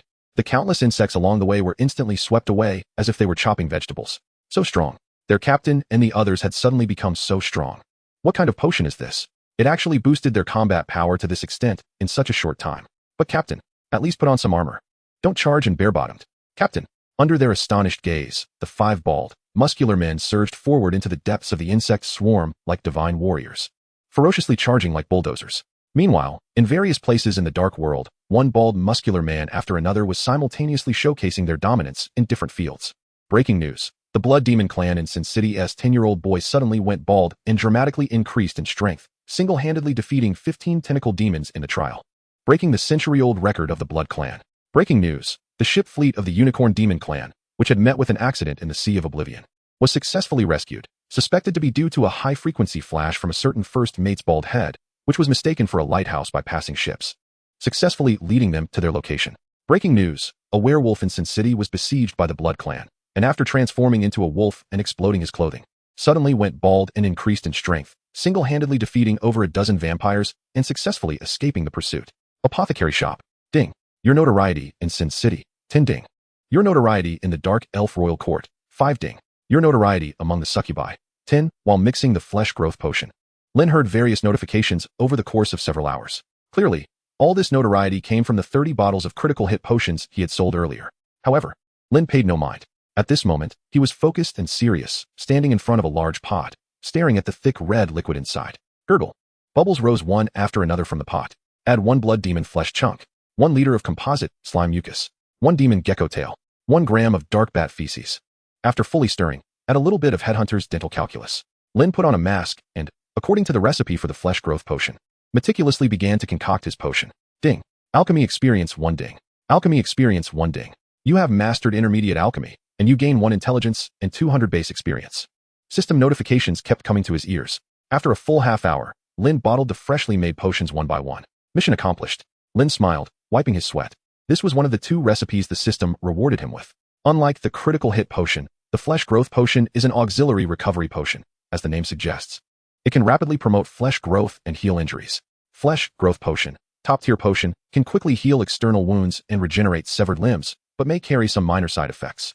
He had produced a total of 17 bottles of this potion, not because he didn't want to make more, but because he had exhausted the crucial material, the essence of the root-level monster. And this material was truly hard to come by. Returning to the front hall, Lin placed the meticulously crafted potions on the counter, closed his eyes, and waited for customers to arrive. However, having learned from the past experience with the critical hit potion, Lin was curious about what side effects this potion might have. But it shouldn't have any strange adverse reactions, right? Now, he was just waiting for the little guinea pig to arrive. Knock, knock, knock. There was a knock at the door. Lin immediately stood up, displaying a professional smile, and said, "Welcome to Bloodsaw Apothecary. We sincerely serve you." In front of the store, a fairy with a pair of pure black moth wings growing from her back slowly landed. She appeared to be less than 50 centimeters tall, completely covered in black knight armor, her chest puffed out, and a petite long sword hanging from the left side of her waist. But the right half of her body was bloodied, as if her arm had been torn off by something. The flesh was a mess. With a pop, the fairy reached out her small hand to push up the mask in front of her helmet, revealing a pair of dark, obscured eyes, and said in a babyish voice, "I need surgery, okay." Lin's vision instantly displayed her panel. Black Moth Fairy, level 88, age 99, race fairy, faction, chaotic good combat ability, small but capable, concentrated essence. Introduction: originally from the fairy clan of the surface world, a small portion was exiled to the dark world long ago, gradually evolving into dark fairies adapted to the environment of the dark world, possessing strong mobility and night vision abilities. However, their combat abilities cannot compete with other races of the same level, so they are often kept as pets. Lin was taken aback, as it was his first time encountering such a race. Ding. You have triggered the quest. Broken Arm Rebirth. Quest reward. Skeleton coin. 200. Basic experience. 200. Special reward 1. Please come in. Lin put on a professional smile. His gaze instantly fell on her torn arm. With a flutter, the Black Moth Fairy flapped her wings and flew onto the chair at the counter, but due to her height, even standing on the chair, she could only barely align with Lin. My arm was eaten by a monster. The Black Moth Fairy pointed at her bloody left arm, reached out to push up the fallen mask, revealing a pair of dark eyes, her expression serious. I need treatment, otherwise I will die. It's hard to find a potion shop. Will you heal me? She seemed a bit confused and easily deceived. Lin smiled kindly, adjusted his monocle, and said, Don't worry, our Bloodsaw Potion Shop is the best potion shop within 100 miles of this Soul Alley, with a good reputation. Don't say it's just a broken arm. Even if you turn to ashes, we can get you the medicine back. The Black Moth Fairy stared at him intently. Really? Although she wanted to believe, there was something unsettling hidden behind that seemingly kind smile. You don't plan to drug me and tie me up, then do some terrible things in the attic, right? She asked seriously. This straightforward question caught Lin off guard. Is this a trait of her race? How can she ask such a question in front of you? Even if she thought so, the other party would surely deny it. No, Lin replied earnestly. That's good. The Black Moth Fairy relaxed, letting out a small sigh from behind her mask. Ding. The Black Moth Fairy's affection for you has increased by 10 Lin. Chapter 51. Easily deceived written all over her face. Something's off. Something's really off. Why did her affection increase by 10 points just because he denied it once? This increase in affection is way too easy. I mean, is it really okay to relax just because of a casual question? This is the dark world. That trait of being easily deceived is written all over her face. Why would you ask such a strange question? Lin glared, unable to help but ask. With a flick, the Black Moth Fairy adjusted her fallen mask, revealing her serious eyes. and said, because the elder specifically warned before our migration that the creatures in this world are very evil. Many of our kin have easily been deceived by certain evil races and then treated like playthings. So, the elder told us to be vigilant against outsiders to avoid being deceived. Lin was confused. So, are you saying you're a deceiver? She narrowed her eyes and asked dangerously. Lin replied, no, that's good. The Black Moth Fairy let out another sigh of relief, took out a water bottle from her pocket, and drank a few gulps, her expression relaxing. Ding. The Black Moth Fairy's trust in you has increased by 10 Lin. Just like that, trust increased? Didn't your elder warn you to be vigilant? You just asked one question and casually trusted a stranger. Is this really normal? You just said your race is migrating? Lin asked in confusion. The Black Moth Fairy glanced at him and said, the elder said that such confidential matters cannot be disclosed to any unfriendly creatures to avoid being tracked down. Are you an unfriendly creature? Lin said, I am very friendly. The Black Moth Fairy nodded. That's good. Since you are a friendly creature, it's fine to tell you. We are indeed migrating to settle in the mountains north of the Hellfire Plains, where there are water sources and food sufficient for our clan to thrive. A very good place, you know. All right. He rubbed his forehead. Lin felt he had grasped a way to quickly infiltrate this clan or easily destroy them. This sense of trust is too cheap. If this is a trait of their entire race, it's truly a miracle that they can survive in this world. Lin rubbed his temples in frustration and said, so you are. The Black Moth Fairy took a few more sips of water, wiped her mouth, stood up suddenly, and declared earnestly and honorably, I am the powerful knight commander of the Fairy Clan, the first great knight to pass the trials of the Fairy Clan. You may call me Lady Yaya. Wherever my blade points, that is the direction for our clan to move forward. With a clang, she drew out her petite sword and pointed it forward, shouting, the pioneer of the Fairy Clan, the pathfinder of the great territory, the light that pierces through the dark world, the vanguard of the long migration, the great Lady Yaya. I shall lead my clan to a bright future. The two faced each other in silence. A few crows flew overhead, leaving behind 6 points. An awkward atmosphere spread freely. The Black Moth Fairy climbed down from the table, sat straight on the chair, sheathed her sword, and closed her eyes, saying, sorry, I couldn't help myself. Lin was left speechless. He realized that this fairy was not only easily deceived but also seemed a bit dim-witted. It felt like it was quite a feat for her to have survived until now, but I'm quite puzzled. While cleaning the blood off her severed arm, Lin asked seriously, the Hellfire Plains is to the north, right? Why did you come to the Southern Soul Alley? There must be a few hundred kilometers between here and the plain you mentioned, right? In his view, Lin had already gained some understanding of the geographical environment surrounding Soul Alley. The fairy Yaya closed her eyes, holding onto her water bottle, and said, please don't casually say strange things. This vanguard has been heading north and will soon find our new territory, you know. Lin stroked his chin, thought for a moment, and hesitantly asked, where is north? The fairy Yaya extended her hand and pointed straight ahead, eyes closed. There, in the direction my finger is pointing. Lin looked blank. Are you sure? Because the direction you're pointing is south. Are you sure you haven't gone the wrong way? The fairy Yaya raised the visor of her knight's helmet with a snap, squinted, and said, please do not question the direction sense of the vanguard. I have traveled 2,000 miles, crossing mountains and valleys to get here. Do you think I would go the wrong way? My intuition has always been very accurate. Does your clan navigate by intuition? Otherwise, what else? Lin was momentarily speechless, then asked, how far is your new territory from your tribe? The fairy Yaya closed her eyes and raised 5 fingers, saying, about 500 kilometers. Lin tapped the table and said, then let me ask you, since it's only a distance of 500 kilometers, why have you walked 2,000 kilometers without reaching it? The fairy Yaya froze. The fingers she raised also became still. A strange silence fell around them, as if they suddenly realized something that had been overlooked for a long time. After a while, the fairy named Yaya, with a vacant expression, said, now that you mention it, it does seem a bit strange. Of course it's strange. What kind of situation must one be in to not realize they've gone the wrong way after walking 2,000 kilometers from home? The fact that she had made it this far was a disgrace to the supreme will and a disrespect to this world. Well, Lin took a deep breath and pulled out a compass from under the counter, placing it in front of her. Consider it a gesture of sympathy from a kind-hearted person, selling it to you for 200 skeleton coins at a friendly price. With it, I believe you will never get lost again. The fairy Yaya, holding the knight's visor, looked at the small device with curiosity and asked, what is this? Lin closed his eyes and said, a compass. A mysterious device that can help you correctly identify directions in the dark world. I sell it for 1,000 skeleton coins to others, but for you, I'm selling it for 200 skeleton coins, just as a gesture of sympathy. The fairy named Yaya showed a curious expression and reached out to take the compass. Playing with it. How do you use it? Lin pointed to the needle on it. Do you see that needle? The direction it points to is south. If you want to go north, just walk in the opposite direction of the needle. Isn't that very simple? The fairy Yaya said, it's amazing. Indeed a simple and practical tool. Do you need to buy it? Yes. Ding. Congratulations to the host for triggering the achievement. 100-fold profit. Congratulations to the host for gaining 200 basic experience. 100-fold profit. Special achievement. Successfully selling any item at a price exceeding 100 times its cost. You gain a permanent bonus. Intelligence 2, Morality 1. Chapter 52. About to break down, the fairy named Yaya held the compass and said seriously to Lin, "Boss, you are indeed a very friendly outsider. You are the first person who, after meeting me, didn't plan to drug me and take me away. You are a person I can consider a close friend." Ding. The trust level of the Black Moth Fairy towards you. 30. Ding. The favorability of the Black Moth Fairy towards you. 30. Lin. I don't know why, but hearing these two notifications didn't make me feel happy at all. Instead, a sense of guilt rose in my heart. Sure enough, I am indeed a morally corrupt person. Lin rubbed his forehead and said, "Since you can be considered a close friend, let me kindly remind you. Those who say they are not bad people are not necessarily good people. Those who say they won't deceive you may not really be honest. Don't casually eat things others hand you. Don't turn your back on others, and don't casually go home with someone.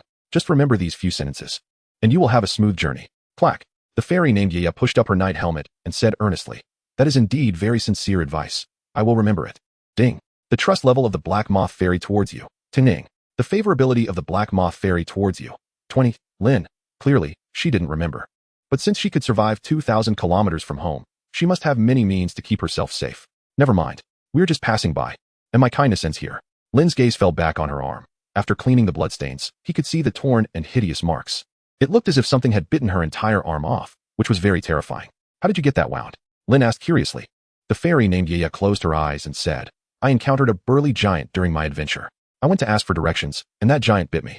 If it weren't for my timely dodge, it wouldn't have just been my arm that was bitten off, but my head. That was a monster much stronger than me. I wasn't its match." Clack. The visor of the knight's helmet fell again, covering her cheeks. Lin was speechless. "All right." Lin closed his eyes, put on his mask and gloves, and said, "Looking at your injury, you should have done some initial first aid, but to prevent infection, further debridement is needed. First, take off your armor. I will perform a small clinical procedure on you." Clack. The fairy named Yaya raised her knight visor and said earnestly, "Refuse. A knight never removes their armor." Lin shrugged and said, "All right, if you don't want to take it off, do you need anesthesia? Just a heads up, not using anesthesia will be very painful." The fairy Yaya seriously lifted her visor and said, "Refuse. Anesthesia will only affect the knight's reaction speed, and my pain tolerance is high. This is the result of a knight's rigorous training." Lin said, "Not bad. You are the second person in front of me to be so brave." A few minutes later, in front of the operating table, the fairy named Yaya lay flat on the operating table, seriously watching Lin, who held 2 scalpels in his hands. "I can start at any time. I am now like fish on the chopping block." Lin had a black line on his forehead. This fairy always liked to say some strange things seriously. Lin's expression became serious, and he said solemnly, "If you can't bear it, just shout out. And don't bite your tongue off. I'm going to start cutting." Ding. A cold gleam flashed across Lin's scalpel. The fairy named Yaya closed her eyes and said, "I have already said that my pain tolerance is high. My pain resistance attribute is maxed out. I won't." Puff. With one cut, the fairy Yaya's pupils instantly dilated, her mouth opened wide, and she let out a loud, unexpected scream. Puff. Yada. Yada. The fairy named Yaya instantly sat up straight. Tears streamed down her face beneath the knight helmet. Holding half of her body and shaking. "Why does it hurt so much more when you cut than when others do? Did you use something strange to inflict extra pain?" Lin closed his eyes and said bluntly, "Put on anesthesia." "Refuse." The fairy named Yaya lay back down again. Gritting her teeth, tears flowing as she said, "My pain resistance is maxed out. A knight possesses the perfect quality of endurance. I won't." Puff. Puff. "It hurts. Lighter. You're using too much force." "Ah. Knife skill 1. Knife skill 1. Didn't you say your pain resistance is high?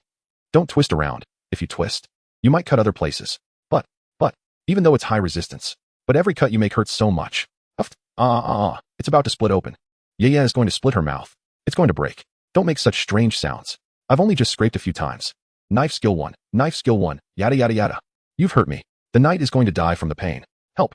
Help. I'm going to be torn apart. I want to go home. I don't want to do this anymore. Boo-hoo. I'll bite you. I'll bite you hard. The fairy named Yaya shouted, baring her sharp teeth, and was about to struggle and give Lin a fierce bite on his arm. Obviously, under this immense pain, even the powerful knight commander was on the verge of losing his sanity. Lin was anxious. While forcefully pressing down on the fairy's head, who was snapping her teeth at him, he worked hard to clean her wound. Finally, to complete the last part of the cleaning, Lin quickly picked up a rolling pin not far away, and at the moment the fairy opened her mouth, he thrust it in, blocking her sharp teeth. The fairy named Yaya widened her eyes in shock and struggled desperately. "Bite down tight. Just hold on a bit longer. It's almost done. Hang in there." After more than 10 minutes. Ding. Your knife skills have successfully reached intermediate level. You have gained 300 basic experience. Ding. Your surgical ability has successfully reached intermediate level. You have gained 300 basic experience. The fairy Yaya lay on the operating table with her head buzzing, her dark eyes wide open and vacant, completely exhausted. Sweat from the intense pain soaked her entire body. Clap. Lin En pulled out the rolling pin that was preventing her from biting her tongue from her mouth. Lin En, satisfied, took off his gloves and said, "The initial cleaning is complete. You can get up now, and we can proceed to the next step." The fairy named Yaya crawled up from the operating table vacantly. Then she shook her head, still wearing the knight's helmet, rubbed her eyes, and said, "It felt like I had a nightmare. I almost broke." Lin En was washing the blood from the injury, closing his eyes, and said, "It's a normal reaction." Yaya stared blankly at her left shoulder where the arm had been cleaned, shook her head vigorously, and then looked seriously at Lin En, pointing at him, and said, "You are the first man who can make me feel this much pain. You have left a deep impression on me." Ding.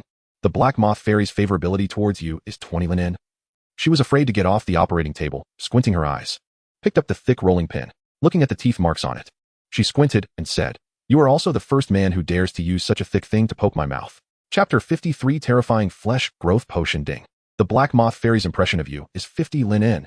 Don't casually say strange things. What do you mean by the man who poked your mouth? It was clearly an emergency measure to prevent you from biting people at will. Saying things so casually can lead to misunderstandings, you know? Lin En opened his eyes wide, forcing a smile, and said, "Let's not talk about useless things for now. The most important step is next. Your entire arm has been ruined. And while it's possible to regenerate a severed limb, it depends on whether you can afford it." The fairy named Yaya said seriously, "I can afford it. I brought all the funds from my clan with me before I left." Then, under Lin En's gaze, she pushed her large knight helmet and balanced herself, reaching her little hand from her collar to her chest. Lin En's eyes widened. What is this operation? In the next moment, the fairy Yaya pulled out a large money bag with a loud noise as she plopped down on the ground, scattering coins all over the floor, making a crisp clinking sound. Lin En. And under Lin En's gaze, after pulling out that large bag of coins, her previously plump chest instantly deflated. Fake, fake. The fairy named Yaya gave a thumbs up and said seriously, "All the money is here, rich enough to buy you." She opened the mouth of the money bag. Inside, it was filled with one black skull coin after another. Lin En. This means one black skull coin equals 1,000 skeleton coins. And judging by the volume of that money bag, this fairy carries at least hundreds of thousands of money. She is indeed very wealthy. With her eyes closed, she reached into the money bag and grabbed a large handful of black skull coins, placing them on the operating table, and said, "Is this enough?" "Enough." Lin En's eyes widened. Dumb, soft-bodied, rich, easy to deceive. She really embodies all the factors. Lin En shook his head, throwing away all the unrealistic thoughts in his mind. He quickly turned around, took out the already prepared flesh growth potion from the cabinet behind him, and smiled. "Since that's the case, I'll use my newly researched potion to treat you. It's worth the price. This is a very high-grade potion. One bottle costs you 3 black skull coins. Is that unreasonable?" His own potion has finally come in handy. The Black Moth Fairy paused, then shook her head and said seriously, "It might not be effective. Because my constitution is special, I have full resistance to various toxins." She closed her eyes, raised a finger seriously, and said, "In other words, negative toxins have no effect on me. Similarly, positive recovery potions also have no effect on me. So it's a difficult problem." Saying this, she pulled out a bottle of green potion from her clothes. She forcefully opened the cap. Puffed. A large skull smoke poured out of the bottle. "Lin En." The fairy Yaya said seriously, "Like this, a commonly used deadly poison against our fairy clan. I have been drinking it since I was young, but it has no effect at all." Saying this, she lifted her head and gulped it down. Clap. The bottle smashed on the ground. The remaining potion released a puff of green smoke on the ground. Burp. She wiped her mouth and said seriously, "You saw it. Such a powerful hallucinogenic poison has no effect on me. If it were an ordinary fairy, they would have passed out and been taken away long ago. But I am still full of energy." "Lin En, so you are a poison child?" Lin En said speechlessly. "Then what are you doing here?" "To take a chance." The fairy Yaya said seriously, "Although I'm not very afraid of pain, losing an arm is still quite distressing, so I wanted to find a medical shop. And if possible, to get a strong prosthetic limb as well." Lin En looked at the flesh growth potion in his hand, thought for a moment. He smiled and said, "All right, but you can try it out first. My potion is very special, and it might have some effect. What do you think? If it doesn't work, there's no charge. Since it's a formula provided by the system, it should definitely differ from the potions in this world." He was quite confident in the system. A few minutes later, on the operating table, Lin opened the potion stopper and carefully applied it to the wound with a cotton swab under the curious gaze of the fairy Yaya. It felt cool, numb, and a bit painful. Will it work? Her voice became tense. If it worked, she absolutely did not want to end up with only one arm in the future, as prosthetics could never be as flexible as a real arm. Lin adjusted his monocle and said, "Just wait a moment. To be honest, this is the first time I'm using this potion on a living being. So we'll have to observe what happens." The fairy Yaya was stunned. Watching Lin's serious expression, she widened her eyes and swallowed hard, watching cautiously. Time passed slowly. A few minutes later, Yaya let out a breath and said seriously, "It seems there is no effect at all. My constitution is too special. I have maximum resistance to various potions. If it doesn't work, Please install a suitable prosthetic for me. But in the next moment, she suddenly felt a faint itch at the wound on her left arm. She froze for a moment and then quickly turned to look at her shoulder. Instantly, her expression changed to one of surprise. What is this? She saw that at the site of her wound, flesh was visibly regenerating at a rapid pace. Even the bones showed signs of growth. Is it working? She exclaimed in shock. This was something she absolutely did not expect. She was very aware of her own constitution. Her resistance to all external substances, while saving her from many dangers, also caused her great distress in life. What others could solve with a bottle of recovery potion, she needed a long time to wait for her wound to heal naturally. But she never imagined that the potion provided by this human doctor would actually have an effect on her. The speed is somewhat full. Your constitution's resistance indeed had some impact on the potion's effect, but not significantly. Lin observed the slowly growing arm carefully. He quickly took out a small notebook to record the clinical manifestations of the potion. The fairy Yuya stared wide-eyed, nervously watching her slowly growing arm. Sweat dripping from her forehead. Amazing. Doctor, your potion is really incredible. So impressive. No wonder you left such a deep impression on me. So capable. Ding. The Black Moth Fairy's favorability towards you is 50. Don't develop feelings for me so easily, Lin said seriously while recording the changes in the experiment. Can you describe what it feels like? I need to take notes. The fairy Yuya swung her legs and said, it's tingly, numb, and painful. And not just my arm. Other places feel tingly and numb too. Lin recorded everything. What else? He adjusted his monocle. The fairy Yuya said, it feels very comfortable. It feels like my arm is growing. And it's also like I have 2 more arms. It's quite wonderful. Lin continued to record. Then he looked up, about to say something, when he suddenly widened his eyes and froze in place. He saw a tentacle slowly growing out from behind the fairy Yuya's shoulder armor. Value 10. Slurp slurp. Under Lin's frozen gaze, the tentacle touched the fairy's face, leaving a trail of liquid on it. The fairy Yuya closed her eyes. Her neck swaying, yada yada. Doctor, don't randomly lick my face. Although I know you're really impressive and left me with a deep impression, it's still not okay to touch my body like that. Ding. The Black Moth Fairy's favorability towards you is 5. Lin said, Chapter 54. New Year's Big Sale, buy 1 get 1 free. Slurp slurp. Just then, under Lin's gaze, the tentacle spread towards her helmet. The Black Moth Fairy immediately giggled with her eyes closed, dancing around. Yada, don't do that. It's very strange. Wait, you can't just scratch me like that. Yada, no. Doctor, you're really too bad. Ding. The Black Moth Fairy's favorability towards you is 10.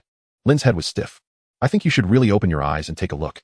The fairy named Yuya opened her eyes and instantly saw Lin standing 2 meters away with a stiff expression. She was taken aback. Doctor, why are you so far away?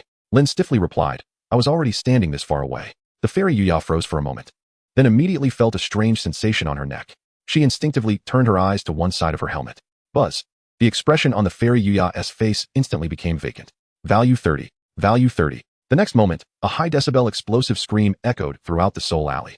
In the operating room, the fairy Yuya screamed and rolled on the operating table, saying, Why do I have a strange hand on me? This is not right. Help. Don't move. Uncle will help you. Seeing this, Lin panicked and rushed forward. Help. It's about to go in. Lin was shocked.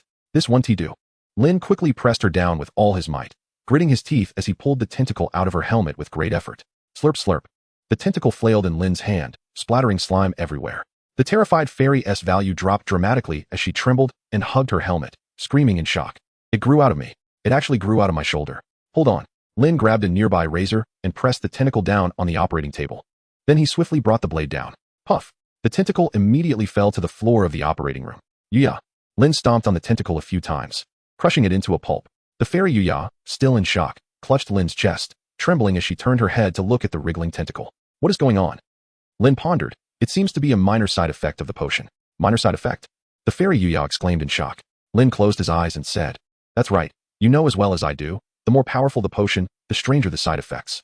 Since this powerful regeneration potion can make your severed limb regrow, it will definitely bring out some other strange things as well. This is a very normal phenomenon. Normal? The fairy Yuya said blankly.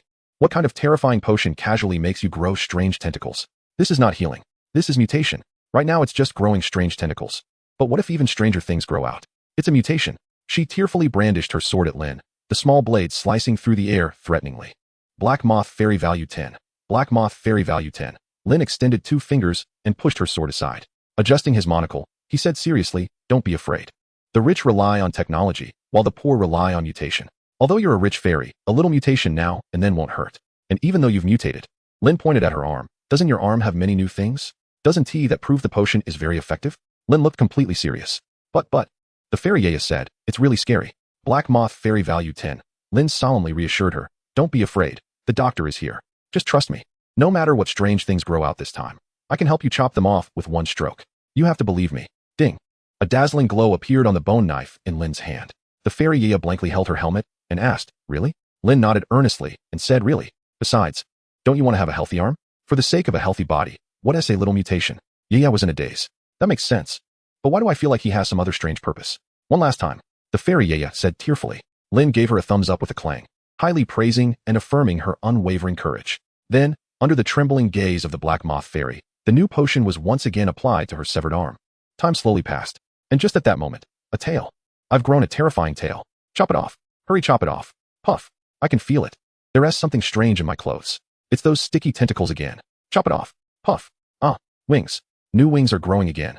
Hey, they actually look pretty good. Maybe I should keep them. Puff. Ah, I said to keep them. Why did you chop them off? A few minutes later. Ding. You have completed the task. Severed limb regeneration. You have gained 200 skeleton coins, 200 experience points. Yaya lay there trembling and dazed. Her arm, now restored, moved slightly. And in the wooden bucket beside her, there were all the strange limbs that had just been chopped off. How do you feel? Lin asked seriously as he helped her up. Yaya replied blankly. I feel like my whole body is covered in strange things. Don't be afraid. It's all an illusion. All those things that Shun Ti have grown, I chopped them off for you. Struggling, the fairy Yaya raised her trembling hand and murmured. The potion costs money to chop those strange things off, so it shouldn't cost anything, right? Lin's eyes filled with tears. New Year's big sale, buy one get one free. Chapter 55, surviving until dawn. A few minutes later, the fairy Yaya stood up dazedly, allowing Lin to put the helmet on her like a doll, attach her bag, and even package up the strange tissues that had been chopped off her body, placing them on her back as a keepsake. Perfect treatment. Lin gave her a thumbs up, smiling. If you think this treatment was good, you can give our shop a thumbs up, and next time you come, I can give you an 11 discount. The fairy Yaya quickly hugged her helmet and said, Thank you. Thank you, boss. Can I go now?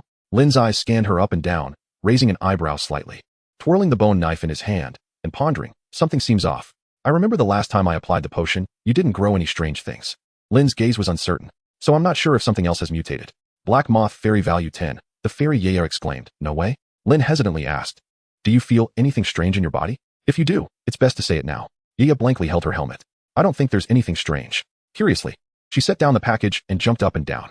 Her body felt exactly the same as before. If there really was something strange growing, she would definitely be able to notice it easily. Nothing strange, she said, puffing out her chest curiously. Lin breathed a sigh of relief, smiling. That's good. That means this potion doesn't always cause mutations, which is a very positive aspect. Thank you very much for your cooperation and the experiment. Then, as Lin waved goodbye, the little fairy dejectedly held her head, flapping her wings up and down, disappearing into the dark mist. Lin felt incredibly relieved. He sighed. Lin strode back to the operating room, planning to tidy up well. After all, who knows when he would encounter such a good customer again. But just then, there was a clatter of metal clinking from beneath his feet. Lin's ears perked up. The next moment, he saw a bulging bag on the ground, and his expression froze. Wait a minute, this seems to be. He instinctively reached out to open the bag. Immediately, a pile of black skull coins appeared before Lin's eyes, nearly blinding him. Lin was shocked. Wait, something's wrong. Why is that little fairy's coin pouch here? Just now, he clearly saw her chest bulging, almost about to burst out of her clothes, and he thought she had stuffed the coin pouch inside again. But, if the coin pouch wasn't stuffed inside, then what was that bulging on her chest? Could it be that the fake became real? Lin felt a hollow sensation. He quickly grabbed the pouch and dashed out the door, but outside, the trace of the black moth fairy had long vanished. In Lin's mind, a terrifying scene instantly surfaced. The next time the little fairy planned to pull out money, she might pull out the real deal. Lin thought. If that really happens, she hopes she realizes it soon and comes back quickly. While the situation hasn't solidified yet, it's still possible to press it down small. Holding the money bag, Lin continues to sit at the counter, dozing off while waiting for new customers. However, for some reason, business today isn't very good. Besides that foreign black moth fairy, there are only a few sparse customers coming in to spend. In this boredom, the time has once again reached evening. Has the teacher not returned yet? Lin glances at the black fog outside, his expression hesitant.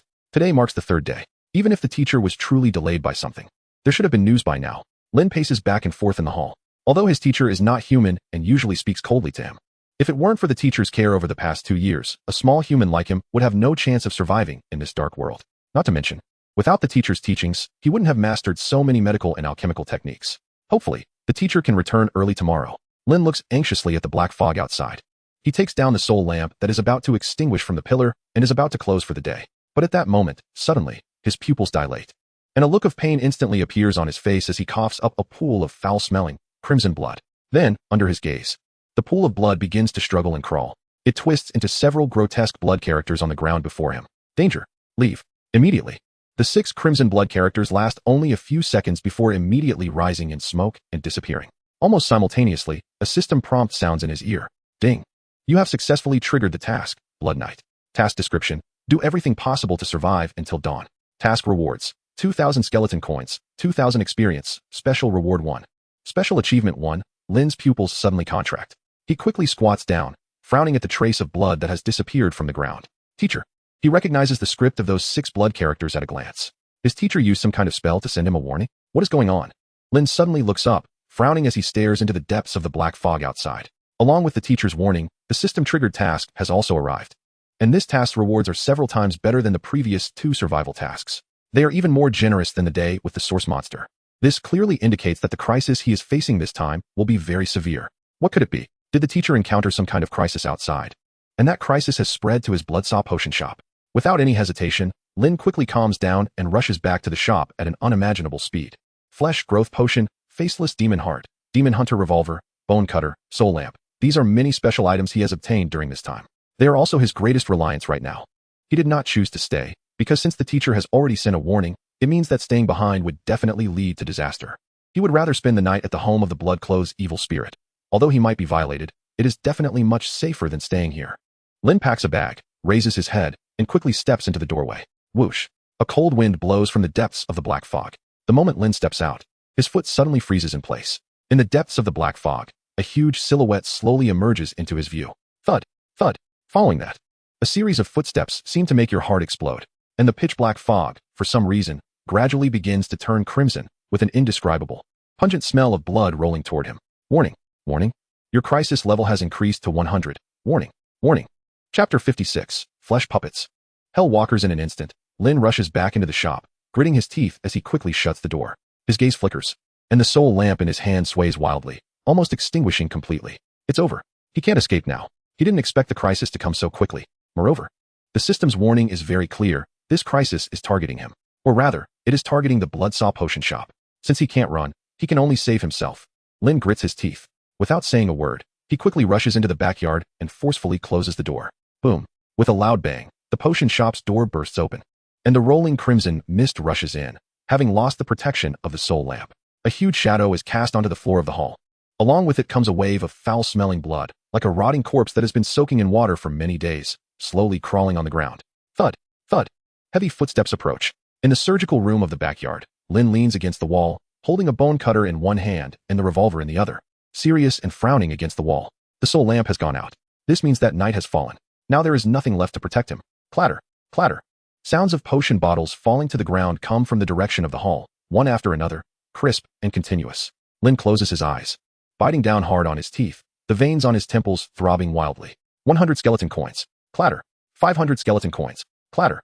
821 skeleton coins. With every sound of a bottle shattering outside, a number fiercely emerges in Lin's heart. It's not fear. It's heartache. Because those are small amounts of money. Round little amounts of money. They are more important than life itself. Lin squints his eyes, his gaze flickering. Hard confrontation is not an option, as just the aura that was emitted earlier caused him heart-wrenching pain. This indicates the monster's power. Now the only thing that can save him in time is blood clothes. Without any hesitation, Lin seriously extends his hands, instantly gripping the revolver tightly, his gaze steady. She lives at 44 Soul Alley, not far across the street. If he can make it in time, she will definitely receive his signal and come quickly. Curse removal. He solemnly issues the command. Ding. Would you like to remove the curse on the blood clothes evil spirit and use the curse removal ability on Demon Hunter Revolver? Yes. In an instant, Lin immediately feels the curse of the evil spirit drawn from the blood clothes begin to fade. Meanwhile, the revolver in his hand begins to secrete thick black liquid. With a whoosh, the black liquid clung directly to his palm, being cleared from the revolver. The revolver emitted a faint glow. Ding. You have completed the curse removal on the Demon Hunter Revolver. Cooldown time, 12 hours. Duration, 24 hours. Click. Lin instantly opened the revolver's safety. Squinting and warily pressing against the door. The curse had been lifted by him. This meant that the blood-clad evil spirit could now revert to its original form. And this was the only way he could send out information. He believed that once the blood-clad evil spirit recovered from the curse, it would immediately come to find him. Because only he could help her remove the curse within her.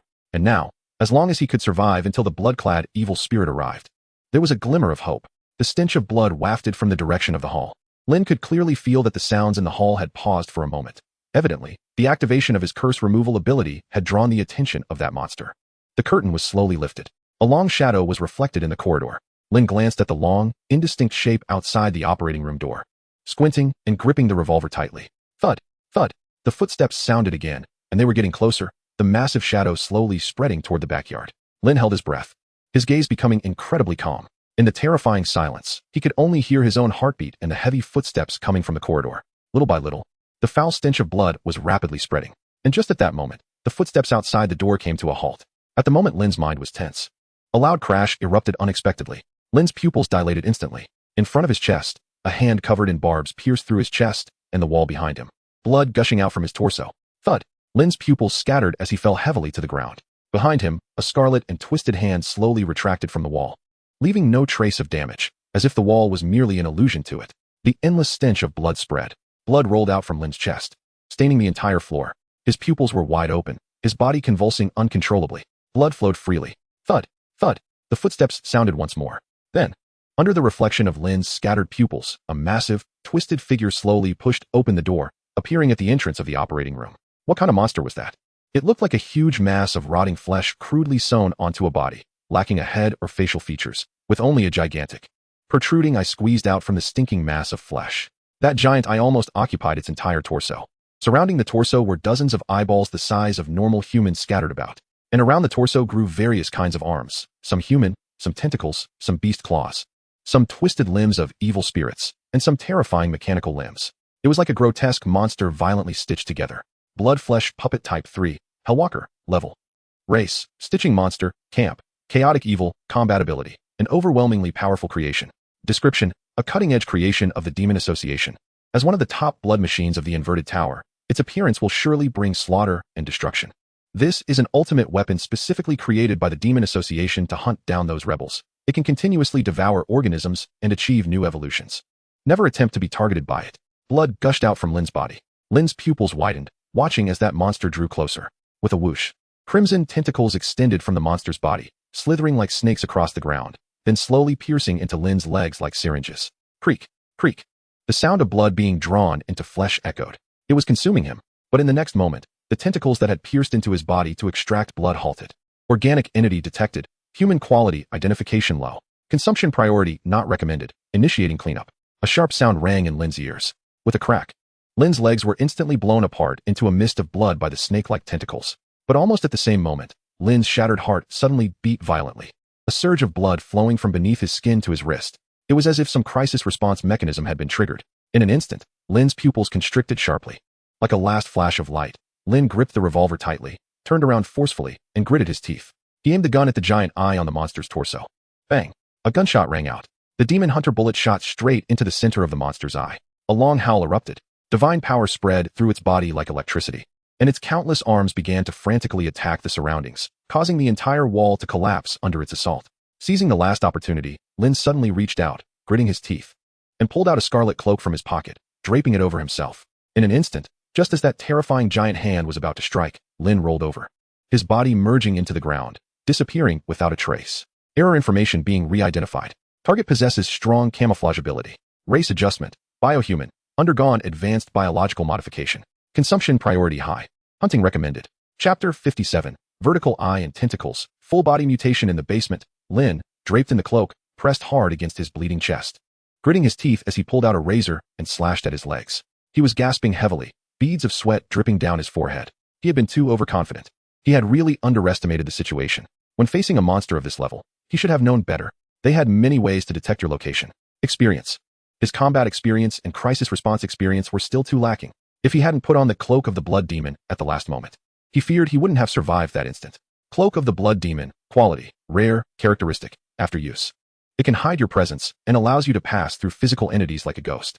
Description. The formless and intangible evil spirit always becomes the fear in people's hearts. So the monsters of the abyss created this cloak, allowing you to become like an evil spirit, formless and intangible. But be careful. Once you wear it, you lose all ability to attack. Lin gritted his teeth, holding his chest, his gaze fixed intently on the door of the basement. These days have been too comfortable. I've really forgotten what kind of world I'm in. It's truly uncertain when death might come. He forcefully spat out a mouthful of saliva tainted with blood and bits of flesh. Without saying a word, He took out the flesh growth potion and poured it into his broken legs and the wound in his chest. Gritting his teeth, he cracked his neck and said, "As expected, high constitution does play a role at critical moments. But I really have to thank my teacher. If I hadn't had that surgery back then, I'd probably be done for now." Creak, creak. The flesh growth potion began to take effect. His damaged chest and legs started healing at an unimaginable speed. The potion that could work on a fairy with strong drug resistance showed an even more astonishing recovery effect on a normal person. In just a few breaths, Lin's body was as good as new. Panting, Lin stood up with effort and cracked his almost falling apart body. Almost simultaneously, a system prompt rang in his ears. Ding. Your body has undergone a level 1 mutation. Ding. Your body has undergone a level 1 mutation. Ding. Your body has undergone a level 2 mutation. Two barbed tentacles grew out of Lin's back. The skin on the back of his neck suddenly split open, slowly revealing an inverted eye. Ding. The system has detected 3 controllable mutations and is analyzing the target. Ding. Analysis complete. Blood flesh tentacle. Connects to the central nervous system, allowing for manipulation of contraction and growth at will. Evil spirit vertical eye. Connects to the visual nerve, capable of penetrating barriers and monitoring evil spirit auras. With a whoosh, the 2 tentacles, under Lin's control, revealed sharp barbs, floating in front of him. Gritting his teeth, he squinted and said, "Maybe I can give it a try. At least this revolver has considerable lethality against that monster." After all, this was the hunter's personal item, a high-quality weapon against demons. Click. He released the safety on the revolver. Just at that moment, Lin, draped in a blood-red cloak, ghosted through the wall. Under the gaze of the evil spirit's vertical eye, Lin instantly spotted the massive flesh monster in the corridor. His mind was highly concentrated. Like a ghost, he moved through the walls, inching closer to the monster. Whoosh. A crimson shadow swiftly passed by the monster's side. The already recovered monster's enormous pupils slowly rotated, scanning the surrounding walls, and its frenzied arms seemed ready to strike at any moment. Swish. Behind him, a flicker of blood shadow passed. The monster's back suddenly split open, revealing pair after pair of eyes, watching the corridor behind it. But just as its attention was drawn to the corridor behind, Lin's narrowed eyes appeared in the broken entrance of the potion lab. "You're done." In an instant, Lin pulled the trigger. Bang, bang, bang, bang, bang, bang. 6 shots in a row. 6 demon-hunting bullets instantly penetrated the door and struck the monster. In an instant, crackle, crackle, the monster's body erupted with holy electricity. The demon-hunting revolver had a strong restraining effect on creatures of the dark world, and the holy power was the natural enemy of most monsters. Almost in an instant, Lin saw the monster's body becoming sluggish. The revolver ammunition was reloading. This was a good opportunity for him. Lin swiftly drew his bone knife. But just as he was about to break through the door, he suddenly saw 6 eyeballs emerging from the bullet holes. Hollow gazes stared directly at him. A huge sense of crisis surged in. Not good. Lin quickly donned his cloak and, without hesitation, attempted to phase through the wall. But it was too late. The hollow gaze immediately fell upon his face. Sizzle, sizzle, sizzle. A painful low moan escaped. Lin's face and the skin it was gazing at began to dissolve, emitting wisps of green smoke.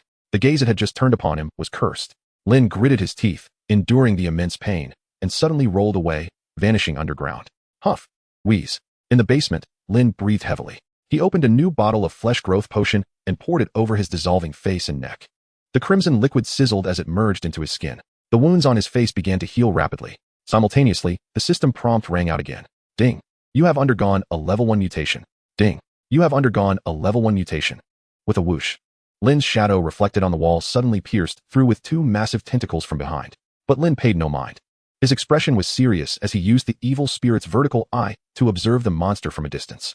He quickly saw that the 6 bullets he had fired into the monster's body were being pushed out bit by the monster's flesh. The electric current enveloping him was also rapidly diminishing. This meant that, in just 2 rounds, the monster had already adapted to the holy damage from the demon-hunting bullets.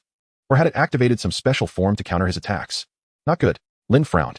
His greatest reliance now was his demon-hunting revolver. If it could largely immunize against holy damage, then it would be extremely dangerous to even approach this monster, let alone defeat it. He quickly calmed down. The previous test was inadvisable. He had to maintain his rationality. He could only leave this place and reconsider his plans. Lin made up his mind. It was clearly impossible to defeat the monster with his current strength. Without a word, he instantly phased through the wall and hurried toward the outside. Charging in without being able to win was not bravery, it was recklessness. Not to mention, he was still a level 9 weakling. Although he had a few decent items, they still couldn't make up for the gap in raw strength. At this moment, he had to follow his heart's will. Lin's expression was grave as he swiftly traversed underground. Meanwhile, the vertical eye on his back continuously monitored the monster's movements. Time passed quickly, but just as he left the territory of the Bloodsaw potion shop, suddenly, in his evil spirit vision, the monster's body flickered and then instantly vanished from his sight. It masked its aura. Lin's expression changed slightly. Buzz. A terrifying aura surged from behind. Almost instinctively, Lin suddenly shifted to the side. In an instant, a giant hand suddenly pierced through the ground like an illusion, brushing past his cheek and injuring the side of his face. It was the same evil spirit hand that had previously pierced his heart. Chapter 58, the final card. The heart of the faceless demon. Moreover, it was able to attack him even while he was wearing the blood demon cloak. Bang! Lin's body rolled heavily along the street for several meters. He covered his bloody left eye, gritted his teeth, and quickly rolled over, rushing underground. Like a ghost. He moved incessantly. He quickly took out the flesh growth potion and poured it forcefully onto his cheek. Splash! The flesh healed rapidly. Ding! Your body has undergone a second-level mutation. In an instant, his neck suddenly split open, revealing a new evil spirit vertical eye. The dual pupils overlapped. Almost simultaneously, the aura of the monster that had disappeared earlier reappeared in the vision of his two vertical eyes. At the moment he saw it, Lin's pupils suddenly contracted. He saw the illusory giant hand behind him relentlessly pursuing him. The arm of that hand was still connected to the monster's body. But the crazily growing arm ignored the ground's barriers, relentlessly chasing after him. Moreover, because it was also in an evil spirit form, that giant hand could definitely hurt him even while he was cloaked. Lin could clearly see that one of the monster's eyes above ground was firmly locked onto him, following his trajectory. Damn, Lin couldn't help but curse. Now, the situation had flipped instantly.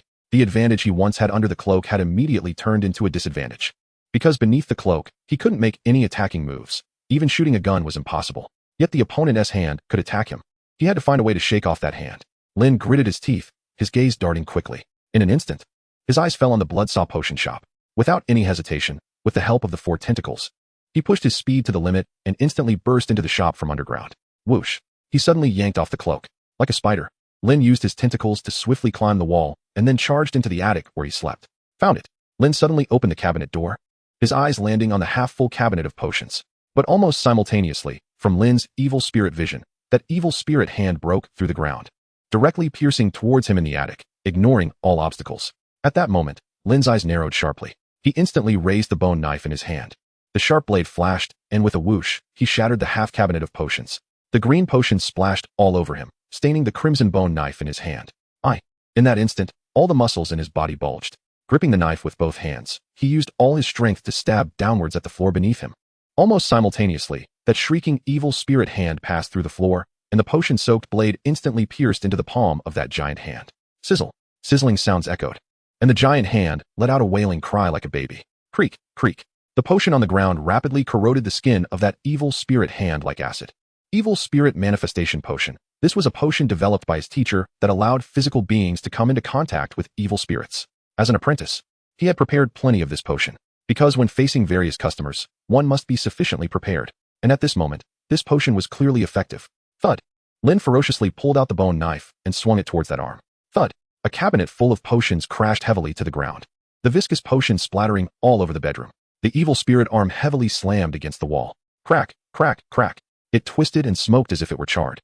Lin was breathing heavily, without any hesitation. He immediately reached out to grab other potions from the cabinet. He knew this was not a place to linger.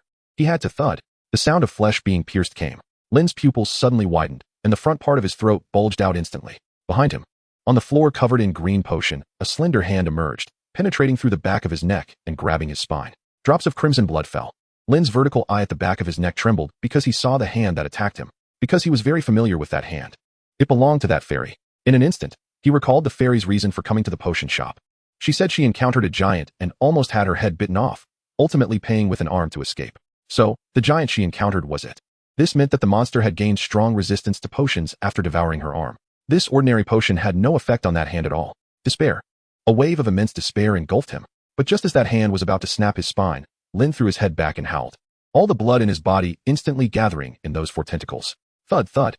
The four tentacles instantly wrapped around and pierced into the little hand that was gripping his spine. Crack. Even so, cracks still appeared along his spine. But Lin's final counterattack was effective. The hand became sluggish and loosened under the entanglement of his four tentacles. Seizing this last opportunity, Lin suddenly broke free from the hand's grip. With a fierce snarl, he swung the bone knife in his hand. Thud. The arm, along with his four tentacles, was instantly cut in half. The little hand fell heavily to the ground, yet it continued to crawl and shriek. Gritting his teeth, Lin mustered his last strength and drove the knife down hard, pinning it to the floor. Immediately afterward, he slumped weakly in front of the cabinet. At that moment, he didn't even have time to use the flesh growth potion because, in his evil spirit vision, the monster had already returned to the entrance of the potion shop. Time was of the essence. In this final moment, Lin forcefully reached out his bloodied hand and suddenly grabbed his biggest trump card from his pocket. Heart of the Faceless Demon. The image of that monster instantly flashed in Lin's mind, and his evil spirit sight was fixed on the monster downstairs. Let us play. He snarled. Creak. In an instant, his 5 fingers pierced into it, and a dark torrent surged forth like a spring. It was as if countless evil spirits were shrieking madly within the heart. In almost an instant, downstairs, the massive body of the creature suddenly stiffened in place. The enormous eyeball on its body instantly shrank. In that moment, it was as if its core had suffered unimaginable damage. Crack, crack, crack. The pitch-black eyes on its body exploded one after another. The arms that had grown from it began to twist uncontrollably, frantically tearing and scratching at its own body. Moreover, faces continuously emerged from its bloated body, each one screaming out as they formed protruding features, as if something was trying to break free from within. The core of its heart was struck by an unknown effect, causing the holy resistance form to fail, the evil spirit perception to malfunction, and the cell restraints and curse restraints to weaken. An emergency repair countdown began. 201918. Chapter 59. Highest Priority Devour. In the attic. At the last moment when Lin's body was paralyzed and his nerves were damaged, he gritted his teeth and used his last ounce of strength to open a vial of flesh and blood growth potion. At the moment the potion spilled onto his palm, the damage to his spine made him lose control of his body. Yet, the potion was still rapidly taking effect, continuously repairing his damaged tissues. 20 seconds. I hope it's enough. He clenched his teeth, his gaze landing on the faceless demon heart beside him. This cursed item was indeed an extremely powerful tool and his trump card, but he still hadn't anticipated that even with such a tool, he wouldn't be able to take down that monster. At this moment, the heart had turned pitch black. This heart was powerful, but likewise, the side effects of such a potent cursed object were unimaginably severe. Suddenly, a tremendous sucking force emanated from the heart, and he immediately felt the boiling of his blood throughout his body. In the next moment, the heart suddenly split open and instantly attached itself to his chest. Thump, thump. The heart began to beat continuously, drawing an endless flow of blood from his body. As it sucked his blood, the heart became as red as blood itself. At a glance, it looked like a pulsating blood tumor had grown on his chest. A double blow. Lin gritted his teeth. But the flesh and blood growth potion also sensed the rapid loss of blood in his body and began to continuously generate blood for him. The two processes almost formed a stalemate. However, Lin knew that if he didn't recover quickly, he would still die when the 20 seconds were up. Lin bit down hard, his eyes already bloodshot. Quick. Mutate. Mutate. Now, the only thing he could rely on was the mutation of his body caused by the flesh and blood growth potion. The damage to his spine had nearly severed his control over his limbs. He desperately needed new limbs. In the next moment, the system prompt finally sounded. Ding. Your body has undergone a level 3 mutation. Crackle. Almost at the same time, Lin's left eye bulged out, and a long scarlet snake instantly squeezed out from his eye socket. Ding. Mutation analysis in progress. Ding. Warning. Your current physique and will cannot fully control this mutation. Target control efficiency, 31. Level 3 mutation, brain snake, a flesh and blood snake that breeds from the brain, possessing a high bloodlust impulse. In an instant, Lin felt the overwhelming bloodlust from the mutated entity fill him. Along with that, a desire for blood also arose in his brain. 31 efficiency. I can only gamble. Lin gritted his teeth, concentrating all his spirit, struggling to control the snake that had emerged from his eye socket. As the snake twisted with great effort, Lin finally managed to get its massive mouth to bite the second vial of flesh and blood growth potion attached to his waist. Crack. The vial exploded instantly. The scarlet potion splashed all over him. At the same time, Lin completely lost control over the brain snake, which began to twist wildly. It seemed to have caught a whiff of the intense smell of blood. The brain snake suddenly opened its massive mouth and bit down on the faceless demon heart that was greedily drinking from his chest. Scarlet blood splattered. A tremendous conflict seemed to erupt between the two. The brain snake began to tear at the heart, and the heart also reacted, with tiny flesh and blood tissues emerging on its surface, starting to envelop the brain snake, seemingly wanting to devour it as well. Lin lay there, watching the absurd scene, breathing heavily. The brain and heart were fighting. Such a terrifying scene could probably only occur in this dark world. However, because of the entanglement between the heart and the brain snake, the rapid loss of blood that Lin had been experiencing was greatly alleviated. The flesh and blood growth potion also began to rapidly repair his damaged spine. Time was running out. Meanwhile, downstairs, the countless limbs that had been struggling wildly had calmed down. The enormous, fixed pupil moved slightly, and the creature's entire body began to slowly squirm. Core repair completed. Beginning to take over body tissue. Target threat level adjusted to extremely high. Target devour value adjusted to highest priority. Commence hunting. Buzz. The massive pupil lit up with a red glow, suddenly raised, its gaze fixed on the ceiling. In that instant, its enormous body burst through the ceiling and crashed onto the second floor of the attic with a loud bang. Its gaze swept over the blood-stained walls and floor. But there was no sign of Lin. Target locked. Highest priority devour activated. Evil spirit vision engaged. One of its eyeballs suddenly became ethereal. In the next moment, it abruptly turned and leaped out. At the same time, on the street shrouded in thick black fog, Lin, cloaked, staggered and twisted as he ran along the street. The brain snake that emerged from his eye socket was still battling the faceless heart clinging to his chest.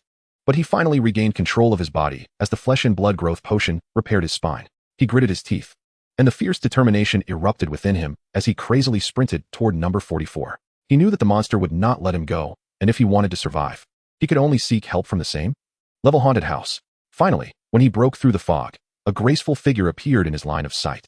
On the distant street, he faintly heard the sound of humming. In the next moment, he saw a woman in a blood-red long dress. A slight smile on her lips as she cradled a baby in her arms, taking slow steps toward him.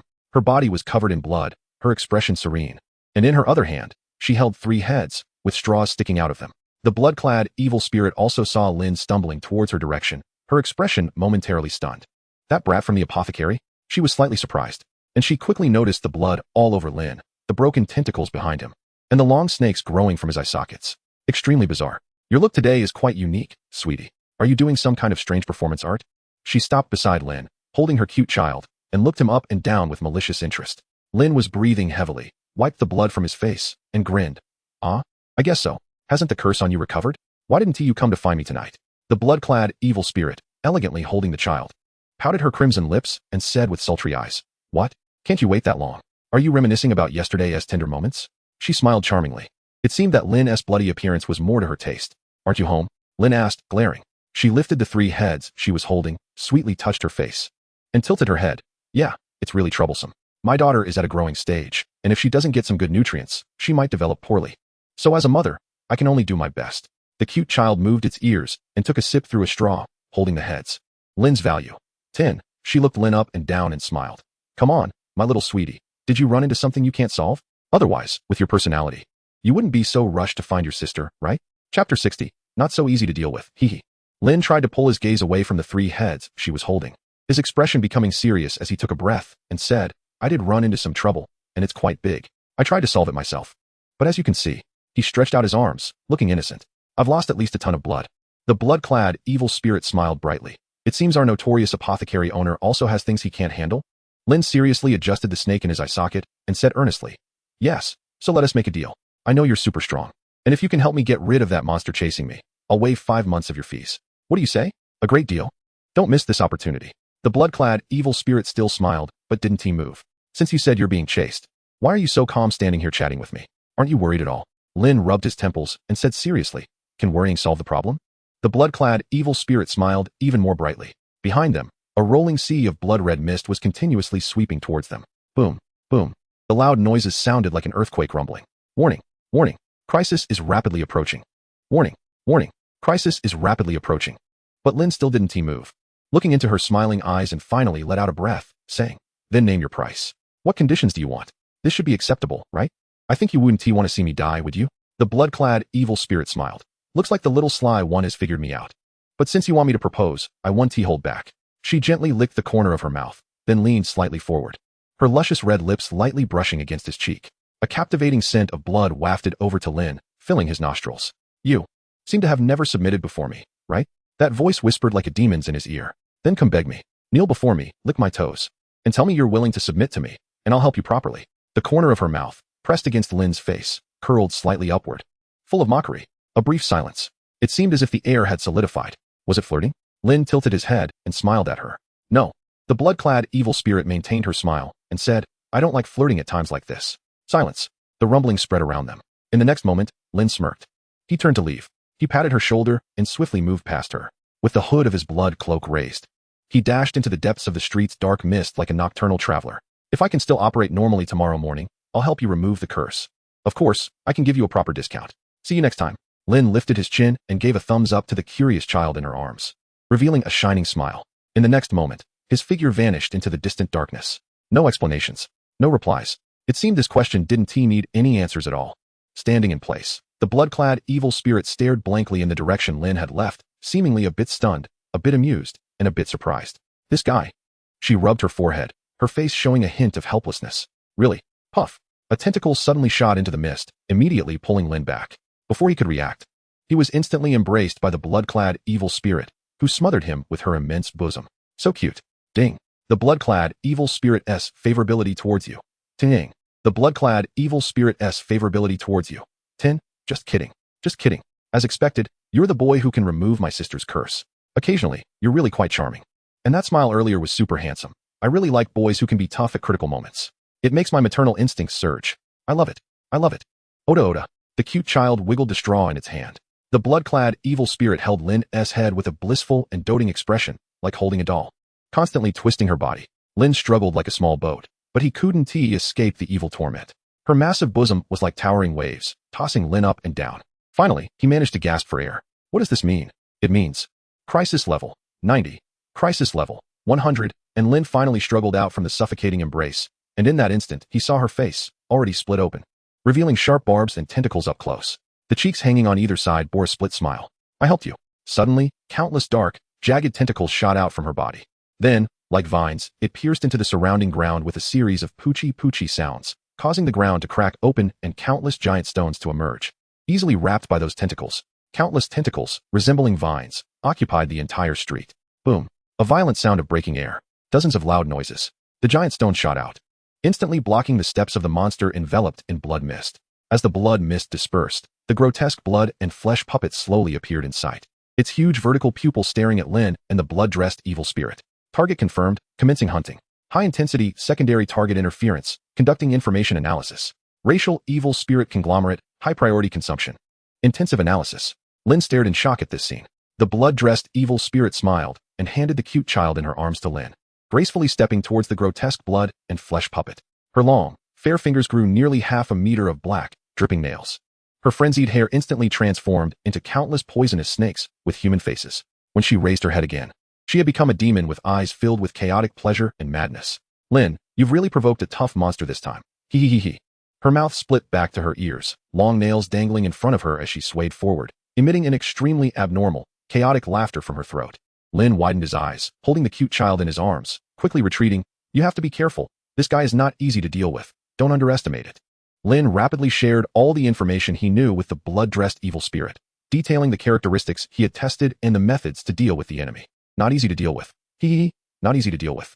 The smile on the blood-dressed evil spirit's face became increasingly chaotic. She slowly swayed her body, and the frenzied curse seemed to rise from her, so tangible that even Lin, standing behind her, felt a chilling and chaotic aura. Chapter 61. How much do you really love me? It was unclear whether she heard Lin's words. Hee hee hee hee. In an instant, her body swayed and vanished from Lin's sight. Lin's gaze became urgent. Fast. So fast. Even faster than when he moved last night. Could this be the battle form of the blood-dressed evil spirit? Incredible. Almost in that instant, amidst the flashing blood light, a face with a twisted, sickly grin appeared in front of the monster. No one saw how she appeared before the monster. Hee hee hee. In an instant, poochie poochie poochie poochie. The sharp, pitch-black nails, like giant blades, left 10 terrifying scars on the monster's body. Countless frenzied tentacles swung behind her, launching a swift and terrifying offensive that was hard to see. Lin could only see a flash of blood. Her smile grew more terrifying, her gaze more sickly and pleasurable, like a hunter fixated on its prey. The blade-like nails danced chaotically, and the monster's blood splattered around. Kill kill kill kill kill, hee hee ha ha. That sickly laughter, along with the blade-like attacks, turned into a meat grinder, instantly disfiguring the monster. Lin was frozen in shock. As expected, this was the fighting style of a level monster. At this moment, if he didn't shout 666, what was he waiting for? Lin shouted with wide eyes, so strong, so awesome. Ma'am, you are really amazing. Perfect. It's simply a perfect offensive. Wow. So cool. This attack is so sharp. Good shot. A mid-air kick, right on target. Awesome. Awesome. Invincible. Look at those charming tentacles. They really pierce the heart. Ah, those nails. Perfect. Sharp. So cool. The cute child in Lin's arms also widened his eyes, shaking his small fists and shouting, Oda Oda. He was instantly filled with excitement. Lin generously combined all the amazing words he could think of and poured them out all at once. He praised every aspect, even those that didn't deserve praise, again and again. Blood-dressed evil spirit's affection for you. 1. Blood-dressed evil spirit's affection for you. 1. Secondary target threat level increased. Initiating secondary response measures. Highest priority target. Primary target, hunting. Buzz. The monster, disfigured by the blood-dressed evil spirit, suddenly had a halo appear in its huge pupil. Almost at the same moment, a thick layer of exoskeleton grew rapidly over its tattered flesh, instantly blocking the frenzied cuts of the blood-dressed evil spirit. Clang clang clang. Countless sparks flew. The shattered vertical pupil that had been cut suddenly shifted and shrank. Its gaze instantly focused on Lin beside it. Buzz. Lin immediately felt the same enormous curse wave as before. It was that gaze curse. Lin, who was shouting 666, widened his eyes. No way. Even after being cut to this extent, its target is still me. How much do you really love me? Without a second thought, Lin instantly hugged the cute child, abruptly changing direction, and dashed away while shouting, "Ma'am, I'm leaving this to you. For your daughter's safety. I'm temporarily retreating. But don't worry.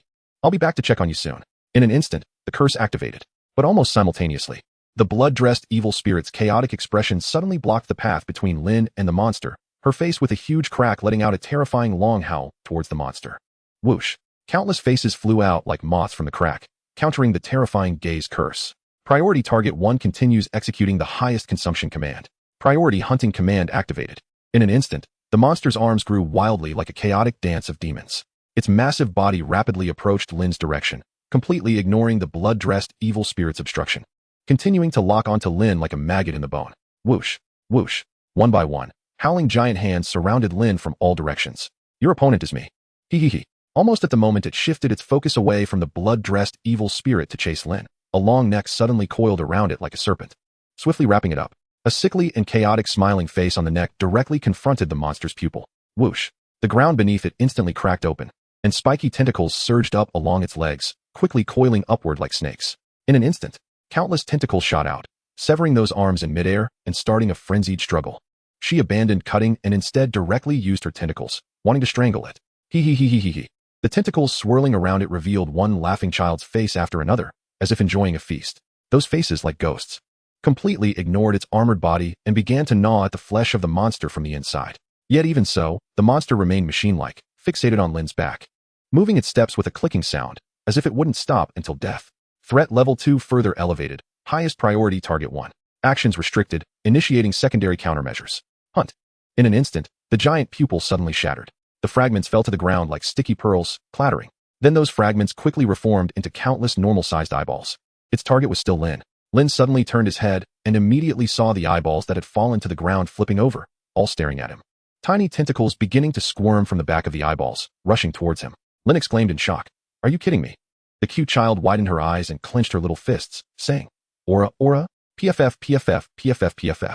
A large portion of the eyeballs hadn't even had time to escape the range of the blood-clothed evil spirit's tentacles before they were quickly popped by the tentacles. But still, a significant number of eyeballs broke through the encirclement and swiftly spread towards Lin. Lin suddenly stopped, turned around, and gritted his teeth. It seemed he couldn't escape. In that case, in an instant, he pulled out the Demon Hunter revolver from his pocket and aimed it at the incoming tide of eyeballs. His expression became extremely sharp, and with the enhancement of the two evil spirit vertical eyes, he quickly locked onto every incoming eyeball. It was time to go all out. Click. The trigger was pulled instantly. Chapter 62. Crisis Situation. Synchronized Evolution. Bang. Ding. You have killed Eyeball Entity 1. Your firearms proficiency has increased by 1. Ding. You have killed Eyeball Entity 1. Your firearms proficiency has increased by 1. Ding. You have killed Eyeball Entity 1. Your firearms proficiency has increased by 1. Quickly closing the revolver, Lin rapidly retreated while holding the giggling cute child. He could only fire 6 shots in quick succession now, and to shoot again, he needed over 10 seconds of ammunition recovery time. This was the most dangerous time. He needed more limbs. Lin quickly took out a bottle of flesh growth potion from his pocket and drank it in one gulp. Since he had already mutated, he didn't care how many strange limbs might grow out this time. In an instant, the blood drawn by the faceless heart was rapidly restored by the potion, and simultaneously, the 4 tentacles he had previously severed quickly began to grow under the nourishment of the flesh potion. And immediately, the system's prompt rang in Lin's ears. Ding. Your body has undergone a first-level mutation. Ding. Your body has undergone a first-level mutation. Ding. Your body has undergone a second-level mutation. Whoosh. One tentacle after another wildly grew out from Lin's body, but compared to the hundreds of meters of tentacles from the blood-clothed evil spirit, his were much more petite and cute. Lin suddenly turned around, hung the giggling cute child onto a tentacle, and his expression turned serious. One hand held a gun. The other held a knife. Several sharp tentacles aimed precisely at the surging tide of eyeballs. Lin's gaze sharpened, accompanied by the gunfire. Lin quickly stepped towards the tide of eyeballs, his carving knife instantaneously splitting a dozen eyeballs in two. Meanwhile, the tentacles behind him accurately popped those eyeballs one after another. Ding. Your combat experience has increased by 1. Ding. Your combat experience has increased by 1. Ding. Your combat experience has increased by 1. Bang. Bullets precisely hit each eyeball. The system prompts echoed in Lin's ears. With the help of the evil spirit's vision, even though his firearms proficiency was still low, his locking ability had received a massive boost. Moreover, Facing these small monsters was undoubtedly the best opportunity to gain experience. PFF, another horizontal slash. Dozens of eyeballs were instantly split in two under his blade. Ding. Your combat experience has increased by 1. Ding. Your combat experience has increased by 1. Aura, the cute child, hanging on the tentacle, laughed joyfully, spreading her arms and legs, holding an eyeball she didn't know when she had grabbed, and took a bite like it was an apple. Soon, under Lin's pull, the wave of spreading eyeballs was quickly and accurately killed piece by piece under Lin's attacks. You're getting brave, boy? The blood-clothed evil spirit, swirling around the monster and wildly gnawing and entangling, turned her head, revealing half a crazed smiling face, offering praise. Lin sliced through several eyeballs and instantly gave her a thumbs up, flashing a smile that sparkled with his teeth. I'm not afraid of small monsters. The situation was rapidly improving. Those low-level eyeballs could hardly deal any substantial damage to Lin under his pull, and the monster's main body was being suppressed by the blood-clothed evil spirit, unable to move an inch. At least, it seemed that way on the surface. Time quickly passed. Lady, how's it going over there? Lin shouted towards the direction of the blood-clothed evil spirit after slicing through the last eyeball. The countless tentacles and faces formed by the blood-clothed evil spirit had almost surrounded the monster like a zongzi, with blood flowing from the gaps between the tentacles.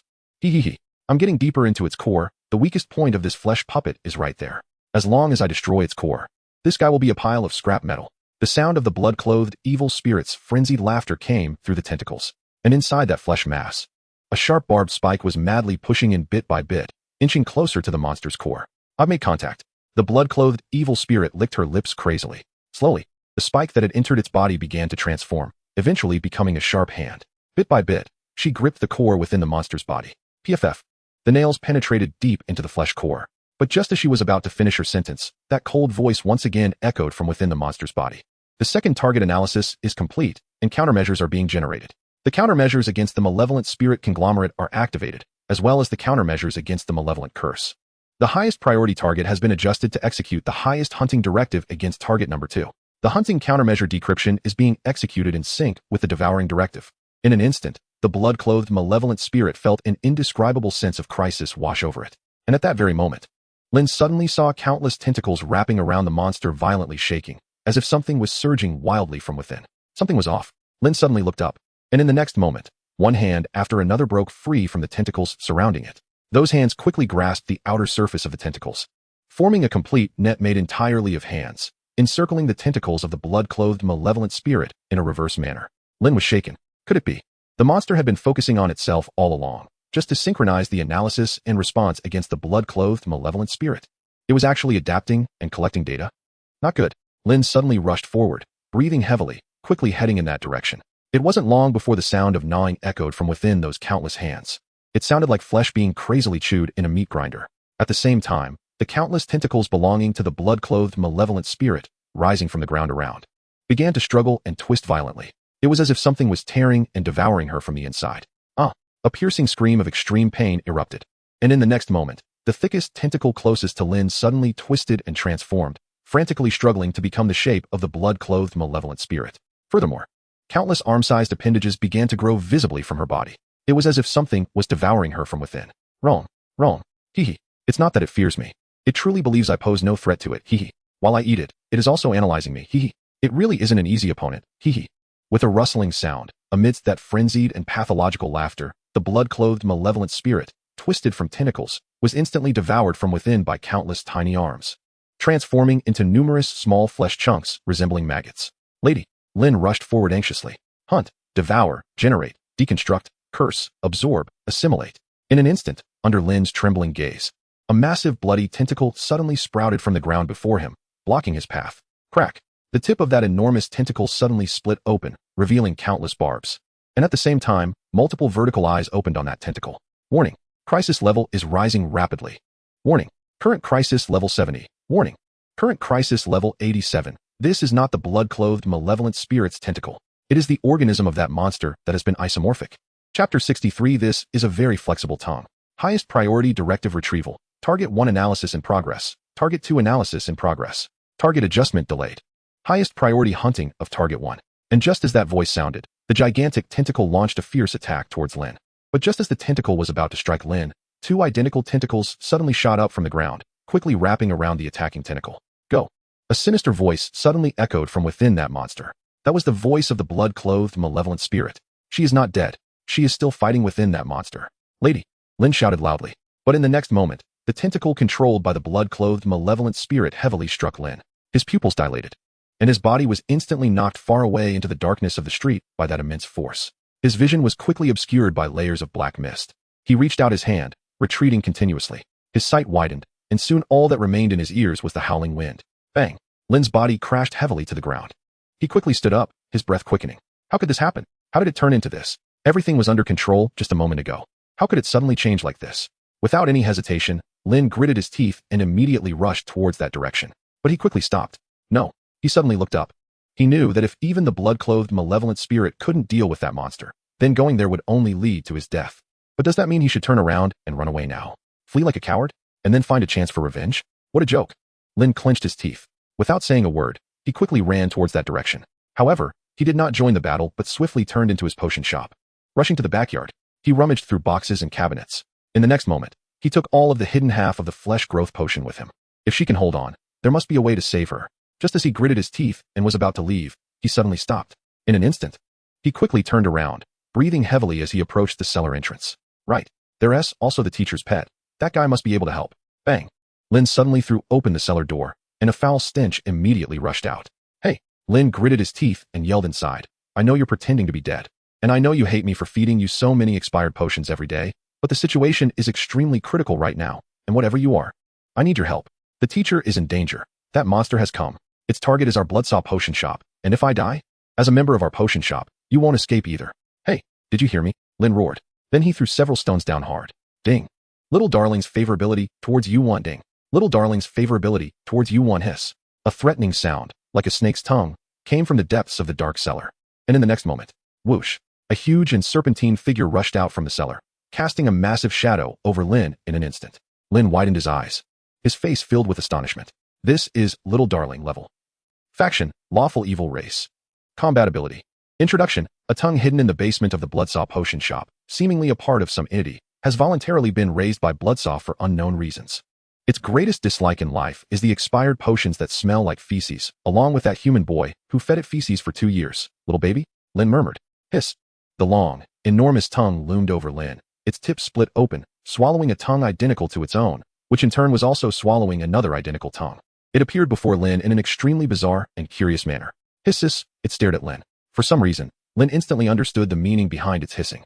Lin, cursing, reached out and grabbed its tongue, saying, You dare to curse again? Hisses, Lin ground his teeth angrily, pulling at its tongue. Fine, curse if you want.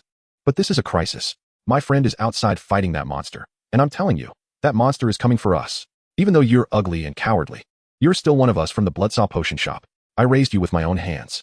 Think about it. If my friend blows up, I'll blow up too. And then who will be next? That's right. It'll be you, you ugly cowardly tongue. Lin shouted at it. Ding. Little baby's affection for you increased by 10 ding. Little baby's affection for you increased by 10 hisses. Lin angrily pulled at its tongue root, saying, That's not feces. It's a potion. Although it's a bit expired, it's still a legitimate potion. Hisses, comma. Lin, in a fit of anger, grabbed its tongue root and said, All right, if you come with me now, for the next 2 months, I'll feed you high-quality potions every day. How about that? A brief silence. Hiss, ding. Little baby's affection for you increased by 0.001. And in the next moment, the snake-like giant tongue suddenly slithered out of the basement, starting to stretch wildly. Then it wrapped around Lin. Instantly, it extended out towards the shop's entrance. This was a very agile tongue. Street. In just under 5 seconds, Lin and the giant tongue arrived back at the battlefield. Upon seeing the scene on the street, Lin was instantly shocked. The entire street had long been transformed, with traces of battle on the ground. In the center of the street, a monster wrapped in countless arms continuously contracted and expanded. Overall consumption progress 54. 55 detection of target 1 approaching. Highest priority hunting target switched. Hisses. In an instant, one by one, enormous tentacles covered in vertical pupils wildly grew from the ground. Big tongue. Instantly, that tongue turned to run. 3 months. Lin angrily grabbed the tip of the giant tongue, saying, Save my friend. For the next 3 months, I'll feed you high-quality potions every day. Ding. Little baby's affection for you increased by 0.01. Hiss. Chapter 64. Nothing will ever end. The next moment, the tongue suddenly coiled up. Lin immediately put the cute child aside, flicked her beast ears, suddenly turned his head and gritted his teeth, saying, Let us go. Instantly, Lin, furious, wielded his knife and dashed towards the central cocoon with the tongue at an unimaginable speed. I'll leave those tentacles to you. Just get me to that monster. And I have a way to save my friend. Lin roared. Hearing this, the tongue immediately twirled Lin around several times, raising its tip and spitting out a fuse towards the surrounding tentacles. And just at that moment, those tentacles with vertical eyes launched their attack on them. Attack! Lin roared, pointing forward with his knife. Hisses! In an instant, that long, agile tongue suddenly licked a tentacle at an unimaginable speed. With a loud slurp, the massive tentacle instantly turned into a pool of thick blood in that foul-smelling saliva under Lin's gaze. Ding! The smell of feces. Little baby's affection for you decreased by 1. Ding. Not wanting to lick at all, little baby's affection for you decreased by 1. Good job. Lin cheered. He pulled his hood down and increased his speed again. Meanwhile, the massive tentacles blocking the way were continuously turned into thick sludge and blood under little baby's disgusted licking. 100 meters, 80 meters, 30 meters, closer, even closer. Target 3 analysis. Giant missing tissue, highest priority for containment. Anti-corrosion mode activated, anti-curse mode activated, containment initiated. Buzz. In that instant, Lin suddenly saw those tentacles growing back from the ground, revealing dense, capillary-like tissue barriers. Poo poo poo poo. Instantly, those tentacles passed by him at an unimaginable speed, wrapping the big tongue from all sides. Little baby, Lin exclaimed in shock. The entangled tongue began to struggle violently, and its body started secreting large amounts of mucus. That mucus fell to the ground, instantly eroding the surface into numerous grooves. However, the tentacles wrapping it showed no fear of the corrosion. Creak! The big tongue let out a shriek. But at that moment, Lin could no longer care. He snarled and strode towards the monster wrapped in one hand after another. 1 step, 2 steps, 3 steps. Crack, crack, crack. The countless arms on the monster began to split apart, and a huge vertical pupil slowly emerged from the opening. But just as that vertical pupil focused its gaze on him, Lin exerted all his strength, all the tentacles on his body pushing him forward, roaring as he propelled himself towards the giant cocoon. The crimson cloak billowed around him. Lin gritted his teeth, reaching out as he fell from the sky. He reached for the very center of the giant pupil. Got it. In an instant, Lin's hand passed through the giant pupil without obstruction, and under the enhancement of the blood demon cloak, he instantly merged into that giant cocoon. Endless writhing flesh surged before him. Lin's face was twisted in rage. And at that moment, under the lock of the evil spirit's vision, he grabbed that already shattered arm. The cork of the blood flesh growth potion was suddenly pulled out.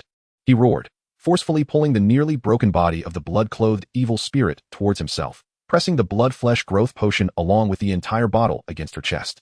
Hisses.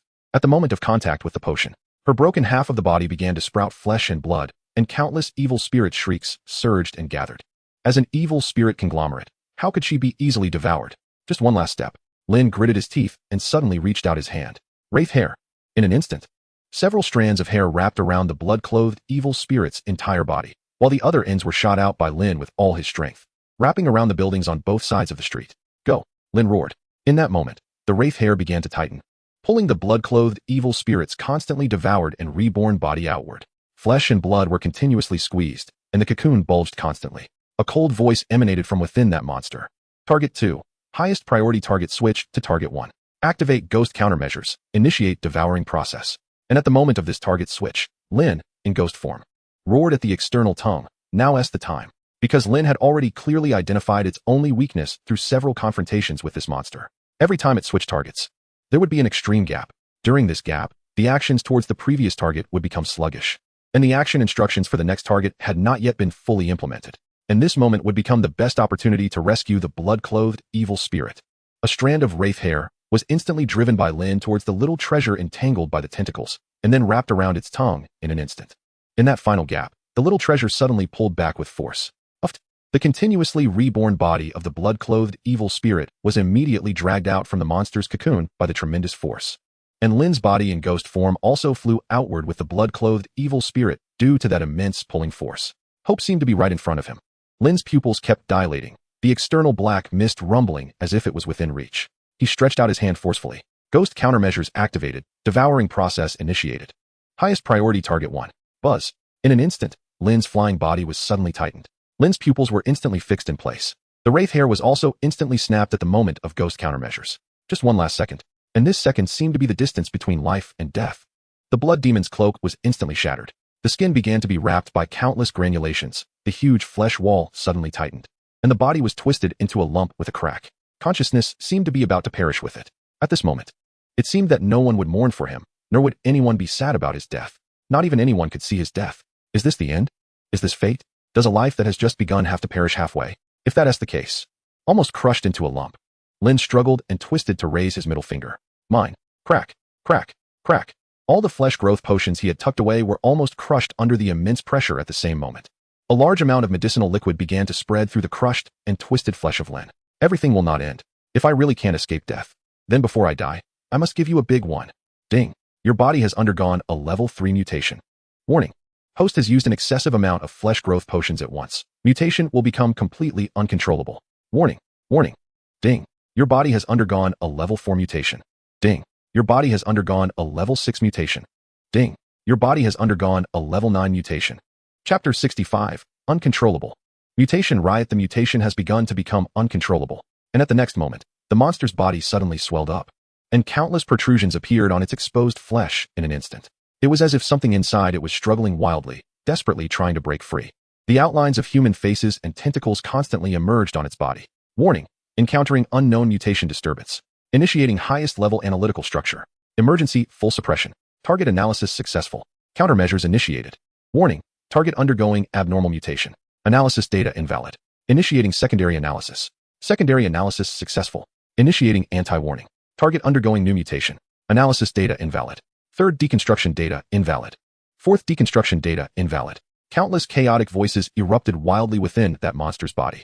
Meanwhile, outside, the little treasure that had broken free due to the sudden mutation gaped in shock at the wildly protruding and twisted monster. It had no idea what was happening, but it could clearly sense that at this moment, within that monster's body, countless indescribable things were wildly breeding. And it distinctly noticed that those countless indescribable things all carried the breath of that human boy. And beside it, the half-broken blood-clothed evil spirit that had been dragged out suddenly opened her eyes. Under the powerful effect of the flesh growth potion, her broken body rapidly recovered. Before she could figure out what was happening, her gaze was shaken by the monstrous twisted appearance in the distance. And in that moment, she sensed the familiar breath from within that monster. Could it be? Her face suddenly turned pale, and she struggled to get up. Lin. Unable to analyze information, chaotic target mutation efficiency has exceeded core analysis load. Initiating highest level devouring command. Initiating highest response measures. Evil spirit countermeasures activated. Meltdown mode activated. Biological extermination mode initiated. Devouring and hunting warning. Destruction. The blood flesh monster began to screech madly. Countless arms growing from its body plunged straight into its own flesh. Warning. Affected by the blood flesh puppet's flesh growth. Mutation is completely uncontrollable. Warning. External flesh severely interfering. Mutation is spreading comprehensively. Ding. Your body has undergone a level 9 mutation. Ding. Your body has undergone a level 9 mutation. In that instant, just as the blood-clothed evil spirit and the giant tongue watched in terror, a giant tentacle covered in hollow human faces burst out from the monster's body. Trembling. That tentacle extended hundreds of meters high. A roar echoed through the sky. The immense might even cause the entire street to tremble. What on earth is that? At this moment, even the blood-clothed evil spirit couldn't help but retreat in fear, because she clearly saw that the terrifying tentacle was covered with faces, all of which looked exactly like Lin. Distorted, chaotic, disastrous. And just in the next moment, a mutation occurred again. A huge gash suddenly opened in the middle of the monster's giant vertical pupil, and countless thick, crimson goo began to surge wildly from that opening. The horrifying cries of a baby echoed. From that thick, crimson liquid, one embryo-like baby after another struggled to emerge. And similarly, each baby's face looked exactly like Lin's. Little baby value 50. Blood-clad evil spirit value 40. At this moment, even the blood-clad evil spirit was terrified by the shocking scene. The fear that almost pointed directly at your soul continuously polluted your vision. And this was just 2 outbreaks of disaster. She could clearly see that within the monster's body, there seemed to be countless monsters struggling and shrieking. Biological extermination initiated. Biological extermination initiated. Emergency extermination activated. The monster's body continuously issued urgent commands. The flesh and blood monster struggled. One of its arms suddenly transformed into the head of a giant dragon covered in tumors, spewing scorching dragon breath towards the constantly shrieking embryo-like babies on the ground. Horrific flames rolled over the ground. Meanwhile, on the other side, the arm sprouting from it began to frantically wrap around the tentacle, growing countless faces, tearing and hunting. It had almost turned into a full-scale melee. Warning. The 3rd, 4th, and 5th unknown mutated entities are about to break out. Biological extermination. Extermination. Almost at the moment that voice sounded, several continuously twisting flesh and blood conglomerates burst out from the monster's back. Their facial features were distorted and glued together. And as soon as they appeared, they shrieked and bit into the monster's body. The monster was exhausted from coping. Countless arms began to urgently deal with the new mutated entities. This terrifying scene left the blood-clad, evil spirit pale-faced. She quickly activated the evil spirit's vision. When she saw the internal situation clearly, her face turned even more horrified. Lin. In fact, She could no longer see Lin's outline inside. Twisted within that monster's body was almost a continuously mutating mass of flesh. Countless horrifying mutations erupted from that mass like a flood breaking through a dam. Disaster. This was almost unimaginable pollution and disaster. Warning. Unable to contain biological extermination failure. Target threat level raised to 0. Emergency flesh reorganization initiated. Emergency contingency plan activated. The voice from within the monster's body grew more urgent. And just at the next moment, its entire body began to compress inward, emanating an uncontrollable, sustained high temperature, continuously squeezing from within. It seemed to want to eliminate the internal mutations in this way. Ding. Host flesh is undergoing complete invasion and devouring. Host life is severely depleted. Ding. Your body has undergone a level 9 mutation. Ding. Mutation failed. Flesh is severely disrupted at the cellular level. Life form is abnormal. Material composition is abnormal. Warning. Host body is undergoing unknown special mutation. Ding. Unknown level mutation has appeared. Unknown level mutation has generated will. Uncontrollable. Uncontrollable. And just at that moment, the blood-clad evil spirit's evil spirit vision was abruptly cut off. But in that last moment before it was cut off, she still saw something terrifying suddenly grow out from that twisted mass of flesh. Almost simultaneously, the monster's body suddenly expanded, and thick blood was continually squeezed out from all over. Warning. Special unknown mutated entity appeared. Unable to analyze. Emergency acceleration of reorganization process. Target exhibiting strong hostility. Target exhibiting strong desire to devour. Flesh reorganization restricted. Warning. Target beginning to devour the organism. Evil spirit countermeasures ineffective. Flesh reorganization ineffective. Biological extermination ineffective. Target is rapidly growing. Organism loss rate 122,126. Unable to contain. Unable to contain. Chapter 66. Devoured empty. Special unknown mutation. And outside, under the pale gaze of the blood-clad evil spirit, the numerous protrusions appearing on the monster's outer skin began to visibly flatten at a rapid speed. But it did not seem like suppression. It felt more like something was being devoured from the inside. Hee hee ha ha ha. Suddenly, strange sounds of children's laughter echoed from within. This made the blood-clad evil spirit's scalp tingle. Her pupils trembled, because that laughter sounded exactly like the laughter she emitted when her consciousness became disordered during transformation into combat form. In an instant, she had an incredibly terrifying guess. Something unimaginable was being born inside that monster, and among them were parts of the curse and fragments of her body that had been devoured earlier. What is this? Just at that moment, she suddenly saw the arms growing on the monster being pulled inward, as if something was directly pulling them from the inside, causing them to sink in, one after another. In just a moment, all of its arms were forcibly pulled into its body. Hee hee ha ha ha. Immediately after, the tentacle bursting out of its body, covered in Lin's faces, was also suddenly pulled into the monster's body by a tremendous force. Following that were the countless terrifying embryos that had leaked out. Crackle crackle. The sounds of chewing echoed from within the monster. Blood-clad evil spirit value 10. Blood-clad evil spirit value 10. Warning. Warning. Organism completely ineffective. Organism loss rate 88. Warning. Target beginning to devour core. Target beginning to devour. Sizzle sizzle sizzle. The blood-clad evil spirit trembled violently. The suddenly interrupted sound instilled a huge, uncontrollable unease in her. Then she saw the monster's pupils rapidly dimming, and its massive body seemed to lose all strength, collapsing to the side. It was as if something had completely devoured it from the inside just moments ago. Crack. A crack opened on one side of the body. A bloody hand, covered in grime, suddenly dangled out from that crack, moved slightly, and then fell silent. The blood-clad evil spirit stood there in a daze. For a moment, her brain was blank, completely at a loss, until she quickly regained her senses. Her breathing suddenly became rapid. The flesh puppet is dead? Meanwhile, in the dark world, in a tower standing upside down on the ground, a loud explosion suddenly erupted from some facility at the bottom of the tower. Intense energy fluctuations almost instantly exterminated all living beings in that area. Warning, warning. Type 3 flesh puppet has lost connection. Target retrieval in progress. Body damage at 98. Full link failure. Inside the inverted tower, piercing alarm sounds continuously echo. Fierce flames are spreading uncontrollably from the control facility, as pale-faced personnel flee in droves from the corridors. What's going on? From the deepest part of the inverted tower, a hoarse and gloomy voice emanates from a massive container bubbling with steam. Master, the Type 3 flesh puppet we dispatched to hunt Bloodsaw and others has lost its link. The backlash wave has burned down the control base of the Type 3 puppet. A figure in a black robe rushed urgently through the main entrance of the hall. Surrounding the massive container, dozens of demons, seated at enormous tables, all showed drastic changes in expression. Are you kidding me? A demon several meters tall stood up, snarling. The Type 3 flesh puppet is our Demon Association's most advanced hunter, unmatched except by Origin level and King level beings. Who else in this dark world can rival it? All the surrounding demons wore grim expressions. because during this period, the destructive power and hunting ability displayed by the Type 3 flesh puppet were evident. In these 3 days, nearly all the rebellious members of the Demon Association unwilling to return have been exterminated under the pursuit of the Type 3 puppet. Furthermore, 5 days ago, one of the flesh puppets they dispatched even engaged a powerful king-level being. Although it was defeated, the opponent also had no effective way to deal with their puppet. Bloodsaw? From the center of the hall, a hoarse voice spoke again. I know him. The original puppet from years ago was led by him and 4 other members of the 5-member council, but the current flesh puppets have far surpassed that era. He does not have the ability to suppress my perfect creation. The crowd's gazes flickered, all furrowing their brows. Order. The hoarse voice rang out once more. Locate the coordinates of the Type 3 puppet's disconnection and simultaneously dispatch the Predator Squadron. Type 4, Type 3 puppet, proceed to the target location for urgent reconnaissance. It is imperative to obtain the most accurate intelligence. Understood. The crowd bowed their heads in response. Ghost Alley. The street shrouded in black mist. The blood-clad, evil spirit rushed in front of the monster and forcefully tore it apart from the crack. Upon seeing the internal scene, even she couldn't help but gasp in shock. Her face turned pale.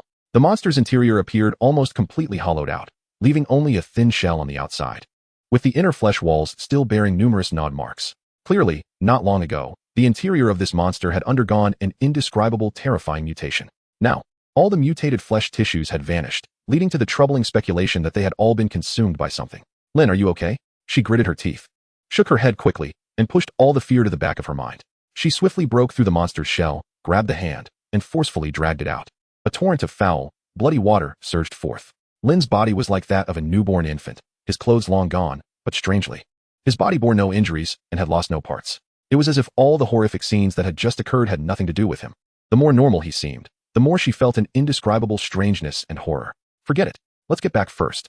The blood-clad, evil spirit quickly hoisted him onto her back. Gritting her teeth, Lynn leaned against her shoulder, eyes closed, his left hand dangling and swinging with inertia. But no one noticed that a long tongue suddenly darted out from the palm, licking the bloodstains on the back of his hand before quickly retracting. Chapter 67 Function, Flesh Catastrophe Ding. Congratulations on completing the task, Blood Knight. You have received 2 skeleton coins, 5,000 base experience, and a unique special reward. Function, Flesh Catastrophe Ding. Your level has reached level 10, unlocking the job change task. Extra experience is temporarily stored. Experience will be returned after the job change. After a while, Lynn woke up groggily. He extended his hand to rub his eyes, yawned, and murmured, "It's dawn. Time to open the shop." But at that moment, last night's memories surged back like a tidal wave. He instantly opened his eyes wide and sat straight up from the bed. Where's this? He stared in astonishment at his surroundings. This is an elegant bedroom, with a neatly made bed, a pure white flower on the windowsill, and a massive floor mirror not far away. Memories rapidly merged with the surrounding scene. He recognized this as the blood-clad, evil spirit's room. Something's off. He forcefully extended his hand to rub his aching head, furrowing his brow. Because he clearly remembered being engulfed into that monster's body yesterday, his entire flesh and blood twisted into a mass. But what happened afterward had become a blur. Why am I here? Lynn quickly threw off the covers and stood up, facing the massive floor mirror, scrutinizing the handsome youth reflected in it with a frown. And his body is actually unscathed? Lynn hesitated as he looked at his hands, feeling an overwhelming sense of unreality. Lynn, you're awake. In the downstairs living room, the blood-clad evil spirit, busy in the kitchen, looked surprised at Lynn, who was coming down from upstairs wrapped in a bedsheet. She then rushed over with immense joy, grabbing Lynn's neck and pulling him close, asking urgently, "How are you? Is there anything wrong with your body?" Lynn hesitated. What time is it now? It's already the next day. What about that monster? After about 10 minutes, Lynn listened to the blood-clad evil spirit recounting what happened after he regained consciousness, and his brow couldn't help but furrow. Are you saying that after you regained consciousness yesterday, you saw a large number of malignant creatures growing inside that monster, and then it was dismembered from the inside? The blood-clad evil spirit stared at him and said, "Yes, later when I dragged you out from that puppet's body, you were already like this." In Lynn's mind, the system prompt he heard before losing consciousness flashed instantly. Flesh proliferation agent. That's right. The system's final prompt informed him that the mutation had gone completely out of control. Clearly, during the time he lost consciousness, a large number of mutations had taken root in his body. Could it be that the limbs he mutated actually dismembered that monster from the inside? Lynn raised an eyebrow. But if that's the case, why is he perfectly fine? What about the monster's corpse? Lynn inquired. It's in the backyard. The blood-clad evil spirit seriously leaned over the table and said, "After dragging you out of its body yesterday, I went back and brought it back. Such a powerful creation must be hiding some secrets." Lynn immediately stood up and looked up, saying, "Take me to see it." In the backyard, Lynn squatted down, frowning as he looked at the twisted mass of foul-smelling flesh and blood in the yard. It was now almost impossible to discern the shape of the monster from yesterday. What remained was merely a collapsed and distorted shell. Signs of gnawing? Lin reached out and touched the inner wall of the monster, his expression contemplative. The blood-clad evil spirit nodded seriously and said, "Yes, this puppet was devoured from the inside by something, and judging by the situation at the time, there should have only been." She stared at Lin. Lin glanced at her and pondered, "You don't suspect it was me who devoured it, do you?" The blood-clad evil spirit replied earnestly, "I can't rule out that possibility, because you mutated very severely at the time. Even some of the monsters that appeared then made my heart race." Lin's gaze grew more contemplative, because if that were the case, he might just look normal now. But in reality, some kind of hidden mutation had already occurred. Without saying a word, he quickly opened his basic attribute interface. Lin, level 10, pending promotion, race, human mutation, strength, 22 dexterity, 23 intelligence, 26 constitution, 51 pending points, 4 stats updated, description, a mad apprentice of the Bloodsaw Apothecary, adept at navigating around powerful beings and excelling in interpersonal relationships, although unable to change the essence of being a shady merchant. The excellent qualities and fighting spirit displayed in a crisis are still commendable. Mutation? Although the system unexpectedly provided a positive introduction, which made him very happy. Seeing the word mutation made Lin's heart leap to his throat. System, explain, where did I mutate? Lin immediately asked anxiously in his mind. And just at that moment, ding, you have triggered the quest, body's reaction. Quest rewards, 1,000 skeleton coins, 500 basic experience, 1 legendary reward. Quest description, extensive use of flesh growth potions in a special environment has caused the host's body to merge with the flesh of the puppet, resulting in a malignant special mutation. Quest objective, identify the mutation in your body within half a day and find a method to control it. Quest failure, the mutation will completely replace the host, and the process is irreversible. Lin, I asked you where I mutated, and you directly gave me a quest. What is going on? System, can't you just tell me where I mutated? Ding, please explore on your own, host. At that moment, countless little girls riding grass mud horses galloped through Lin's heart. He really wanted to drag this system out, pin it down on the bed, and spank it but 1,000 times. Ding. Please do not engage in malicious behavior towards the system in your mind. The system has provided additional help to the host. Please explore on your own. Damn it. I'll give you a gesture. You interpret it yourself. A highly vulgar consolation is omitted here. The next moment, under the bewildered gaze of the blood-clad evil spirit, Lin suddenly stood up, turned around calmly, and said, "Sorry, I have some urgent matters to attend to. We'll see each other later." Lin quickly rushed out the door. The blood-clad evil spirit, looking bewildered, said, "Huh?" But just less than 5 seconds after Lin rushed out, he hurriedly came back, and right in front of the blood-clad evil spirit, he hoisted the empty shell of the flesh puppet, hugging it and running off wildly. "I'll take this useless flesh back to refine potions. We'll meet again." Huh. Chapter 68. Let's go for it a few minutes later. Carrying a large pile of flesh wrapped in a bedsheet, Lin hurried back to his apothecary. The hall was in ruins. After the battle yesterday, it was a complete mess. Lin wasted no time. He quickly scavenged a soul lamp, lit it, and hung it on the doorpost, then rushed into the backyard. The attic and front hall were destroyed, but most of the backyard was still relatively intact. The cellar was open. Clearly, the little treasure had returned. However, Lin didn't have time to deal with that guy. His situation was extremely urgent. "Calm down, let me think." Lin quickly calmed himself, and his mind raced. If there was a mutation in his body, how should he deal with it? I remember my teacher should have some similar texts. Without hesitation, Lin dashed to the basement, kicked open the door, and quickly ran to his teacher's library. Normally, his teacher would never let him in here, but the situation was critical. He had to find out about the mutation in his body as soon as possible. Swish, swish, swish. Inside the library, Lin lit candles, wore his monocle, and with a serious expression, rapidly flipped through numerous books.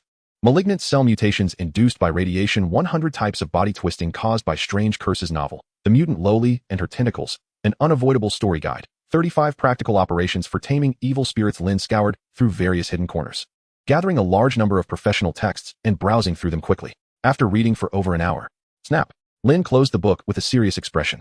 100 methods, let us try them one by one first. If that doesn't work, then I'll take risks. After thorough contemplation, Lin summarized the following points. First, the malignant mutation in his body should currently be in a latent period, or due to some special reason, it couldn't revive and kill him immediately. The logic is simple. If that mutation could revive now, the system wouldn't have given him a half-day deadline for the quest. Second, it is uncontrollable and may possess its own will. Third, the one that hollowed out that monster should be the mutation currently existing in his body. It possesses extremely strong destructive power, and he definitely couldn't defeat it. Fourth, the system had provided him with extra help. Lin's expression was calm as he quickly opened the skill list.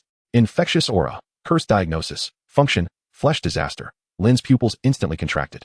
Yes, it was the skill he obtained from completing the Blood Knight quest. Ability, Flesh and Blood Catastrophe. Quality, Special. Description: an ability obtained through intense flesh and blood recombination and violent mutation, allowing the host to freely control and reassemble their flesh and blood for secondary recombination and growth. The upper limit of this ability depends on the host's physical attribute points. Flesh control. Lin gazed deeply at his hands. It seems that the deadly battle with that monster last night unexpectedly granted him a brand new special ability. In any case, let's test the effect. Lin immediately closed his eyes and concentrated his will on a certain part of his body. Buzz. In an instant, Lin's pupils dilated sharply. He felt it. He sensed that marvelous change. Indeed, this ability could truly allow him to reassemble his body's flesh and blood as he wished. Wow. It's definitely bigger and more shaped. This skill is incredible. I'm invincible. No. Lin quickly calmed down. This was not the time to think about such strange things or the peculiar uses of this skill. The top priority now was to determine the mutated entity within him. Moreover, not only to confirm its existence, but also to find a way to suppress it. And if that monster from last night was consumed by that mutated entity, where would such a large mass of flesh be stored? His slender body could definitely not accommodate such large chunks of flesh. Moreover, he could clearly feel that his weight had not shown any abnormal changes. Let's assume that the flesh still exists within me and has not been metabolized out. But just because of the special presence of that mutated entity, I cannot perceive the existence of that flesh. Lin pondered. And since that mutated entity is still in my body, the abnormalities in my body will definitely also affect that mutated entity. After all, we are currently sharing a single body. If that is the case, Lin narrowed his eyes, a dangerous glint appearing in them. He silently turned his head, his gaze landing on a bottle in the corner. He could vaguely see the words Didaway written on it. A strange silence fell around him. Oh, Li, give. In the next moment, Lin grabbed the bottle of Didaway, ripped off the cap, and started gulping it down. This medicine was the ultimate pesticide he had replicated based on his memories from before his transmigration, after studying pharmacology with his teacher for the past 2 years. Drinking it would definitely lead to uncontrollable diarrhea, nausea, and vomiting, accompanied by various complications, making one feel like they want to die. But a real man never fears Didaway. Warning. Host life loss. Obtained anomaly. Didaway poisoning. Following this window of opportunity where he could still move, Lin quickly rushed into the alchemy room, rummaging through boxes and cabinets, gathering all the expired medicines he had stockpiled but hadn't fed to his little treasure.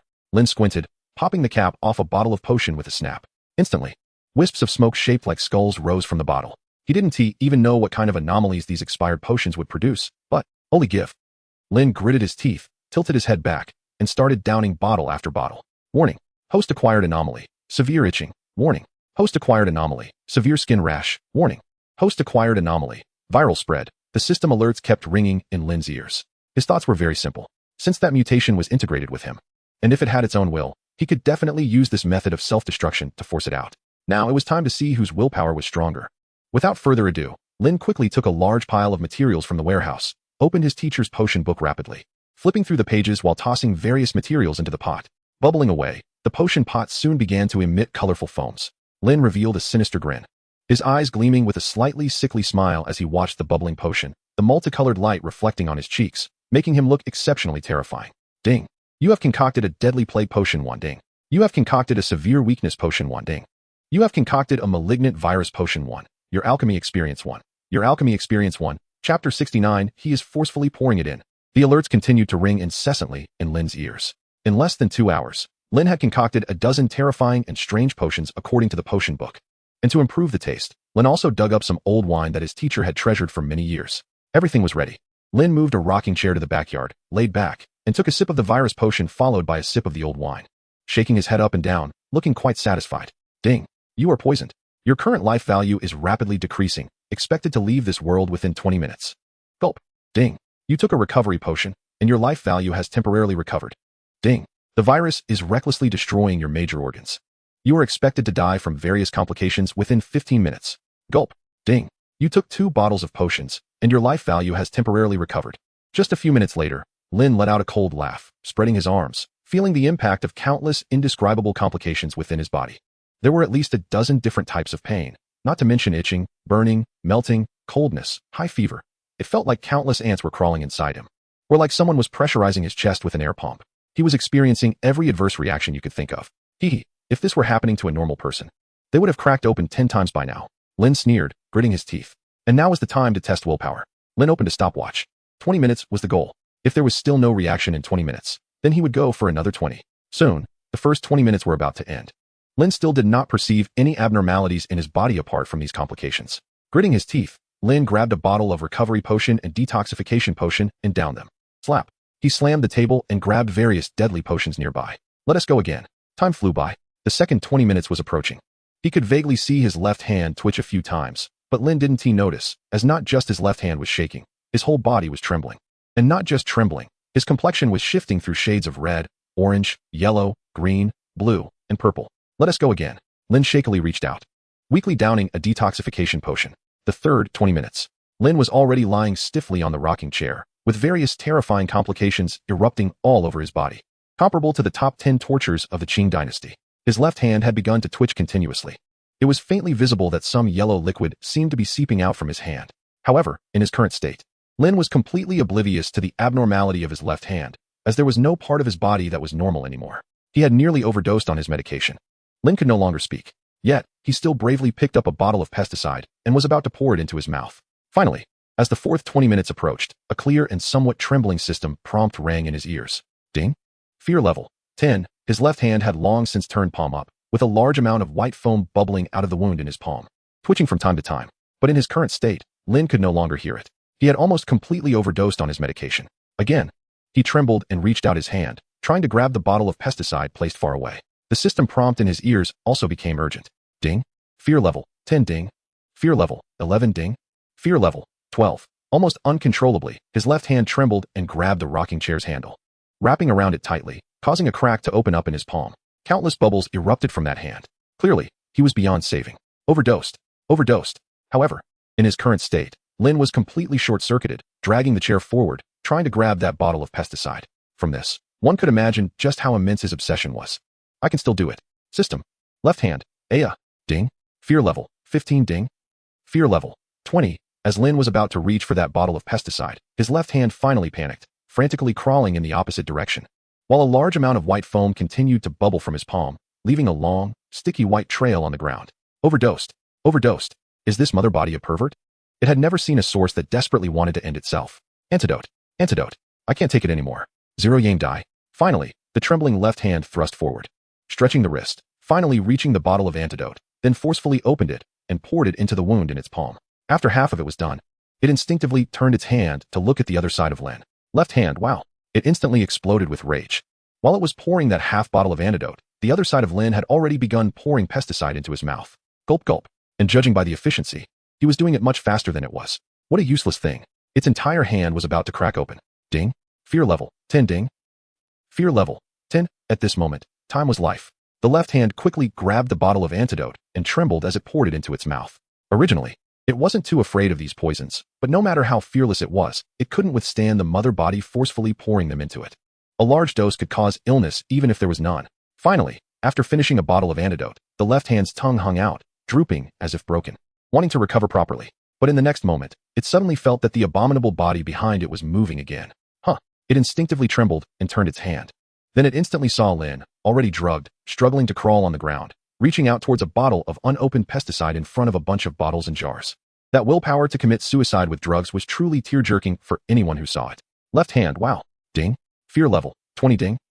Fear level 20. At that moment, the left hand finally exerted all its strength to grab onto a nearby pillar, crying out in despair. Dame. Dame. Dame. Chapter 70. Just 2 centimeters away because it really couldn't take it anymore. Clearly, it had eaten so many strange things at night, originally wanting to digest them well, but suddenly being forced to take in so much strange pesticide. If it had only been a little, it wouldn't have mattered too much. It could have endured a bit and passed, but he was forcefully overdosing. If he really died, it would be one thing. But this guy was repeatedly bouncing between life and death. It's bullying. It's too much bullying. The left hand tightly held onto the pillar. Regardless of how the body behind it struggled to crawl forward, it clung on desperately without letting go. Meanwhile, Drug Lin continued to move forward. That immense willpower persisted even after he had lost consciousness, still fulfilling his intentions from before. Let go and let him die, the left hand shouted. For a moment, both sides began a prolonged stalemate. At this point, if it let go, it would be over. Thus, they held on for more than 10 minutes. Lin finally had a small vortex swirling in his eyes, reaching out a trembling hand towards the bottle of pesticide, and was finally just a few centimeters away when he collapsed onto the ground, gulping out a large amount of white foam. A wisp of green smoke wafted up from his head. Unable to obtain, difficult to accept, just 2 centimeters away. The despair of death. Lin finally overdosed and began to convulse. Ugh. The left hand could no longer hold on and trembled as it slid down from the pillar, leaving a long white foam trail on it. But it did not fall. It remained strong. It dragged the already foaming, convulsing, smoking body behind it, stretching out its fingers. While drooling, it trembled and crawled towards the alchemy room. Each finger stumbled. A large amount of white foam left a long trail behind. The thirst for life and struggle was vividly displayed at that moment. Antidote. Antidote. Finally, the trembling left hand stubbornly supported the smoking body, reached the alchemy room, then struggled to crawl onto the shelf, trembling as it opened a bottle of recovery potion.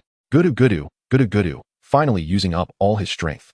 After consuming all the potions he could find on the ground, his left hand flipped over, spitting white foam just like Lin, and he passed out completely. He didn't know how long it had been. Ding. Your poison resistance has increased by 1 ding. Your poison resistance has increased by 1 ding. You have obtained a milestone achievement. Poison jar. You have gained 300 basic experience. Ding. You have obtained a milestone achievement. Poison doesn't kill me. You have gained 300 basic experience. Poison jar. Special achievement. Has a chance to be obtained after being poisoned over 500 times in a short period without dying. You have gained a permanent attribute boost. All attributes 1. Poison resistance 10. Poison doesn't kill me. Special achievement. Has a chance to be obtained after being poisoned by over 200 types of toxins in a short period without dying. You have gained a permanent boost. All attributes 2. Constitution 5. Poison resistance 5. Under the bombardment of numerous system prompts, Lin finally groggily opened his eyes, rubbing his painfully throbbing temples. Lin grimaced as he got up from the ground, feeling as if his whole body did not belong to him. Did I manage to poison that mutant? He struggled to get up, but sat back down again. His body was too weak. Weak as if he had just undergone dozens of special exercises. Lin shook his head, trying hard to recall what happened before he fainted, his consciousness still a bit fuzzy, his head heavy. However, he vaguely remembered that in the last fragment of memory, it seemed he did see something unusual happening to his body, as if a part of him had moved on its own. What was it? Lin rubbed his eyes, trying to remember. He just didn't notice that his left hand, resting on his leg, suddenly twitched. Then, with a turn, palm up, the wound on his palm gasped for air, murmuring, "I'm saved." In an instant, Lin's body stiffened. His rigid gaze fell on his left hand, which was gasping on his leg. A screen suddenly appeared before him. Race, abnormal mutation, attributes, lawful evil level, non-combatability, extremely strong desire to devour, currently in a weakened state. Description, a special mutation born in a human youth due to certain coincidences. Also fused with part of the flesh of a flesh puppet type 3, the heart of a faceless demon, fragments of an evil spirit aggregation body, coexisting with the host. Powerful, but particularly dislikes pesticides. And the left hand immediately noticed Lin's gaze, focusing its attention on him. Although it had no eyes, there was a strange feeling of mutual gaze. For a moment, the surroundings fell into a brief silence. Lin value 10, left hand value 9, and at the next moment, Lin's left hand suddenly opened its huge blood-filled mouth, revealing its sharp teeth, and like a beast, ferociously lunged at Lin's head. "I'll eat you." Almost at the same time, Lin reacted, gritting his teeth, quickly grabbing his left hand's wrist with his right hand and pushing it back hard. "I remember.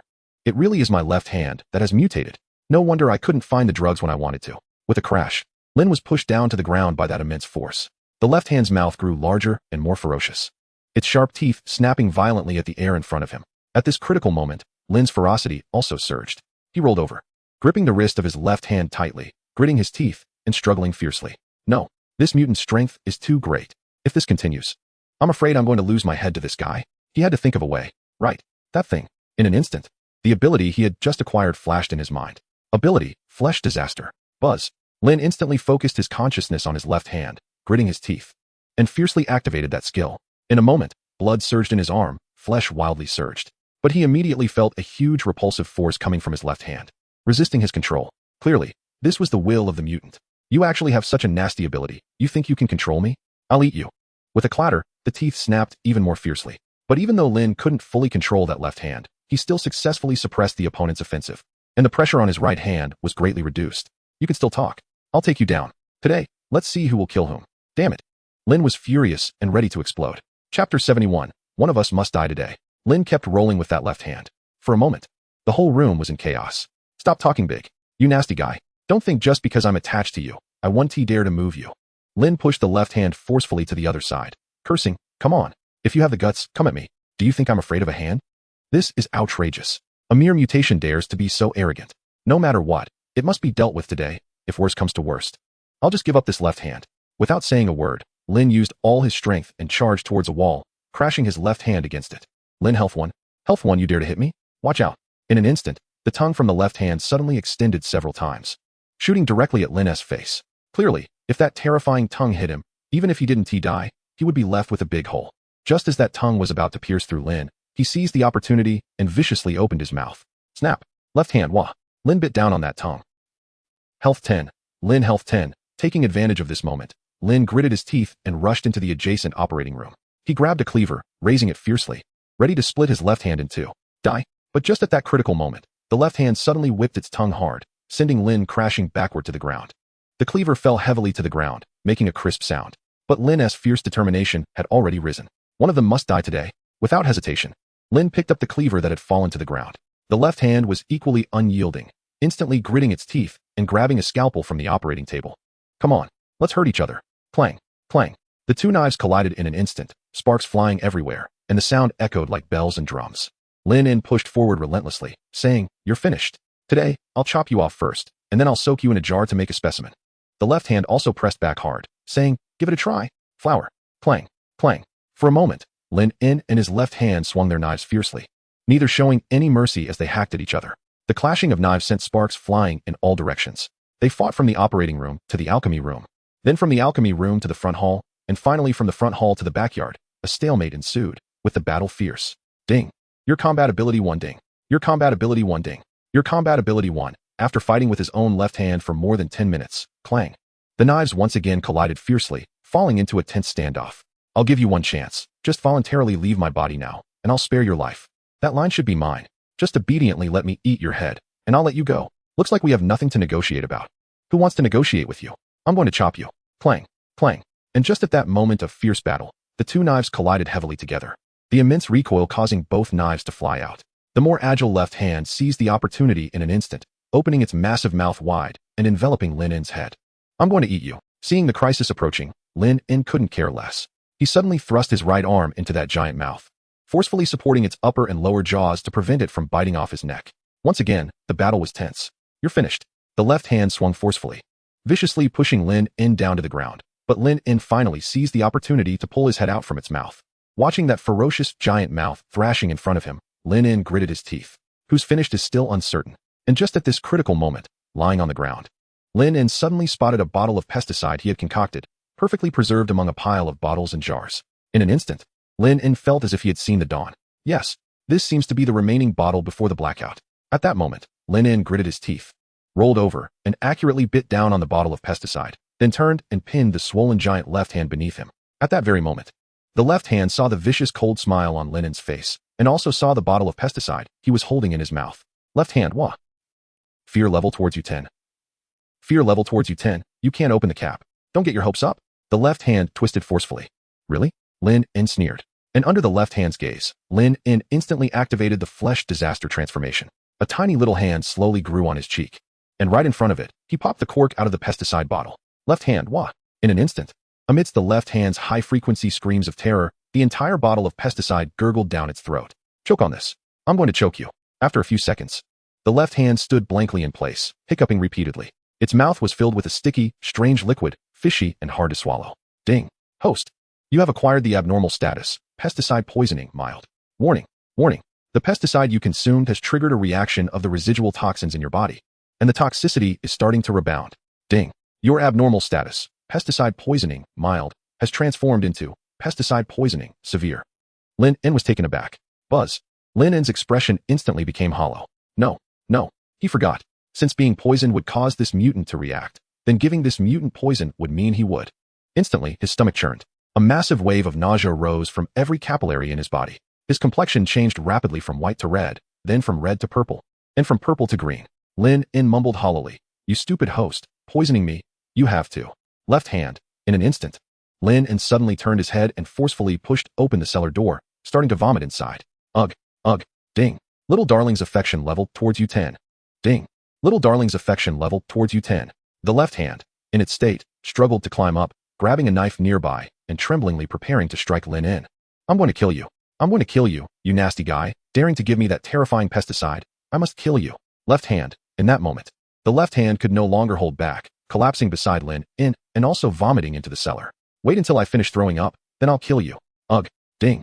Little darling's anger level towards you 10. Ding. Little darling's anger level towards you 10. After vomiting for more than 10 minutes, Lin leaned weakly against the edge of the cellar, trembling all over and gasping for breath, his face already pale. His left hand was also sprawled over the edge of the cellar, its long tongue hanging down, also having vomited enough. Truce, Lin In gasped. Let me catch my breath. Then I'll chop you. Agreed. The left hand drooped and said, I don't have an appetite for you right now. I'll eat you later. Chapter 72. Why does he have two faces? They rested peacefully for half an hour. Lin In closed his eyes against the edge of the cellar, feeling melancholy. How about we temporarily coexist peacefully? What do you think? The left hand replied, that seems like a very good proposal. There's no point in continuing to fight like this. I agree. Having two consciousnesses in one body is actually something one can come to accept. Yes. A brief silence. Clang. The two knives collided again. Amidst the sparks, Lin In angrily shouted, I knew you wanted to sneak attack me. Luckily, I reacted fast enough. I never expected you to be so despicable. The left hand pressed forward forcefully, saying, you were the one who tried to chop me while I wasn't paying attention. You're the despicable one. I'm going to kill you. You're finished. Clang, clang, clang, clang. The one-handed duel resumed with intense sword fighting. At that moment, there was a knock on the door. Is there anyone in the shop? I need treatment. Ding. You have triggered the quest. Diagnose illness. Quest reward. 200 skeleton coins. Basic experience 100. Special reward 1. Upon hearing the prompt in his ear, Lin instantly reacted, shouting while fiercely clashing swords with his left hand. Coming. Please come in, customer. Without saying another word, Lin quickly rushed to the operating room, quickly put on his pants, and threw on a white coat. If it weren't for the customer, I would chop you up right now. You terrible guy. I'd chop you up first. Clang, clang, clang. Lin rushed to the front room and instantly saw a figure with a goat's head entering through the door. Goat-headed monster. Race. Alien creature. Attribute. Chaotic neutral. Level. 69. Combat ability. Strong melee capability. Description. Alien creatures wandering in the dark world. They believe themselves to be the offspring of the nameless forest black goat Shab Nicholas, but most think this is a stretch, as they are undoubtedly not much different from creatures in this world like pig demons and dog-headed monsters. When Lin saw him, the goat-headed monster also immediately spotted the human boy running from the corridor. He was momentarily stunned. He didn't quite understand what this human with two knives meant. Was it a robbery? He instinctively glanced at the dilapidated shop door with the words, Bloodsaw Potion Shop, in large letters. This should be a potion shop, right? Then, in the next moment, clang, clang, clang, clang. The sounds of swords clashing startled him.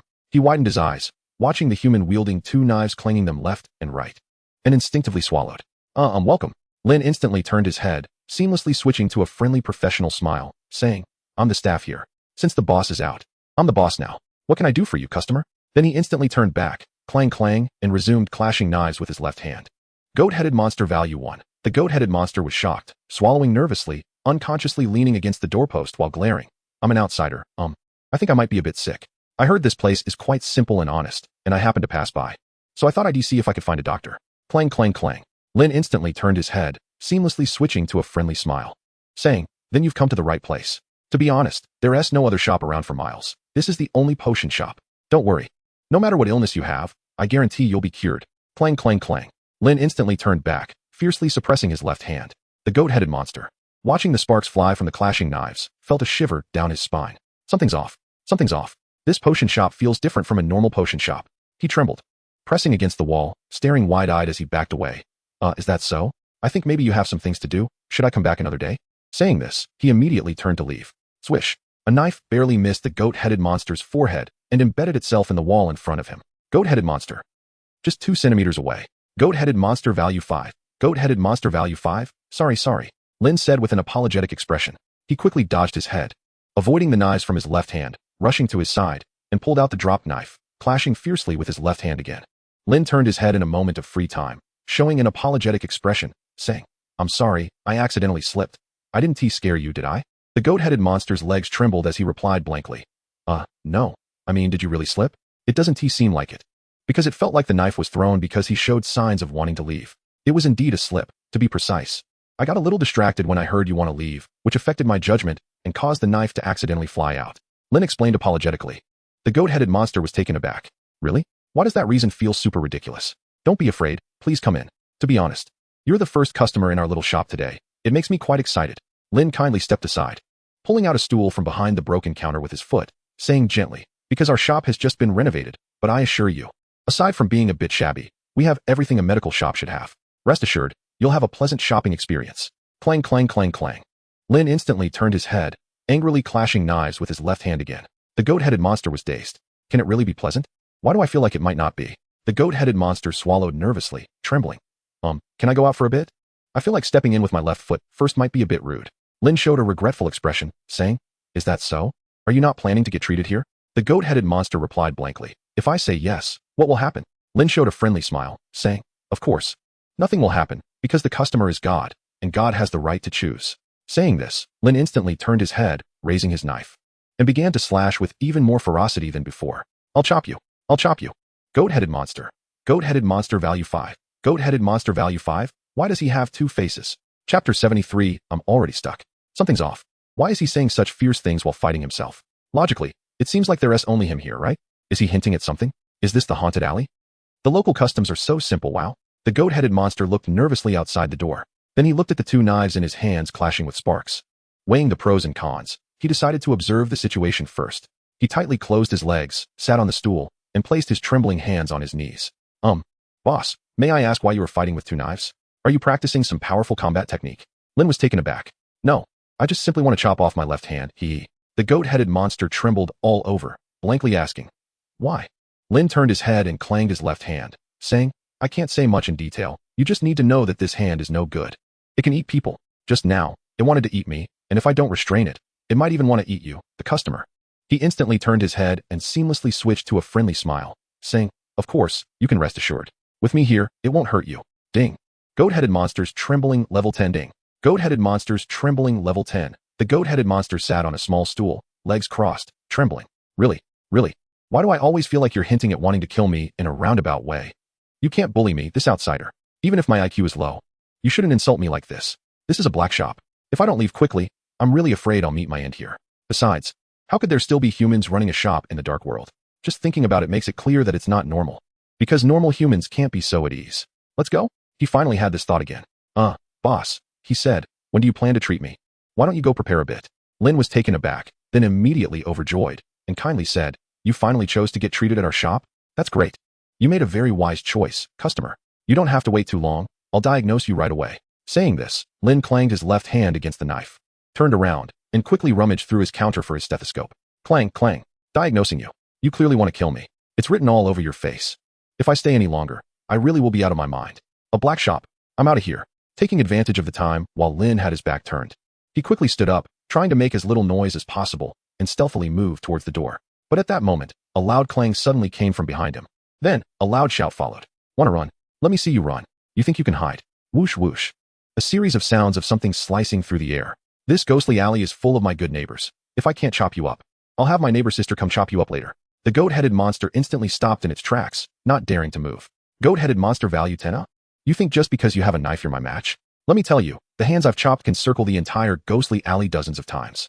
The goat-headed monster quickly retracted its hand from the knife at its waist. No, I just habitually touched it. Goat-headed monster value 10, you better watch out, it said gloomily. There's plenty of time ahead. If you listen to me, I might not chop you for now, but if you don't listen, don't blame me for being merciless. Lin held the knife across his chest, gritting his teeth, confronting his left hand, which was also gripping a knife, in a dangerous standoff. Goat-headed monster value 30.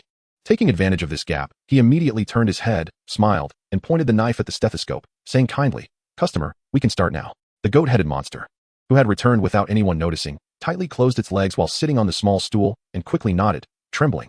Okay, I'll listen to you, woo-woo. A few minutes later, the goat-headed monster trembled as it sat in front of the counter, one hand shakily pressing one end of the stethoscope against its heart. While across the counter, the human boy had his eyes closed. Both hands were still firmly gripping the knife, clearly already in a stage of confrontation. But it was obviously much better than the intense knife fight earlier. After listening for a while, Lin frowned slightly. In an instant, the goat-headed monster's heart raced. Doctor, did you find something bad? It was really not worried about anything. It was just worried about when this doctor would stand up and take its kidneys. It really wanted to say, goat kidneys are not tasty at all. Really. Lin said seriously, your heartbeat is a bit irregular. It seems you were recently startled, causing your adrenaline to spike. If it's just that, then it's nothing. Goat-headed monster, you have no idea what I've been startled by, do you? Tell me now. It raised its head, looking calmly into his face, and said, but I see your forehead dark, your gaze vacant, and your lips a bit purple. These are likely signs of poisoning. If you suffer another severe scare after being poisoned, leading to rapid blood circulation, it could be life-threatening. Goat-headed monster. Are you joking? This doctor is joking, right? Have you been to some poisonous place before? The goat-headed monster stared blankly. I went to a swamp. Have you been attacked by something?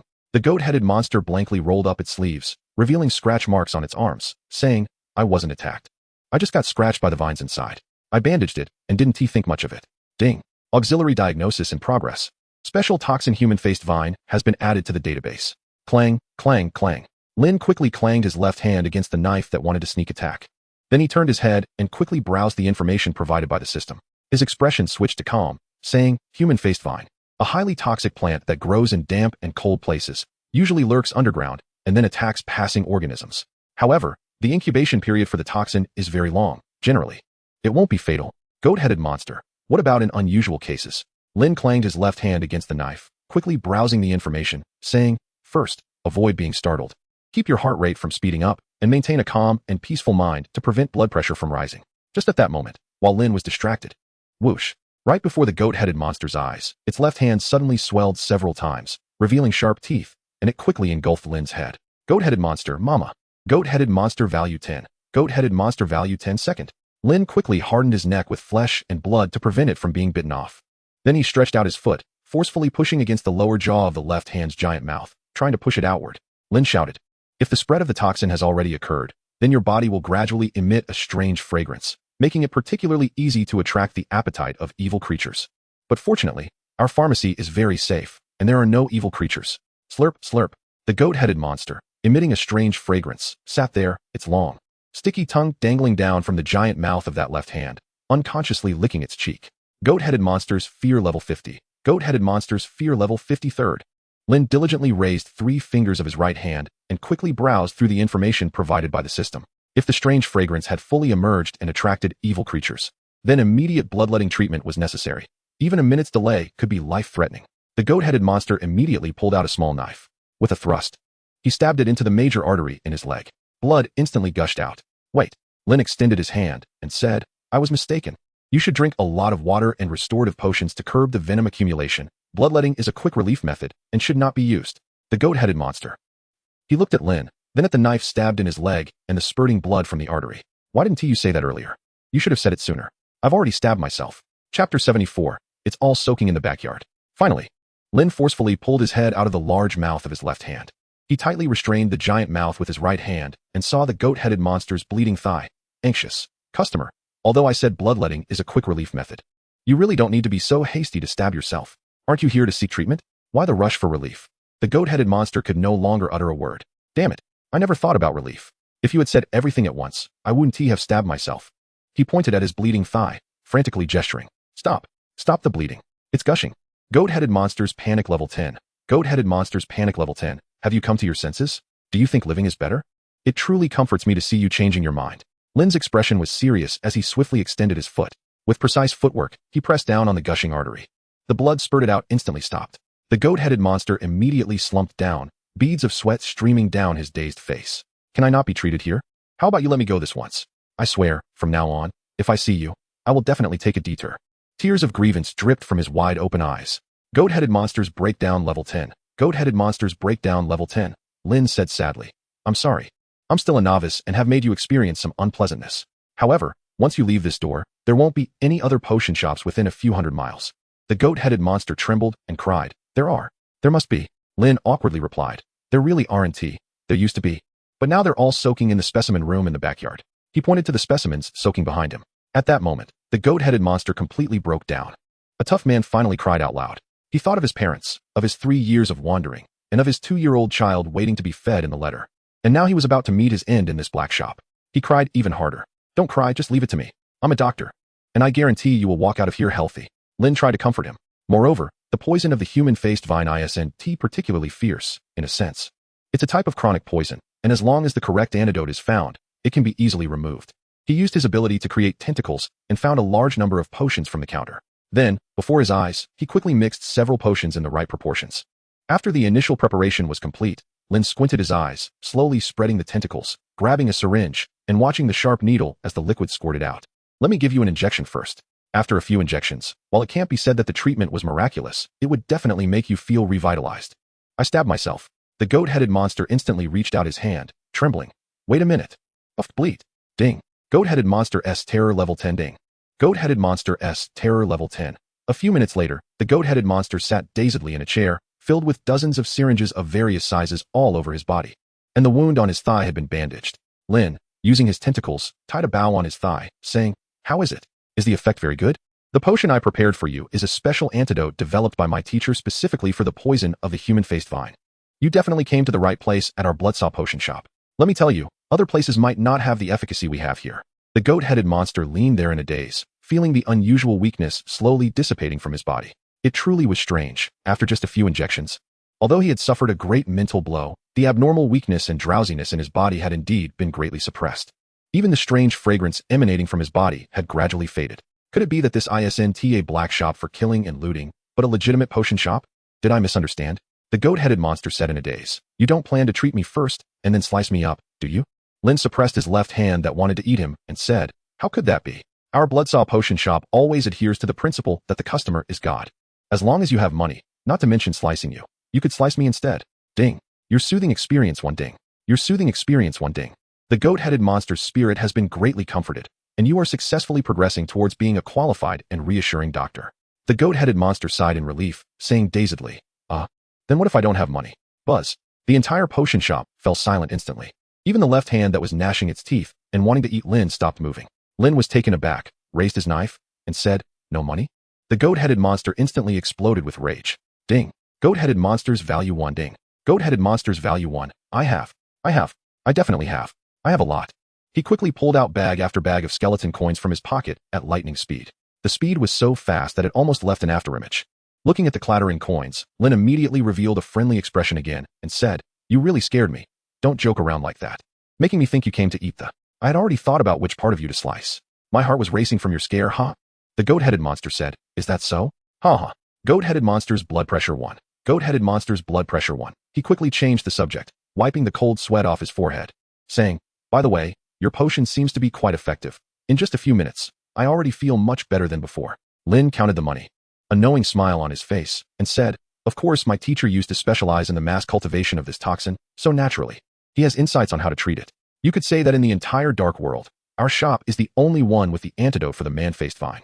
The goat-headed monster wiped the sweat from his brow and said, if other creatures from different places were poisoned by this, that would indeed be a troublesome matter. Lin reassured him, don't worry, aside from our location, there won't be this type of toxin anywhere else. The goat-headed monster stood there frozen. For some reason, he felt that there was some special logic lurking behind this. Chapter 75, Temporary Reconciliation Guest. Your bill has been calculated. You have received a total of 21 injections, at 100 coins each, totaling 2,100 coins. The bandaging of the major artery is complimentary. I counted. And you have 1 black skull coin and 700 skeleton coins on your table. You still owe 4 coins. Lin maintained his smile. The goat-headed monster instinctively felt his satchel and then placed a small pouch of coins on the table. Lin nodded and smiled. You still owe 100 coins. The goat-headed monster immediately searched his entire body. Buzz. In an instant, the goat-headed monster went blank. It was gone. A brief silence ensued. Lin pushed a catalog in front of him and said seriously, please take a look. We don't only accept coins for payment here. The goat-headed monster looked at the catalog he had pushed over. It read, kidney, 1,000 coins, average, eyeball, 200 coins each, average, arm, 250 coins, average, p, 500 coins, and so on. The goat-headed monster. Lin picked up a knife and smiled kindly. I suggest you keep your eyeballs. When you earn enough money in the future, you can come back here to redeem them. We will take good care of them for you. Wait. The goat-headed monster quickly extended his hand. I have some other items I can use to offset the bill. Take a look. Saying this, he quickly pulled out an object from his satchel and placed it on the table. I found this a few days ago while wandering outside. It seems to be a part of something, and I thought it might be valuable, so I kept it. Lin was taken aback. His gaze fell on the object the goat-headed monster placed on the table. It was silver, resembling a fragment of some container, with burn marks around it. In an instant, an introduction for the object appeared before Lin. Secret silver skull fragment. Quality, rare material, description, a high-strength skull fragment made of special secret silver. This type of secret silver, forged through special processes, is very precious and is often used by the Demon Association to create powerful biological weapons. The Demon Association. Lin's pupils constricted instantly. His expression turned serious as he examined the fragment and asked, where did you find this? The goat-headed monster looked confused. In a hill to the west. About 100 kilometers away. When I got there, it seemed like there had just been a battle, and I didn't dare to stay long. So I quickly grabbed some parts and ran away. As he spoke, he pulled out several more severely burnt fragments from his satchel. All of them, without exception, were related to the Demon Association. Lin pondered for a few minutes. Ding. Congratulations, you have completed the task. You have received a reward of 200 skeleton coins, 100 basic experience points, and a special reward. Radiated Severed Finger X2. Radiated Severed Finger. Type. Consumable. Description. An extra limb grown from an unknown creature after exposure to radiation. Consuming it can cause the body to produce a massive amount of radiation temporarily. Lin smiled as he sent the goat-headed monster out the door. He then quickly grabbed his left hand and rushed back into the shop. Ceasefire. Lin's expression was serious. It's impossible for you to eat me right now. I suggest we postpone our matters. I have more pressing issues. Only a fool would listen to you. In an instant, the left hand suddenly swelled up and opened its huge bloody mouth towards Lin. Sharp teeth were inches away, and a long tongue made a terrifying slithering sound. Swish. Almost in an instant, Lin's entire head was engulfed in its mouth. But then the left hand paused and mumbled indistinctly. Why didn't you dodge? Lin, arms crossed with his head stuck in its mouth, calmly replied, I know you don't dare to eat me. You drank too much pesticide earlier, and your mind was a bit unclear. Now that you've calmed down, I understand that you really don't dare to eat me. The left hand sneered. Is that so? Lin said lightly, because we probably have a relationship where we rise and fall together. Since I reacted when I drank the pesticide, you also reacted when you drank it. If you eat my head, you likely can't survive either, right? The left hand was taken aback. Lin closed his eyes and said calmly, Am I right? A brief silence. The left hand slowly opened its mouth, revealing his head, returning to its original size, and showed a fong to Lin. Lin wiped the saliva from his head and squinted. Looks like I was right. The left hand opened its mouth and chomped its teeth, saying, No, I'm just uncertain about what bad reaction biting off your head will have on me. But that doesn't mean I wouldn't eat you.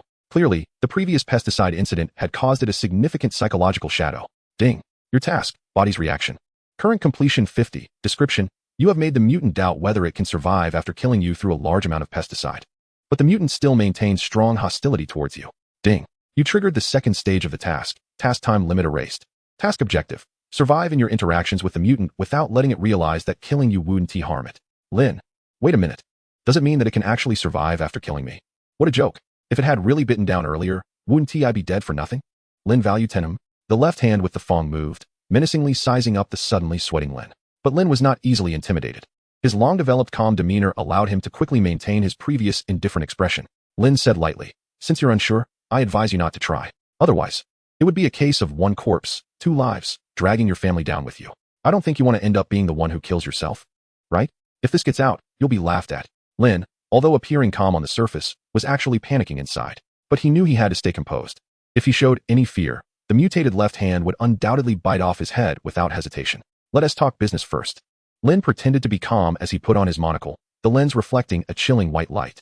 He toyed with the mithril shards on the counter and quietly said, The monster that came last night was a creation of the Demon Association, and I saw my teacher mention this organization in his journal. According to the records in the journal, my teacher was once a member of this organization. Although I don't know what happened. I think my teacher had a deep conflict with this association. That blood puppet from last night was actually here to wipe us out. It just didn't find my teacher and instead found me. His left hand said, Humph. Lin stood up and paced back and forth, saying, Moreover, judging by these shards, the influence of the Demon Association has already penetrated nearby areas. After taking down that puppet last night, they must have learned about what happened here through special means. His left hand interjected, I took it down, not you. Lin ignored its words and continued to ponder, If I were them, I would definitely send more people here to investigate or to clean up. If they found out I'm just an ordinary human, they would undoubtedly crush me without a second thought. Lin suddenly raised his head, his expression calm as he said, Either tonight or tomorrow, we will definitely face a second wave of crisis. Lin made a profound analysis and conclusion. His left hand angrily said, What does that have to do with me? Lin glanced at it, adjusted his monocle, and said, Don't think you can stay out of this. We're in this together. If I'm killed, you'll be gone too. His left hand huffed. Lin then showed a pleased expression, patting its dog head, the back of his hand, saying, Calm down. Although I don't know how you mutated, you are still a part of me, and you are my most used left hand. By all accounts, you should be very close to me. Soothing experience 1. Soothing experience 1, his left hand said, But just to be clear, the people who come must be for me to eat, not for you. And no drinking pesticide. Our cooperation is limited to these 2 days. Lin adjusted his monocle, eyes glinting, and said, Deal. Chapter 76. Why does this voice sound familiar? Time. Evening.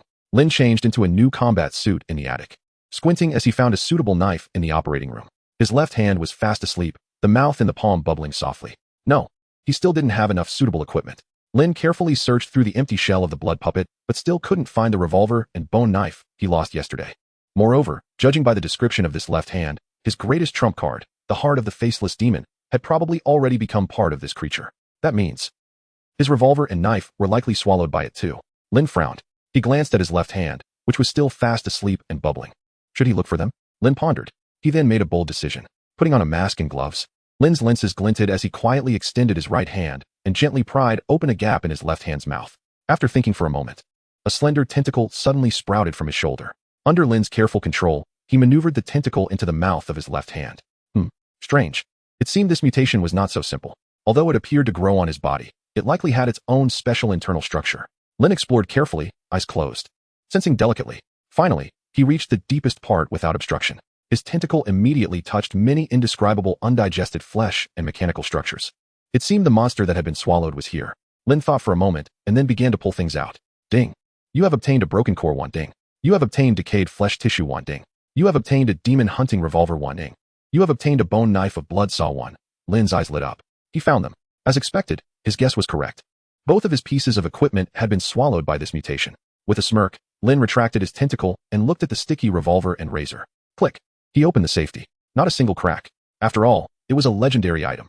How could it wear out so easily? He was finally complete again. Then he glanced at his left hand, which was still sleeping with its mouth propped open. Should he take this opportunity to pull out a few more things? Perhaps that monster still had some well-preserved items on it. After all, opportunities like this are rare.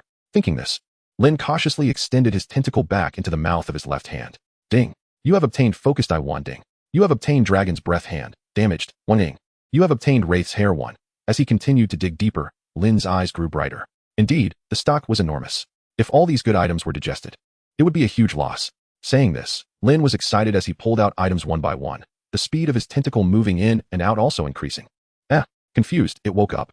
Then, in an instant, it saw Lin collecting various items in front of him. Left hand, what? How infuriating. This bastard. How can I tolerate this? Click. The sharp teeth of the left hand instantly bit down. Puff. The tentacle controlled by Lin was instantly split in two. Ding. Host health has decreased. Ding. Host health has decreased. Gulp. The left hand swallowed the tentacle in one bite, saying, "What are you doing? What are you doing? Want to fight?" Then it instantly saw the pile of sticky limbs and flesh tissues next to Lin. In an instant, the left hand was dumbfounded. Lin extended his hand, coughed, and said, "Let me explain. I just wanted to find a few items you swallowed yesterday. I didn't mean to start a fight, really." A brief silence. The next moment, clang, clang, clang, clang. The left hand picked up a knife and started wildly slashing at Lin, who had no choice but to raise his knife to block. "Let me explain. Give me a chance to explain. I'll kill you. I'll kill you. How dare you snatch back what I swallowed? You're finished. I'll kill you." Clang, clang, clang, clang. As evening approached, the two resumed their life and death struggle after a brief moment of peace. But at that moment, a system notification suddenly rang in Lin's ear. Ding. You have triggered the task, Unsettling Evening. Task objective, survive in the search of 3 hunters, reward, 1,000 skeleton coins. 1,000 basic experience, extra special task objective, kill all hunters, reward, 1 legendary special item, 1 legendary skill blueprint, task introduction. The night in Soul Alley is fraught with danger. After the deadly battle last night, a new crisis is brewing. Mysterious hunters are approaching like hounds following a scent. Please try to hide. Clang. Lin gripped his knife tightly. His expression suddenly serious, and said, "Quiet. Just as I thought, they are coming." The soul lanterns outside flickered and then quietly dimmed. This meant the night had fallen. In Soul Alley, dark mist surged. Target search discovered blood and flesh puppet type 3 blood sample is being collected. Sample matching completed. Scenario reproduction is underway. In the dark mist, a monster with a human head and spider body raised its head, its eyeballs instantly becoming bloodshot, projecting a bloody image on the ground. The scene revealed the bloody moment before the blood and flesh puppet's death last night. Obviously, it had used special means to recreate yesterday's scene. Scenario analysis. The blood and flesh puppet died from internal devouring and collapse. Information transmission complete. Danger level assessment. Level can proceed to further investigation. Clang, clang, clang. The massive spider body slowly moved, pulling its enormous spider sack, stepping out from the dark mist. Behind that monster, 2 identical monsters followed it. Their sharp spider legs were like blades, leaving terrifying traces on the ground with every step. Meanwhile, Lin held a revolver in his right hand, while a tentacle split off from his shoulder, holding a knife, his expression serious, perched on the beam like a cat. With the experience from last time, he no longer pressed against the wall to avoid being ambushed. "Lefty," Lin said seriously as he disengaged the safety. "You're agile, go crouch on the doorframe. We'll work together. Once someone comes in, we'll strike together. I'll wrap it up with my tentacle, and you can take a bite. Don't worry, this time all the prey is yours. Don't call me Lefty. You think we're that close?" It retorted, but it still silently elongated, spread its 5 fingers, and hovered above the doorframe. Meanwhile, the 4 tentacles Lin had split off were also ready to strike at any moment. For tentacles were his limit. However, he was confident, after all. He now had a formidable helper that could eat anything. And this time, judging by the notification, it definitely wasn't a blood and flesh puppet. Since that's the case, he was ready for a fight. Lin squinted his eyes, like a cheetah waiting to pounce in the night. Time slowly passed. It was hard to tell how long had gone by. Just at that moment, Lin's pupils constricted as he saw a figure slowly appear at the entrance of the pharmacy. "Now!" Lin shouted instantly. Without a second thought, the tentacle shot out, wrapping the figure in an instant. The left hand hiding above the doorframe also instantly expanded. opening its massive mouth and ferociously swallowing it whole. Ah! In an instant, two terrified voices echoed within the giant mouth. Lin was taken aback. Why did that voice sound somewhat familiar? Chapter 77. The hunters attack. Without saying a word, Lin quickly swung down from the beam. He then saw two pairs of legs, one big and one small, flailing helplessly inside the giant mouth that had just closed. Blood clothing, evil spirit, value 10. Evil spirit, blood baby, value 10 Lin. Stop! Stop! It's our own people, Lin exclaimed, reaching out in shock. A few minutes later, the sticky blood clothing evil spirit and the adorable child sat back to back on the threshold, thick strands of drool dripping down from their bodies. It felt like they had just had a nightmare. The blood clothing evil spirit muttered in a daze. Yada! The child stuck out its tongue, licking the slime off its mother's face. Lin pulled back his left hand and said in amazement, Ladies, what are you doing here? The blood clothing evil spirit shook off the drool from its head and looked at him seriously, saying, Of course, we were worried about you. You rushed out so hastily during the day, and now it's nighttime. You didn't come to find me. What if you encounter monsters like last night? Lin was touched. Indeed. After fighting side by side last night, their relationship had clearly progressed to a new level. Moreover, the blood-clothing evil spirit cautiously looked at Lin's left hand, and upon seeing the crack in the palm, it showed an extremely vigilant expression. Let me introduce you. Lin came back to his senses, smiling as he pointed at his left hand, saying, This is the one I mutated into last night. It was the one that ate that monster. Since it's my left hand, I've temporarily named it Lefty. Ah! The left hand instantly bit down on Lin's right hand. Left hand's affection level 1. Left hand's affection level 1. The blood-clothing evil spirit was immediately astonished, saying a hand. It instantly conjured the terrifying scene from last night in her mind, the horrifying image of the monster being devoured from the inside out. This was somewhat beyond her imagination. Moreover, it seemed to have its own consciousness. It appeared that this time, what he mutated into was a creature that couldn't be described by common sense. Furthermore, it seemed like it wasn't very controllable. The blood-clothing evil spirit stared blankly at Lin, whose left hand was continuously shaking and biting his right hand. Feeling an indescribable absurdity. No more pleasantries. Lin firmly restrained his left hand, calmly stating, Tonight won't be peaceful. After that puppet died last night, the organization it belonged to will definitely send someone to investigate. Tonight is bound to be another sleepless night. The blood-clothing evil spirit hesitantly glanced at the door outside, saying, Are you sure it's tonight? Lin replied cautiously, I have special information channels. Just as they finished speaking, clang clang clang, a series of sounds, like blades striking the ground, suddenly echoed from the mist outside the door. The two exchanged a glance, understanding each other without words. Lin quickly swung back up to the beam. The blood-clothing evil spirit also transformed into her true form, floating lightly against the broken ceiling like an octopus. Her nails slowly growing, and a hint of sickness and excitement gradually appearing in her eyes. The cute child was dangling by one of her mother's tentacles from the door frame, blinking her eyes at the left hand that was also nearby, waiting for an opportunity to move. Slurp. She stuck out her tongue and licked the left hand. Ding. The evil spirit blood infant's affection for your left hand increased by 1, huh? The left hand was momentarily stunned, glancing at the blinking cute child. Slurp. It also tried to stick out its tongue and lick the child's cheek. Ding. Your left hand's affection for the evil spirit blood infant increased by 1. Slurp. Ding. The evil spirit blood infant's affection for your left hand increased by 1. Slurp. Ding. Your left hand's affection for the evil spirit blood infant increased by 1. The two of them became happy. For a moment, it was as if they had found like-minded companions who shared the same interests, happily slurping at each other. The joy between monsters was that simple. Watching the absurd scene at the door frame, Lin, exasperated, lowered his voice and said, Stop licking. Stop licking. Someone's coming. Meanwhile, outside the door, among the black mist, a massive conglomerate with human and spider bodies slowly appeared before the entrance. Target location confirmed, scanning in progress.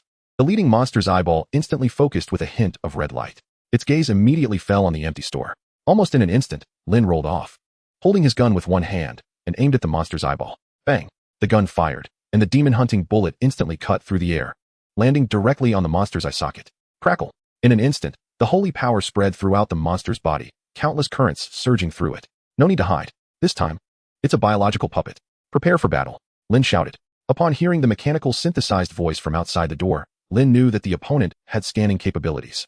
But since they had already arrived at the doorstep, it was time to face them head-on. Target locked, identity confirmed, target to be eliminated, flesh puppet type 3. Highest danger level. Hunt. Almost in the blink of an eye, the three monsters moved. In an instant, their bodies transformed into a series of afterimages, and hook-shaped mantis blades suddenly grew from their arms. So fast, Lin's vision was instantly filled with the interfaces of the three monsters. Hunter type 120 level. Attributes: none race, biological mechanical conglomerate, combat ability, extremely fast speed, and strong healing ability. Description: a top hunting tool of the Demon Association, known for its speed and agility, possessing strong killing and tracking capabilities, often used by the Demon Association for executing hunting missions. Because it has no soul, it is not afraid of spiritual attacks and curses. Indeed, a creation of the Demon Association. Almost in that instant, the three hunters locked onto Lin and launched a swift hunt against him. And almost at the moment when the hunter's mantis blades swept across Lin's face, a pair of crimson claws came rushing in. Leave it to me. In an instant, a red shadow flashed before Lin's eyes. The blood-dressed evil spirit appeared beside him in her ghoul form, her half-meter-long sharp claws clashing with the blades of the two hunters with a clang. Excitement and madness flickered in her crimson eyes. Chapter 78. Neuron Synchronization Activation. A terrifying slowly split open from the center of her forehead, revealing terrifying barbs and tentacles inside. Leave it to me. I was really angry yesterday. The sickly excitement in her eyes intensified, her whole body trembling with excitement. Seeing this, Lin instantly understood that the blood-dressed evil spirit had entered a frenzied combat state. Then I'll leave it to you, Lin shouted. Without saying a word, he quickly created distance, and his left arm rapidly retracted, snapping back to his side. Then this hunter will be left to us. Left hand, bite it, Lin shouted. The left hand instantly grew rapidly, opening its massive mouth, saying, "You don't need to teach me." The left hand, like a long snake, suddenly launched an attack towards the hunter. Boom. A loud crash. The terrifying power of the left hand instantly created a large pit where the hunter was located. But the hunter's speed was simply too fast. Almost the moment the left hand launched its attack, it quickly reacted, leaping up like a gecko, its sharp spider legs stabbing into the wall. The red light in its eyes flickered urgently. Target analysis. Unknown biological entity. Commencing hunt. Buzz. The two mantis blades in its hands instantly emitted sharp electric sparks. The next moment, its entire body spun like a blade cyclone, rushing towards Lin at an incredible speed. Crackle. The stone bricks in the street were swept up and thrown into the air by the terrifying blades. Without a second thought, Lin gritted his teeth and controlled his body to grow 4 tentacles, quickly retreating. At the same time, he suddenly pulled the trigger. Bang, bang, bang. A bullet after bullet of demon hunting ammunition landed on that terrifying blade cyclone. Under the holy damage inflicted by the bullets, the hunter's speed was instantly restrained, significantly reduced. Ding. Your firearm proficiency increased by 1 ding. Your firearm proficiency increased by 1 left hand. Lin shouted. Leave it to me. The left hand instantly retracted and opened its massive mouth. Its long tongue instantly split into 2, then into 4, transforming in an instant into hundreds of long tongues. Like swords, heading towards the blade storm. Clang, clang, clang. The sound of massive metal collisions rang out, countless sparks flying. That seemingly soft tongue revealed hardness comparable to steel upon contact with the blades. Upside down tower. In an inverted hall where machinery and flesh were combined, a man dressed in gray-white, wearing a black robe, with intricate mechanical structures swirling around his face, strode in with guards. His gaze was somber, and his voice was extremely cold. Have the 3 hunters that went to investigate Soul Alley made contact? Several servants in the hall turned to the strange man, striking their chests with one hand, and replied seriously. The signal has been established. Vice President of the Mechanical Demon. We can take control of those 3 hunters at any time. The mechanical demon walked indifferently to the center of the hall's screen, saying deeply, bring up the visual feed. I want first-hand information from Soul Alley. Yes. The servants quickly operated. The screen before him slowly lit up with red light, accompanied by a series of flickers. 3 images suddenly appeared on the screen. Reflected in the images were Lin and the blood-dressed evil spirit, currently battling the hunters. The mechanical devil's eyes narrowed instantly. He immediately captured the image of the sickly yet excited terrifying figure in red, a ghostly apparition. That frenzied dancing figure completely suppressed the 2 hunters. Kill, kill, kill, kill. Kill, he. The chaotic laughter combined with the wild dance steps resembled a feast of slaughter. The blood-clad, evil spirit. It's actually her. The mechanical devil furrowed his brow, his expression slightly grave. He recognized this evil spirit conglomerate. Especially in the Sin City, this solitary madwoman was very famous. Because she was a ghost who could kill according to her own whims, and particularly when she entered a combat state.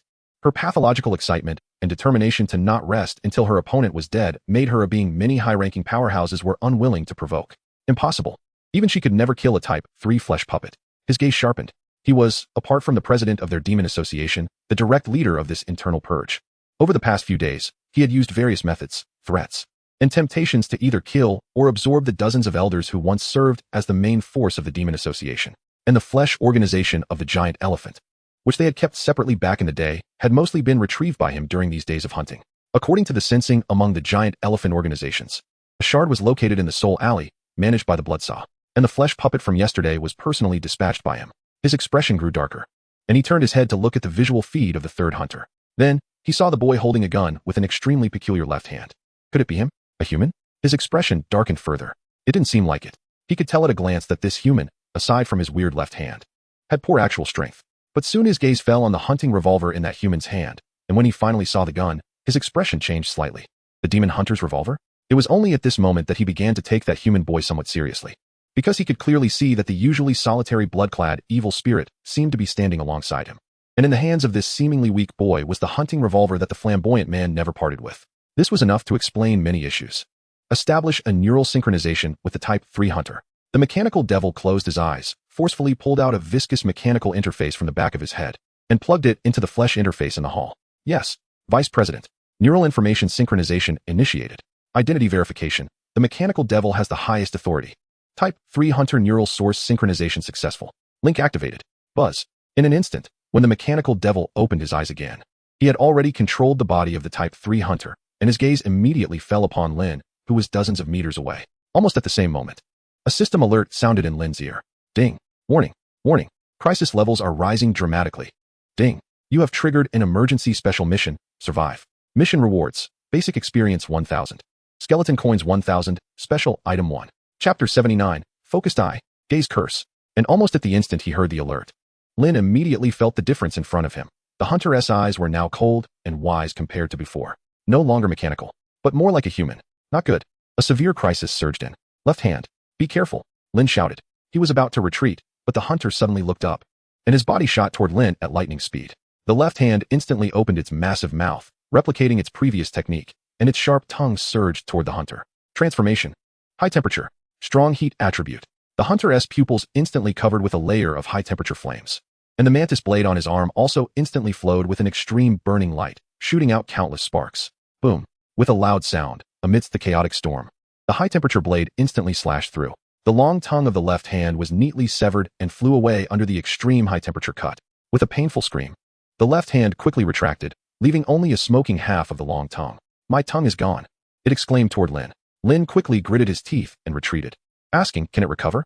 The left hand flicked its tongue, and the severed half instantly began to grow back. It's growing back, and almost in an instant, the hunter appeared in front of Lin like a shadow, the blade in his hand shimmering with heat attributes, and he struck toward Lin. I'll handle it. The left hand quickly grabbed a bone knife wrapped around Lin's tentacle. Crack. A fierce burst of fire shot out, the arm elongated like a snake, and the left hand wielded the knife, clashing with the hunter in a direct knife fight. Clearly, the resentment from having its tongue cut off moments ago erupted at this moment. Clang. Clang. The blades clashed, and countless sparks erupted. But Lin could see at a glance that the hunter opposite seemed like a different person, with extremely rich combat experience, each attack executed with ease. Meanwhile, the left hand's attacks, though fierce, lacked technique, resembling a haphazard barrage of strikes. Left hand. Lin quickly raised his weapon, gritting his teeth, and continuously fired at the hunter from the side. Come on, show your strength and take down that flesh puppet. Weren't you super brave yesterday? The left hand replied while cutting. That was from the inside. Now it's from the outside. Even if I wanted to eat it, it would still take a bite out of me. Lin shouted. I'm a doctor. He messed you up. I'll stitch you back up. The left hand retorted. But there's no opportunity. Lin quickly retreated, his gaze flickering. This truly was a world where death lurked at every corner. Opportunity. Good. Then I'll create that opportunity for you. Lin suddenly reached into his pocket, pulling out a pitch-black, cyst-covered eyeball. Focused eye. Type. Cursed object ability. After being used by a flesh puppet, it can trigger the gaze curse. Limitations. Requires complete integration with the body before activation. Description. The cursed eye of Type 3 flesh puppets. When you gaze into the abyss gazes back at you, filled with curses and resentment. Everything within its sight will dissolve, all melting, all collapsing. This eyeball was something he dug out from the left hand's belly. He had also studied it carefully during his previous ambush. It could be said, if other creatures obtained this eyeball, it would be of no use to them. But he is different. After acquiring the ability of flesh mutation, he has the capability to integrate this eyeball into his own body. With that, sizzle, sizzle, sizzle.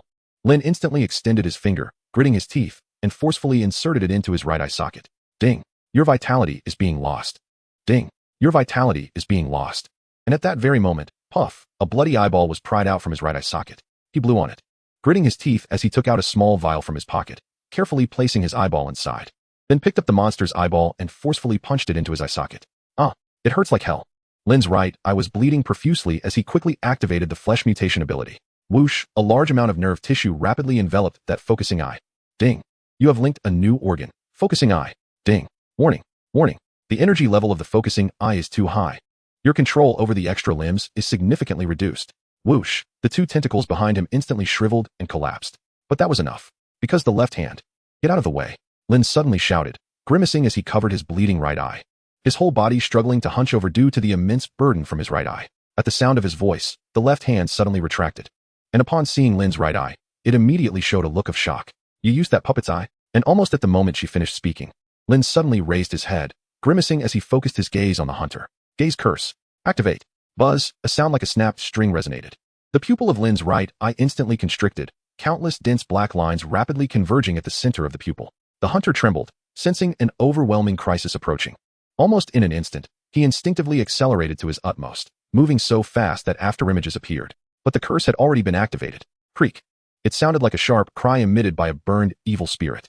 Everything in sight, whether the surrounding walls or the stone bricks on the ground, instantly dissolved into a viscous slurry at an unimaginable speed. And here, in this open space, there was nowhere to hide, no matter how fast the hunter was. In this open area, his body was instantly affected, with a large amount of corrosion appearing on the surface. Focusing eye. The mechanical demon's expression changed drastically. How is this possible? And at that moment, he finally confirmed that his flesh puppet, even if not killed by this boy, definitely had something to do with him. This person must be killed.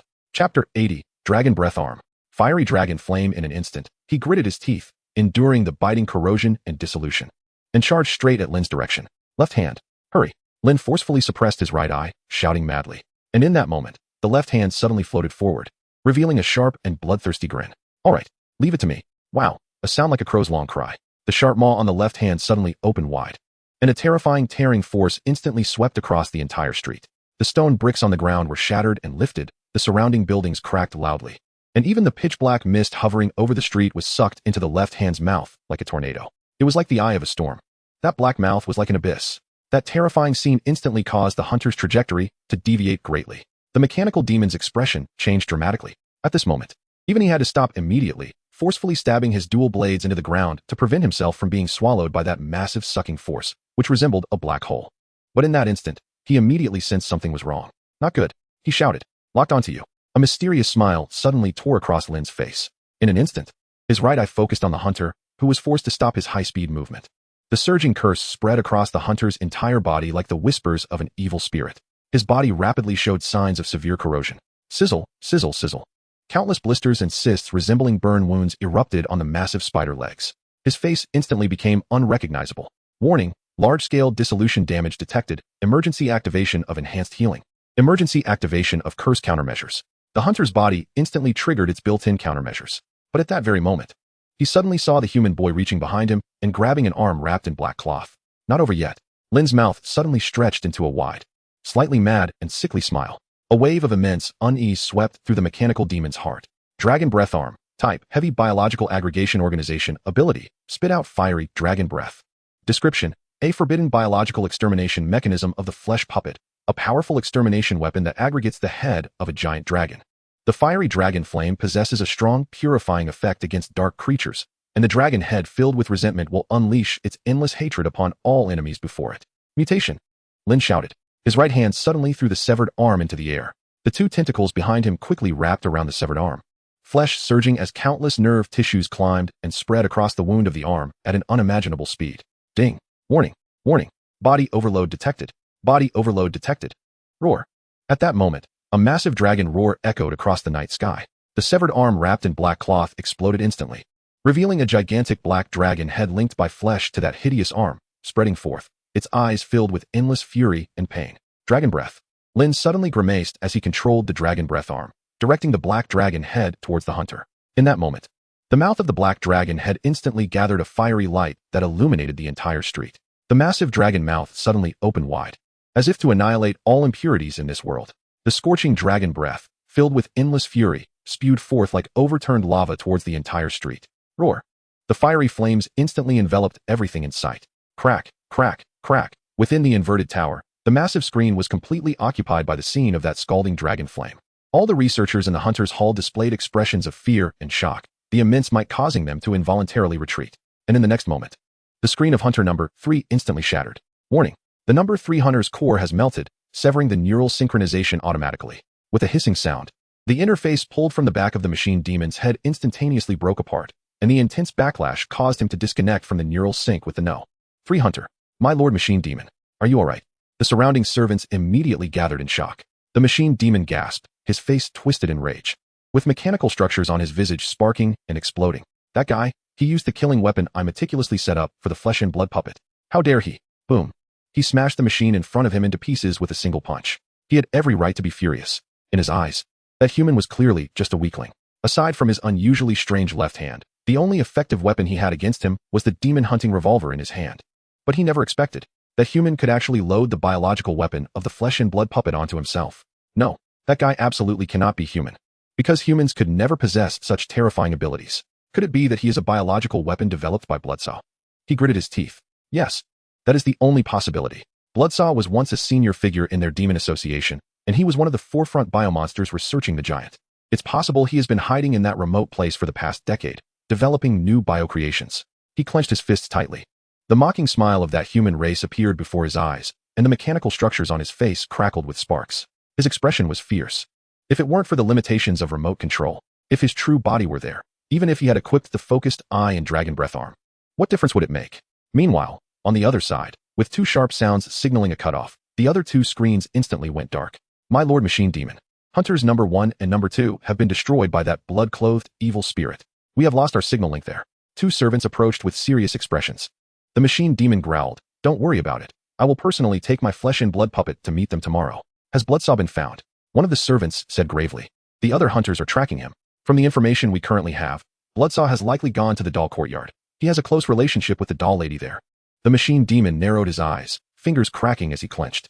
In Soul Alley, the blood-clothed evil spirit, who had already torn apart two hunters, quickly recovered from her state of frenzied curse. She immediately turned her head, looking at the thick smoke emitted after the raging flames subsided on the other side of the street. Even she felt a wave of palpitations and shock when the dragon breath surged toward her. She swiftly passed through the smoke. "Lin, are you all right?" When she saw Lin's appearance, her expression instantly turned to one of astonishment. The entire street was burnt to ashes. At the end of the smoke, Lin was coughing hard. The dragon breath arm on his shoulder had also disconnected from the neural link, falling to the ground. The most terrifying part was his right eye. That pitch-black focused eye.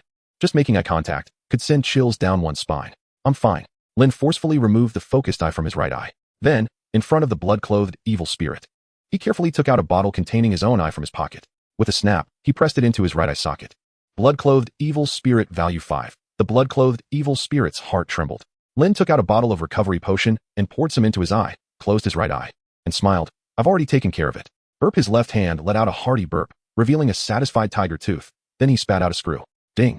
You have completed the task. Unsettled Knight. You have received a reward. 1,000 skeleton coins. 1,000 basic experience. Ding. You have completed an additional task objective. Kill 3 hunters.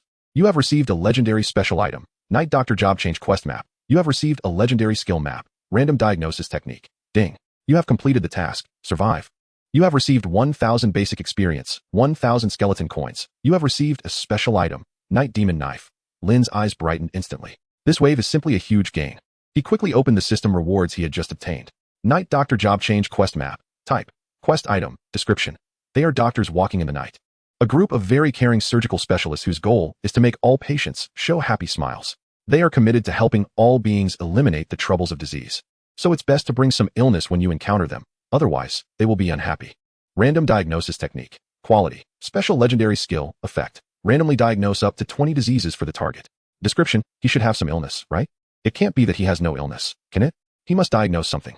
Chapter 81. The Informant of the Vision. Night Demon Knife. Type. Surgical knife. Quality. Legendary special effect. Never wears out. Description. A hard surgical knife, though half a meter long. It is more suitable for cutting people, but helping someone with surgery is absolutely no problem, as exquisite knife skills are often reflected in fine surgeries. Legend has it that at night, it can become even sharper. 3 high-quality special items, plus a large amount of skeleton coins and basic experience. It can be said that tonight's tasks have compensated for yesterday's losses, allowing him to recover greatly. Moreover, he has already reached level 10. As long as he handles this incident, he can try to change to a new profession. In any case, it's all good news. Lin did not immediately claim the rewards, but temporarily stored them in the system's built-in storage space. It's all taken care of. The blood-clothed evil spirit frowned. But judging by the situation, this time only a wave of scouts responsible for investigation came. You've probably provoked a huge organization. If you don't think of a way soon, you will likely encounter greater disasters in the coming days. After experiencing the events of yesterday and today, the blood-clothed evil spirit has realized the seriousness of the situation. In this dark world, if there is any organization focused on researching the top-tier biological weapons, it can only be the Demon Association. They are adept at the combination of machinery and flesh, and they are a unique entity in the entire dark world. How could you offend such an organization? The blood-clothed evil spirit frowned and looked at Lin. I see you rarely leave Soul Alley. How could you offend such an organization? Could it be that when you treated someone, you accidentally caused their death? Is that why you were so hated? Lin shook his head and calmly said, the specific situation should be related to my teacher's encounter, but I still have no way to contact my teacher, so I'm not very clear about the details. However, in any case, tonight's sleepless night has finally passed safely. Let's clean up the battlefield. It's not suitable to stay here for long. If we attract the attention of other monsters at this time, it would be a loss. All right, after more than half an hour at the Bloodsaw Potion Shop. It's getting late, and there probably won't be any more incidents today, so you should head back and rest early, ma'am. The blood-robed spirit nodded, picked up the cute child, and said, yes, if you encounter anything you can't solve, remember to contact me immediately. For the next few days, let the curse stay on me, and after we resolve this crisis, you can help me heal. After saying that, the blood-robed spirit reached out, smiled, and ruffled Lin's hair with force, then turned around and left the Bloodsaw Potion Shop. It can be said that although this lady is crazy, after the events of the past 2 days, it is clear that she is actually a very reliable spirit. Lin did not linger. He quickly closed the door, returned to the guest room in the backyard, and lay down on the bed with his eyes closed. Today has been exceptionally dangerous. Although it wasn't as terrifying as yesterday, the change in that hunter still caught his attention. He could be sure that the one controlling that hunter at the time must be a member of the Demon Association. This means that it is still the calm before the storm. If he does not find a way to cope, he will definitely face even more terrifying attacks in the coming days. He must think of a way to contact his teacher or Xiao Xiao. Lin made up his mind. He was no longer sleepy, closed his eyes, and said, system, enter the vision. Ding. Skeleton coin 500, in an instant, accompanied by a huge sense of disorientation and detachment. Lin's consciousness suddenly left his body. The next moment, he found himself in that familiar illusory square. The giant pupil overhead continued to shine eternally. As soon as he stepped in, a massive amount of information bombarded his ears. Area information sharing. Since yesterday, Ghost Alley has once again experienced a high-intensity monster invasion. The invaders are suspected to be advanced biological weapons of the Demon Association. Residents of Ghost Alley are advised to stop going out to avoid unforeseen circumstances. Area information sharing. Real-time intelligence updates are ongoing. The battle in Ghost Alley has concluded, with one side suspected to be the infamous Bloodrobe Queen, and the identity of the other participant is suspected to be the apprentice from the recently popular Bloodsaw Potion Shop. Click to play. Skeleton coin 30. Lin widened his eyes. No way. Information leaked into the vision so quickly, and it even had a video. Could it be that there were other people on the street at that time? Lin quickly clicked to enter. Skeleton coin 30. In an instant, a scene of swirling black mist unfolded before Lin. The figures appearing in the scene were the 3 hunters they had just dealt with not long ago. The next moment, Lin saw his own handsome face appear on screen. The moment the footage cut in was halfway through the battle, just as he had installed the focus eye to counterattack that hunter. The number of viewers currently watching had skyrocketed to 2,000. Lines of comments rapidly scrolled across the screen. That's the doctor. I recognize him. So terrifying. Is that guy's strength really that strong? He's so handsome. I want to. No wonder the potion shop looked so run down when I passed by today. I thought it had finally been smashed, but looking at this situation, could it be that the doctor also participated in yesterday's battle? This is too strong. I always thought he was just a harmless apprentice. I didn't expect there to be such a badass in Ghost Alley. Lin was shocked. The comments kept pouring in. There were residents from Ghost Alley and other beings from the same area, many of whom were curiously inquiring about the identities of those people on screen. The number of viewers quickly rose to 3,000. This means that just from this piece of information, the information sharer had earned at least 90 skeleton coins. This is simply a lucrative business, but at the same time, it astonished Lin. Because during the battle, he hadn't noticed any other beings around. He couldn't observe them. Perhaps due to his weak strength, but neither his left hand nor the blood robe spirit had detected anything unusual, which indicates a problem. Lin fell into deep thought. Clearly, this information sharer must be rooted in the vision, belonging to a very capable type of being. Information sharing should be one of its main businesses. If that's the case, perhaps he could seek some methods to quickly contact a designated target through it. Lin quickly pulled up the information it had just shared and found the name of the being that posted the information in the vision. He clicked. Information Merchant 024. Identity. Information Trader. Message. Sharing and selling information from various regions of the dark world. Focused vision can transmit. Chapter 82. Contract Messenger. Sure enough, it's a merchant. Without hesitation, Lin's gaze quickly focused on its information interface. In an instant, the scene before him rapidly distorted. The next moment, he found himself sitting in a small room. The room was tiny, with only a lamp on the front desk and a mysterious figure in a black robe across the counter. Customer, may I ask what you need? The figure in the black robe calmly addressed the suddenly appearing Lin. Lin glanced around, his gaze landing on the black-robed figure, and said calmly, "Are you the one sharing information?" The black-robed figure seemed to be accustomed to such questions and responded calmly, "I am Information Agent 024 responsible for Zone 900. I can provide you with all valuable intelligence within this zone. Of course, it comes at a price. Lin glanced at it and said, but it looks quite desolate here. 24 replied slowly. This is an independent grid I applied for in the vision. Every customer who enters my shop is transported to an independent grid space. I am currently serving 754 other customers in different grids. Lin nodded. Impressive. Serving so many customers at once certainly isn't something a normal physical body can achieve. Lin stopped talking and thought for a moment before seriously asking, I want to purchase some information. Do you have any relevant sources? 24 replied slowly, with a concise tone. Lin adjusted his non-existent monocle and said earnestly, First question, I want to know the exact location of the blood saw. A brief silence followed. The candle flickered. Then 24 replied, unchanged in tone, 50 black skull coins. Lin exclaimed, what? 50 black skull coins? That's a whole 500,000 skull coins. Are you crazy?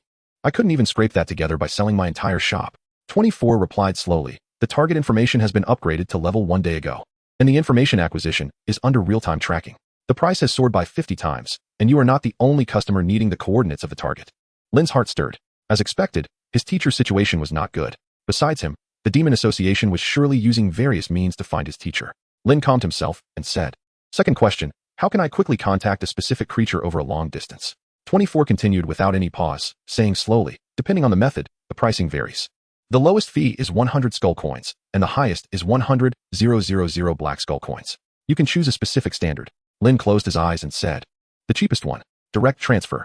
Skull coins 100. 24 nodded and said slowly, the currency has been received.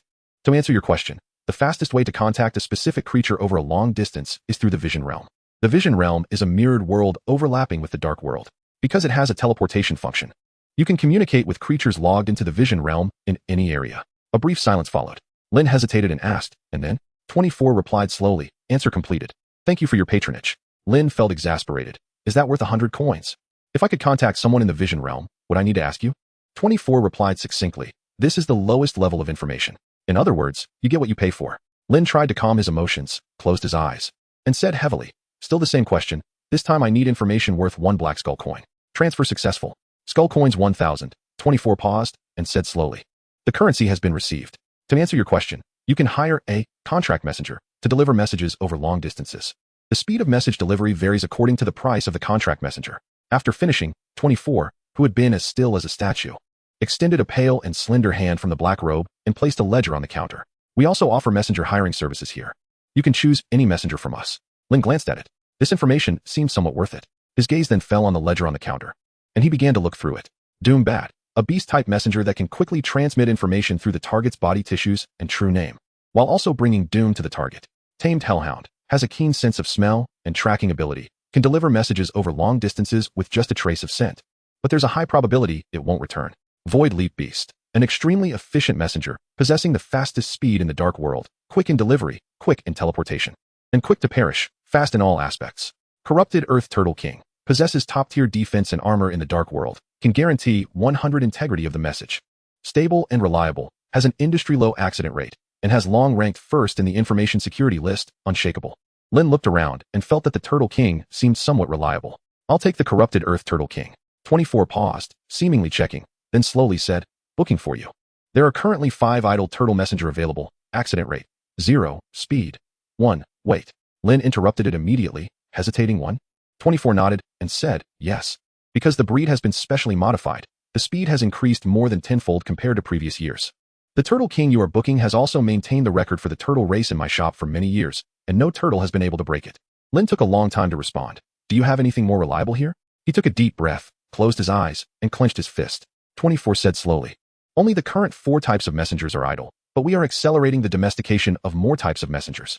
If you are not satisfied, you can come back after a while. Lin frowned. His brain was racing. After a long time, he hesitated and said, the Ghost King's safety is high, but it's slow? 24 nodded and said, yes. He thought for a moment and said, the Void Beast is fast, but perishes quickly? 24 paused, then nodded, yes. Lin slammed the table. Calmly said, book me 2 of each messenger. I have urgent use. 24 nodded, paused briefly, then slowly said, booking has been successful. You can fill out your address in the Dark World. We will deliver it to you as soon as possible. Since this involves a biological contract, it cannot be transacted in the Vision Realm. Rest assured, we will not disclose your information. You can fill it out with peace of mind. It placed a form in front of Lin. Lin hesitated for a moment, then glanced at it and casually filled in the address next door. 24 took back the form and said slowly, 2 Void Leap Beasts, and 2 Corrupted Earth Turtle Kings are being settled for you. The current hiring cost is a total of 2,600 skull coins. After payment, we will immediately deliver. Lin, didn't I just give you 1,000 coins? Lin was exasperated. 24 said slowly, that was the information consultation fee. Now it's the messenger hiring fee, which needs to be settled separately. Ding.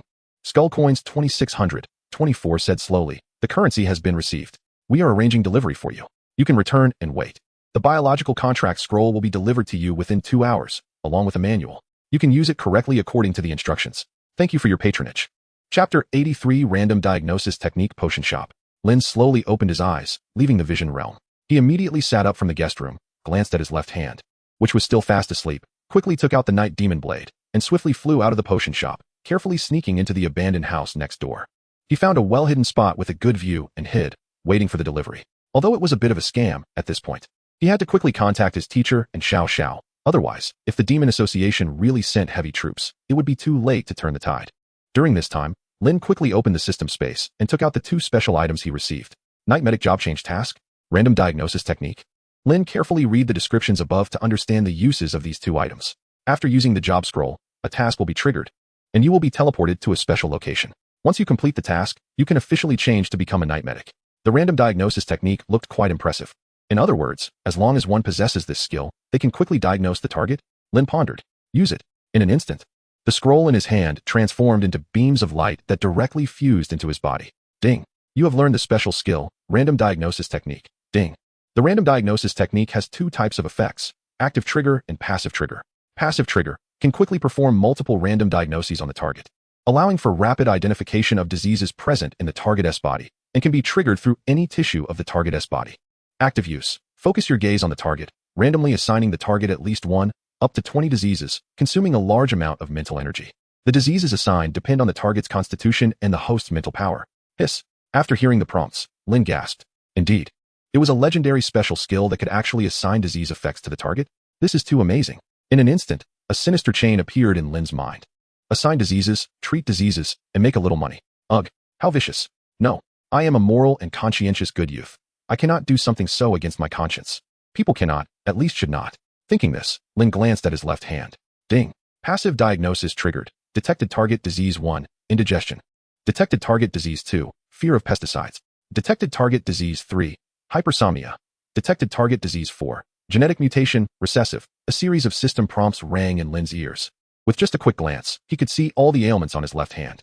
Lin took a deep breath, shocked, because it was too powerful. Really too powerful. This skill is truly a divine ability for a doctor like him. Then, Lin hesitated. Should he try the active skill a little? No, that would be too immoral. Besides, using his own left hand as a test subject would weigh heavily on his conscience. Well, just a little test should be okay. Lin thought. Try it.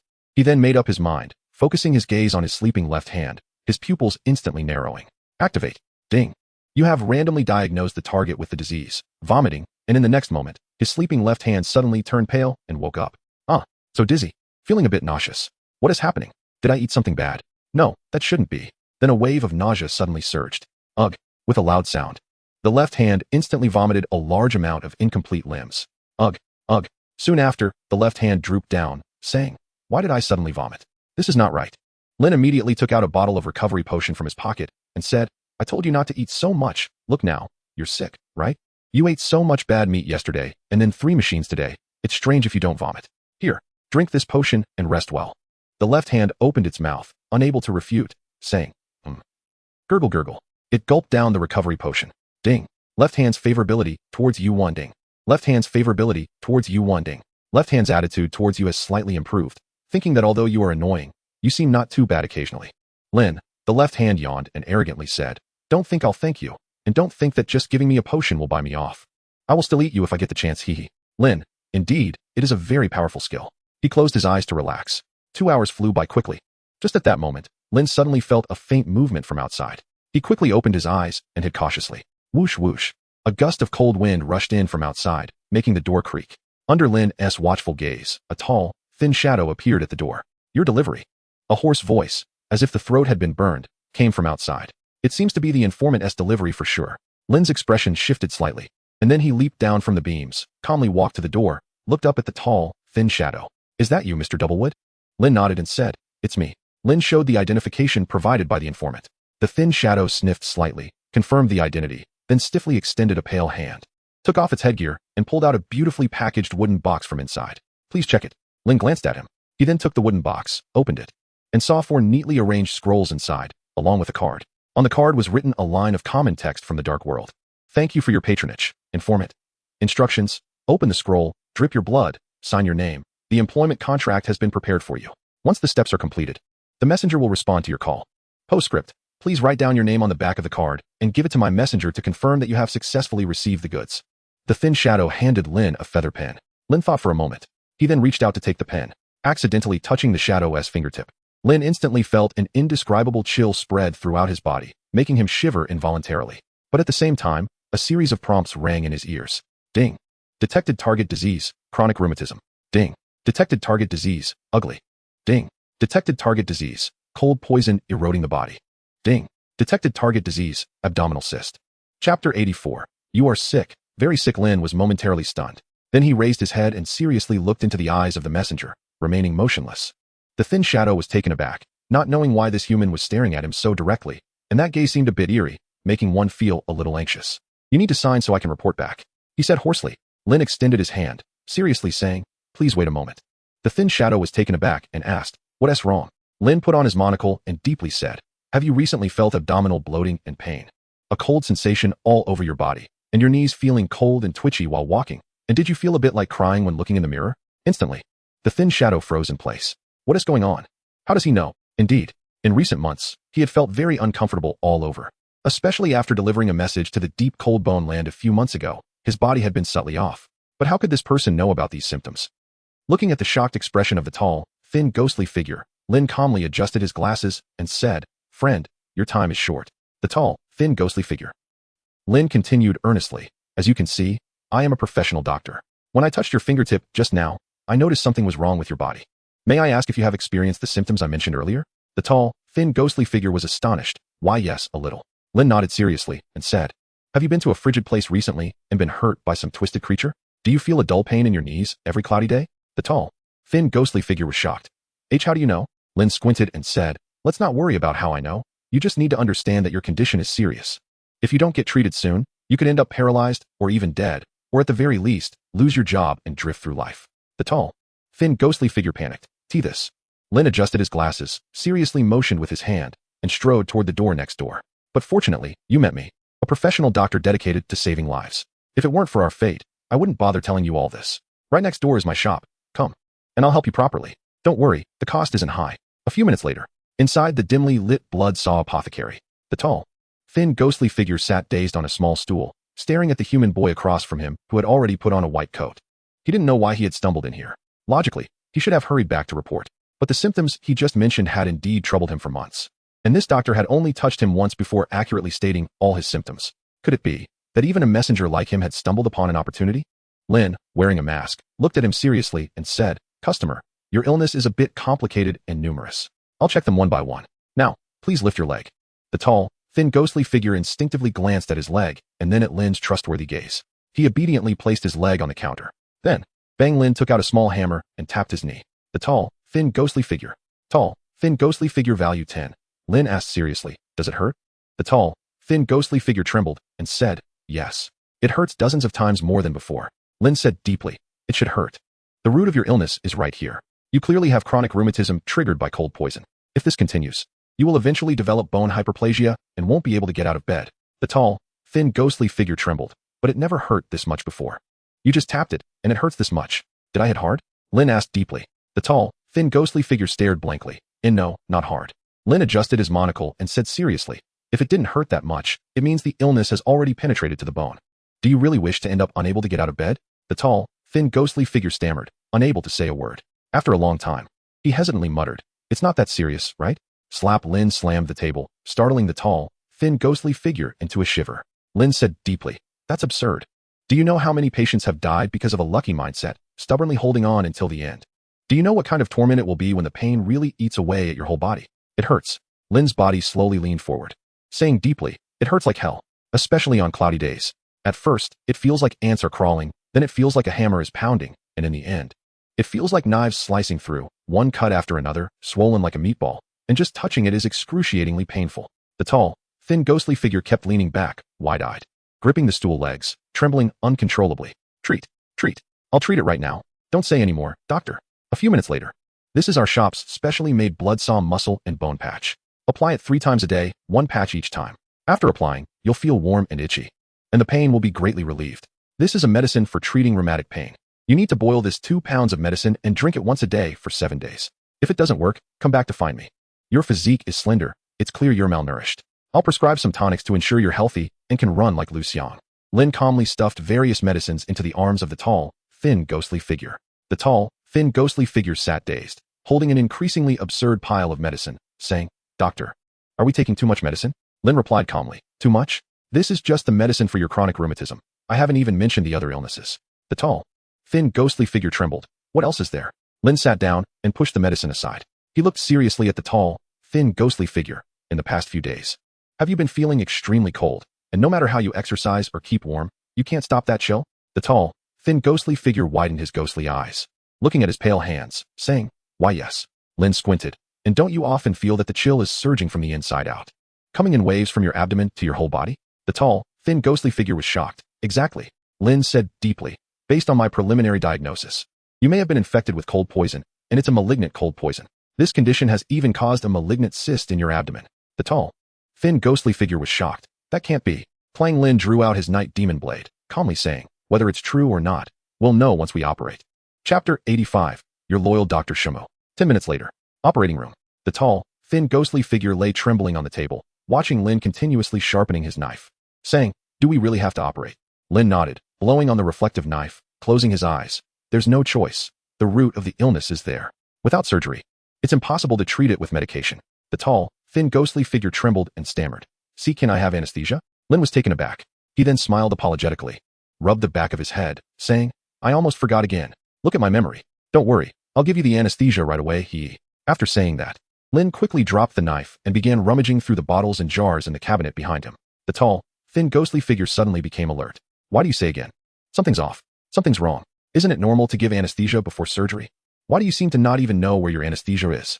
Tall, thin ghostly figure value 10. Tall, thin ghostly figure value 10. He trembled, watching Lin's back, feeling increasingly that this doctor was a bit unreliable. And finally, just at that moment, found it.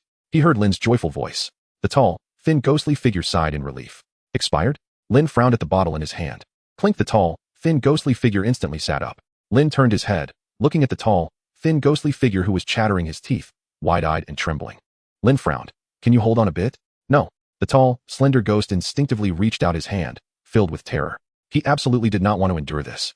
Just now, when his leg was tapped, it hurt so much. If they operated without anesthesia, who knows how much it would hurt? If they accidentally removed your kidney while they were at it, that would be terrifying.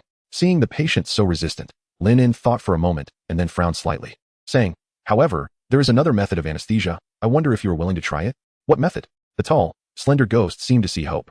Lin said seriously, Physical anesthesia? Physical anesthesia? The tall, slender ghost asked. Bang. Ding. You have knocked out the tall, slender ghost. You have gained 10 basic experience points. Ding. You successfully removed the cyst from the tall, slender ghost. Your surgical ability has increased by 10. Ding. You have realigned the displaced kidney of the tall, slender ghost. Your internal medicine ability has increased by 1. Ding. You successfully completed an excellent suture. Your sewing ability has increased by 10. Half an hour later, Lin helped the trembling, hollow-faced tall, slender ghost, who was leaning on a crutch and receiving an 4 drip, to stagger out of the operating room.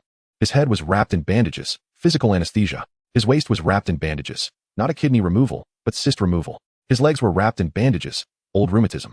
His face was wrapped in bandages, ugly. Sir, everything went very smoothly. The cyst has been removed. The residual cold poison in your body still needs further recuperation. Here's a new potion I've prepared for you. Make sure to take it on time. Remember, the 4 drip cannot stop, and the medicine must not be interrupted. I guarantee that in a week, you will be cured. Lin said seriously, giving a thumbs up. The tall, slender ghost looked blankly at the 4 bottle hanging above his head, then glanced at his tightly wrapped knee and whole leg. Leaning on his crutch, with a warm pack in his arms and a heating patch on his forehead, he said hollowly, Thank you. I wish your family happiness and joy. Lin replied, No need to thank me. It's what I should do. Your bill has come out. The surgical potion totals 3,000 skull coins. Will you be paying cash or cutting something? Lin's smile was particularly kind. The tall, slender ghost was dazed. How much? Lin smiled and said, 3,000, sir. That's so ridiculously expensive. The tall, slender ghost trembled as he took out 3 black skull coins from his pocket and placed them on the counter. Going to the doctor for treatment had cost him half a year's worth of savings. No wonder people say you shouldn't go to the hospital. You and your wallet are sure to be empty. Can I leave now? The tall, slender ghost asked. He did not want to stay here any longer. Of course. Lin In smiled and quickly packed the large and small potions for him, then helped him carry them on his back. The remaining few scattered potions had no place to put them, so he hung them on the foredrip. And check the delivery, write the receipt. The tall, slender ghost held the card and said, I still need to go back to report. Wait a moment. Lin In smiled and immediately took out the 4 scrolls from the box, carefully checked them, then closed his eyes and put them back in the box with satisfaction. However, he did not notice that a strand of hair accidentally brushed against his fingertip from the edge of the scroll. No problem. I'll be right there, he started to say. But before he could finish, the system's prompt suddenly rang in his ears. Ding. You have discovered the target disease, congenital hyperalysis. Ding. You have discovered the target disease, permanent skin pus flow. Ding. You have discovered the target disease, residual malignant toxins from parasitic poisonous moths. Ding. You have discovered the target disease, intermittent limb dissolution. Lin In was immediately taken aback. Then his gaze instantly locked onto the box. He was sure that he had not come into contact with any living being just now, but this prompt was. In the next moment, Lin In's gaze caught sight of the long hair on the scroll. What is this? Lin In squinted. Could it be that informant? He looked at the tall, slender ghost and asked, Sir, did my delivery pass through anyone else's hands? As soon as the topic of his work came up, the tall, slender ghost became serious and said, No, my master always ships one-on-one. This was packed personally by my master. Absolutely no other living being has touched it. Upon hearing this, Lin In understood. He then smiled inwardly. It seemed it was indeed that informant. Moreover, it looked like he had various strange diseases. No wonder he had been lurking in the vision for years doing intelligence work. In an instant, Lin In remembered the several thousand skull coins he had lost to him before in the vision. Lin In smiled slightly, quickly picked up a pen, and began to write on the back of the card. Shuangmu. Dear informant, hello, I have successfully received your delivery, thank you very much. However, it seems you accidentally left a strand of your hair in the delivery, and I am a professional physician. From your hair, I inadvertently detected some unpleasant symptoms. Lin In listed the diseases he had discovered. I truly express my deep sympathy for your suffering.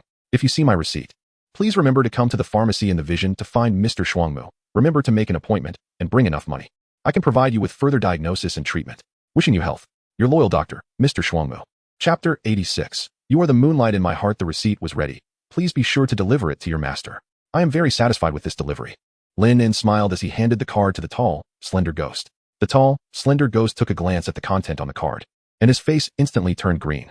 This is simply outrageous. You diagnosed a pile of life-threatening diseases from just one strand of hair.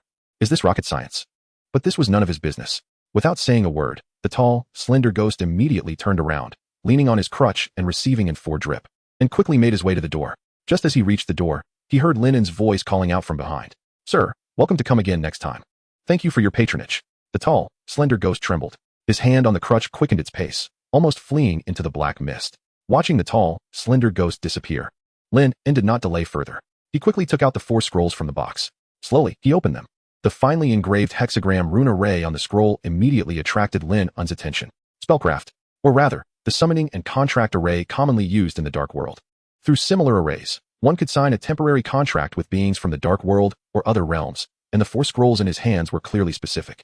Without hesitation, Lin In immediately took out a feather pen and ink, sat down at the counter, and quickly wrote the first letter. Dear little one, I am your dentist Lin In.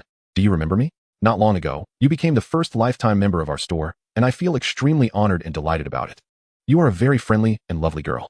Ever since you left, I have been thinking about you day and night, longing for you, even tossing and turning, finding it hard to sleep, and I've lost quite a few pounds. This reminds me again of that wonderful night, because I simply cannot suppress my yearning for you.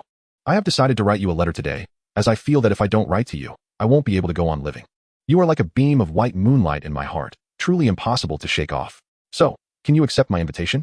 I specially invite you to come to Yuhan Alley tomorrow, and I have prepared a sumptuous meal for you. Please don't decline. Yours sincerely, Mr. Lin, who misses your presence. After finishing, Lin immediately sealed it with wax. Then he bit his finger hard, letting his blood drip onto the array on the scroll. He wrote his name on it, Lin. Suddenly, under Lin's gaze, his blood began to flow slowly along the array, and in the next moment, the array gradually lit up with a blood-red glow. Buzz! The air suddenly rippled in waves.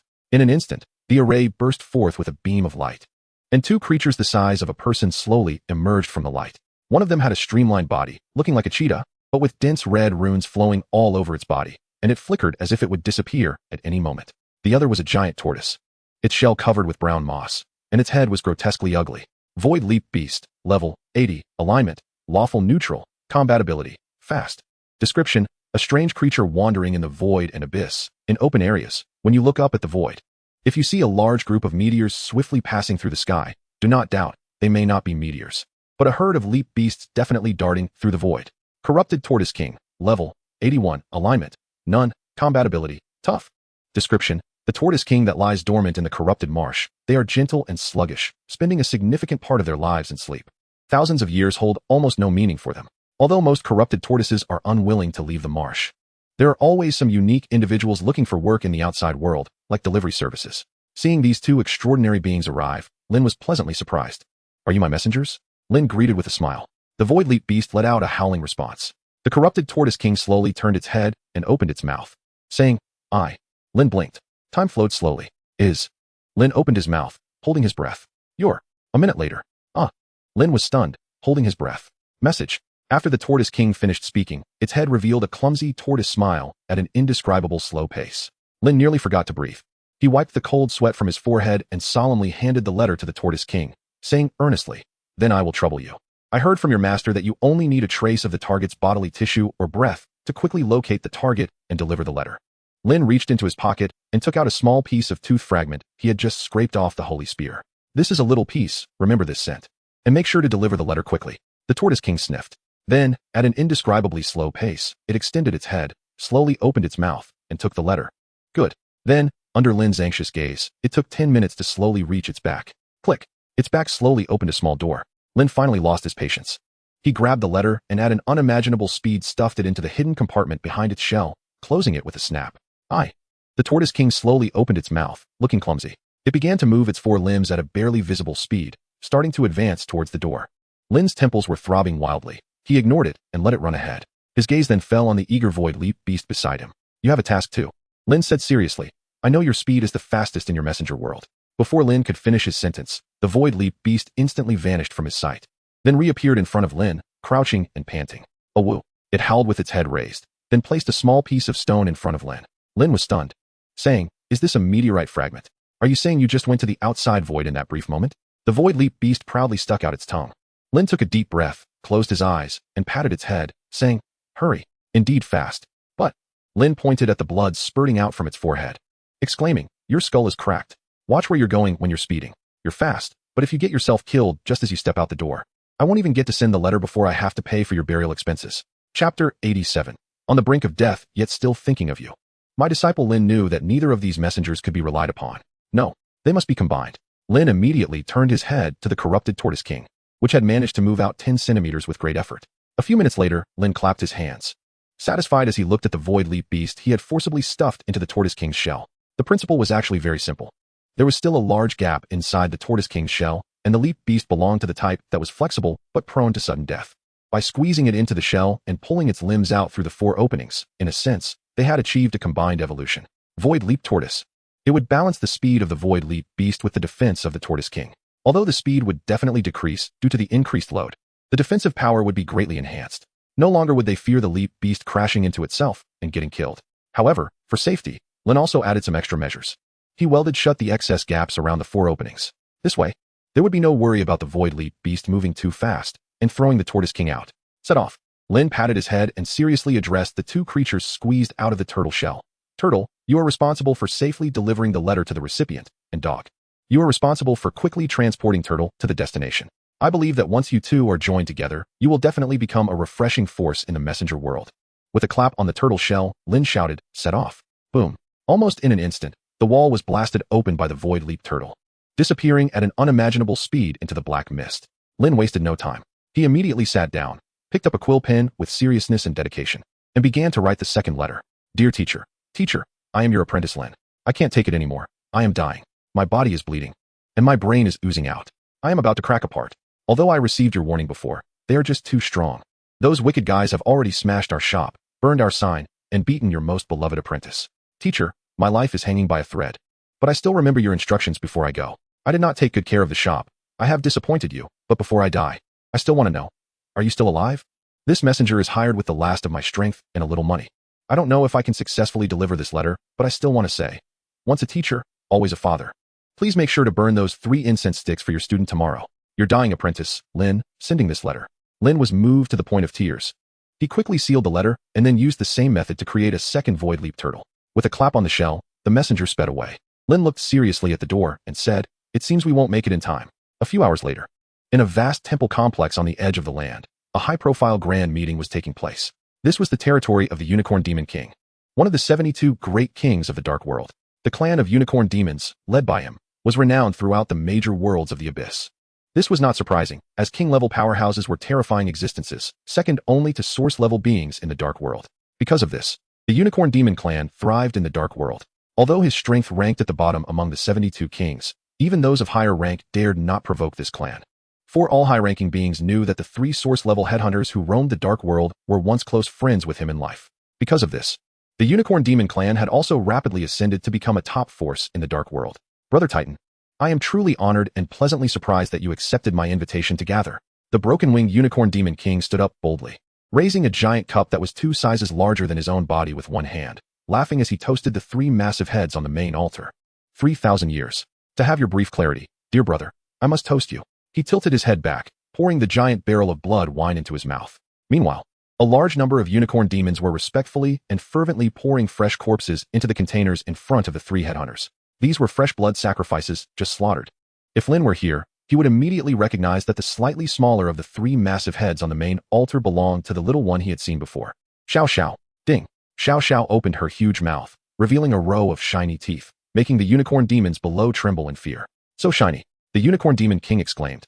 Giving Xiao Xiao a thumbs up, I didn't expect my niece to become even shinier and more charming than before. Beside Xiao Xiao, a noticeably large female head was pouring out countless tentacles from her mouth, wildly sweeping the fresh corpses into the container and chewing them vigorously. She wore a fierce smile, with beams of light flickering in her eyes between chaos and clarity. I found a doctor who made my daughter very happy. A large amount of blood gushed from her teeth, filling the entire temple with a strong bloody smell. The even larger head in the center remained silent, its eyes filled with a more chaotic light compared to the 2 headhunters beside it, occasionally flashing with intense malice. Only very rarely would a hint of clarity flicker in its chaotic gaze. If it weren't for that hint of clarity suppressing it, the evil and frenzied aura it emitted would have directly caused the surrounding unicorn demons to collapse. Sister-in-law, is my brother feeling better? The Unicorn Demon King cautiously inquired. The large female head grinned wickedly. He is unwilling to accept that he was beheaded back then. Malice and curses have allowed him to exist in this dark world. He is always thinking about killing. Ha ha ha, killing. Whoosh. Terrifying tentacles suddenly extended from the Titan head's neck, viciously wrapping around the female head's face, tearing and attacking relentlessly. I haven't lost. It's you, you wicked woman, whose curse has brought about this curse. Chapter 88. A love letter to your daughter. The large chunks of flesh on the female head's face were torn away, yet her smile grew even more vibrant and malicious. Ha ha ha, you useless god. You can't defeat them. You can only vent on your own woman. Hee ha ha. If it weren't for the curse, heh, you'd just be a skeleton, a madman. Ha ha ha hee hee. The chaotic and terrifying tearing and frenzied attacks continued for over 10 minutes, making all the unicorn demons in the temple tremble in fear, unable to stop shaking. It was only when the clarity in its eyes slowly balanced with the chaos that it finally calmed down. The Unicorn Demon King couldn't help but breathe a sigh of relief. If his brother had truly gone berserk at that moment, their entire clan would likely face annihilation. But he knew the resentment in his brother's heart, because back then his brother was. He shook his head, no longer wanting to think about the past, and said boldly and seriously, "Brother, sister-in-law, and niece, please stay here with me for the next few days. As your younger brother, I will definitely provide you with plenty of fresh blood food daily to welcome you." Xiao Xiao excitedly extended her tentacles, wrapping up a high-ranking unicorn demon from the ground and playing with it like a plush toy. Mirror. Yes. The high-ranking unicorn demon turned pale, quickly grabbing a huge mirror and not daring to move. Ding. Xiao Xiao opened her mouth, looking at her own bright white teeth in the mirror, and began to admire herself again. This had been the daily routine of this headhunter in recent days. As for the reason, it was still unclear. After a hearty meal and drink, the Unicorn Demon King was also heavily intoxicated, but just as he was about to rise and give a speech, suddenly, his gaze flickered and the effects of the alcohol vanished in an instant. Who is it? Sneaking around, daring to offend my territory.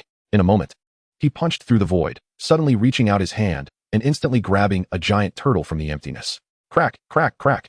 His claws and the turtle shell continuously created intense sparks. Is this a messenger? The Unicorn Demon King frowned.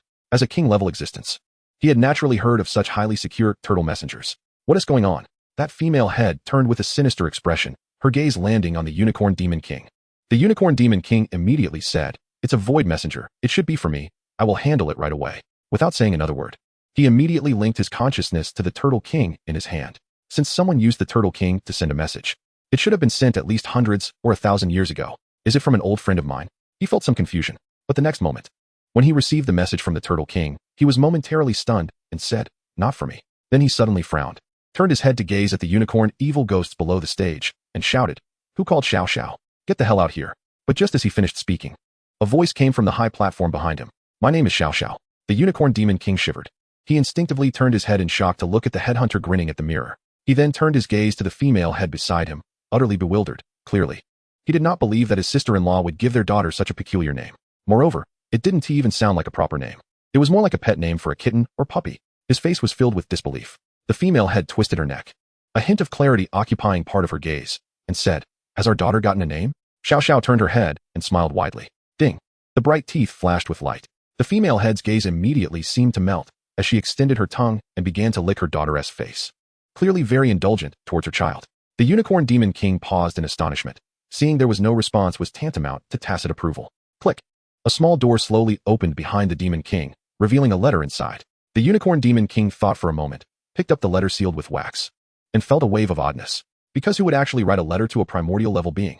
It should be known that most primordial beings are extremely chaotic existences. Having brief clarity is already quite difficult. "Niece, your letter." "I can't read." Xiao Xiao continued to admire her shiny teeth. "Who wrote it?" The female head closed her eyes and asked. The unicorn demon king thought for a moment and then checked the letter, quickly capturing a name. Lin En? He was taken aback. In an instant, Xiao Xiao, who was still admiring her teeth, suddenly turned her gaze and spun around, saying, "Read it." The unicorn demon king widened his eyes, the strange feeling becoming increasingly apparent. Because he had truly never seen his headhunter niece show such an expression, apart from being fierce. Something's off. There's something wrong.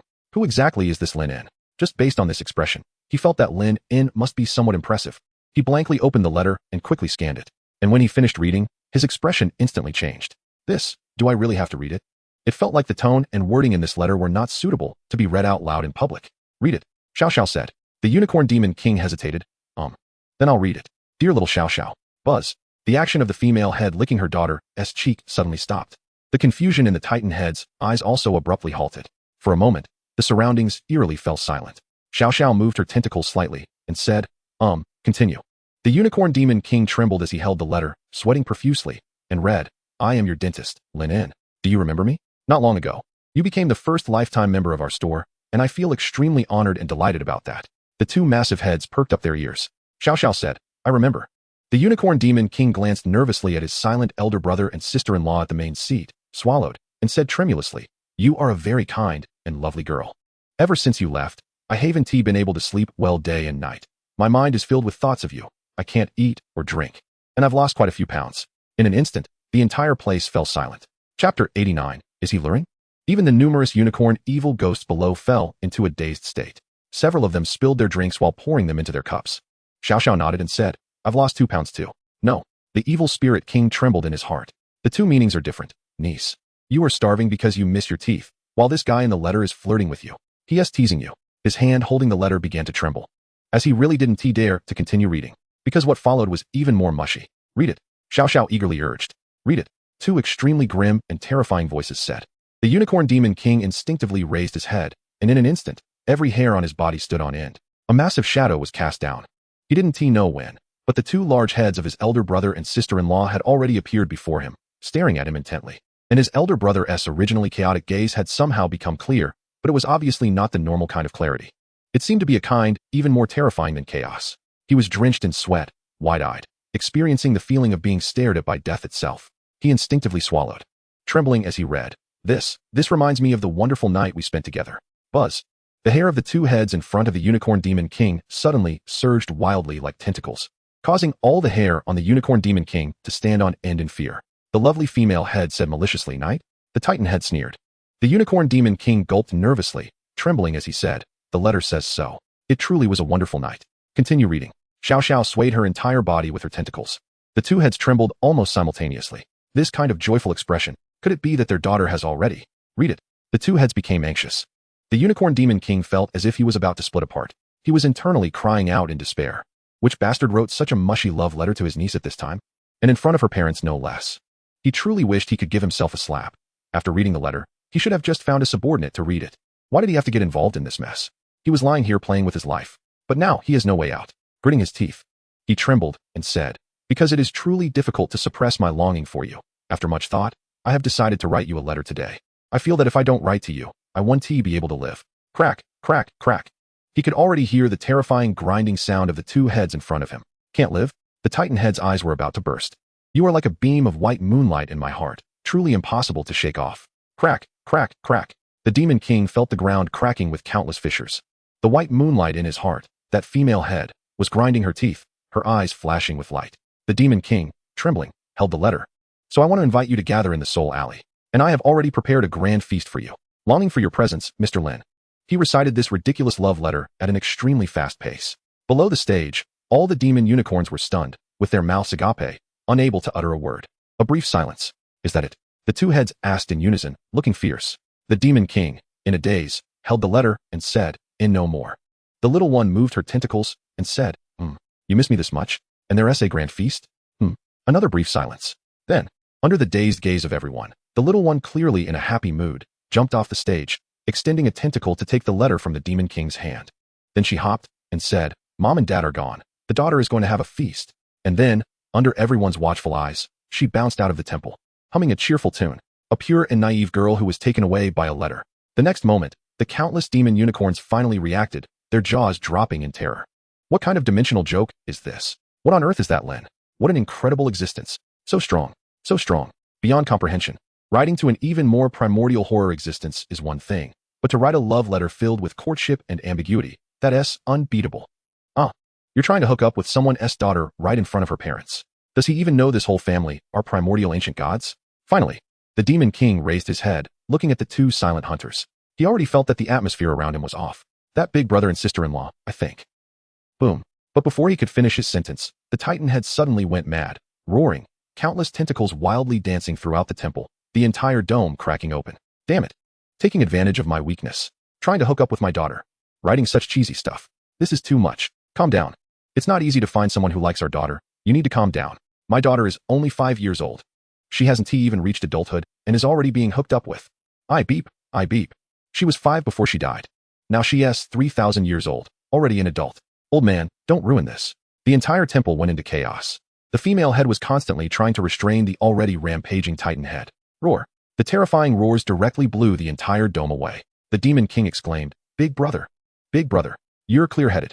Haven't you noticed that your consciousness has come back to clarity?" The Titan head kept roaring, being dragged by the female head behind him, crawling forward with force, saying, "Of course I'm clear-headed. If I'm not clear-headed, my daughter will be done for. Let me go to kill that bastard who wrote the letter." The female head used her tentacles to drag her husband back, constantly preventing him from going berserk. "Old man, calm down. Free love. As parents, it's best not to interfere. Free my ass. This is kidnapping a minor good girl." Boom. The entire temple finally collapsed under the unbearable weight. Chapter 90. The Dull Miss of the Dull Courtyard. A glaring red moon hung high above the castle's tower. Surrounding the castle was a vast expanse of thorny roses blooming in the mist.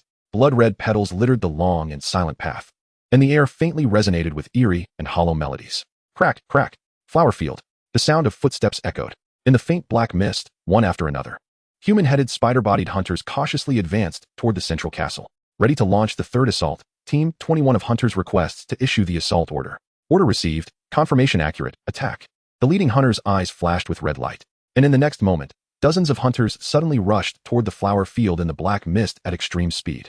Simultaneously, from various directions of the castle, several small teams composed entirely of hunters also launched an assault on the Dull Courtyard almost at the same time. Moving forward. Along the way, many damaged remnants of hunters could be seen lying around. It was clear that they had previously launched multiple assaults on the Dull Courtyard, but none had succeeded. Along the path, the frenzied thorns were ruthlessly slashed by the blades in their hands. Information transmission has broken through to the third area. 500 meters to target. A hunter's eyes flashed with red light.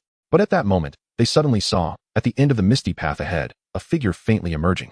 Their perspective quickly zoomed in, and they clearly saw the appearance of that figure. It was a very exquisite life-size doll. She held a black gold-fringed umbrella in her hand, wearing a luxurious, doll-like hat on her head. Dressed in a black gold Gothic gown, her long white hair cascaded down her chest, and the high heels she wore made a distinct sound as they touched the ground. She looked very strange, her movements stiff, and there was no sense of life emanating from her. Yet, she could move. But it was this almost lifelike state that gave her an indescribable horror. Ding, ding, ding, ding, ding. The red light in the eyes of the 10 or so hunters flickered violently. Target analysis, target identity confirmation in progress, database retrieval. Target identity confirmed. Doll Courtyard S7th Puppeteer, Black String Moon, combat capability extremely high. Warning, target threat level extremely high. Engage in full-scale hunting. Almost in that instant, the 10 or so hunters surged forward toward the Gothic doll at an unimaginable speed. Countless petals scattered in the black sky along with their figures. In the blink of an eye, the hunters had already appeared beside the Gothic doll. Crack, crack, crack, crack. The sound of gears jamming echoed. A bizarre scene unfolded. As if time had suddenly frozen. The dozen or so hunters who rushed towards the puppet suddenly stood still in place. In the dim light refracted by the red moon, it could be seen that, at some point, fine and resilient threads had emerged on the joints of their bodies. They were like puppets, frozen in place. Mechanical warnings echoed in their minds. Body restricted, unable to break through. The hunters struggled vigorously, but apart from the mechanical hissing sounds emanating from within their bodies, they were unable to move even an inch.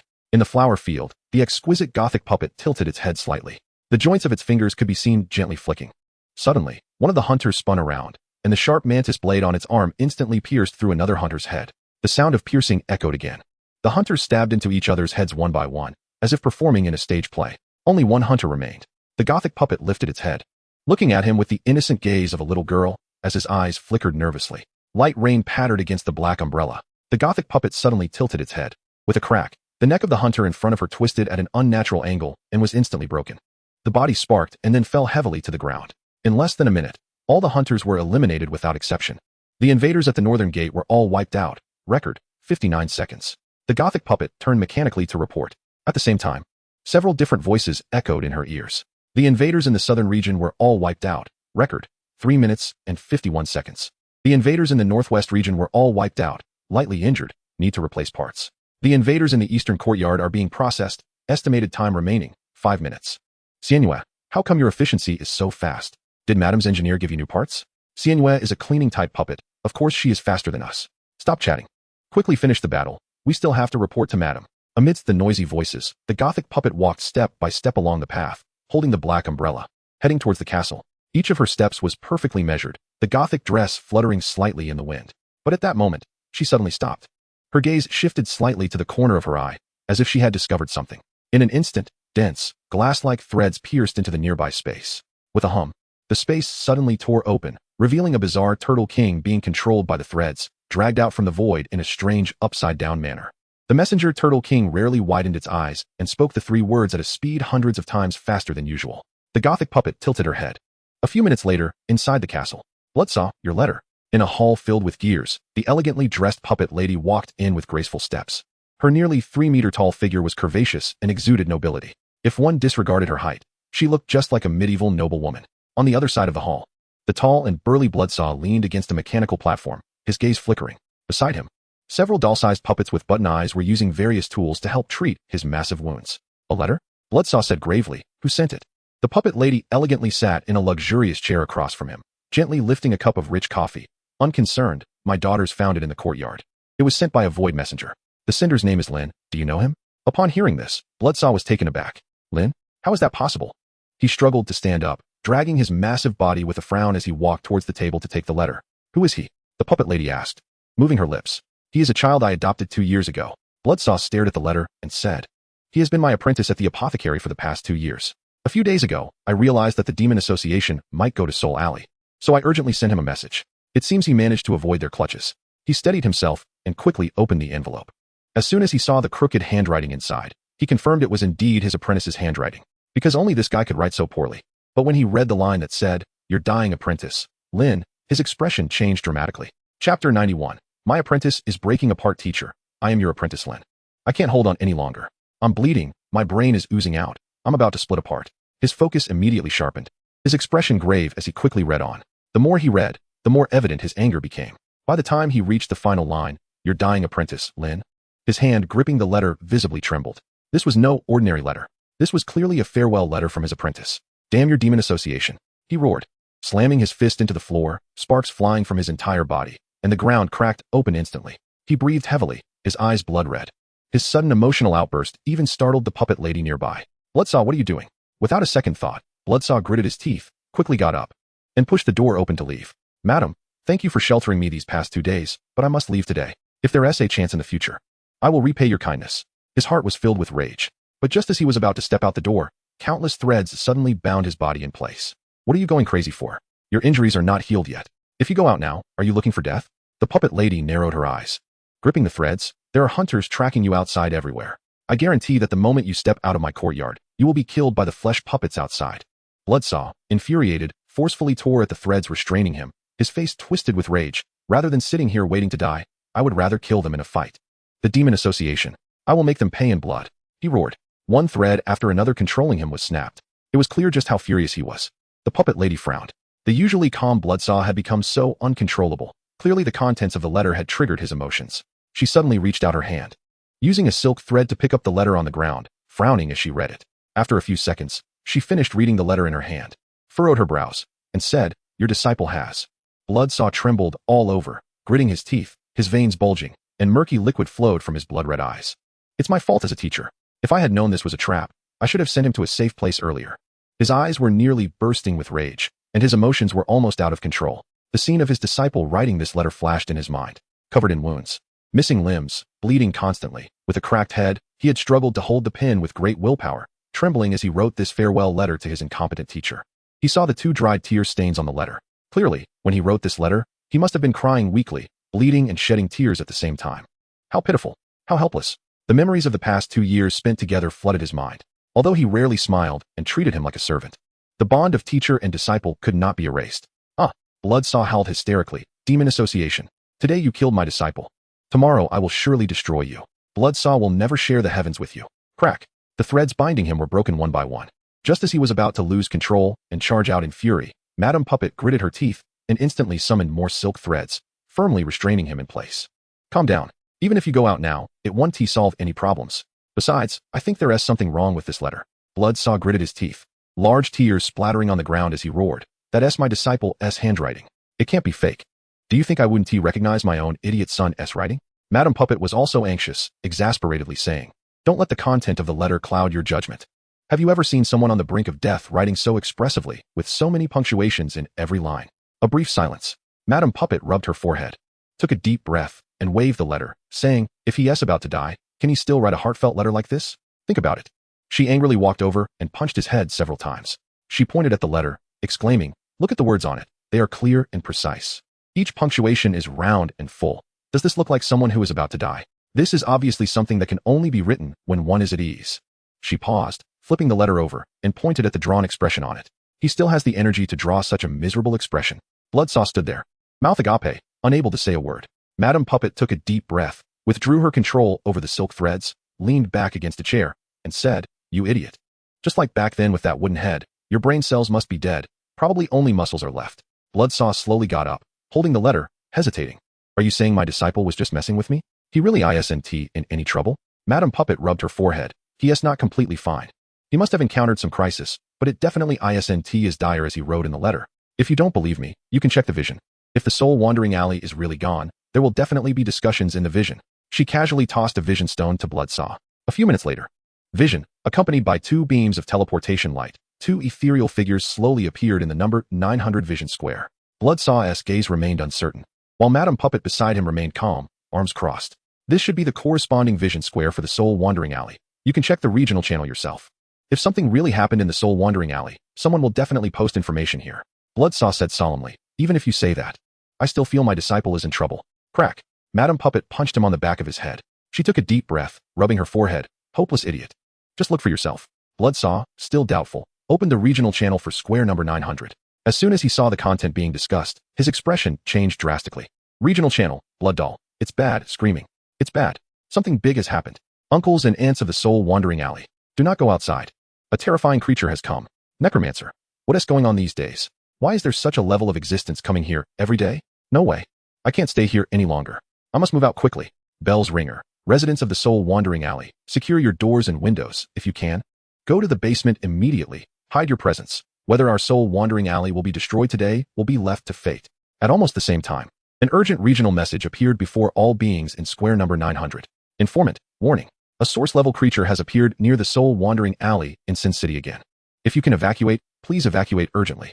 Again, this information is confirmed. Please evacuate urgently if you are nearby. Click to view. Cost, 100 skeleton coins. Chapter 92. This doesn't feel right. Bloodsaw's breathing quickened instantly. Without a word, he rapidly accepted the regional message. In an instant, a hazy black mist appeared before his eyes. As the image gradually became clear, he immediately saw that the location in the image was right outside his potion shop. What is this? His expression changed dramatically. In the image, Bloodsaw's potion shop was already severely damaged, clearly having gone through a fierce battle. At this moment, a massive head hidden in the black mist was hovering at the entrance of Bloodsaw's potion shop, with one scarlet tentacle after another extending into the shop. It was as if it was hunting for food. Disciple! He screamed out. This time he truly broke down. He didn't see the minions of the Demon Association, but he saw an existence even more terrifying than the Demon Association. The scene of the nearly dying Lin being devoured by that horrible monster flashed in his mind, hearing the crunching sound of his brain being chewed in that monster's mouth. Madame Puppet was also shocked upon seeing this scene, murmuring, "This doesn't feel right. I said my disciple was in trouble, and you were still blabbering on." Bloodsaw's muscles tensed up. Without a word, his figure instantly vanished from the vision. Faintly, a roar could be heard. "Disciple, hold on. Teacher is coming to collect your body." Wait. Madame Puppet panicked and immediately logged off. Meanwhile, in the attic of Bloodsaw's potion shop, Lin, who was sound asleep, suddenly felt something soft and sticky touching his face. "Stop it." Lin groggily reached out and touched the revolver on the counter, firing a shot in the direction that had poked him. Bang. Then he turned around, closed his eyes, and continued to sleep soundly. Ding. You shot the Source Hunter. Xiao Xiao, you gained 10 experience points. Ding. You have achieved Super Brave Self. You gained 100 basic experience. Super Brave Self, special achievement, obtained when attacking an opponent that is absolutely impossible to defeat with arrogance. You gain a permanent bonus. Agility 5, Intelligence 1, Happiness 10. Buzz. Lin instantly opened his eyes wide in shock. The drowsiness was completely dispelled by the terrifying system prompt. Xiao Xiao. Lin sat up straight in bed, eyes wide open, and turned to look out the window. Outside, a giant baby head was blankly standing there, with a flat bullet imprint on its forehead. Wisps of blue smoke rising from it. Lin. A few minutes later, in front of the potion shop, Lin was climbing a ladder, eyes wide, prying the flat bullet shell off Xiao Xiao's head, blowing on it, then pulling out a large band-aid from his pocket and sticking it on.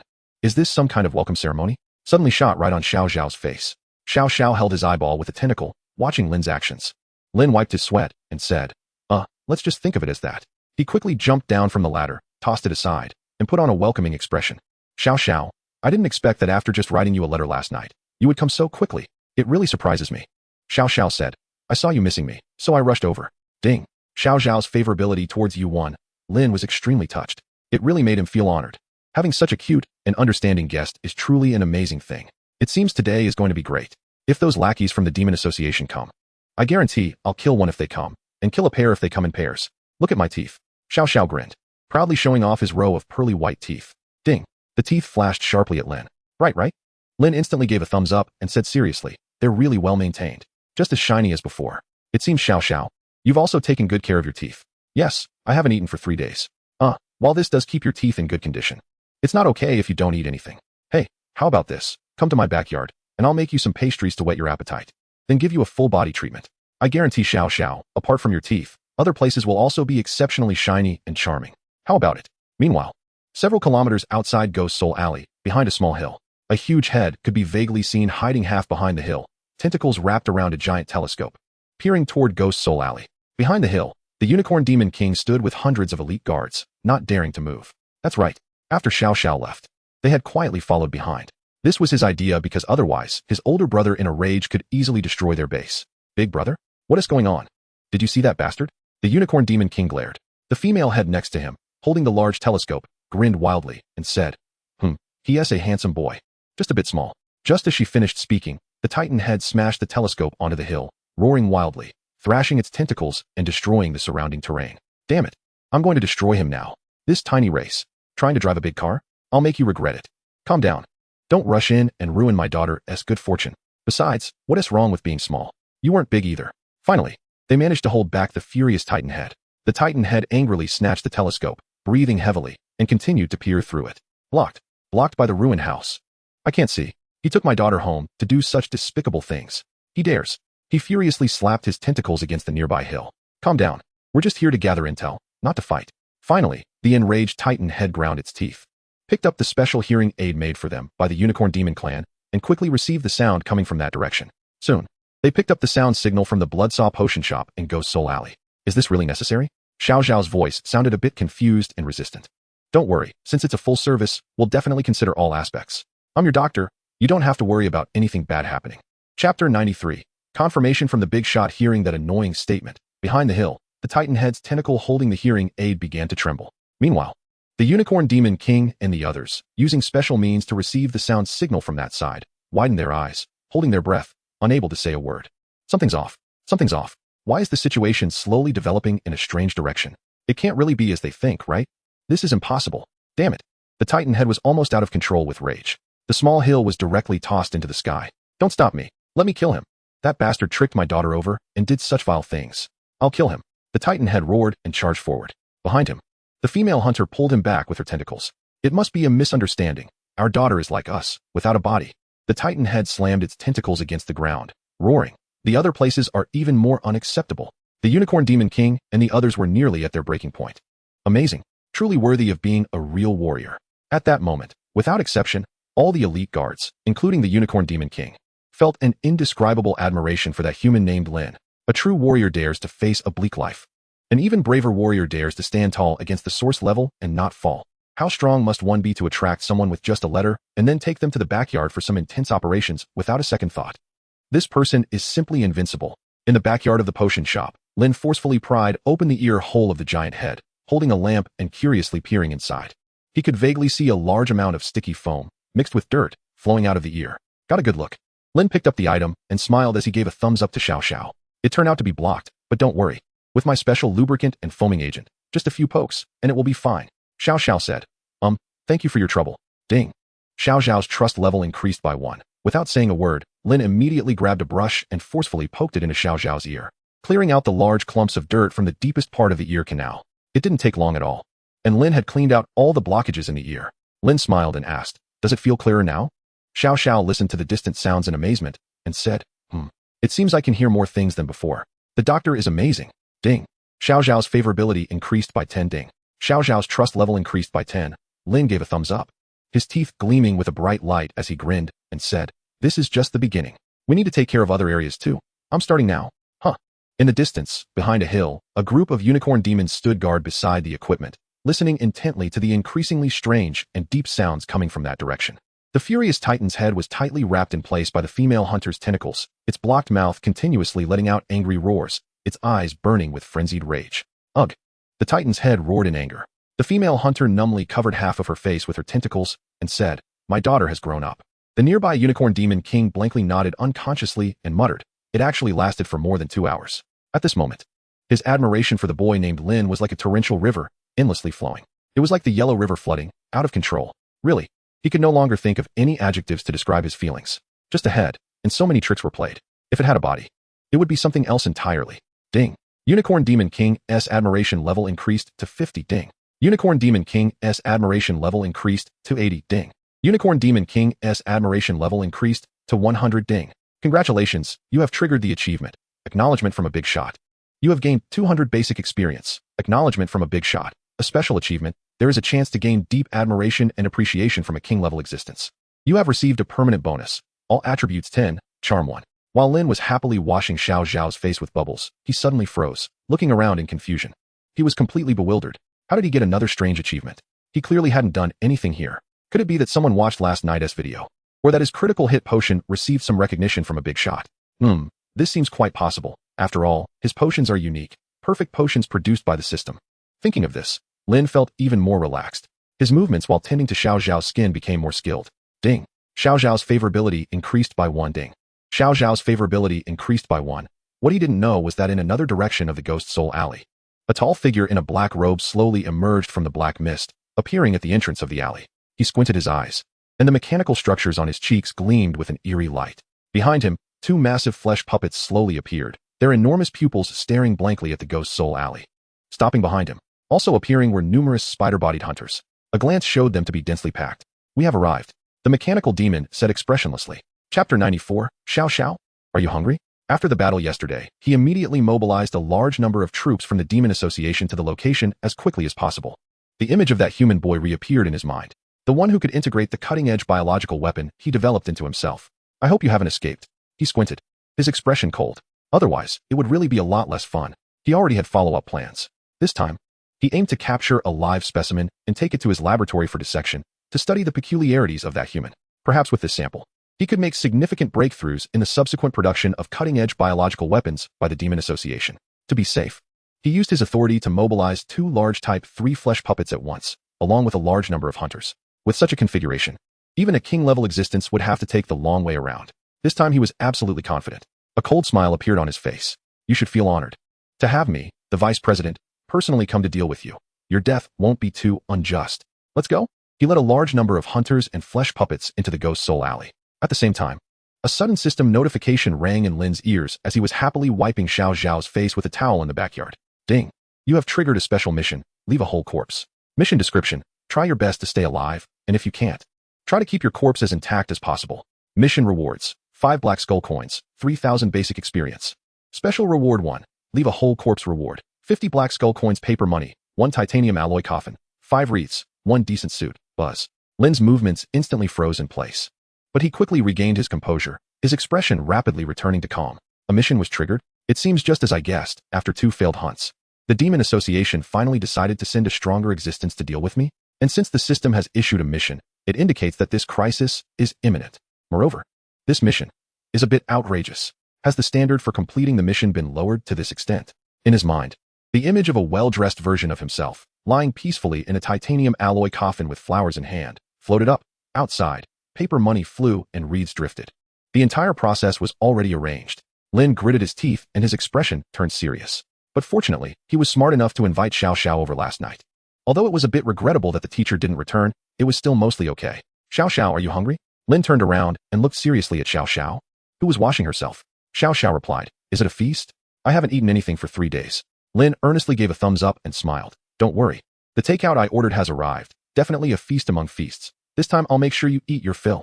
On the street outside the potion shop in Ghost Soul Alley, the rolling black mist continuously rolled away to the sides, and the expressionless mechanical demon stepped out from the black mist, 1 step at a time.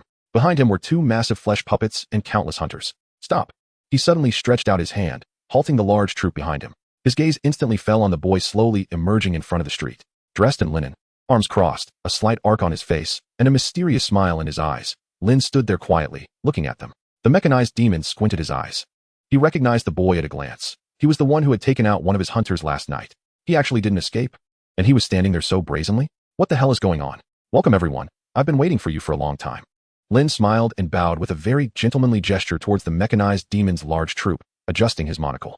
That kind of wicked demeanor instantly surged up. Meanwhile, in the vision. Informer, latest news from the Soulwalk Alley. Warning. The current danger level in the Soulwalk Alley has risen to the highest level. A large number of top-tier biological puppets have appeared in the Soulwalk Alley, suspected to belong to the Demon Association's advanced creations. Click to view. Cost, 100 skeleton coins. The residents who were too scared to go outside and were waiting in the surrounding areas of the vision were immediately attracted by this new message. Almost in an instant, the number of people who clicked in exceeded 2,000. In the footage, as the black mist slowly dissipated, the scene of confrontation in front of the Bloodsaw Apothecary's door immediately appeared before all viewers. After seeing that scene, all the viewers were shocked. The Demon Association. That's right. I recognize the emblem on them. All those are flesh weapons belonging to the Demon Association. So what is going on here? Why has the Demon Association sent so many biological weapons to our Soulwalk Alley? Don't you remember? The 2 battles last night and the night before. One of the participating sides was those biological puppets from the Demon Association. The viewers were horrified by the densely packed hunters in the footage. And then, their gaze fell on Lin, who stood there smiling facing those hunters. It's that kid. That's right. It's the unscrupulous apprentice from the Bloodsaw Apothecary. What is he doing? Is he trying to take on a car with his bare hands? Isn't that a bit too arrogant? Don't you remember? The participating side in last night's battle was that apprentice from the apothecary. Clearly, the Demon Association is here to find him. No way. Does he think he can take on this entire biological army by himself? What a joke. But for some reason, he looks so handsome standing there. Handsome. The viewers in the vision were shocked and passionately discussing. Outside the Soulwalk Alley, behind the broken hill, the massive head of the Titan used its tentacles to hold a telescope, watching the confrontation happening on the streets of the Soulwalk Alley at that moment. The Horned Ghost King looked far away and said, it seems to be the biological weapons of the Demon Association. This scale is not small. And it looks like they are here to trouble that human boy. He was about to ponder when suddenly, he froze. Wait, could it be that the human boy lured Xiao Xiao over just to deal with these weapons from the Demon Association? Could it be that the so-called feast in his letter is actually, without saying a word, he immediately hurriedly took out the telescope, searching for Xiao Xiao's figure in the Soulwalk Alley. And in the next moment, he immediately saw Xiao Xiao, who was currently crouched in the apothecary's backyard, curiously peeking with her huge eyes at the hunters on the street, seeing the drool at the corner of her mouth and her shining eyes, unable to resist wanting to eat something. Slurp, slurp, the sound of swallowing and licking lips. The Horned Ghost King thought, indeed. Chapter 95. Didn't catch what you just said? Solwak Alley. The mechanized demon squinted his eyes, his gaze flickering as he looked at the boy. Something's wrong. Why does this guy seem so fearless? Not afraid of him at all. Does he think he can survive after seeing so many biological weapons from the Demon Association? After all, through yesterday's confrontation, he had roughly figured out this human boy's combat ability. Even with 2 top-tier biological weapons added, he could at most take down 1 or 2 hunters. To fight against hundreds, that would be like dreaming. Looks like you've realized we would come? The mechanized demon squinted his eyes, but still decided to test him. Lin calmly crossed his arms and said lightly, "Of course, after all, you lost a flesh puppet and 3 hunters here. Unless the Demon Association admits defeat, you definitely won't let it go." The mechanized demon sneered and said, "Looks like you're quite brave, huh? Since you know we're coming, why aren't you running for your life? Do you think you can defeat us?" Lin adjusted his monocle and said lightly, "No confidence at all." The mechanized demon sneered, "Oh, then I'm curious. Since you have no confidence, what are you doing here?" Warning. Crisis level 100. Warning. Crisis level 100. A breeze blew through the black mist, ruffling Lin's hair.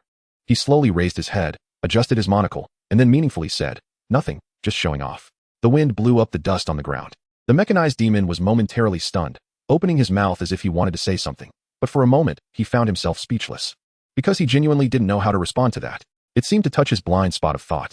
This person, he seems not to be normal. Meanwhile, in the vision, the viewers who were originally shocked and passionately discussing suddenly fell into an eerie silence.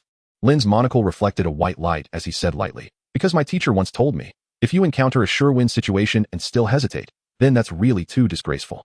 Since you already have 3 bombs to take down the 2 kings, why not tease the opponent one by one? How can you not do justice to the good cards you have in hand?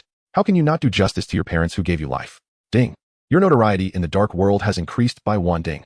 Your notoriety in the dark world has increased by 1 ding. Your notoriety in the dark world has increased by 1. All the viewers in the vision were dumbfounded. For some reason, they found themselves speechless. This person must be a bit crazy. If you say he isn't crazy, no one would believe it. This is too arrogant. Why can he solemnly say such arrogant words in front of a bunch of fierce tigers? This person, there's something wrong with him. Ding.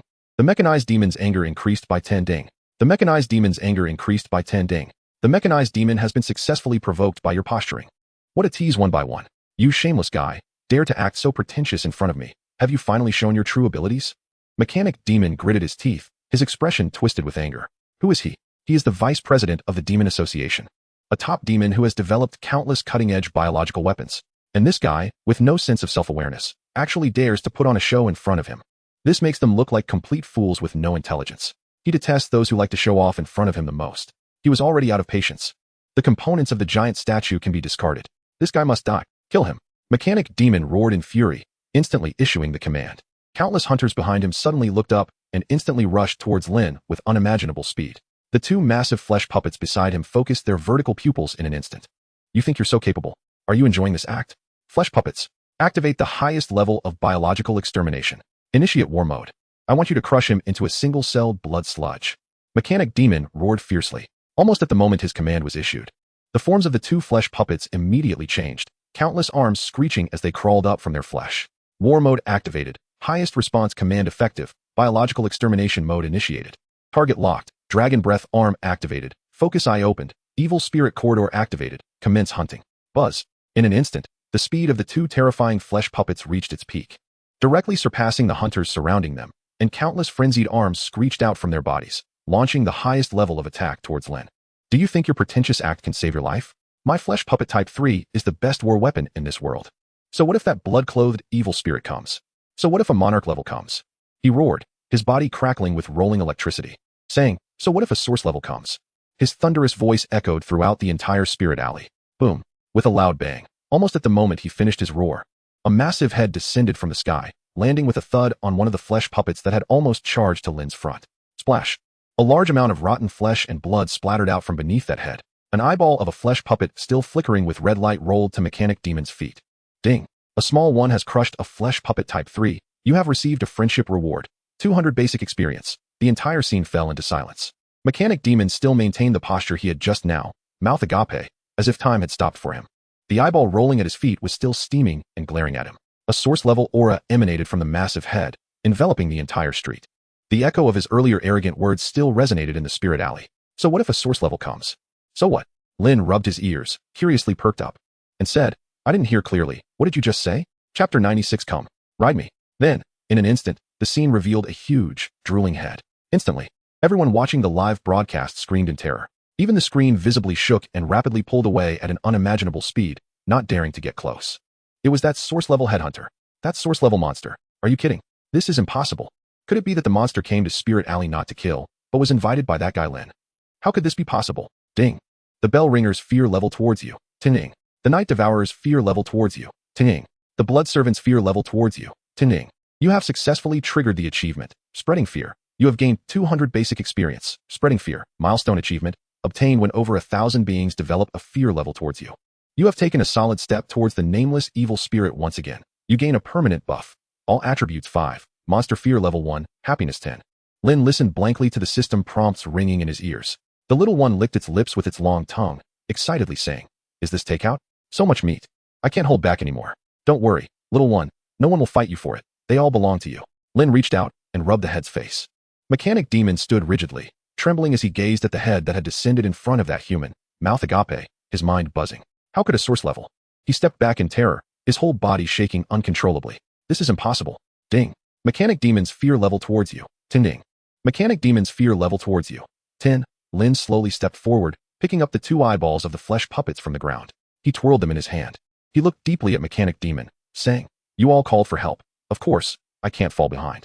If I really had no preparation, do you think I would stand here so openly in front of you? He adjusted his monocle and said seriously, I said it was 2 kings and 3 explosions. And you still didn't run? Are you looking down on me? Ding. Congratulations. You triggered the achievement. Fox pretending to be a tiger.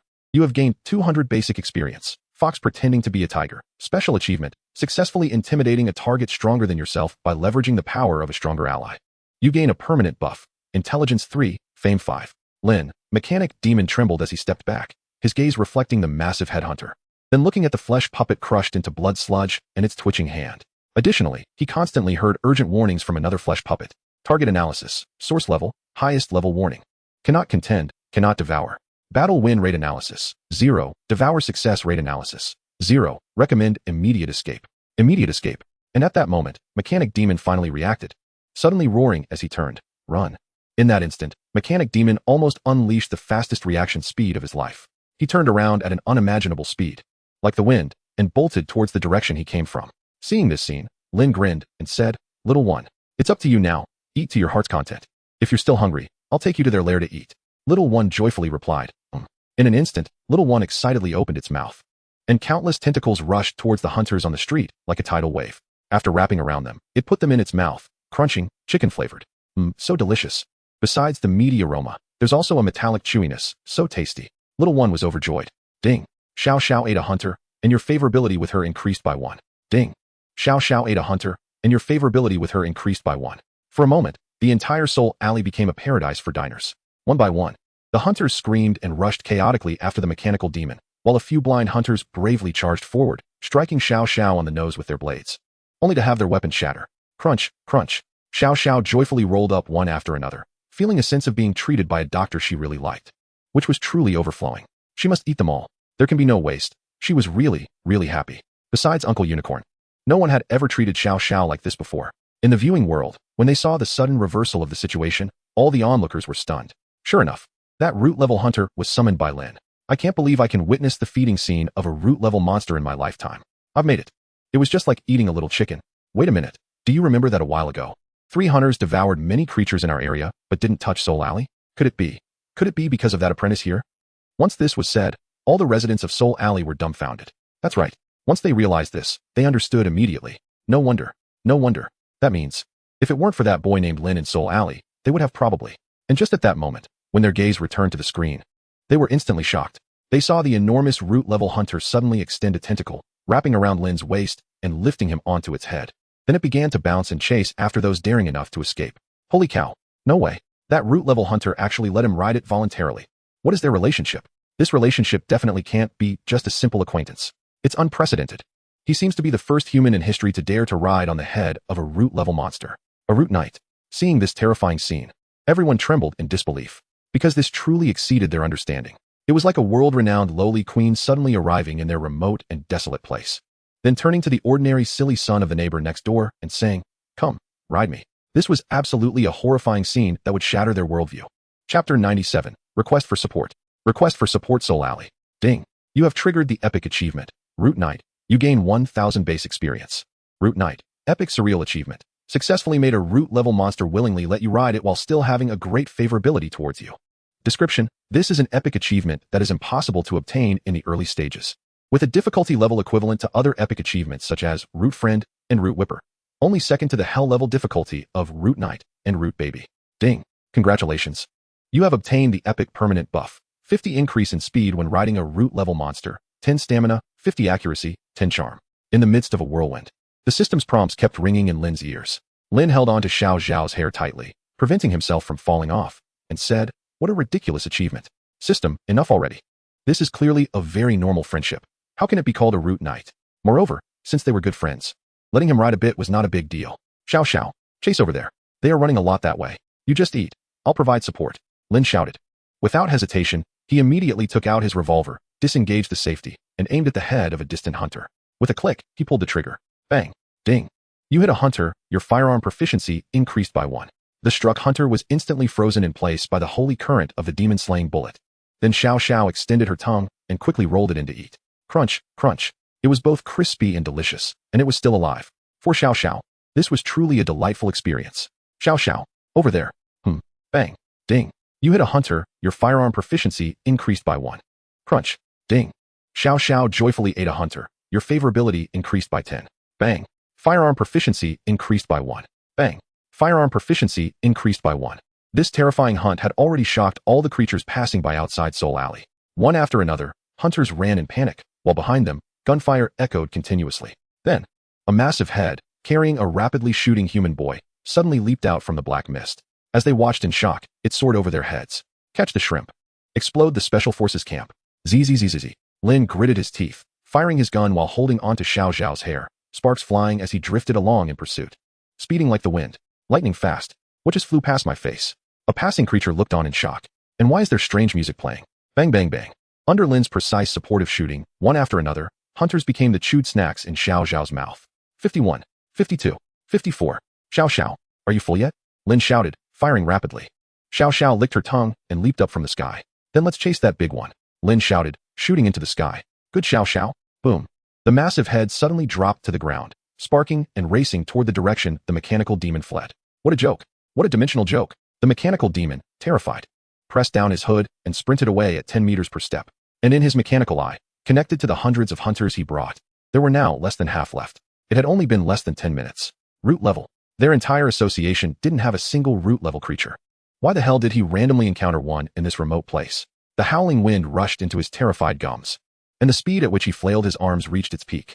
Ding. The mechanical demon's terror level towards you increased by 10. Ding. The mechanical demon's terror level towards you increased by 10. Without saying a word, he trembled and suddenly pressed on the mechanical structure on his left cheek. You are currently waiting for a connection with the association, experiencing a signal delay. You have successfully established contact with the association. Soon, a hoarse voice came through. Please speak. Lord Mechanism Demon, this is Association Unit 5, obeying your orders. The Mechanism Demon, terrified, immediately shouted loudly. Hurry. Don't delay. Locate my position right now. Activate the Void Leap device. Immediately. However, he hadn't finished the latter part of his sentence. Just take me away. When a bullet suddenly shot from behind. With the enhancement of an epic achievement and catching the Mechanism Demon off guard, the bullet instantly struck half of his head, shattering the mechanical structure on his right side. Not good. He screamed in terror. But it was already too late. A long tentacle followed the bullet and struck him like a club. Amidst his anguished screams, his body was sent flying, the mechanical structure on the left side of his face shattering with that massive blow. They're coming. They're chasing us. He suddenly turned his head, looking in horror at the human boy riding the source-level head, shooting wildly at him. Without a second thought, he immediately quickened his pace and fled frantically. Hey. Hello. He patted the mechanical structure on his left side, then was horrified to discover that due to the earlier impact, the communication device he established with the association had been dislodged from his left face. I'm finished. He gritted his teeth and shouted. Meanwhile, hundreds of meters behind him, Lin, who was riding and shooting vigorously, suddenly heard a voice in his ear. Hey, Lord Mechanism Demon. What happened? We have confirmed your position as per your orders. The leap device has been activated, my lord. Speak up. What's going on? He turned his head sharply. His gaze instantly locked onto a flashing blue mechanical structure flying in the air. What is this? Lin immediately split a tentacle from his body and pulled the mechanical structure over with a whoosh. Ding. You have obtained the 325 type demon communication device. Slight damage. Lin was taken aback. Then he immediately heard an urgent voice coming from inside. He quickly pressed it to his ear to listen carefully. Soon, he roughly understood the meaning of the words, and a friendly smile appeared on his face. It turned out that the mechanism demon wanted to escape using some kind of long-range leap method. But since it has fallen into my hands, Lin quickly altered his vocal organs using Flesh Disaster, mimicking the mechanism demon's voice, and shouted into the communicator, requesting support. Support. I need a large military force to encircle the target. I repeat, locate my coordinates. Requesting army support. At that moment, the mechanism demon heard the voice behind him, turned around suddenly, and instantly saw Lin holding his communicator, shouting frantically to the other side. Mechanism demon. Oh my gosh. The takeout is not enough. Bring more. Chapter 98. The first battle is the final battle. Yes. Lord Mechanism Demon. Locating your coordinates. Commands will take effect in 5 seconds. Immediately deploying the Leap Hunter squad.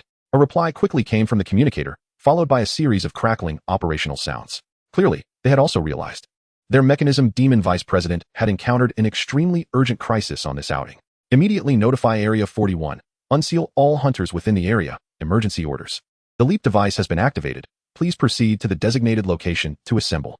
Within the Demon Association, one by one, servants dressed in black robes and triangular hats, with somber expressions, quickly issued commands. In Area 41, thick liquid was expelled from one container after another, activating one hunter after another sealed within. They instantly received their orders, their eyes flashing with urgent red light. Within just a few minutes, a dense assembly of hunters was completed. The hunter squad has assembled. The Void Leap device has been activated, target coordinates confirmed. Deploying. With the cold synthetic voice echoing throughout the factory, the sound of massive machinery rumbling began. In the next moment, blinding blue light instantly enveloped all the assembled hunters. Their bodies immediately became ethereal. The Void Leap has been activated, emergency leap in progress. In an instant, all the hunters vanished from the Demon Association's Area 41. Meanwhile, outside the Ghost Spirit Alley in the wilderness, Lin put down the communicator and flashed a bright smile at the fleeing mechanism demon in the distance. The terrified mechanism demon felt all the mechanical structures on him clink and clank. That guy is no longer human. Don't come over. It wasn't me who spoke to you just now. He shouted, but it was already too late. He immediately felt the tremor of the space around him. A sensation he was very familiar with, which was the long-range rapid teleportation device they developed based on the Void Leap beast's ability. And in the next moment, swish, swish, swish, a dazzling blue light descended from the sky, and before his terrified gaze, it suddenly landed beside him. Amidst that blinding halo, one fully armed hunter after another leaped out, gathering around him with a clatter. Their eyes were fixed on the mechanism demon, flashing red light. The Area 41 Hunter Squad has assembled. We have come to support you at your command. We obey your orders. The mechanism demon screamed hysterically. You've been tricked. This is a trap. Run fast. Please rest assured, Vice President.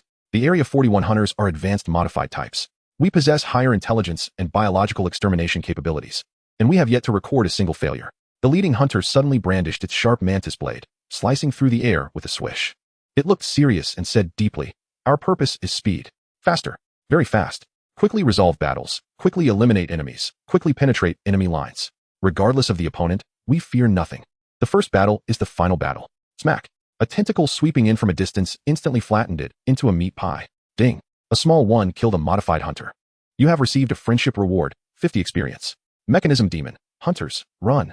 What are you still doing? You useless things. The mechanism demon, furious, turned and took off running like a bolt, charging away into the distance. The modified hunters beside him suddenly turned around and immediately spotted the Source Knight in the distance, wildly waving countless tentacles, speeding towards their direction. Hunters. Ding. The modified hunters fear level towards you. Tin ding. The modified hunters fear level towards you.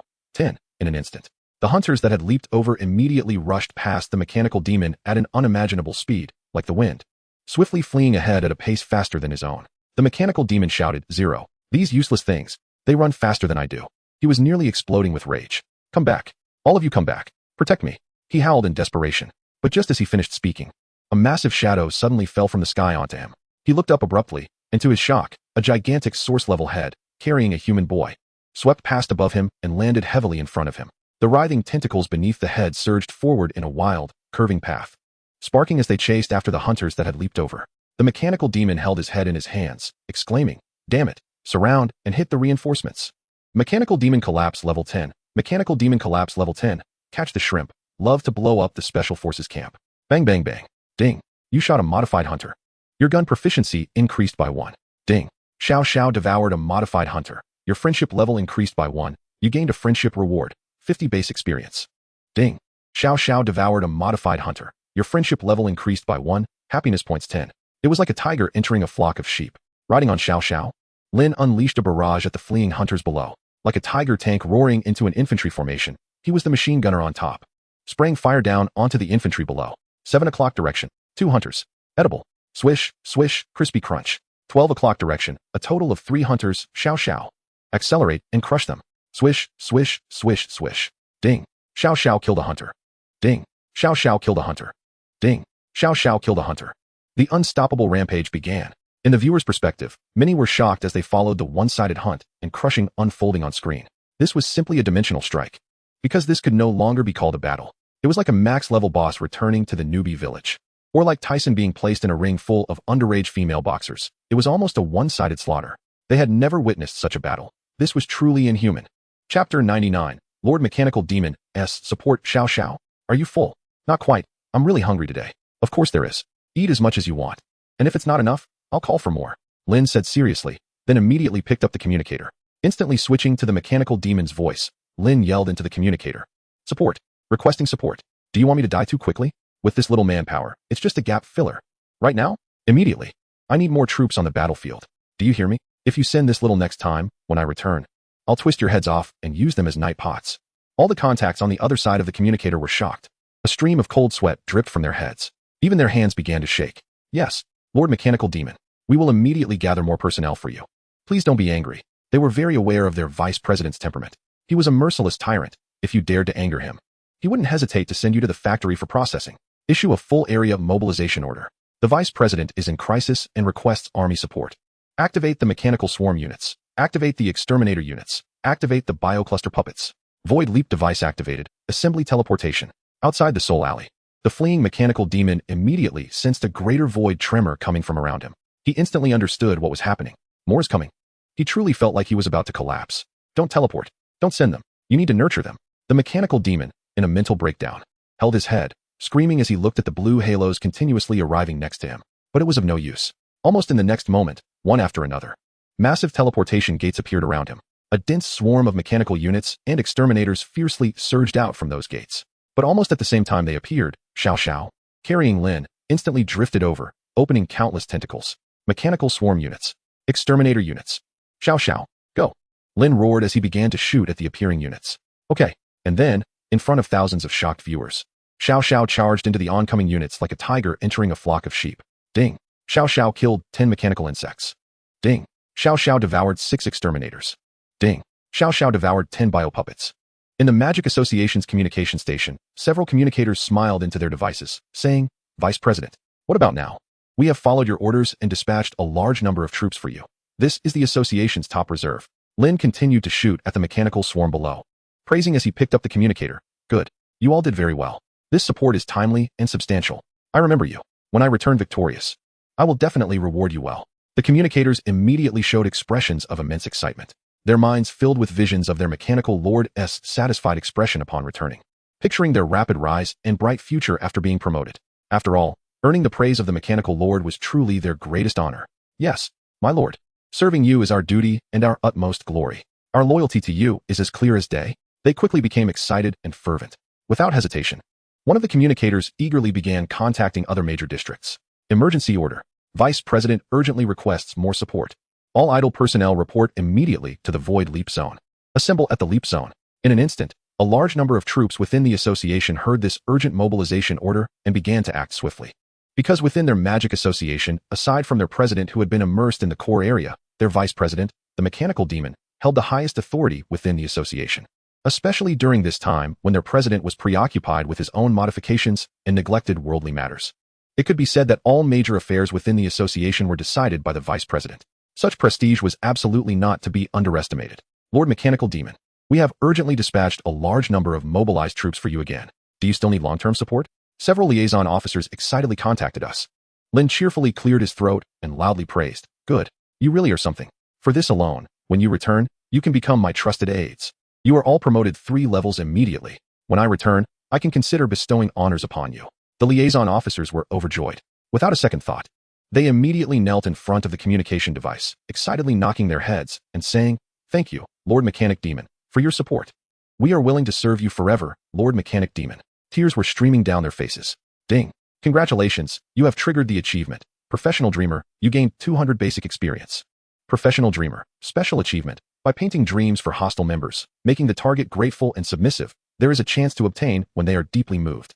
You have received a permanent bonus. Intelligence 5, Monster Basic Favorability 1. Lin praised again, clearing his throat and speaking into the communicator. Honors will be discussed later. But you must stay alert. The enemy I am facing this time is extremely terrifying and cunning. You must remember, this is the decisive battle. And there may be someone infiltrating our communication signals to provide you with false information. You must have excellent discernment, understand? The liaison officers immediately replied loudly, "Rest assured. My lord, we've been in this job for decades, and we haven't lost a single tooth yet. We will be careful. Yes, my lord." Meanwhile, on the other side, the Mechanic Demon, caught in the middle of a surging army, was completely collapsing and going crazy. "Stop sending. Stop sending. This is a trap. It's a trap. If I find out who is sending troops, I will chop you up." He was screaming to the point of tears. He quickly grabbed a mechanical worm and shouted at it, "Hurry. Quickly report the real situation here to the base. Tell them they have fallen for a trap. The voice requesting support is not mine. Someone took my communicator. That's not me." Chapter 100. Never have I seen such a brazen person in an instant. A large number of communication signals rang out in the Demon Association's communication facility, and in the next moment, the signal connected. Without saying a word, the Mechanic Demon yanked the mechanical worm and urgently roared at the other end, "Hey, which of you is the liaison officer? Stop messing with me. Someone is impersonating me. The orders you received are fake. I'll say it again, don't send anyone else." In the communication facility, the several communication officers listened to the voice of the vice president coming through the signal, looking at each other with cold smiles on their faces. "Little guy? The Mechanic Demon really has foresight. Just said someone would infiltrate the signal to confuse them, and here it comes. Hee." One communication officer replied sarcastically, "Not bad. You can imitate our vice president's voice so well. Looks like you've put in some effort to impersonate the vice president." Hee. Playing the thief while shouting to catch the thief. Very smooth. The Mechanic Demon was about to explode with anger. "Listen carefully. I am your vice president. I am the Mechanic Demon." He roared, "My identity number is 0352372. Immediately let your superior come to me." The communication officers laughed coldly, and one picked up the communicator, saying, "Oh, you even stole the identity code so clearly? You want to see our superior? Ha ha ha, are you kidding? Do you think our superior can just be seen because you say so? Don't waste time with him. Using a mechanical worm's permissions to impersonate the vice president is really lacking in intelligence. Hand it over to me. I just downloaded a collection of vulgarities from various races recently, and I was looking for a place to use it." Then in the next moment, a series of greetings to his ancestors erupted from the Mechanic Demon's side. The content was extremely vulgar. On average, every 3 sentences mentioned mother, and every 2 sentences mentioned father, and they often used his shortcomings as metaphors. The Mechanic Demon trembled all over as he listened. What the hell? Do you think that by barking, you can change your short and weak reality? Do you think that by barking, you can replace the position of a dog in our hearts? What the hell? Don't you look in the mirror? To be this ugly, you must have worked hard. What sin did your parents commit? Can't they cry? The dark world is already filled with ugly people, and you still have to painstakingly lower the bottom line of the whole world. Do you not have even a shred of shame in your heart?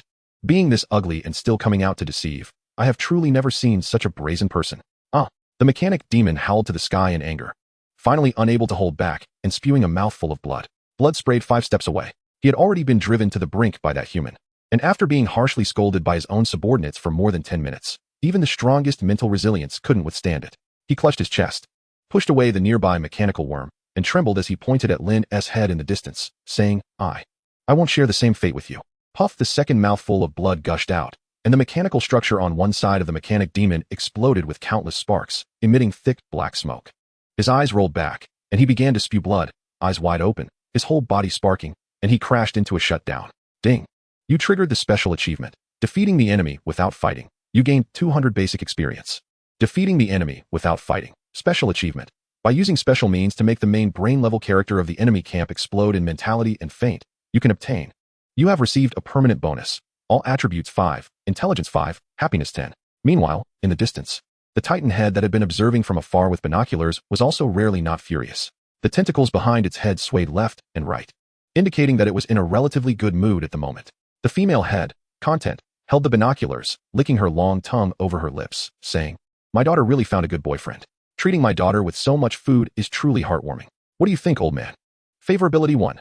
Favorability 1. The Titan head grimaced, opening its sticky, giant mouth, saying sugar-coated cannonballs? You think you can just steal my daughter away with a meal? No way, the Unicorn Demon King said. But I always feel that the boy's real purpose might just be to let his niece help him deal with the threat from the Demon Association. I think that guy is using his niece as a gun. After all, compared to his two older brothers and sisters-in-law who have been chaotic for years, he understands the complexities of human relationships better. No way. The female had licked her lips, still looking far away through the binoculars at the delicious food continuously being sent over. This is food, not a threat. It looks really delicious. The Titan head also unusually did not refute, continuing to observe with the binoculars. The Unicorn Demon King stared in astonishment. No, that's not right. He forgot. For a being at the root level, this is indeed not considered a threat. At most, it's just some disobedient food that can be casually eaten. In their understanding at that level, this is probably akin to a little brat inviting their daughter to come back and enjoy a group of squealing piglets rushing over. He is drenched in sweat. Meanwhile, at the Demon Association, in the deepest core area of the inverted tower, within a large underground container, a massive consciousness slowly awakens. The mobilization of numerous mechanical beings within the association finally caught his attention. What is going on? That gloomy voice rumbled from the underground container. Why is there such a large military mobilization? Has the Void Leap been activated? Who gave the order? The moment he awoke, his consciousness instantly shrouded the entire inverted tower, witnessing the massive mechanical mobilization inside. In the core area, beside that enormous container, dozens of servants responsible for maintaining its operation immediately knelt on one knee and said, "Chairman, it was Vice Chairman Mechanism Demon's order. Mechanism Demon encountered a threat requiring a large army to jointly combat, so an urgent report was sent not long ago, requesting emergency military support. That's why there is a large-scale mobilization now." Chapter 101. Beautiful teeth cracked that consciousness hesitated.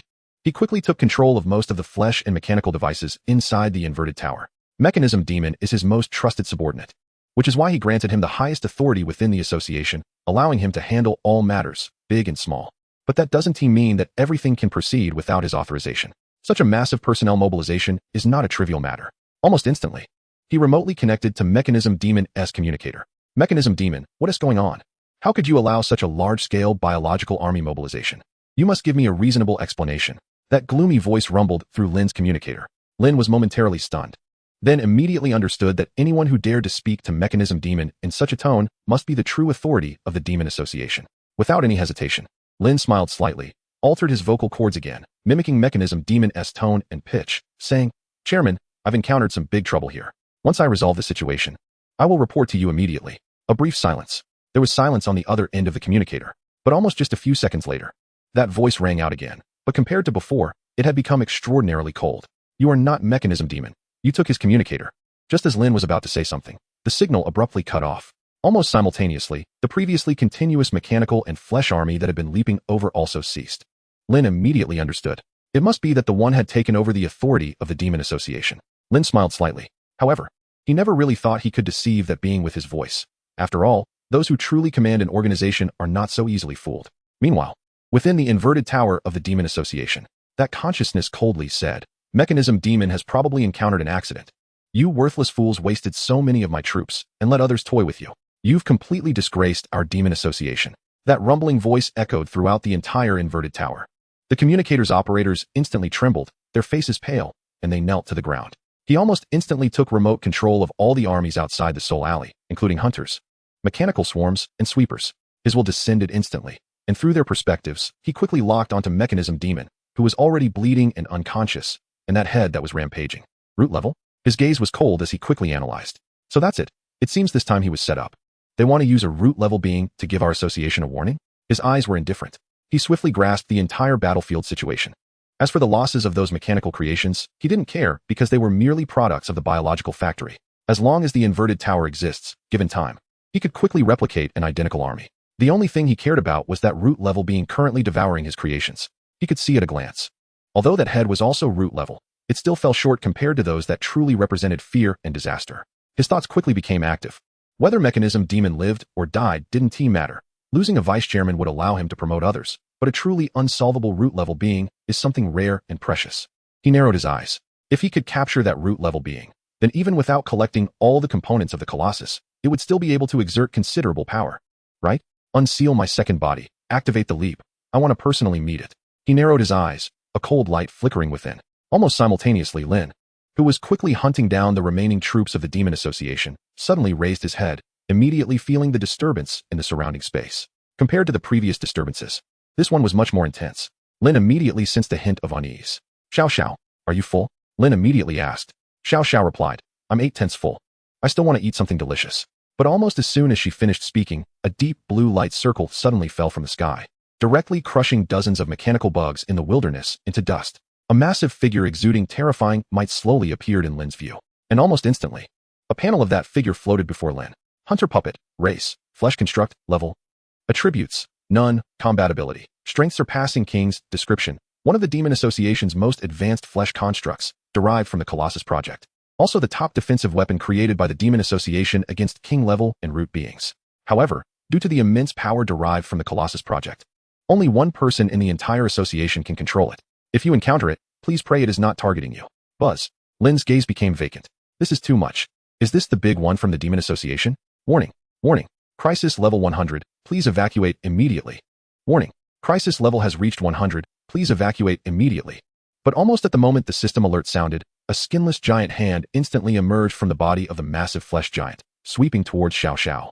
It spoke no words, directly launching an attack with a blank expression. Xiao Xiao, get away, Lin shouted. But it was already too late. A giant hand suddenly appeared in front of them and crashed down on the little side of the face with a loud bang. The immense force shook the entire ground, and the small body was instantly thrown several dozen meters away. Titan's head. Female headhunter. Unicorn Demon King.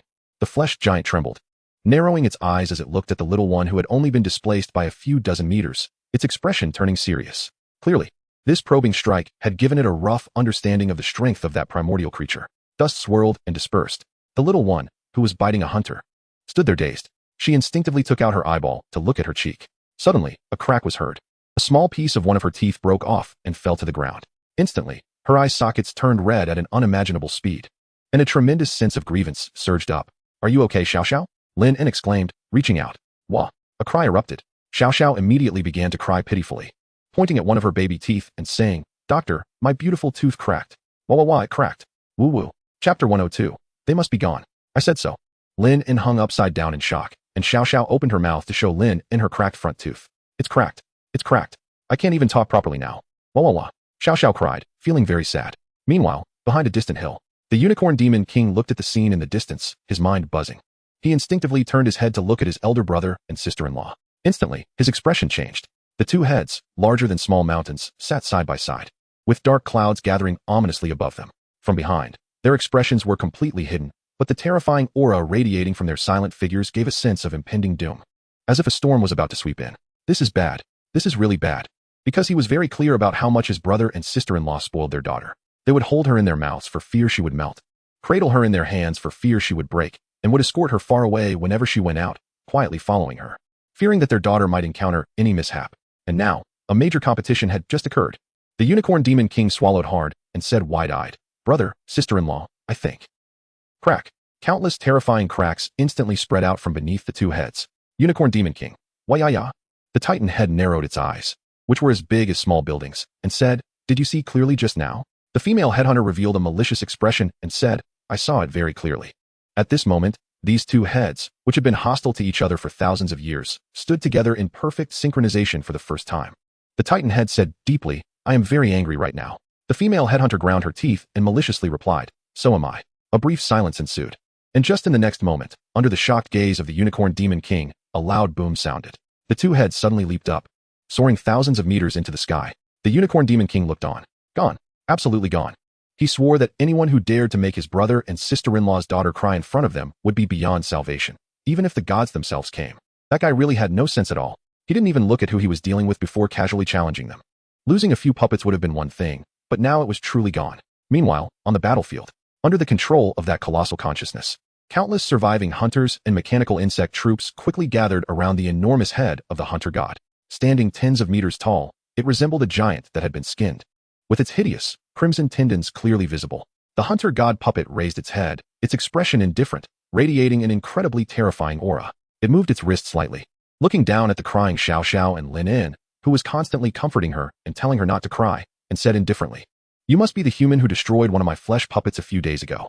A primordial level creature, huh? With such power, you can indeed walk sideways in this dark world. However, you should never have provoked the Demon Association. Today, you have destroyed so many of my biological puppets. I see that you won't be able to leave. Warning. Crisis level 100. Warning. Crisis level 100. Lin En suddenly raised his head, his expression calm, and jumped down from Xiao Xiao's head. With a click, he raised his revolver with one hand, pointing it at the enormous hunter god puppet, squinting and saying, "Do you know how much psychological harm a big competition can cause to such a small child?" Wah! Xiao Xiao cried, even harder behind him. The hunter god puppet sneered, cracking its neck, and said, "It seems you're quite brave. What? You think you're invincible? Do you want to challenge me with that toy in your hand? Hee hee. I can advise you to run while you still can. Before I deal with this primordial creature, you should still have some time to live. Cherish this time well." Bang! A shot rang out. A demon-hunting bullet struck the hunter god puppet's forehead, causing a small explosion of electricity before falling to the ground. But Lin En did not stop. Bang bang bang bang bang. He continuously pulled the trigger, emptying all the ammunition from his revolver. The spectators watching this scene were instantly shocked. Has he gone mad? That creature was clearly not easy to deal with. Just from the previous exchange, even that primordial creature might not be a match for that giant. This guy? He really has lost his mind. That slap earlier had sent the primordial head flying several dozen meters away, which was enough to signal trouble. This person is too brave. You dare to shoot at me? The hunter god puppet narrowed its eyes, instantly crushing the bullet in its hand into pieces. Lin En calmly looked at it. The dark muzzle aimed at its head, and said, "Ah, it is a bit weak. But seeing a doctor bully his patient in front of her, that just doesn't sit right with me." Wah! Xiao Xiao cried, even louder. Ding! Xiao Xiao's favorability towards you. Ting. Xiao Xiao's favorability towards you. Ting. Xiao Xiao genuinely believes you are a good partner worth relying on and cherishing. Ding! You have triggered an epic achievement. Root Friend, you have gained 200 basic experience. Root Friend. Epic achievement. A root level creature's favorability towards you has reached. Trust, which can be obtained when triggered, means you now have a root level friend. Strive for a deeper friendship. You have gained a permanent bonus. Root level creature basic favorability 5, charm 5, constitution 5, heart 1. Lin turned his head, tilted it towards the little one behind him, and gave a thumbs up, a glint of light shining from his teeth with a snap. That expression seemed to say, "Don't worry, there's a big pot here. Don't cry." The little one wiped away tears and said, "Ding." Little one's trust level towards you won. Even at this moment, he still hadn't forgotten to show off. The spectators in the worldview all displayed shocked expressions. Ridiculous. Absolutely ridiculous. Is he really so fearless, or is he mentally unstable? It's as if, after facing a nuclear bomb hurtling towards him, instead of running away, he flipped at the bird and even remembered to look cool in front of the little lowly. Chapter 103, It Really Can't Be Reversed. The hunter puppet laughed heartily and said, "Interesting, very interesting. Are you trying to improve that root level creature's favorability towards you? You are indeed a very shrewd human. But the prerequisite is that you have to survive leaving here. But do you think that's possible? My body possesses power beyond the king level. And if I unleash my full strength, even a true root level being would be no match. And that head behind you has only just stepped into the root level." Lin squinted, blowing the black smoke from the gun muzzle, and calmly said, "You don't really think I only have this one friend, do you?" As soon as these words were spoken, it was as if he had heard the funniest thing in the world. The hunter puppet instantly burst into laughter. Even the surrounding hunter transformations joined in with bursts of laughter. "Oh, can you summon a few stronger root level creatures? Are you trying to do a mechanical divine intervention here? Do you think root level beings are that easy to come by? Just say the word, and they appear," he shouted, pointing in Lin's direction. But just as he finished speaking, there was a loud whoosh. In an instant, 2 gigantic heads, taller than mountains, fell from the sky like meteors, landing right behind the hunter puppet. The laughing hunter transformations behind him were instantly crushed into a splatter of blood and mud. A brief silence ensued. The howling wind blew, and the surrounding dust rolled away. A huge shadow was cast from behind, and the hunter puppet remained frozen, pointing at Lin. 2 chaotic gazes shone like spotlights, illuminating a circle around him. Lin seriously blew on the gun muzzle and adjusted his monocle, saying, "Did they not come?" The little one was also taken aback and said, "Daddy, mommy?" The entire scene fell into a silence as if time had stopped. Ding. Heart Devourer value, ting. Heart Devourer value 20, ding. Heart Devourer value 30. The hunter puppet stood there stiffly, staring at the enormous shadow cast from behind, instinctively swallowing hard. His body, dozens of meters tall, looked tiny like a little lowly in front of the 2 massive heads standing there like Mount Tai. "You were so arrogant just now. It seems like you challenged my daughter." The hunter puppet turned around stiffly. Buzz. His gaze instantly became hollow. His eyes reflected the 2 heads behind him, which were like 2 towering mountains, their gazes wicked. The terrifying aura, far more intense and chaotic than that of the little head, locked onto him like an exploding sludge. A true root level being. Heart Devourer fear level 10. Heart Devourer fear level 10. Something's not right. Something's not right. Did that kid's mouth have a blessing? Why did mechanical divine intervention really appear? What kind of joke is this? Is that kid the embodiment of supreme will? Why did he manage to airdrop 2 stronger root level creatures with just 1 sentence? The spectators in the worldview were also stunned, their minds buzzing, unable to say a word, because what happened today had far exceeded their understanding. After beating a small one, he airdropped 2 big ones. This is their parents coming. It's them. It's those two headhunters. I definitely won't mistake it. A few days ago, this family of three came near Seoul Alley and emptied several places. They are a family. They are a family. What kind of joke is this? Is that apprentice so terrifying? When did he make friends with such a family? Comments on the screen exploded at an unimaginable speed. On the battlefield, Lin maintained a calm expression, but inside, his heart was pounding. He looked steady as a rock, but in reality, he was just as panicked. That's right. He had indeed guessed from the system prompt that the little one might not be coming alone. After all, he had learned from that old woman long ago that there were far more headhunters than just the little one. So after the little one was beaten in that challenge, Lin felt that the battle was secure. Really, you absolutely should not have hit someone's daughter in front of her parents. Unlike himself, who treats others' daughters with utmost care and goodwill, which makes it easy to get by anywhere. You are very brave, the Titan head said with squinted eyes. Thud. The hunter puppet's legs buckled uncontrollably, and he said dully, I wasn't brave. I was just saying that, really. Heart Devourer value 20. The female head wickedly licked her lips and said, you seem to enjoy that challenge just now. Ding. Heart Devourer, Fear, level 40. Ding. Heart Devourer, Fear, level 50. Ding. Heart Devourer, Fear, level 100. No, I didn't. Really didn't. The hunter puppet panicked, hugging its shoulders, trembling all over, and stammered, I was just joking with her. What a lovely child, who would dare to hit them? Really, you two must not misunderstand. In fact, he is just wide-eyed. Arms outstretched, tremblingly explaining. This is a tradition of our demon association, expressing affection and goodwill. When we encounter particularly cute and friendly beings, we express our goodwill in this way. This is actually a cultural difference, a disparity between regional cultures. It is truly a very friendly gesture. Smack. He slapped a nearby hunter. He glared and said, just like this, it's as normal as a handshake. Look, it's also very joyful. The gazes of the two massive heads fell upon the hunter beside him. Crash, accompanied by a flurry of sparks.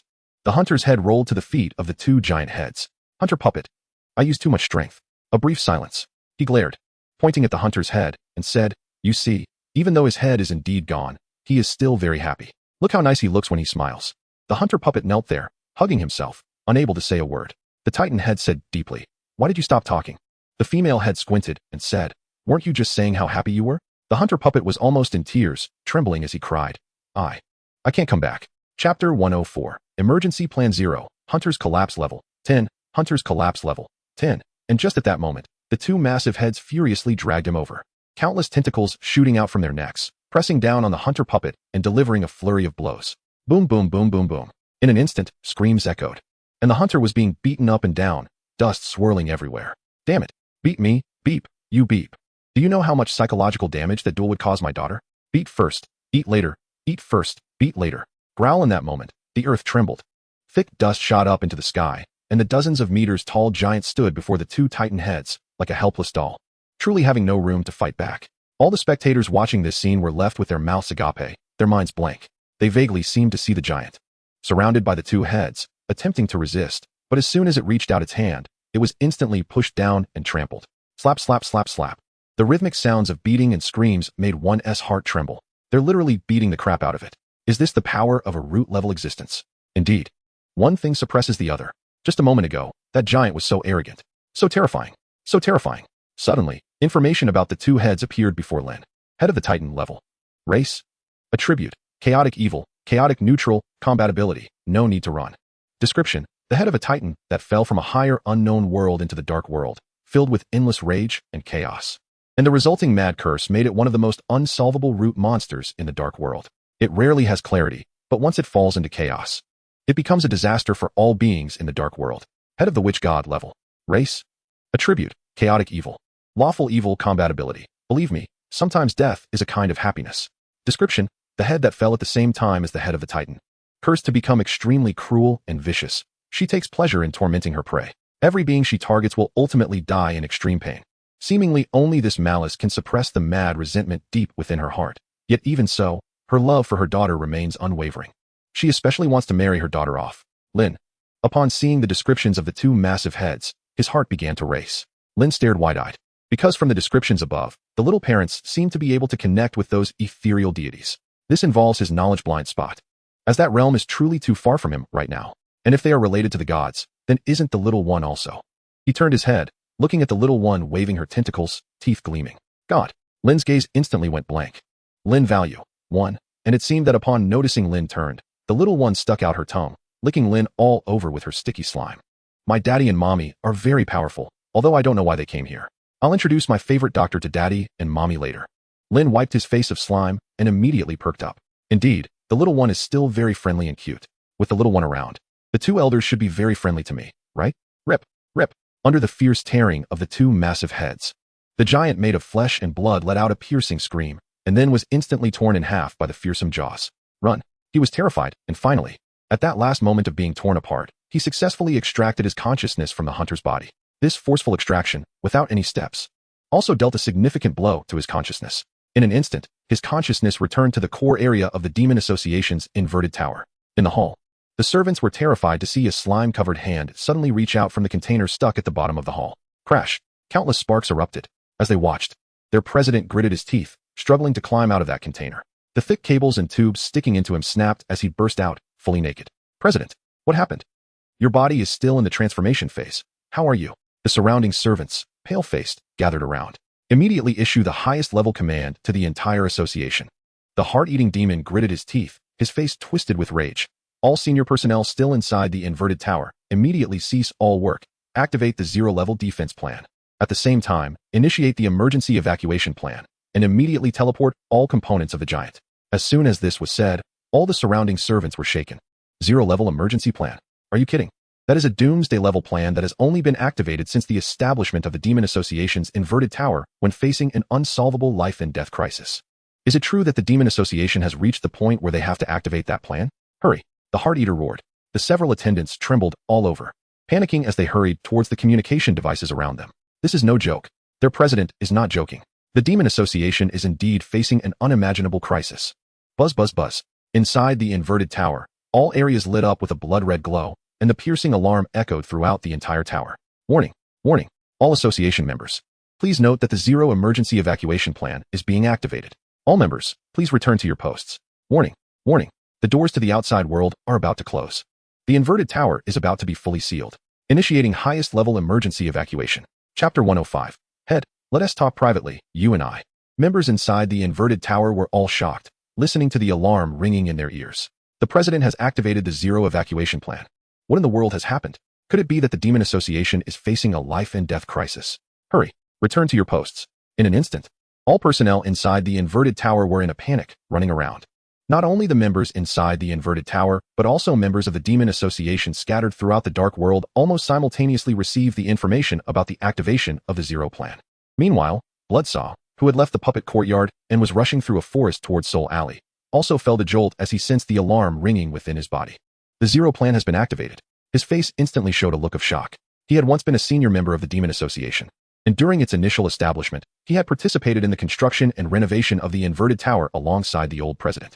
This urgent signal had been rooted in the bodies of every member since the tower was first established, meant to quickly convey information to every member of the Demon Association when it faced insurmountable threats. The ringing of that signal meant the activation of the Zero Plan. He was very familiar with the Zero Plan because he was one of the important members who participated in its construction back then. How is this possible? Who has the ability to dare to attack the Demon Association's headquarters? He was incredibly shocked. Although he had long since left the association and was even being hunted, he still had a very accurate understanding of the current strength of the Demon Association in its prime, not to mention the hidden Godhunter puppets. Even the modified flesh puppet type 3 had the strength to handle most crises. What's wrong? The approaching puppet lady asked loudly. Bloodsaw gritted his teeth, his muscles bulging, and said, the Demon Association is in trouble. They seem to be facing some enormous threat. It's unimaginable. The puppet lady quickly walked alongside him, raising an eyebrow and asking, what do you think it could be? Bloodsaw gritted his teeth and said, I don't know. Let us speed up. We can take the route that goes past the inverted tower on our way to Soul Alley. Maybe we can witness something. After saying this, he immediately quickened his pace and rushed out of the forest. Meanwhile, in the wilderness, the Titan head and the witch head were devouring the massive Godhunter giant, chewing its flesh and blood. Woman, have you located that guy yet? I'm still very angry. The head of the godless chewed on an arm vigorously, blood oozing grotesquely from between her teeth as she cruelly said, he can't run. After hurting my daughter, he thinks he can just leave? Not a chance. While eating, she turned her head and looked at the small figure in the distance, her malicious gaze instantly turning teary. Come here, daughter, let mommy hug you. You've suffered. Two long tentacles reached out, lifting the small figure up, tears welling up as she rubbed against her daughter's face, appearing to be a perfect loving mother. The small one carried Lin and ran, saying, Mom, why are you here? The witch head, with tears in her eyes, extended her tongue and licked her daughter's face, saying, Your dad and I were worried about our precious daughter. We were afraid you might be deceived by a bastard, so we quietly followed. Lin sat on the small one's head, tugging at her hair, her expression vacant, feeling a bit crazy. After all, it was hard to remain calm when two incredibly powerful and unfamiliar origin-level monsters were right beside you. But it should be fine, right? After all, she is the small one's good friend and private dentist. It should be okay, right?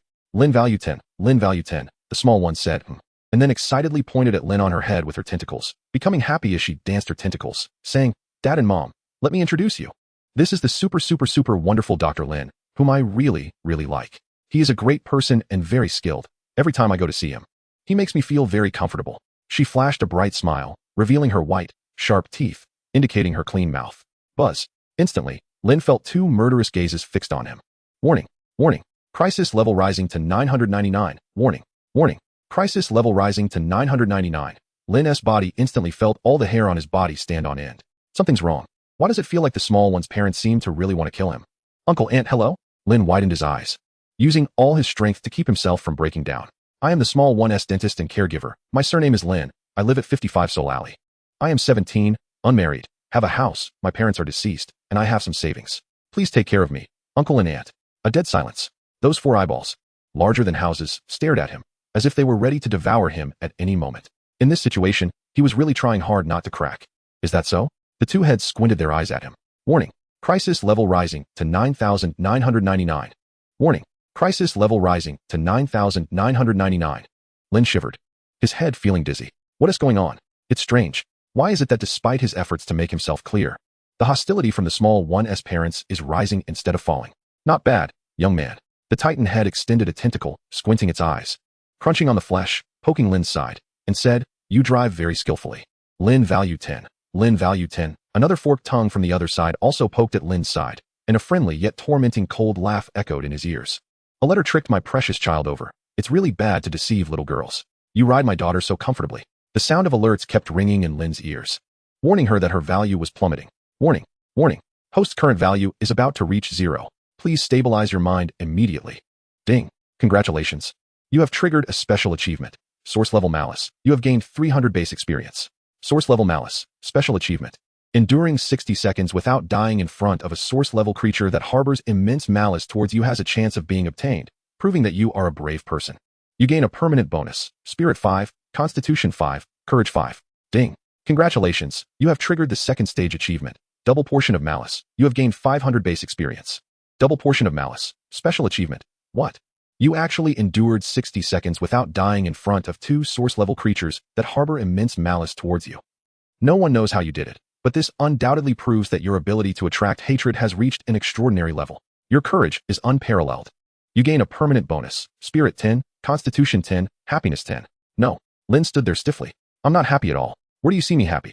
At a time like this, you still gave me 10 points of happiness. Do you want me to leave even happier? Dog system. The little one nodded slightly and ran away saying, The doctor was really happy when I was little, and I was also very happy catching shrimp. She recited the lyrics that Lin blurted out while speeding. Buzz. Lin instantly felt hollow, cold sweat pouring down her head like a torrential rain. Warning. Value is about to reach 0. Value is about to reach 0. Little one, at a time like this, let us not say strange things, okay? Because murderous intent was already blowing through his hair, and his neck felt chilly, he was really about to crack. Looking at Lin's state, the Titan's head opened its bloody giant mouth with a creaking sound, revealing its menacing teeth, grinning as it patted his shoulder, and said, After we eat that guy who slapped my daughter, how about we have a little chat? Chapter 106. The Giant Project. A little chat. What do we have to talk about alone? Could it be that little one's father misunderstood something? Heaven and earth can testify. Although he indeed had the thought of inviting little one over to help him solve this crisis, he swore he had absolutely no malice. Because who would really harbor unhealthy malice towards such a cute and friendly guest like little one? But looking at her parents' sinister and malicious smiles, this must be a huge misunderstanding. Come on, daughter, you haven't eaten enough, right? Since we have this opportunity today, go ahead and eat. Little one said. Meanwhile, on a vast wasteland, the earth began to rumble. The Zero Crisis Response Plan has been activated and is fully engaging. Accompanied by a series of harsh mechanical friction and the sound of flesh surging, the ground slowly opened cracks, faintly revealing the building leading to the inverted tower breaking through the surface. If someone were here, they would surely be shocked to see the towering structure rising slowly.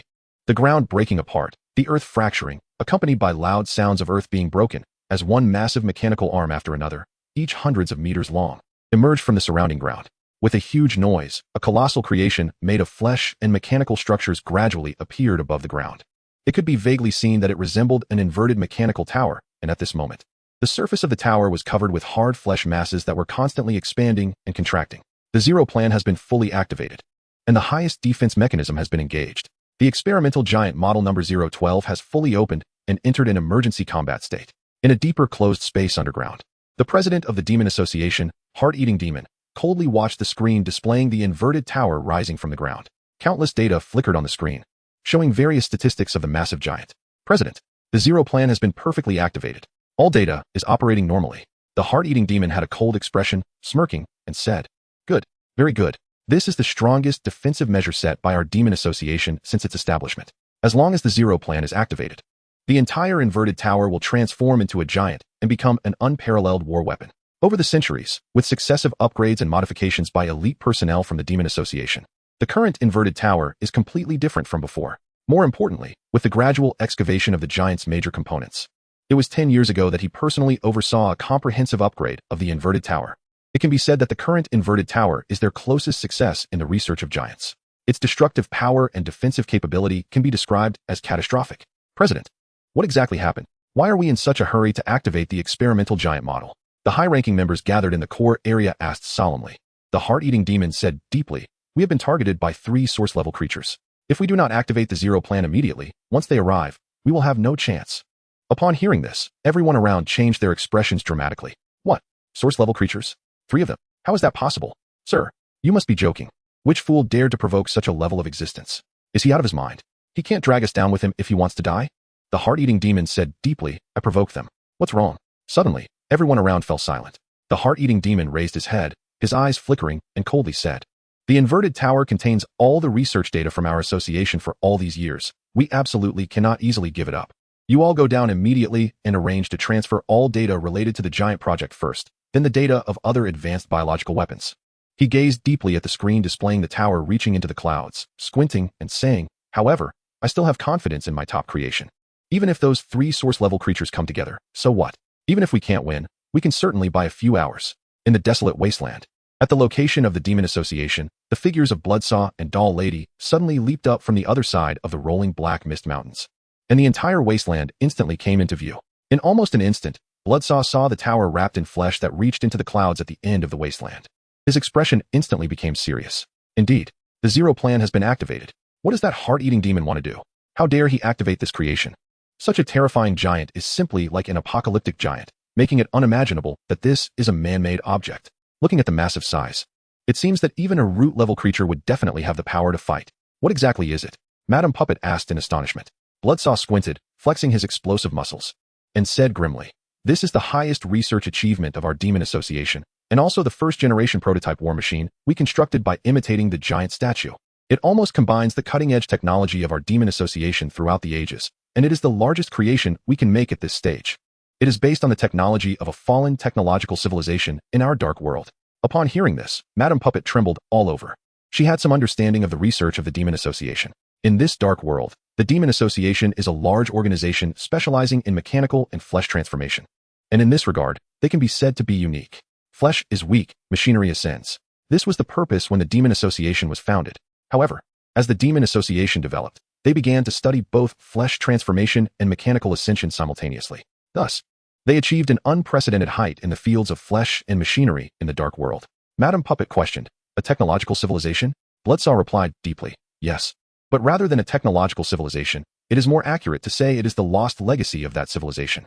And it is precisely because we obtained that legacy that the subsequent Giant Statue Project came into being." Chapter 107. There's a human riding a headhunter. A blueprint. A perfect blueprint.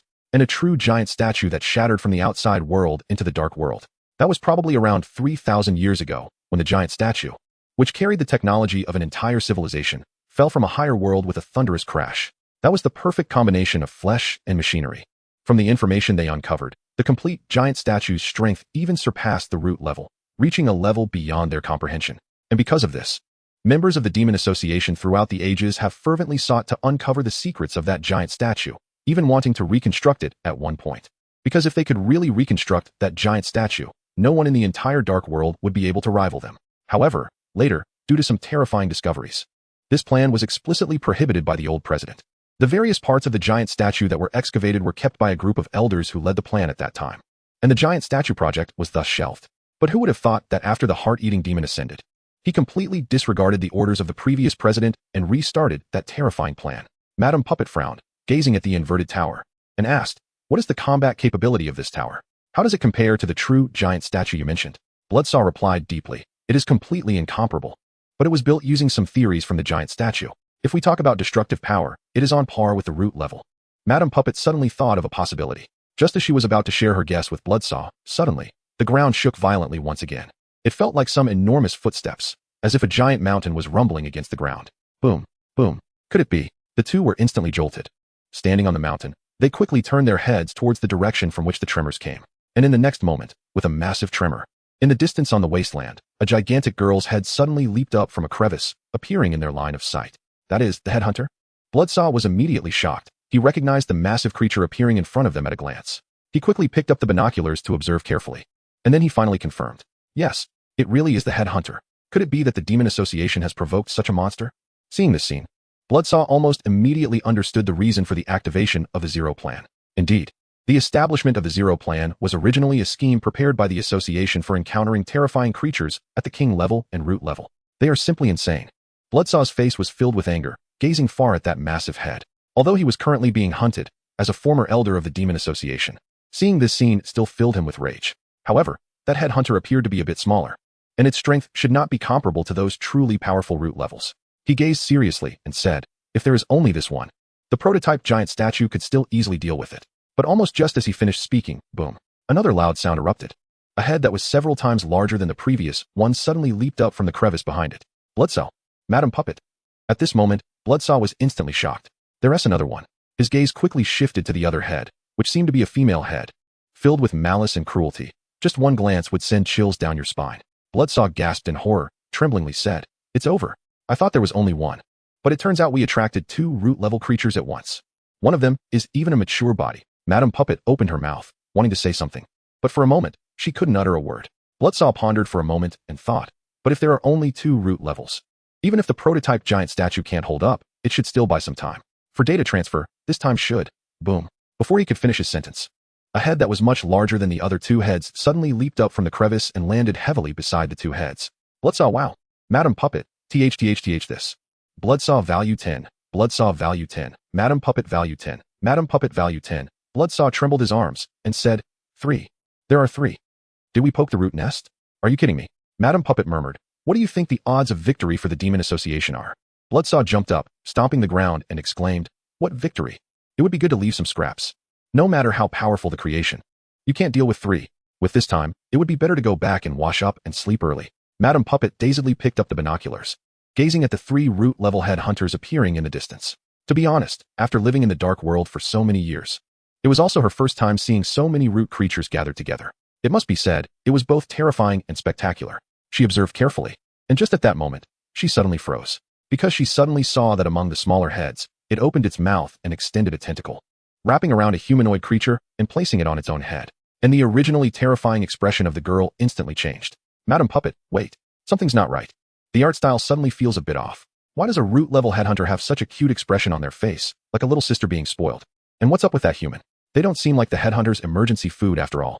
Who would put their emergency food on their head, let them ride on themselves, and show such a cute expression towards their emergency food? She stared blankly through her binoculars and murmured, "Bloodsaw, you have to look. I've found something strange. There's an invincible guy riding that root headhunter." Upon hearing this, Bloodsaw raised an eyebrow and gritted his teeth, saying, "This isn't the time for jokes.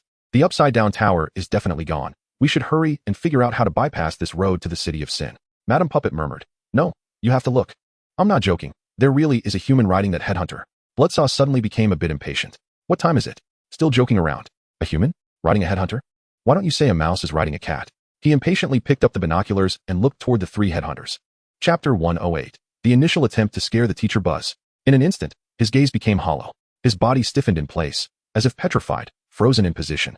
There, on the head of the smaller headhunter, a young human boy was sitting cross-legged, flipping a flower rope in his hands, smiling as he demonstrated to a curious tentacle holding an eyeball in front of him. It was like a big brother from the neighborhood, trying to impress a curious little girl next door with some strange tricks.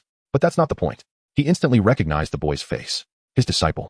Bloodsaw was shocked and roared, "No way, Madam Puppet. Bloodsaw, this is impossible. I must be seeing things. Yes, it must be a bad illusion caused by my worrying too much. After all, how could my obedient little apprentice be riding a headhunter around? Yes, it must be an illusion. If my disciple really had such ability, he would have been strutting around in the dark world already." He rubbed his eyes vigorously, murmuring as he extended his hand, bit his finger, and began to draw a small magic circle on the ground. Should I contact him first? If he's not dead, he should be able to receive the message, right? As if to prove something, he wrote a few lines in that small magic circle. "Disciple, are you still alive?" After writing this, he chanted, and, with a flash of blood light in his eyes, pressed his hand onto the magic circle. Almost at the same time, the young boy sitting on the small headhunter, smiling and demonstrating flower rope tricks, suddenly froze, feeling a rush of blood rising in his stomach. The next moment, he painfully groaned and spat out a pool of blood into his hand. "This is the teacher." Lin was both shocked and delighted. He immediately saw that the pool of blood in his hand began to squirm rapidly, slowly forming a few ugly and large characters. "Disciple, are you still alive?" Lin jumped up suddenly, overjoyed, and said, "Of course I'm alive. I'm living very comfortably. Teacher, are you really okay?" Almost unable to contain his excitement, Lin immediately raised his head and shouted into the surrounding wilderness, "Teacher, I'm still alive. Are you dead? When are you coming back to the shop? I'm really scared being alone." Just as he finished shouting, a system prompt rang in his ears. "Ding. Congratulations. You have triggered the achievement. The initial attempt to scare the teacher. You gain 200 basic experience." The initial attempt to scare the teacher. A special achievement that has a chance to be obtained by scaring your teacher into a faint in any way. You have taken a sturdy step toward betraying your teacher and your ancestors. Congratulations, you have gained a permanent bonus. Mental power 1, strength 2, happiness 20. Lin. He was filled with confusion, completely bewildered. What kind of bizarre achievement is this? I scared my teacher into a faint.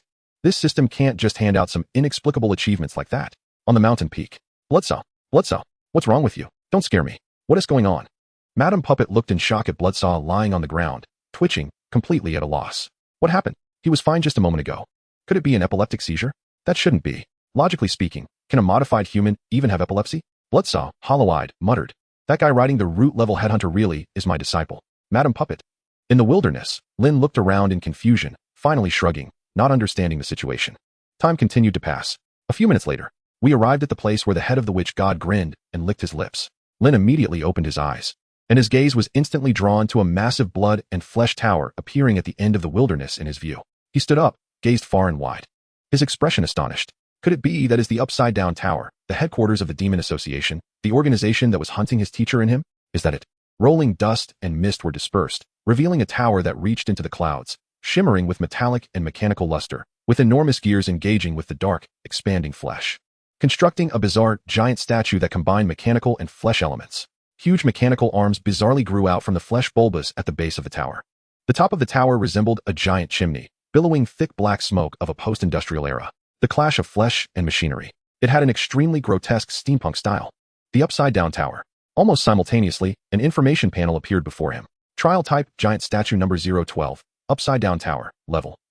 Type, flesh and mechanical creation attributes. Compatibility, unmatched anti-root giant, pseudo. Description, the most recent creation of the Demon Association, derived from the legacy of the Dead Star civilization. A trial type, giant statue.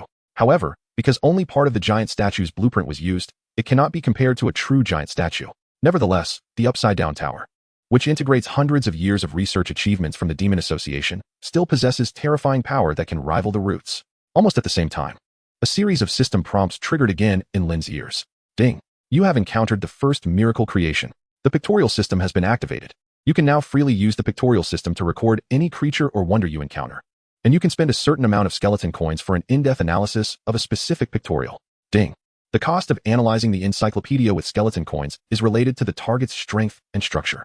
Once the analysis is complete, you can gain deeper information about the target encyclopedia, including personality, preferences, true strength, weaknesses, and more information. Lin? Miracle creation? Wonder? Encyclopedia? Sure enough, this system has even more functions waiting to be developed and trained. But why does it increasingly feel like he is in an online game world? Lin stared wide-eyed. He immediately saw that next to the vision, in the lower right corner of his interface, there was an additional icon representing the encyclopedia. He tried to click on it.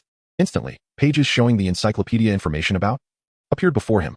Ding! Miracle creation detected. Would you like to input it immediately? Input. Ding! Input successful. Prototype, giant statue inverted tower has been recorded in the Wonder page. Current number 001. You have received a collection reward. 10 free attribute points. Lin. 10 free attributes. Is it that strong? And this is just because he collected information about a wonder, and he was given such a luxurious reward. You have to know, he really just took a glance. Ding. After triggering the encyclopedia system, please try to input as much encyclopedia information as possible. Each encyclopedia will grant corresponding attribute point rewards based on the target information. Please keep up the good work. So that's it. If that's the case, can Xiao Xiao, her mom, and her dad also be recorded? You have to know, they are root level beings. Without a second thought, Lin quickly focused his gaze on the little one under him. Sure enough, he immediately heard the system prompt in his ear. Ding. You have recorded the root level creature, Headhunter, Xiao Xiao. In the encyclopedia, you have received a system reward. 6 free attribute points. Lin was instantly delighted. So it really works. Without hesitation, he immediately turned his head to look at the other 2 root-level creatures not far away. Ding. You have recorded the root-level creature, Headhunter, Titan Head. You have received a system reward. 20 free attribute points. Ding. You have recorded the root-level creature, Headhunter, which got head. You have received a system reward. 15 free attribute points. Lin. This is invincible. With the encyclopedia system activated, the boost to his personal strength is unimaginably helpful. He has only recorded 4 and has already gained 51 free attribute points. This is much more than the attributes gained from leveling up. Xiao Xiao, holding her eyeball, looked at Lin curiously and said, Doctor, you look very happy. Lin gave her a thumbs up and smiled. Of course I'm happy because I encountered something joyful. Xiao Xiao said, well, if the doctor is happy, then Xiao Xiao is also happy. Almost simultaneously, in the closed space beneath the inverted tower, the large screen immediately displayed the images of the 3 huge headhunters. The high-ranking members of the Demon Association who saw this scene all trembled, sweating profusely. They really have come.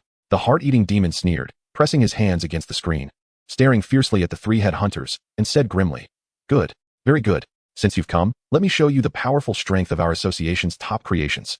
Slap his hand instantly pressed down on a mechanical switch in front of the screen. The prototype giant statue fully activated and entered combat mode. Target locked, initiating root countermeasures. The giant blueprint fully launched. First phase information construction completed. Second phase energy transfer completed. Initiating hunt. Buzz in an instant, in that desolate wilderness. The towering inverted tower suddenly began to move, its massive body slowly rising from underground, its huge mechanical legs wrapped in black flesh, creaking as they extended from the wasteland. Dozens of large mechanical arms dangled like zombie limbs behind the enormous body of the inverted tower. It gradually stood up, countless grains of sand falling from its body. The massive tower emitted a blinding red glow, and the huge chimney at its top belched forth thick smoke. After hundreds of years, and the efforts of countless association members, they developed flesh and blood tissue comparable to the roots, combined with precision alloys and magical energy skeletons derived from the giant statue structure. The expression of the heart-eating demon watching the screen became even more sickly and sinister, mimicking the abyssal bone dragon's wing characteristics. Using the core of the giant lava golem as energy, along with the healing ability of the blood demon aggregate, and the curse of the old god descendants as links for the intricate structures. What do you have to fight me with? Even if you are root-level beings. So what? In front of the highest-level research results of my demon association, what do you have to fight me with? He roared viciously. Meanwhile, in the outside world, a storm was brewing, and rolling black mist formed a huge, continuously rotating vortex above the massive statue. The prototype giant statue slowly lifted its gigantic mechanical leg, turned around, and locked onto the distant headhunter trio. Roar! A deafening roar erupted from the giant statue towards them. The heavens and earth changed color. The ground trembled. Warning! Warning! Warning! You have triggered an emergency special mission. Escape. Mission objective. Escape the desolate wilderness in the shortest time possible. Mission rewards. Black Skull coins. 5. Basic experience. 1. Special reward 1. Lin covered his ears, shocked. But just at that moment after the giant statue roared, Poochie Poochie, dozens of sounds of breaking through the air suddenly rang in Lin's ears. Then Lin immediately saw the titan head opening its huge mouth, and thick tentacles shot out like lightning towards the giant statue. Smack, a loud slapping sound. The giant statue, which had just roared at them, suddenly staggered and fell to the ground. A brief silence. Lin stared blankly at that scene, his mind buzzing. The expressions of the heart-eating demon and others in the underground closed space also shook. Lin sensed something amiss. And just in the next moment, the dozens of massive tentacles that shot out from the titan head's mouth whipped down on the giant statue's body like they were whipping a donkey, making a pa sound. The strikes left skin torn and flesh gaping. Lin, the heart-eating demon. What the hell? A little mechanical dare to pretend in front of me. I'll roar at you, you hear me? I'll let you roar. The tentacle-like whips were rhythmically striking. Lin stared blankly at the scene of the relentless beating. I always feel like this is not what I expected. Why has the atmosphere, which was originally filled with urgency, suddenly fell off? Logically speaking, shouldn't there be a heated battle between real men? the hunter and the giant? Almost simultaneously, a system prompt rang in his ears. Ding. Current task cancelled. Ding. You have triggered a new task. Clean the battlefield. Task description. After the battle, collect as many valuable items as possible from the remains of the trial-type giant to enrich your collection. Task reward. The items you collect. Lin. Chapter 1 Tins was with thought. He had fallen asleep. In the underground enclosed space, the high-ranking members of the Demon Association stared vacantly at the large screen in front of them. The enormous creation that reached into the clouds now resembled an insurmountable mountain. Clap, clap, clap. With each clap, the hollow gazes of everyone present shook slightly. Especially at this moment, the Heart-Eater demon, who was supporting himself against the screen, maintained his stiff smile, but for some reason, he felt a burning sensation on his cheeks. It was as if the slapping sound landing on that giant was not hitting the giant, but was instead slapping his face. W8, President. A high-ranking demon in a black robe trembled and said, I feel that the advantage is not on our side. Didn't you just say that even if the giant couldn't withstand those 3 source-level beings, it could still put up a fight and buy us a few hours? But looking at the current situation, I think 10 minutes would be generous. In the dark environment, the technologically advanced command center's massive screen flickered with light. This environment and atmosphere, from any angle, seemed incredibly serious and solemn, but the scene projected on the big screen of the giant being slapped down made it look absurd. It was like a monster pressing down on a superhero and slapping him. The Heart-Eater demon felt a chill and a surge of anger rising in his chest that he couldn't spit out. Don't just stand there. Hurry up and organize the materials. Bring whatever you can. Get the jump device ready immediately. Did you hear me? I said immediately. Right now? Go. He shouted. Buzz. Buzz. Throughout the base, the piercing alarm sounded accompanied by blinding red lights. A mechanical synthesized voice echoed throughout the base. Warning. Warning. All personnel with level 2 authority or above, please proceed immediately to jump hall number 1 for orderly evacuation. Warning. Warning. The current damage level of the inverted tower is 85, and it is expected that within 5 minutes, the core of the inverted tower will completely fail. Evacuate immediately. With the piercing tone ringing in their ears, all the researchers in the base displayed expressions of panic and shock. This can't be a joke, right? The inverted tower is damaged. What nonsense is this?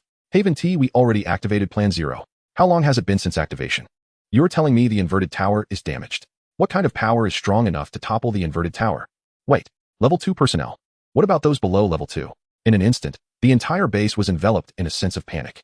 Everyone knew that the Demon Association was about to face a catastrophic disaster. Meanwhile, outside, the battle that was completely different from what Lin had expected had already begun. The Titaness head and the Witch Goddess head had charged forward, now engaged in a fierce battle around that enormous giant. Watching that scene, Lin felt his throat dry, unable to say a word. Then he suddenly realized.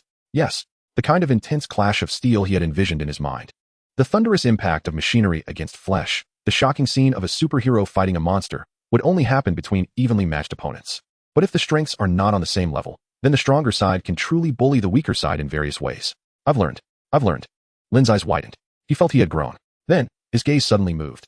He immediately activated the Flesh Calamity, manifesting a demonic vertical eye on his cheek. If this is the Demon Association's headquarters and the inverted tower is already in action, then the other members of the Demon Association must be hiding nearby. His gaze fell on the enormous pit, not far away. His sight slowly delved underground. Immediately, with the help of the demonic vision, he captured the presence of numerous creatures hundreds of meters underground. Sure enough, they are underground. Lin smiled slightly and gently wiped away the eye on his cheek. Xiao, since we're just sitting here doing nothing, weren't you still hungry earlier? How about we go find something delicious now? Xiao exclaimed in surprise. As soon as food was mentioned, Xiao was immediately energized. Let us go. We're heading to that big pit. Lin shouted, pointing at the deep pit. In an instant, obedient Xiao leaped up and with Lin, dove headfirst into the giant pit. Inside the base, warning alarms blared. Warning. Strong curse sources detected approaching rapidly outside the base. Full defense system activated. Prepare to intercept. At the deepest part of the base, the Heart-Eater demon, who was roaring and directing everyone to evacuate the association's confidential materials, immediately heard the piercing alarm. In his mind, connecting to the entire base's facilities, a vision of a Source Knight rapidly approaching their base in the long passage outside materialized. It's him. Seeing Lin's face, the Heart-Eater demon's anger surged. It's that human. All of this chaos started because of that human. If it weren't for this guy, the Demon Association wouldn't have provoked those 3 terrifying source-level beings. And now, he actually dares to target their base. As if sensing his gaze, Lin, riding on Xiao, smiled and raised his head, politely gesturing with a finger across his brow in the direction he was looking. Bang! The Heart-Eater demon punched the steel wall beside him. Immediately activate the defense system. Shoot him down.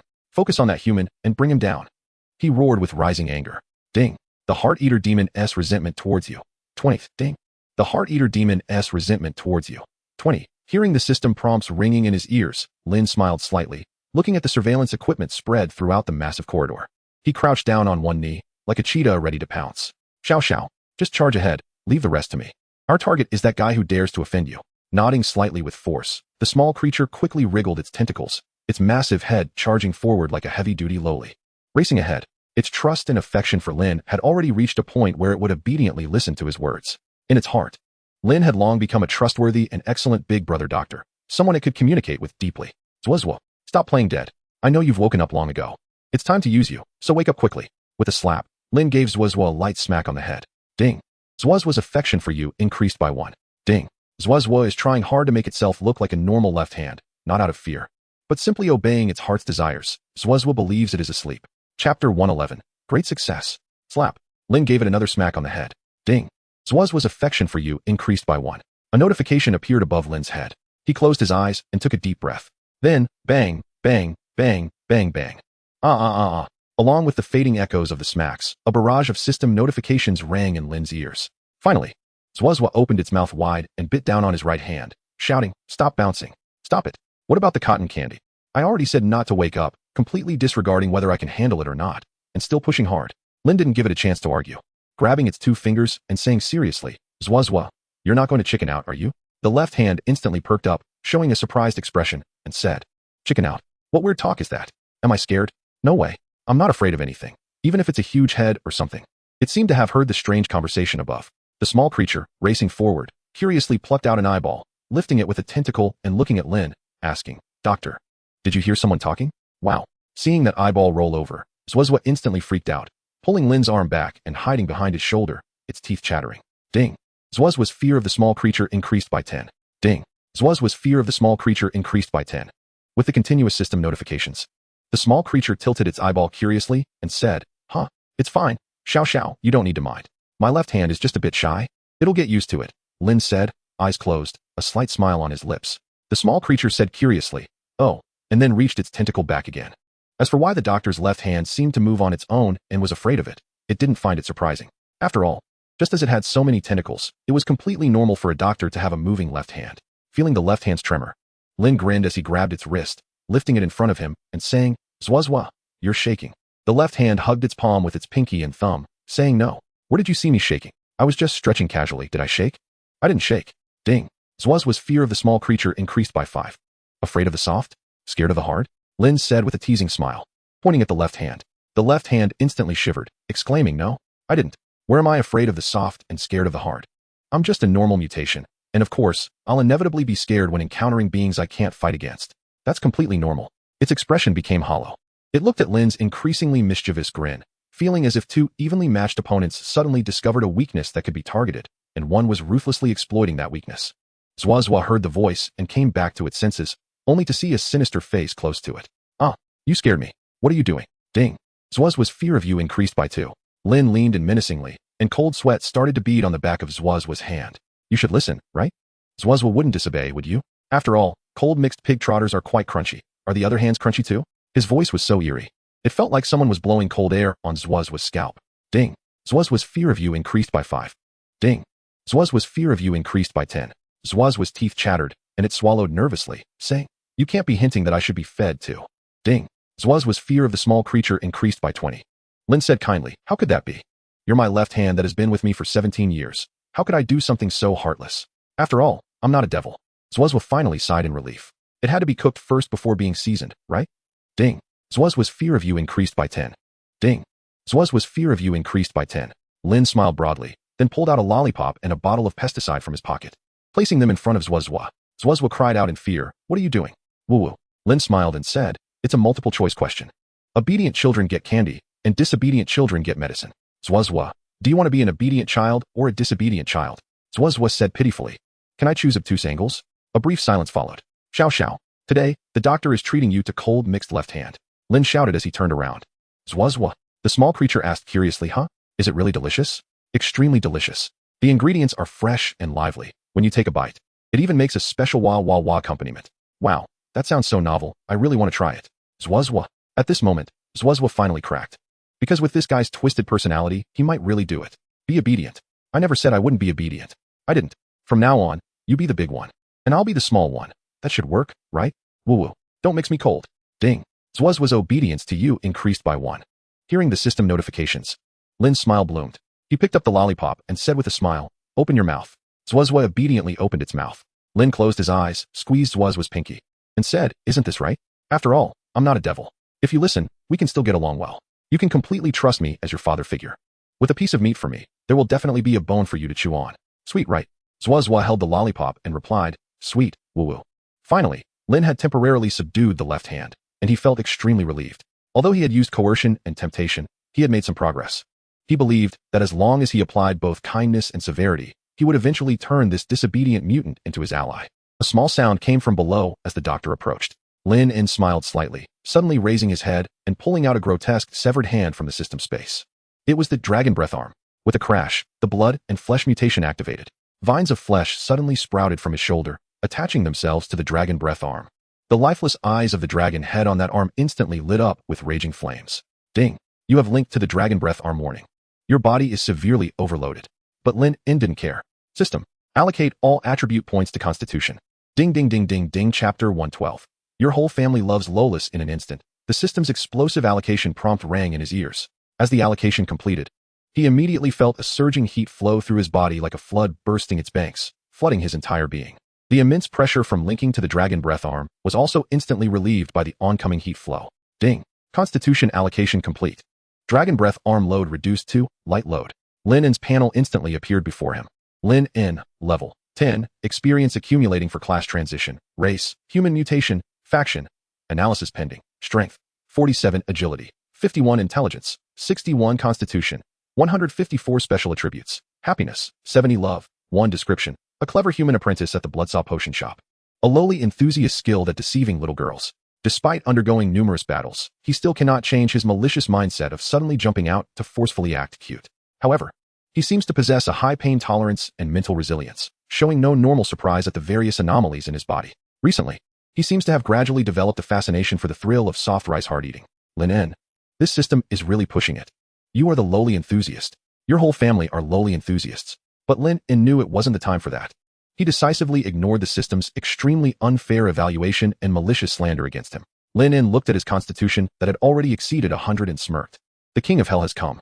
With such a high constitution, it meant his flesh would have higher vitality and extensibility, coupled with the skill of blood and flesh mutation. He was no longer a fragile being, but had become an invincible cockroach.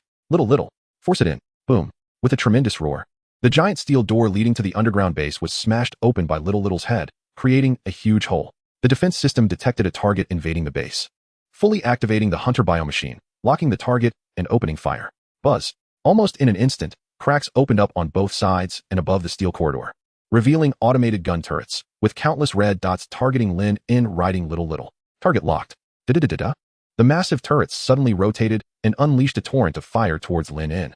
As expected of the Demon Association, they already had such an automated defense system. Lin In was about to crawl to avoid it, but his left hand instantly extended, expanding right in front of him into a pentagonal shield made of flesh. Bang bang bang bang. The dense bullets hit the shield and were directly bounced aside. Lin In was shocked and said, "Zwazwa, you can actually change forms at will now?" Zwazwa replied, "Stop talking nonsense. Hurry up and take out those turrets. They're hitting me hard." Lin In knew it wasn't the time to discuss this. With Zwazwa's shield, he quickly pulled out his demon-hunting revolver from his pocket, his expression turning serious. With the boost from the Root Knight, his gaze suddenly locked onto the several gun turrets ahead. Bang, bang, ding. Your firearm proficiency increased by 1 bang. Ding. Your firearm proficiency increased by 1, a few precise shots. Crackle. A series of electric flashes, and those turrets were instantly destroyed before Lin In's legendary revolver. Little, keep charging. Lin In shouted. Yes. Little closed her eyes and rushed forward without caring about anything. Lin In's shooting speed became increasingly adept, his expression focused and serious. His gaze flickering rapidly as he locked onto the continuously appearing turrets, suddenly leaning out to fire 6 quick shots. 1 turret per shot, waiting for bullets to regenerate. Bang bang bang. Cool down. Bang bang bang. Continuing to repeat the previous steps. After several rounds, all those defense turrets fell under Lin In's revolver. Ding. Congratulations. You triggered the achievement. 100 shots, 100 hits. You gained 200 base experience. 100 shots, 100 hits, a milestone achievement. When using firearms or other launchable weapons to attack, continuously hit over 100 targets in a short period without missing. Although this achievement is not as difficult as the similarly named 100 shots, 100 hits, it still serves as a significant recognition for the host. You gain a permanent bonus. Accuracy 5, shooting speed 5, ammo cooldown speed 5. At this point, Lin En could no longer bother to complain about the dog system. Little, the turrets are taken care of. The second door is ahead. Lin En shouted. His left hand transformed back to its original state. Knowing this, Little accelerated further. But just at that moment, the large door ahead suddenly began to rumble open. At the same time, Lin En immediately saw the numerous hunters within, poised and ready to attack. Unlike the hunters he had seen before, they were now equipped with cannon barrels attached to their left arms instead of sharp mantis blades. Target locked. Highest command to ambush. Attack immediately. Ding ding ding ding. The dozens of hunters' eyes lit up with bright lights. Almost simultaneously, the cannon barrels in their hands unleashed a torrent of scorching magma towards the entire corridor.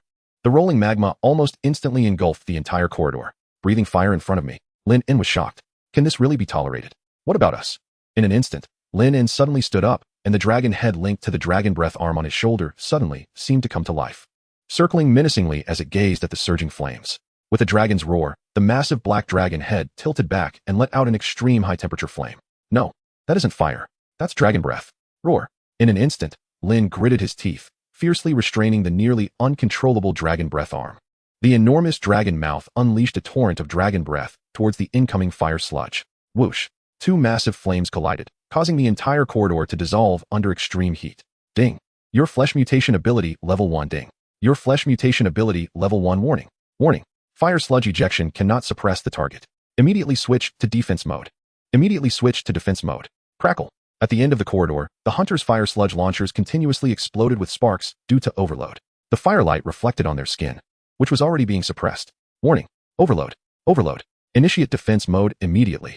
Just at that moment when the alarm sounded, a dragon roar echoed across the sky, directly breaking through their fire curtain. The intense dragon breath, which seemed capable of melting everything, enveloped them like the end of the world in an instant. Crackle. The flesh on their bodies was continuously dissolved, revealing the silvery, mithril structure beneath. But even that highly reinforced metal structure showed signs of melting under the terrifying dragon breath. Target flame tongue weakened, body damage 41, armor fully ineffective. Immediately switch to combat mode and prepare to counter. Too late. In an instant, those hunters, covered in sparks, suddenly looked up. Reflected in their eyes was a boy who surged through the firewall, holding a half-meter-long black blade, a sickly polite smile on his face. He leaped out and struck the neck of the leading hunter with a single slash. Chapter 113. This is a forceful collision. Swoosh. The legendary knight demon blade instantly sliced into the nearly melted neck, already scorched by dragon breath. Ding. You have killed a hunter. You gained base experience. 500. Almost before the other hunters could react, Lin's left hand suddenly opened wide, expanding to nearly the size of several people, and swallowed another hunter whole. Sizzle. The nearly dissolved hunter emitted sparks, but it had no effect. Ding. Your left hand has devoured a hunter. You gained friendship experience. 100 Little Xiao. That's my delicious food. Woo. Ding. Little Xiao's affection for left. 1 ding. Left's fear of Little Xiao. 10. The left hand quickly shook its head, decisively closing its mouth, and then the entire arm twisted, transforming into a long blade. Lin exclaimed in surprise. You can turn into a sword? Left hand. It wildly danced its body, leaving deep wounds on the hunters. The hunters he had previously devoured had already been digested, and he had assimilated some of their abilities. Also, it seems that your physique suddenly became much stronger. So the things I can transform into have naturally increased. Swoosh. Swoosh. The agile left hand transformed into a blade over 10 meters long, easily restraining the hunters like making dumplings. Lin was incredibly astonished, unwilling to be outdone, and activated his flesh mutation to bite down on a hunter's head, unleashing a torrent of dragon breath. Indeed, as expected of my left hand, it actually has such an impressive characteristic. This made him feel like he was playing prototype. If weapons can change, can other things change too? For example, no more talk, if there's a chance. I'll definitely explore left's extensibility and potential. Lin instantly felt invigorated. Swoosh. Swoosh. Your combat ability. 1 ding. Your combat ability. 1, and just at that moment, with Little Xiao's entrance, those hunters who had nearly lost their ability to resist under the dragon breath quickly turned into a feast for Little Xiao. Meanwhile, Lin seized this opportunity to significantly boost his combat abilities and firearms proficiency. That damn human. The heart-eating demon glared furiously at the dark scene coming from the corridor, his whole being nearly overwhelmed with rage. The surveillance along the entire corridor had been completely destroyed by the rolling flames, but alerts of the hunter squad's destruction kept flooding in, continuously informing him that that guy had broken through their defenses and charged into their base. But he no longer had time to deal with that guy, because down on the ground, the two headhunters had nearly consumed the upside-down tower, and they could join the battle at any moment. However, it was almost done. The data that needed to be transferred had already been sent to a safe location. This place is no longer useful. Since you all want to break in so badly, then I'll make sure you stay here forever. The heart-eating demon's expression was sinister. He quickly linked his consciousness to the main control panel of the entire base, preparing to activate the self-destruct measures. Permission authentication. Highest level authentication successful. Command sent. Base self-destruct measures are starting. Current countdown, 10 minutes. All personnel, evacuate immediately. The piercing alarm immediately rang throughout the entire base. Everyone inside, filled with panic, heard the explosive synthesized voice echoing overhead. All members showed expressions of horror and shock. Self-destruct? What a joke. We haven't evacuated yet. We haven't evacuated. Hurry, go to the jump hall. Quickly. Many members began to scream. At this moment, they no longer cared about whether they would disobey orders, because if the self-destruct measures were activated, they would surely perish in the flames along with the entire base. Meanwhile, in the jump hall, the heart-eating demon, along with dozens of high-ranking members of the Demon Association, quickly pushed through the doors, their faces dark as they headed towards the jump device. Is the jump position set? Coordinates established. Most of the valuable data has been transmitted. We can depart at any time. Good. Activate the jump device. Yes. Buzz. The massive machinery in the hall immediately began to rumble, and blinding blue light suddenly gathered in the center of the hall, slowly forming a blue light curtain. Jump device activated. Coordinates established. Jump gate generating. Countdown. 10. 9. 8. The heart-eating demon gritted his teeth, turning to stare fiercely behind him. This won't end so quickly, we'll see. One day when the giant statue is born in my hands, all of you will pay the price for today's events. But just as he finished speaking, the light in the entire hall suddenly flickered violently. Then, with a crack, the whole hall plunged into darkness, and then emergency red lights flickered back on. Warning. Base energy core damaged. Energy efficiency reduced to 30. Jump activation failed. Buzz. The blue light curtain that was about to form instantly dimmed and collapsed with a loud bang. What is happening? The faces of the dozens of high-ranking officials around the heart-eating demon suddenly turned pale, and the heart-eating demon trembled all over, realizing something. He looked at the emergency beams that lit up due to the failure of energy supply, trembling. Could it be? He suddenly understood something and quickly linked his consciousness to the energy supply core deep within the base at the fastest speed. In the monitoring screen of the energy core that flickered due to the loss of energy, the heart-eating demon instantly saw a scene that almost shattered him. He retreated in shock. In his consciousness, atop the hundreds of meters high core reactor that supplied energy to the entire base, there appeared a huge, transparent opening. Accompanied by explosive sparks, it was faintly recognizable that something had just crashed through the entire energy core supply facility. A massive outline of a human head was clearly visible on the top of the core, and on that human head outline, a human-like silhouette in the shape of a character tie was also displayed. It was incredibly eye-catching. The breached energy core emitted 2 bursts of sparks. The heart-eating demon stood there in a daze, his mind blank, unable to utter a single word. The glaring outline that was smashed out felt even more humiliating than being surrounded by a dozen strong men who were stomping on his vital parts. It was as if someone had slapped him in the face repeatedly, and then, before leaving, they remembered to give him a wicked smile. That feeling, ah. He spread his arms and howled to the sky. The immense humiliation made him shed tears uncontrollably. What is the most despairing thing? Is it those 3 origin-level headhunters? Or the fallen inverted tower? No. The most despairing thing is that you just activated the base's self-destruction device. And then the leap system just happened to fail, leaving you trapped in this base that is about to explode. That feeling kill you. IFING killed you all. The heart-eating demon was almost crying, because once the self-destruction measures were activated, there was no authority to turn it off. To prevent enemies from breaking in and destroying the energy supply, the self-destruction measures were designed with their own set of energy supply systems. It's cracking. It's really about to crack. And almost at the next moment, there was a loud bang. In the southeast direction of the leap hall, a small origin knight riding a small, wildly shooting creature crashed through the hard steel with a bang, drifting and stopping in the leap hall amidst flying sparks. I found you, gradually perverse laughter. With blood spurting from his face, Lin smiled slightly, carrying the dragon breath arm, and pointed the dark barrel of his revolver at the heart-eating demon's head from a distance. Behind them, from the giant mouth they had crashed through, one could clearly see a straight line that almost perfectly extended from the corridor outside the base to here. The outline was clearly visible, with various postures. A whole bunch of them. This was forcibly crashed over. Chapter 114, Flesh and Blood Weakness. Machines are supreme. You destroyed our energy supply center. The heart-eating demon gritted his teeth, clenched his fists tightly, and stood up with a fierce gaze. The high-ranking officials in the leap hall all had bloodshot eyes, drawing their weapons and staring deadly at Lin, who was atop the massive head. Lin calmly looked at him, gently touching his cheek, where a vertical eye slowly opened. Since you have the ability to leap, I knew you would escape, but since you are a machine, leaping should be a very energy-consuming thing, right? He clicked the safety off his revolver. However, I didn't expect you to be so insane. even activating the base's self-destruction device before leaving. Intending to blow up your entire base along with everyone here? Lin revealed his white teeth and smiled. Don't say, it's just what I want. It was because he sensed his intention that Lin didn't hastily let Xiao Xiao come here, but instead had her destroy the energy supply facilities of this base first. With the help of the evil spirit's vertical eye, he effortlessly locked onto the energy center of their base. He didn't destroy the energy core, just destroyed the transmission hub that supplied energy to the base, which directly led to the temporary paralysis of the entire base. Ding. You have triggered a mission. Use Xiao Xiao's power to kill the president of the Demon Association. Mission reward: 1 Black Skull Coin, 5,000 basic experience. Special reward: 1. The piercing alarm sounds around continuously reported the countdown to the base's explosion. 6 minutes and 21 seconds. Good. Very good. The heart-eating demon's eyes turned increasingly cold, the anger in his eyes quickly receding like a tide. He coldly said, 3 origin-level beings indeed have the power to completely destroy us, but you overlooked one thing. You should not appear in front of me. Almost in that instant, his pupils turned completely silver. Buzz. Waves of invisible ripples instantly emanated from his body, and Lin immediately felt as if his entire brain was about to explode with a loud bang. Warning. Warning. You have received a strong mental shock. Health points decreasing. Health points decreasing. The change came too fast, and Lin's eyeballs instantly became bloodshot and swollen, blood streaming down. Everything came too quickly, too fast for him to react. Brain. Zhuo was shocked. She and Lin were one entity, and she immediately sensed that the brain was experiencing a tearing-like mental pain. This is a mental attack. And Xiao Xiao clearly didn't react in time, her gaze confused, evidently having never encountered a similar attack before.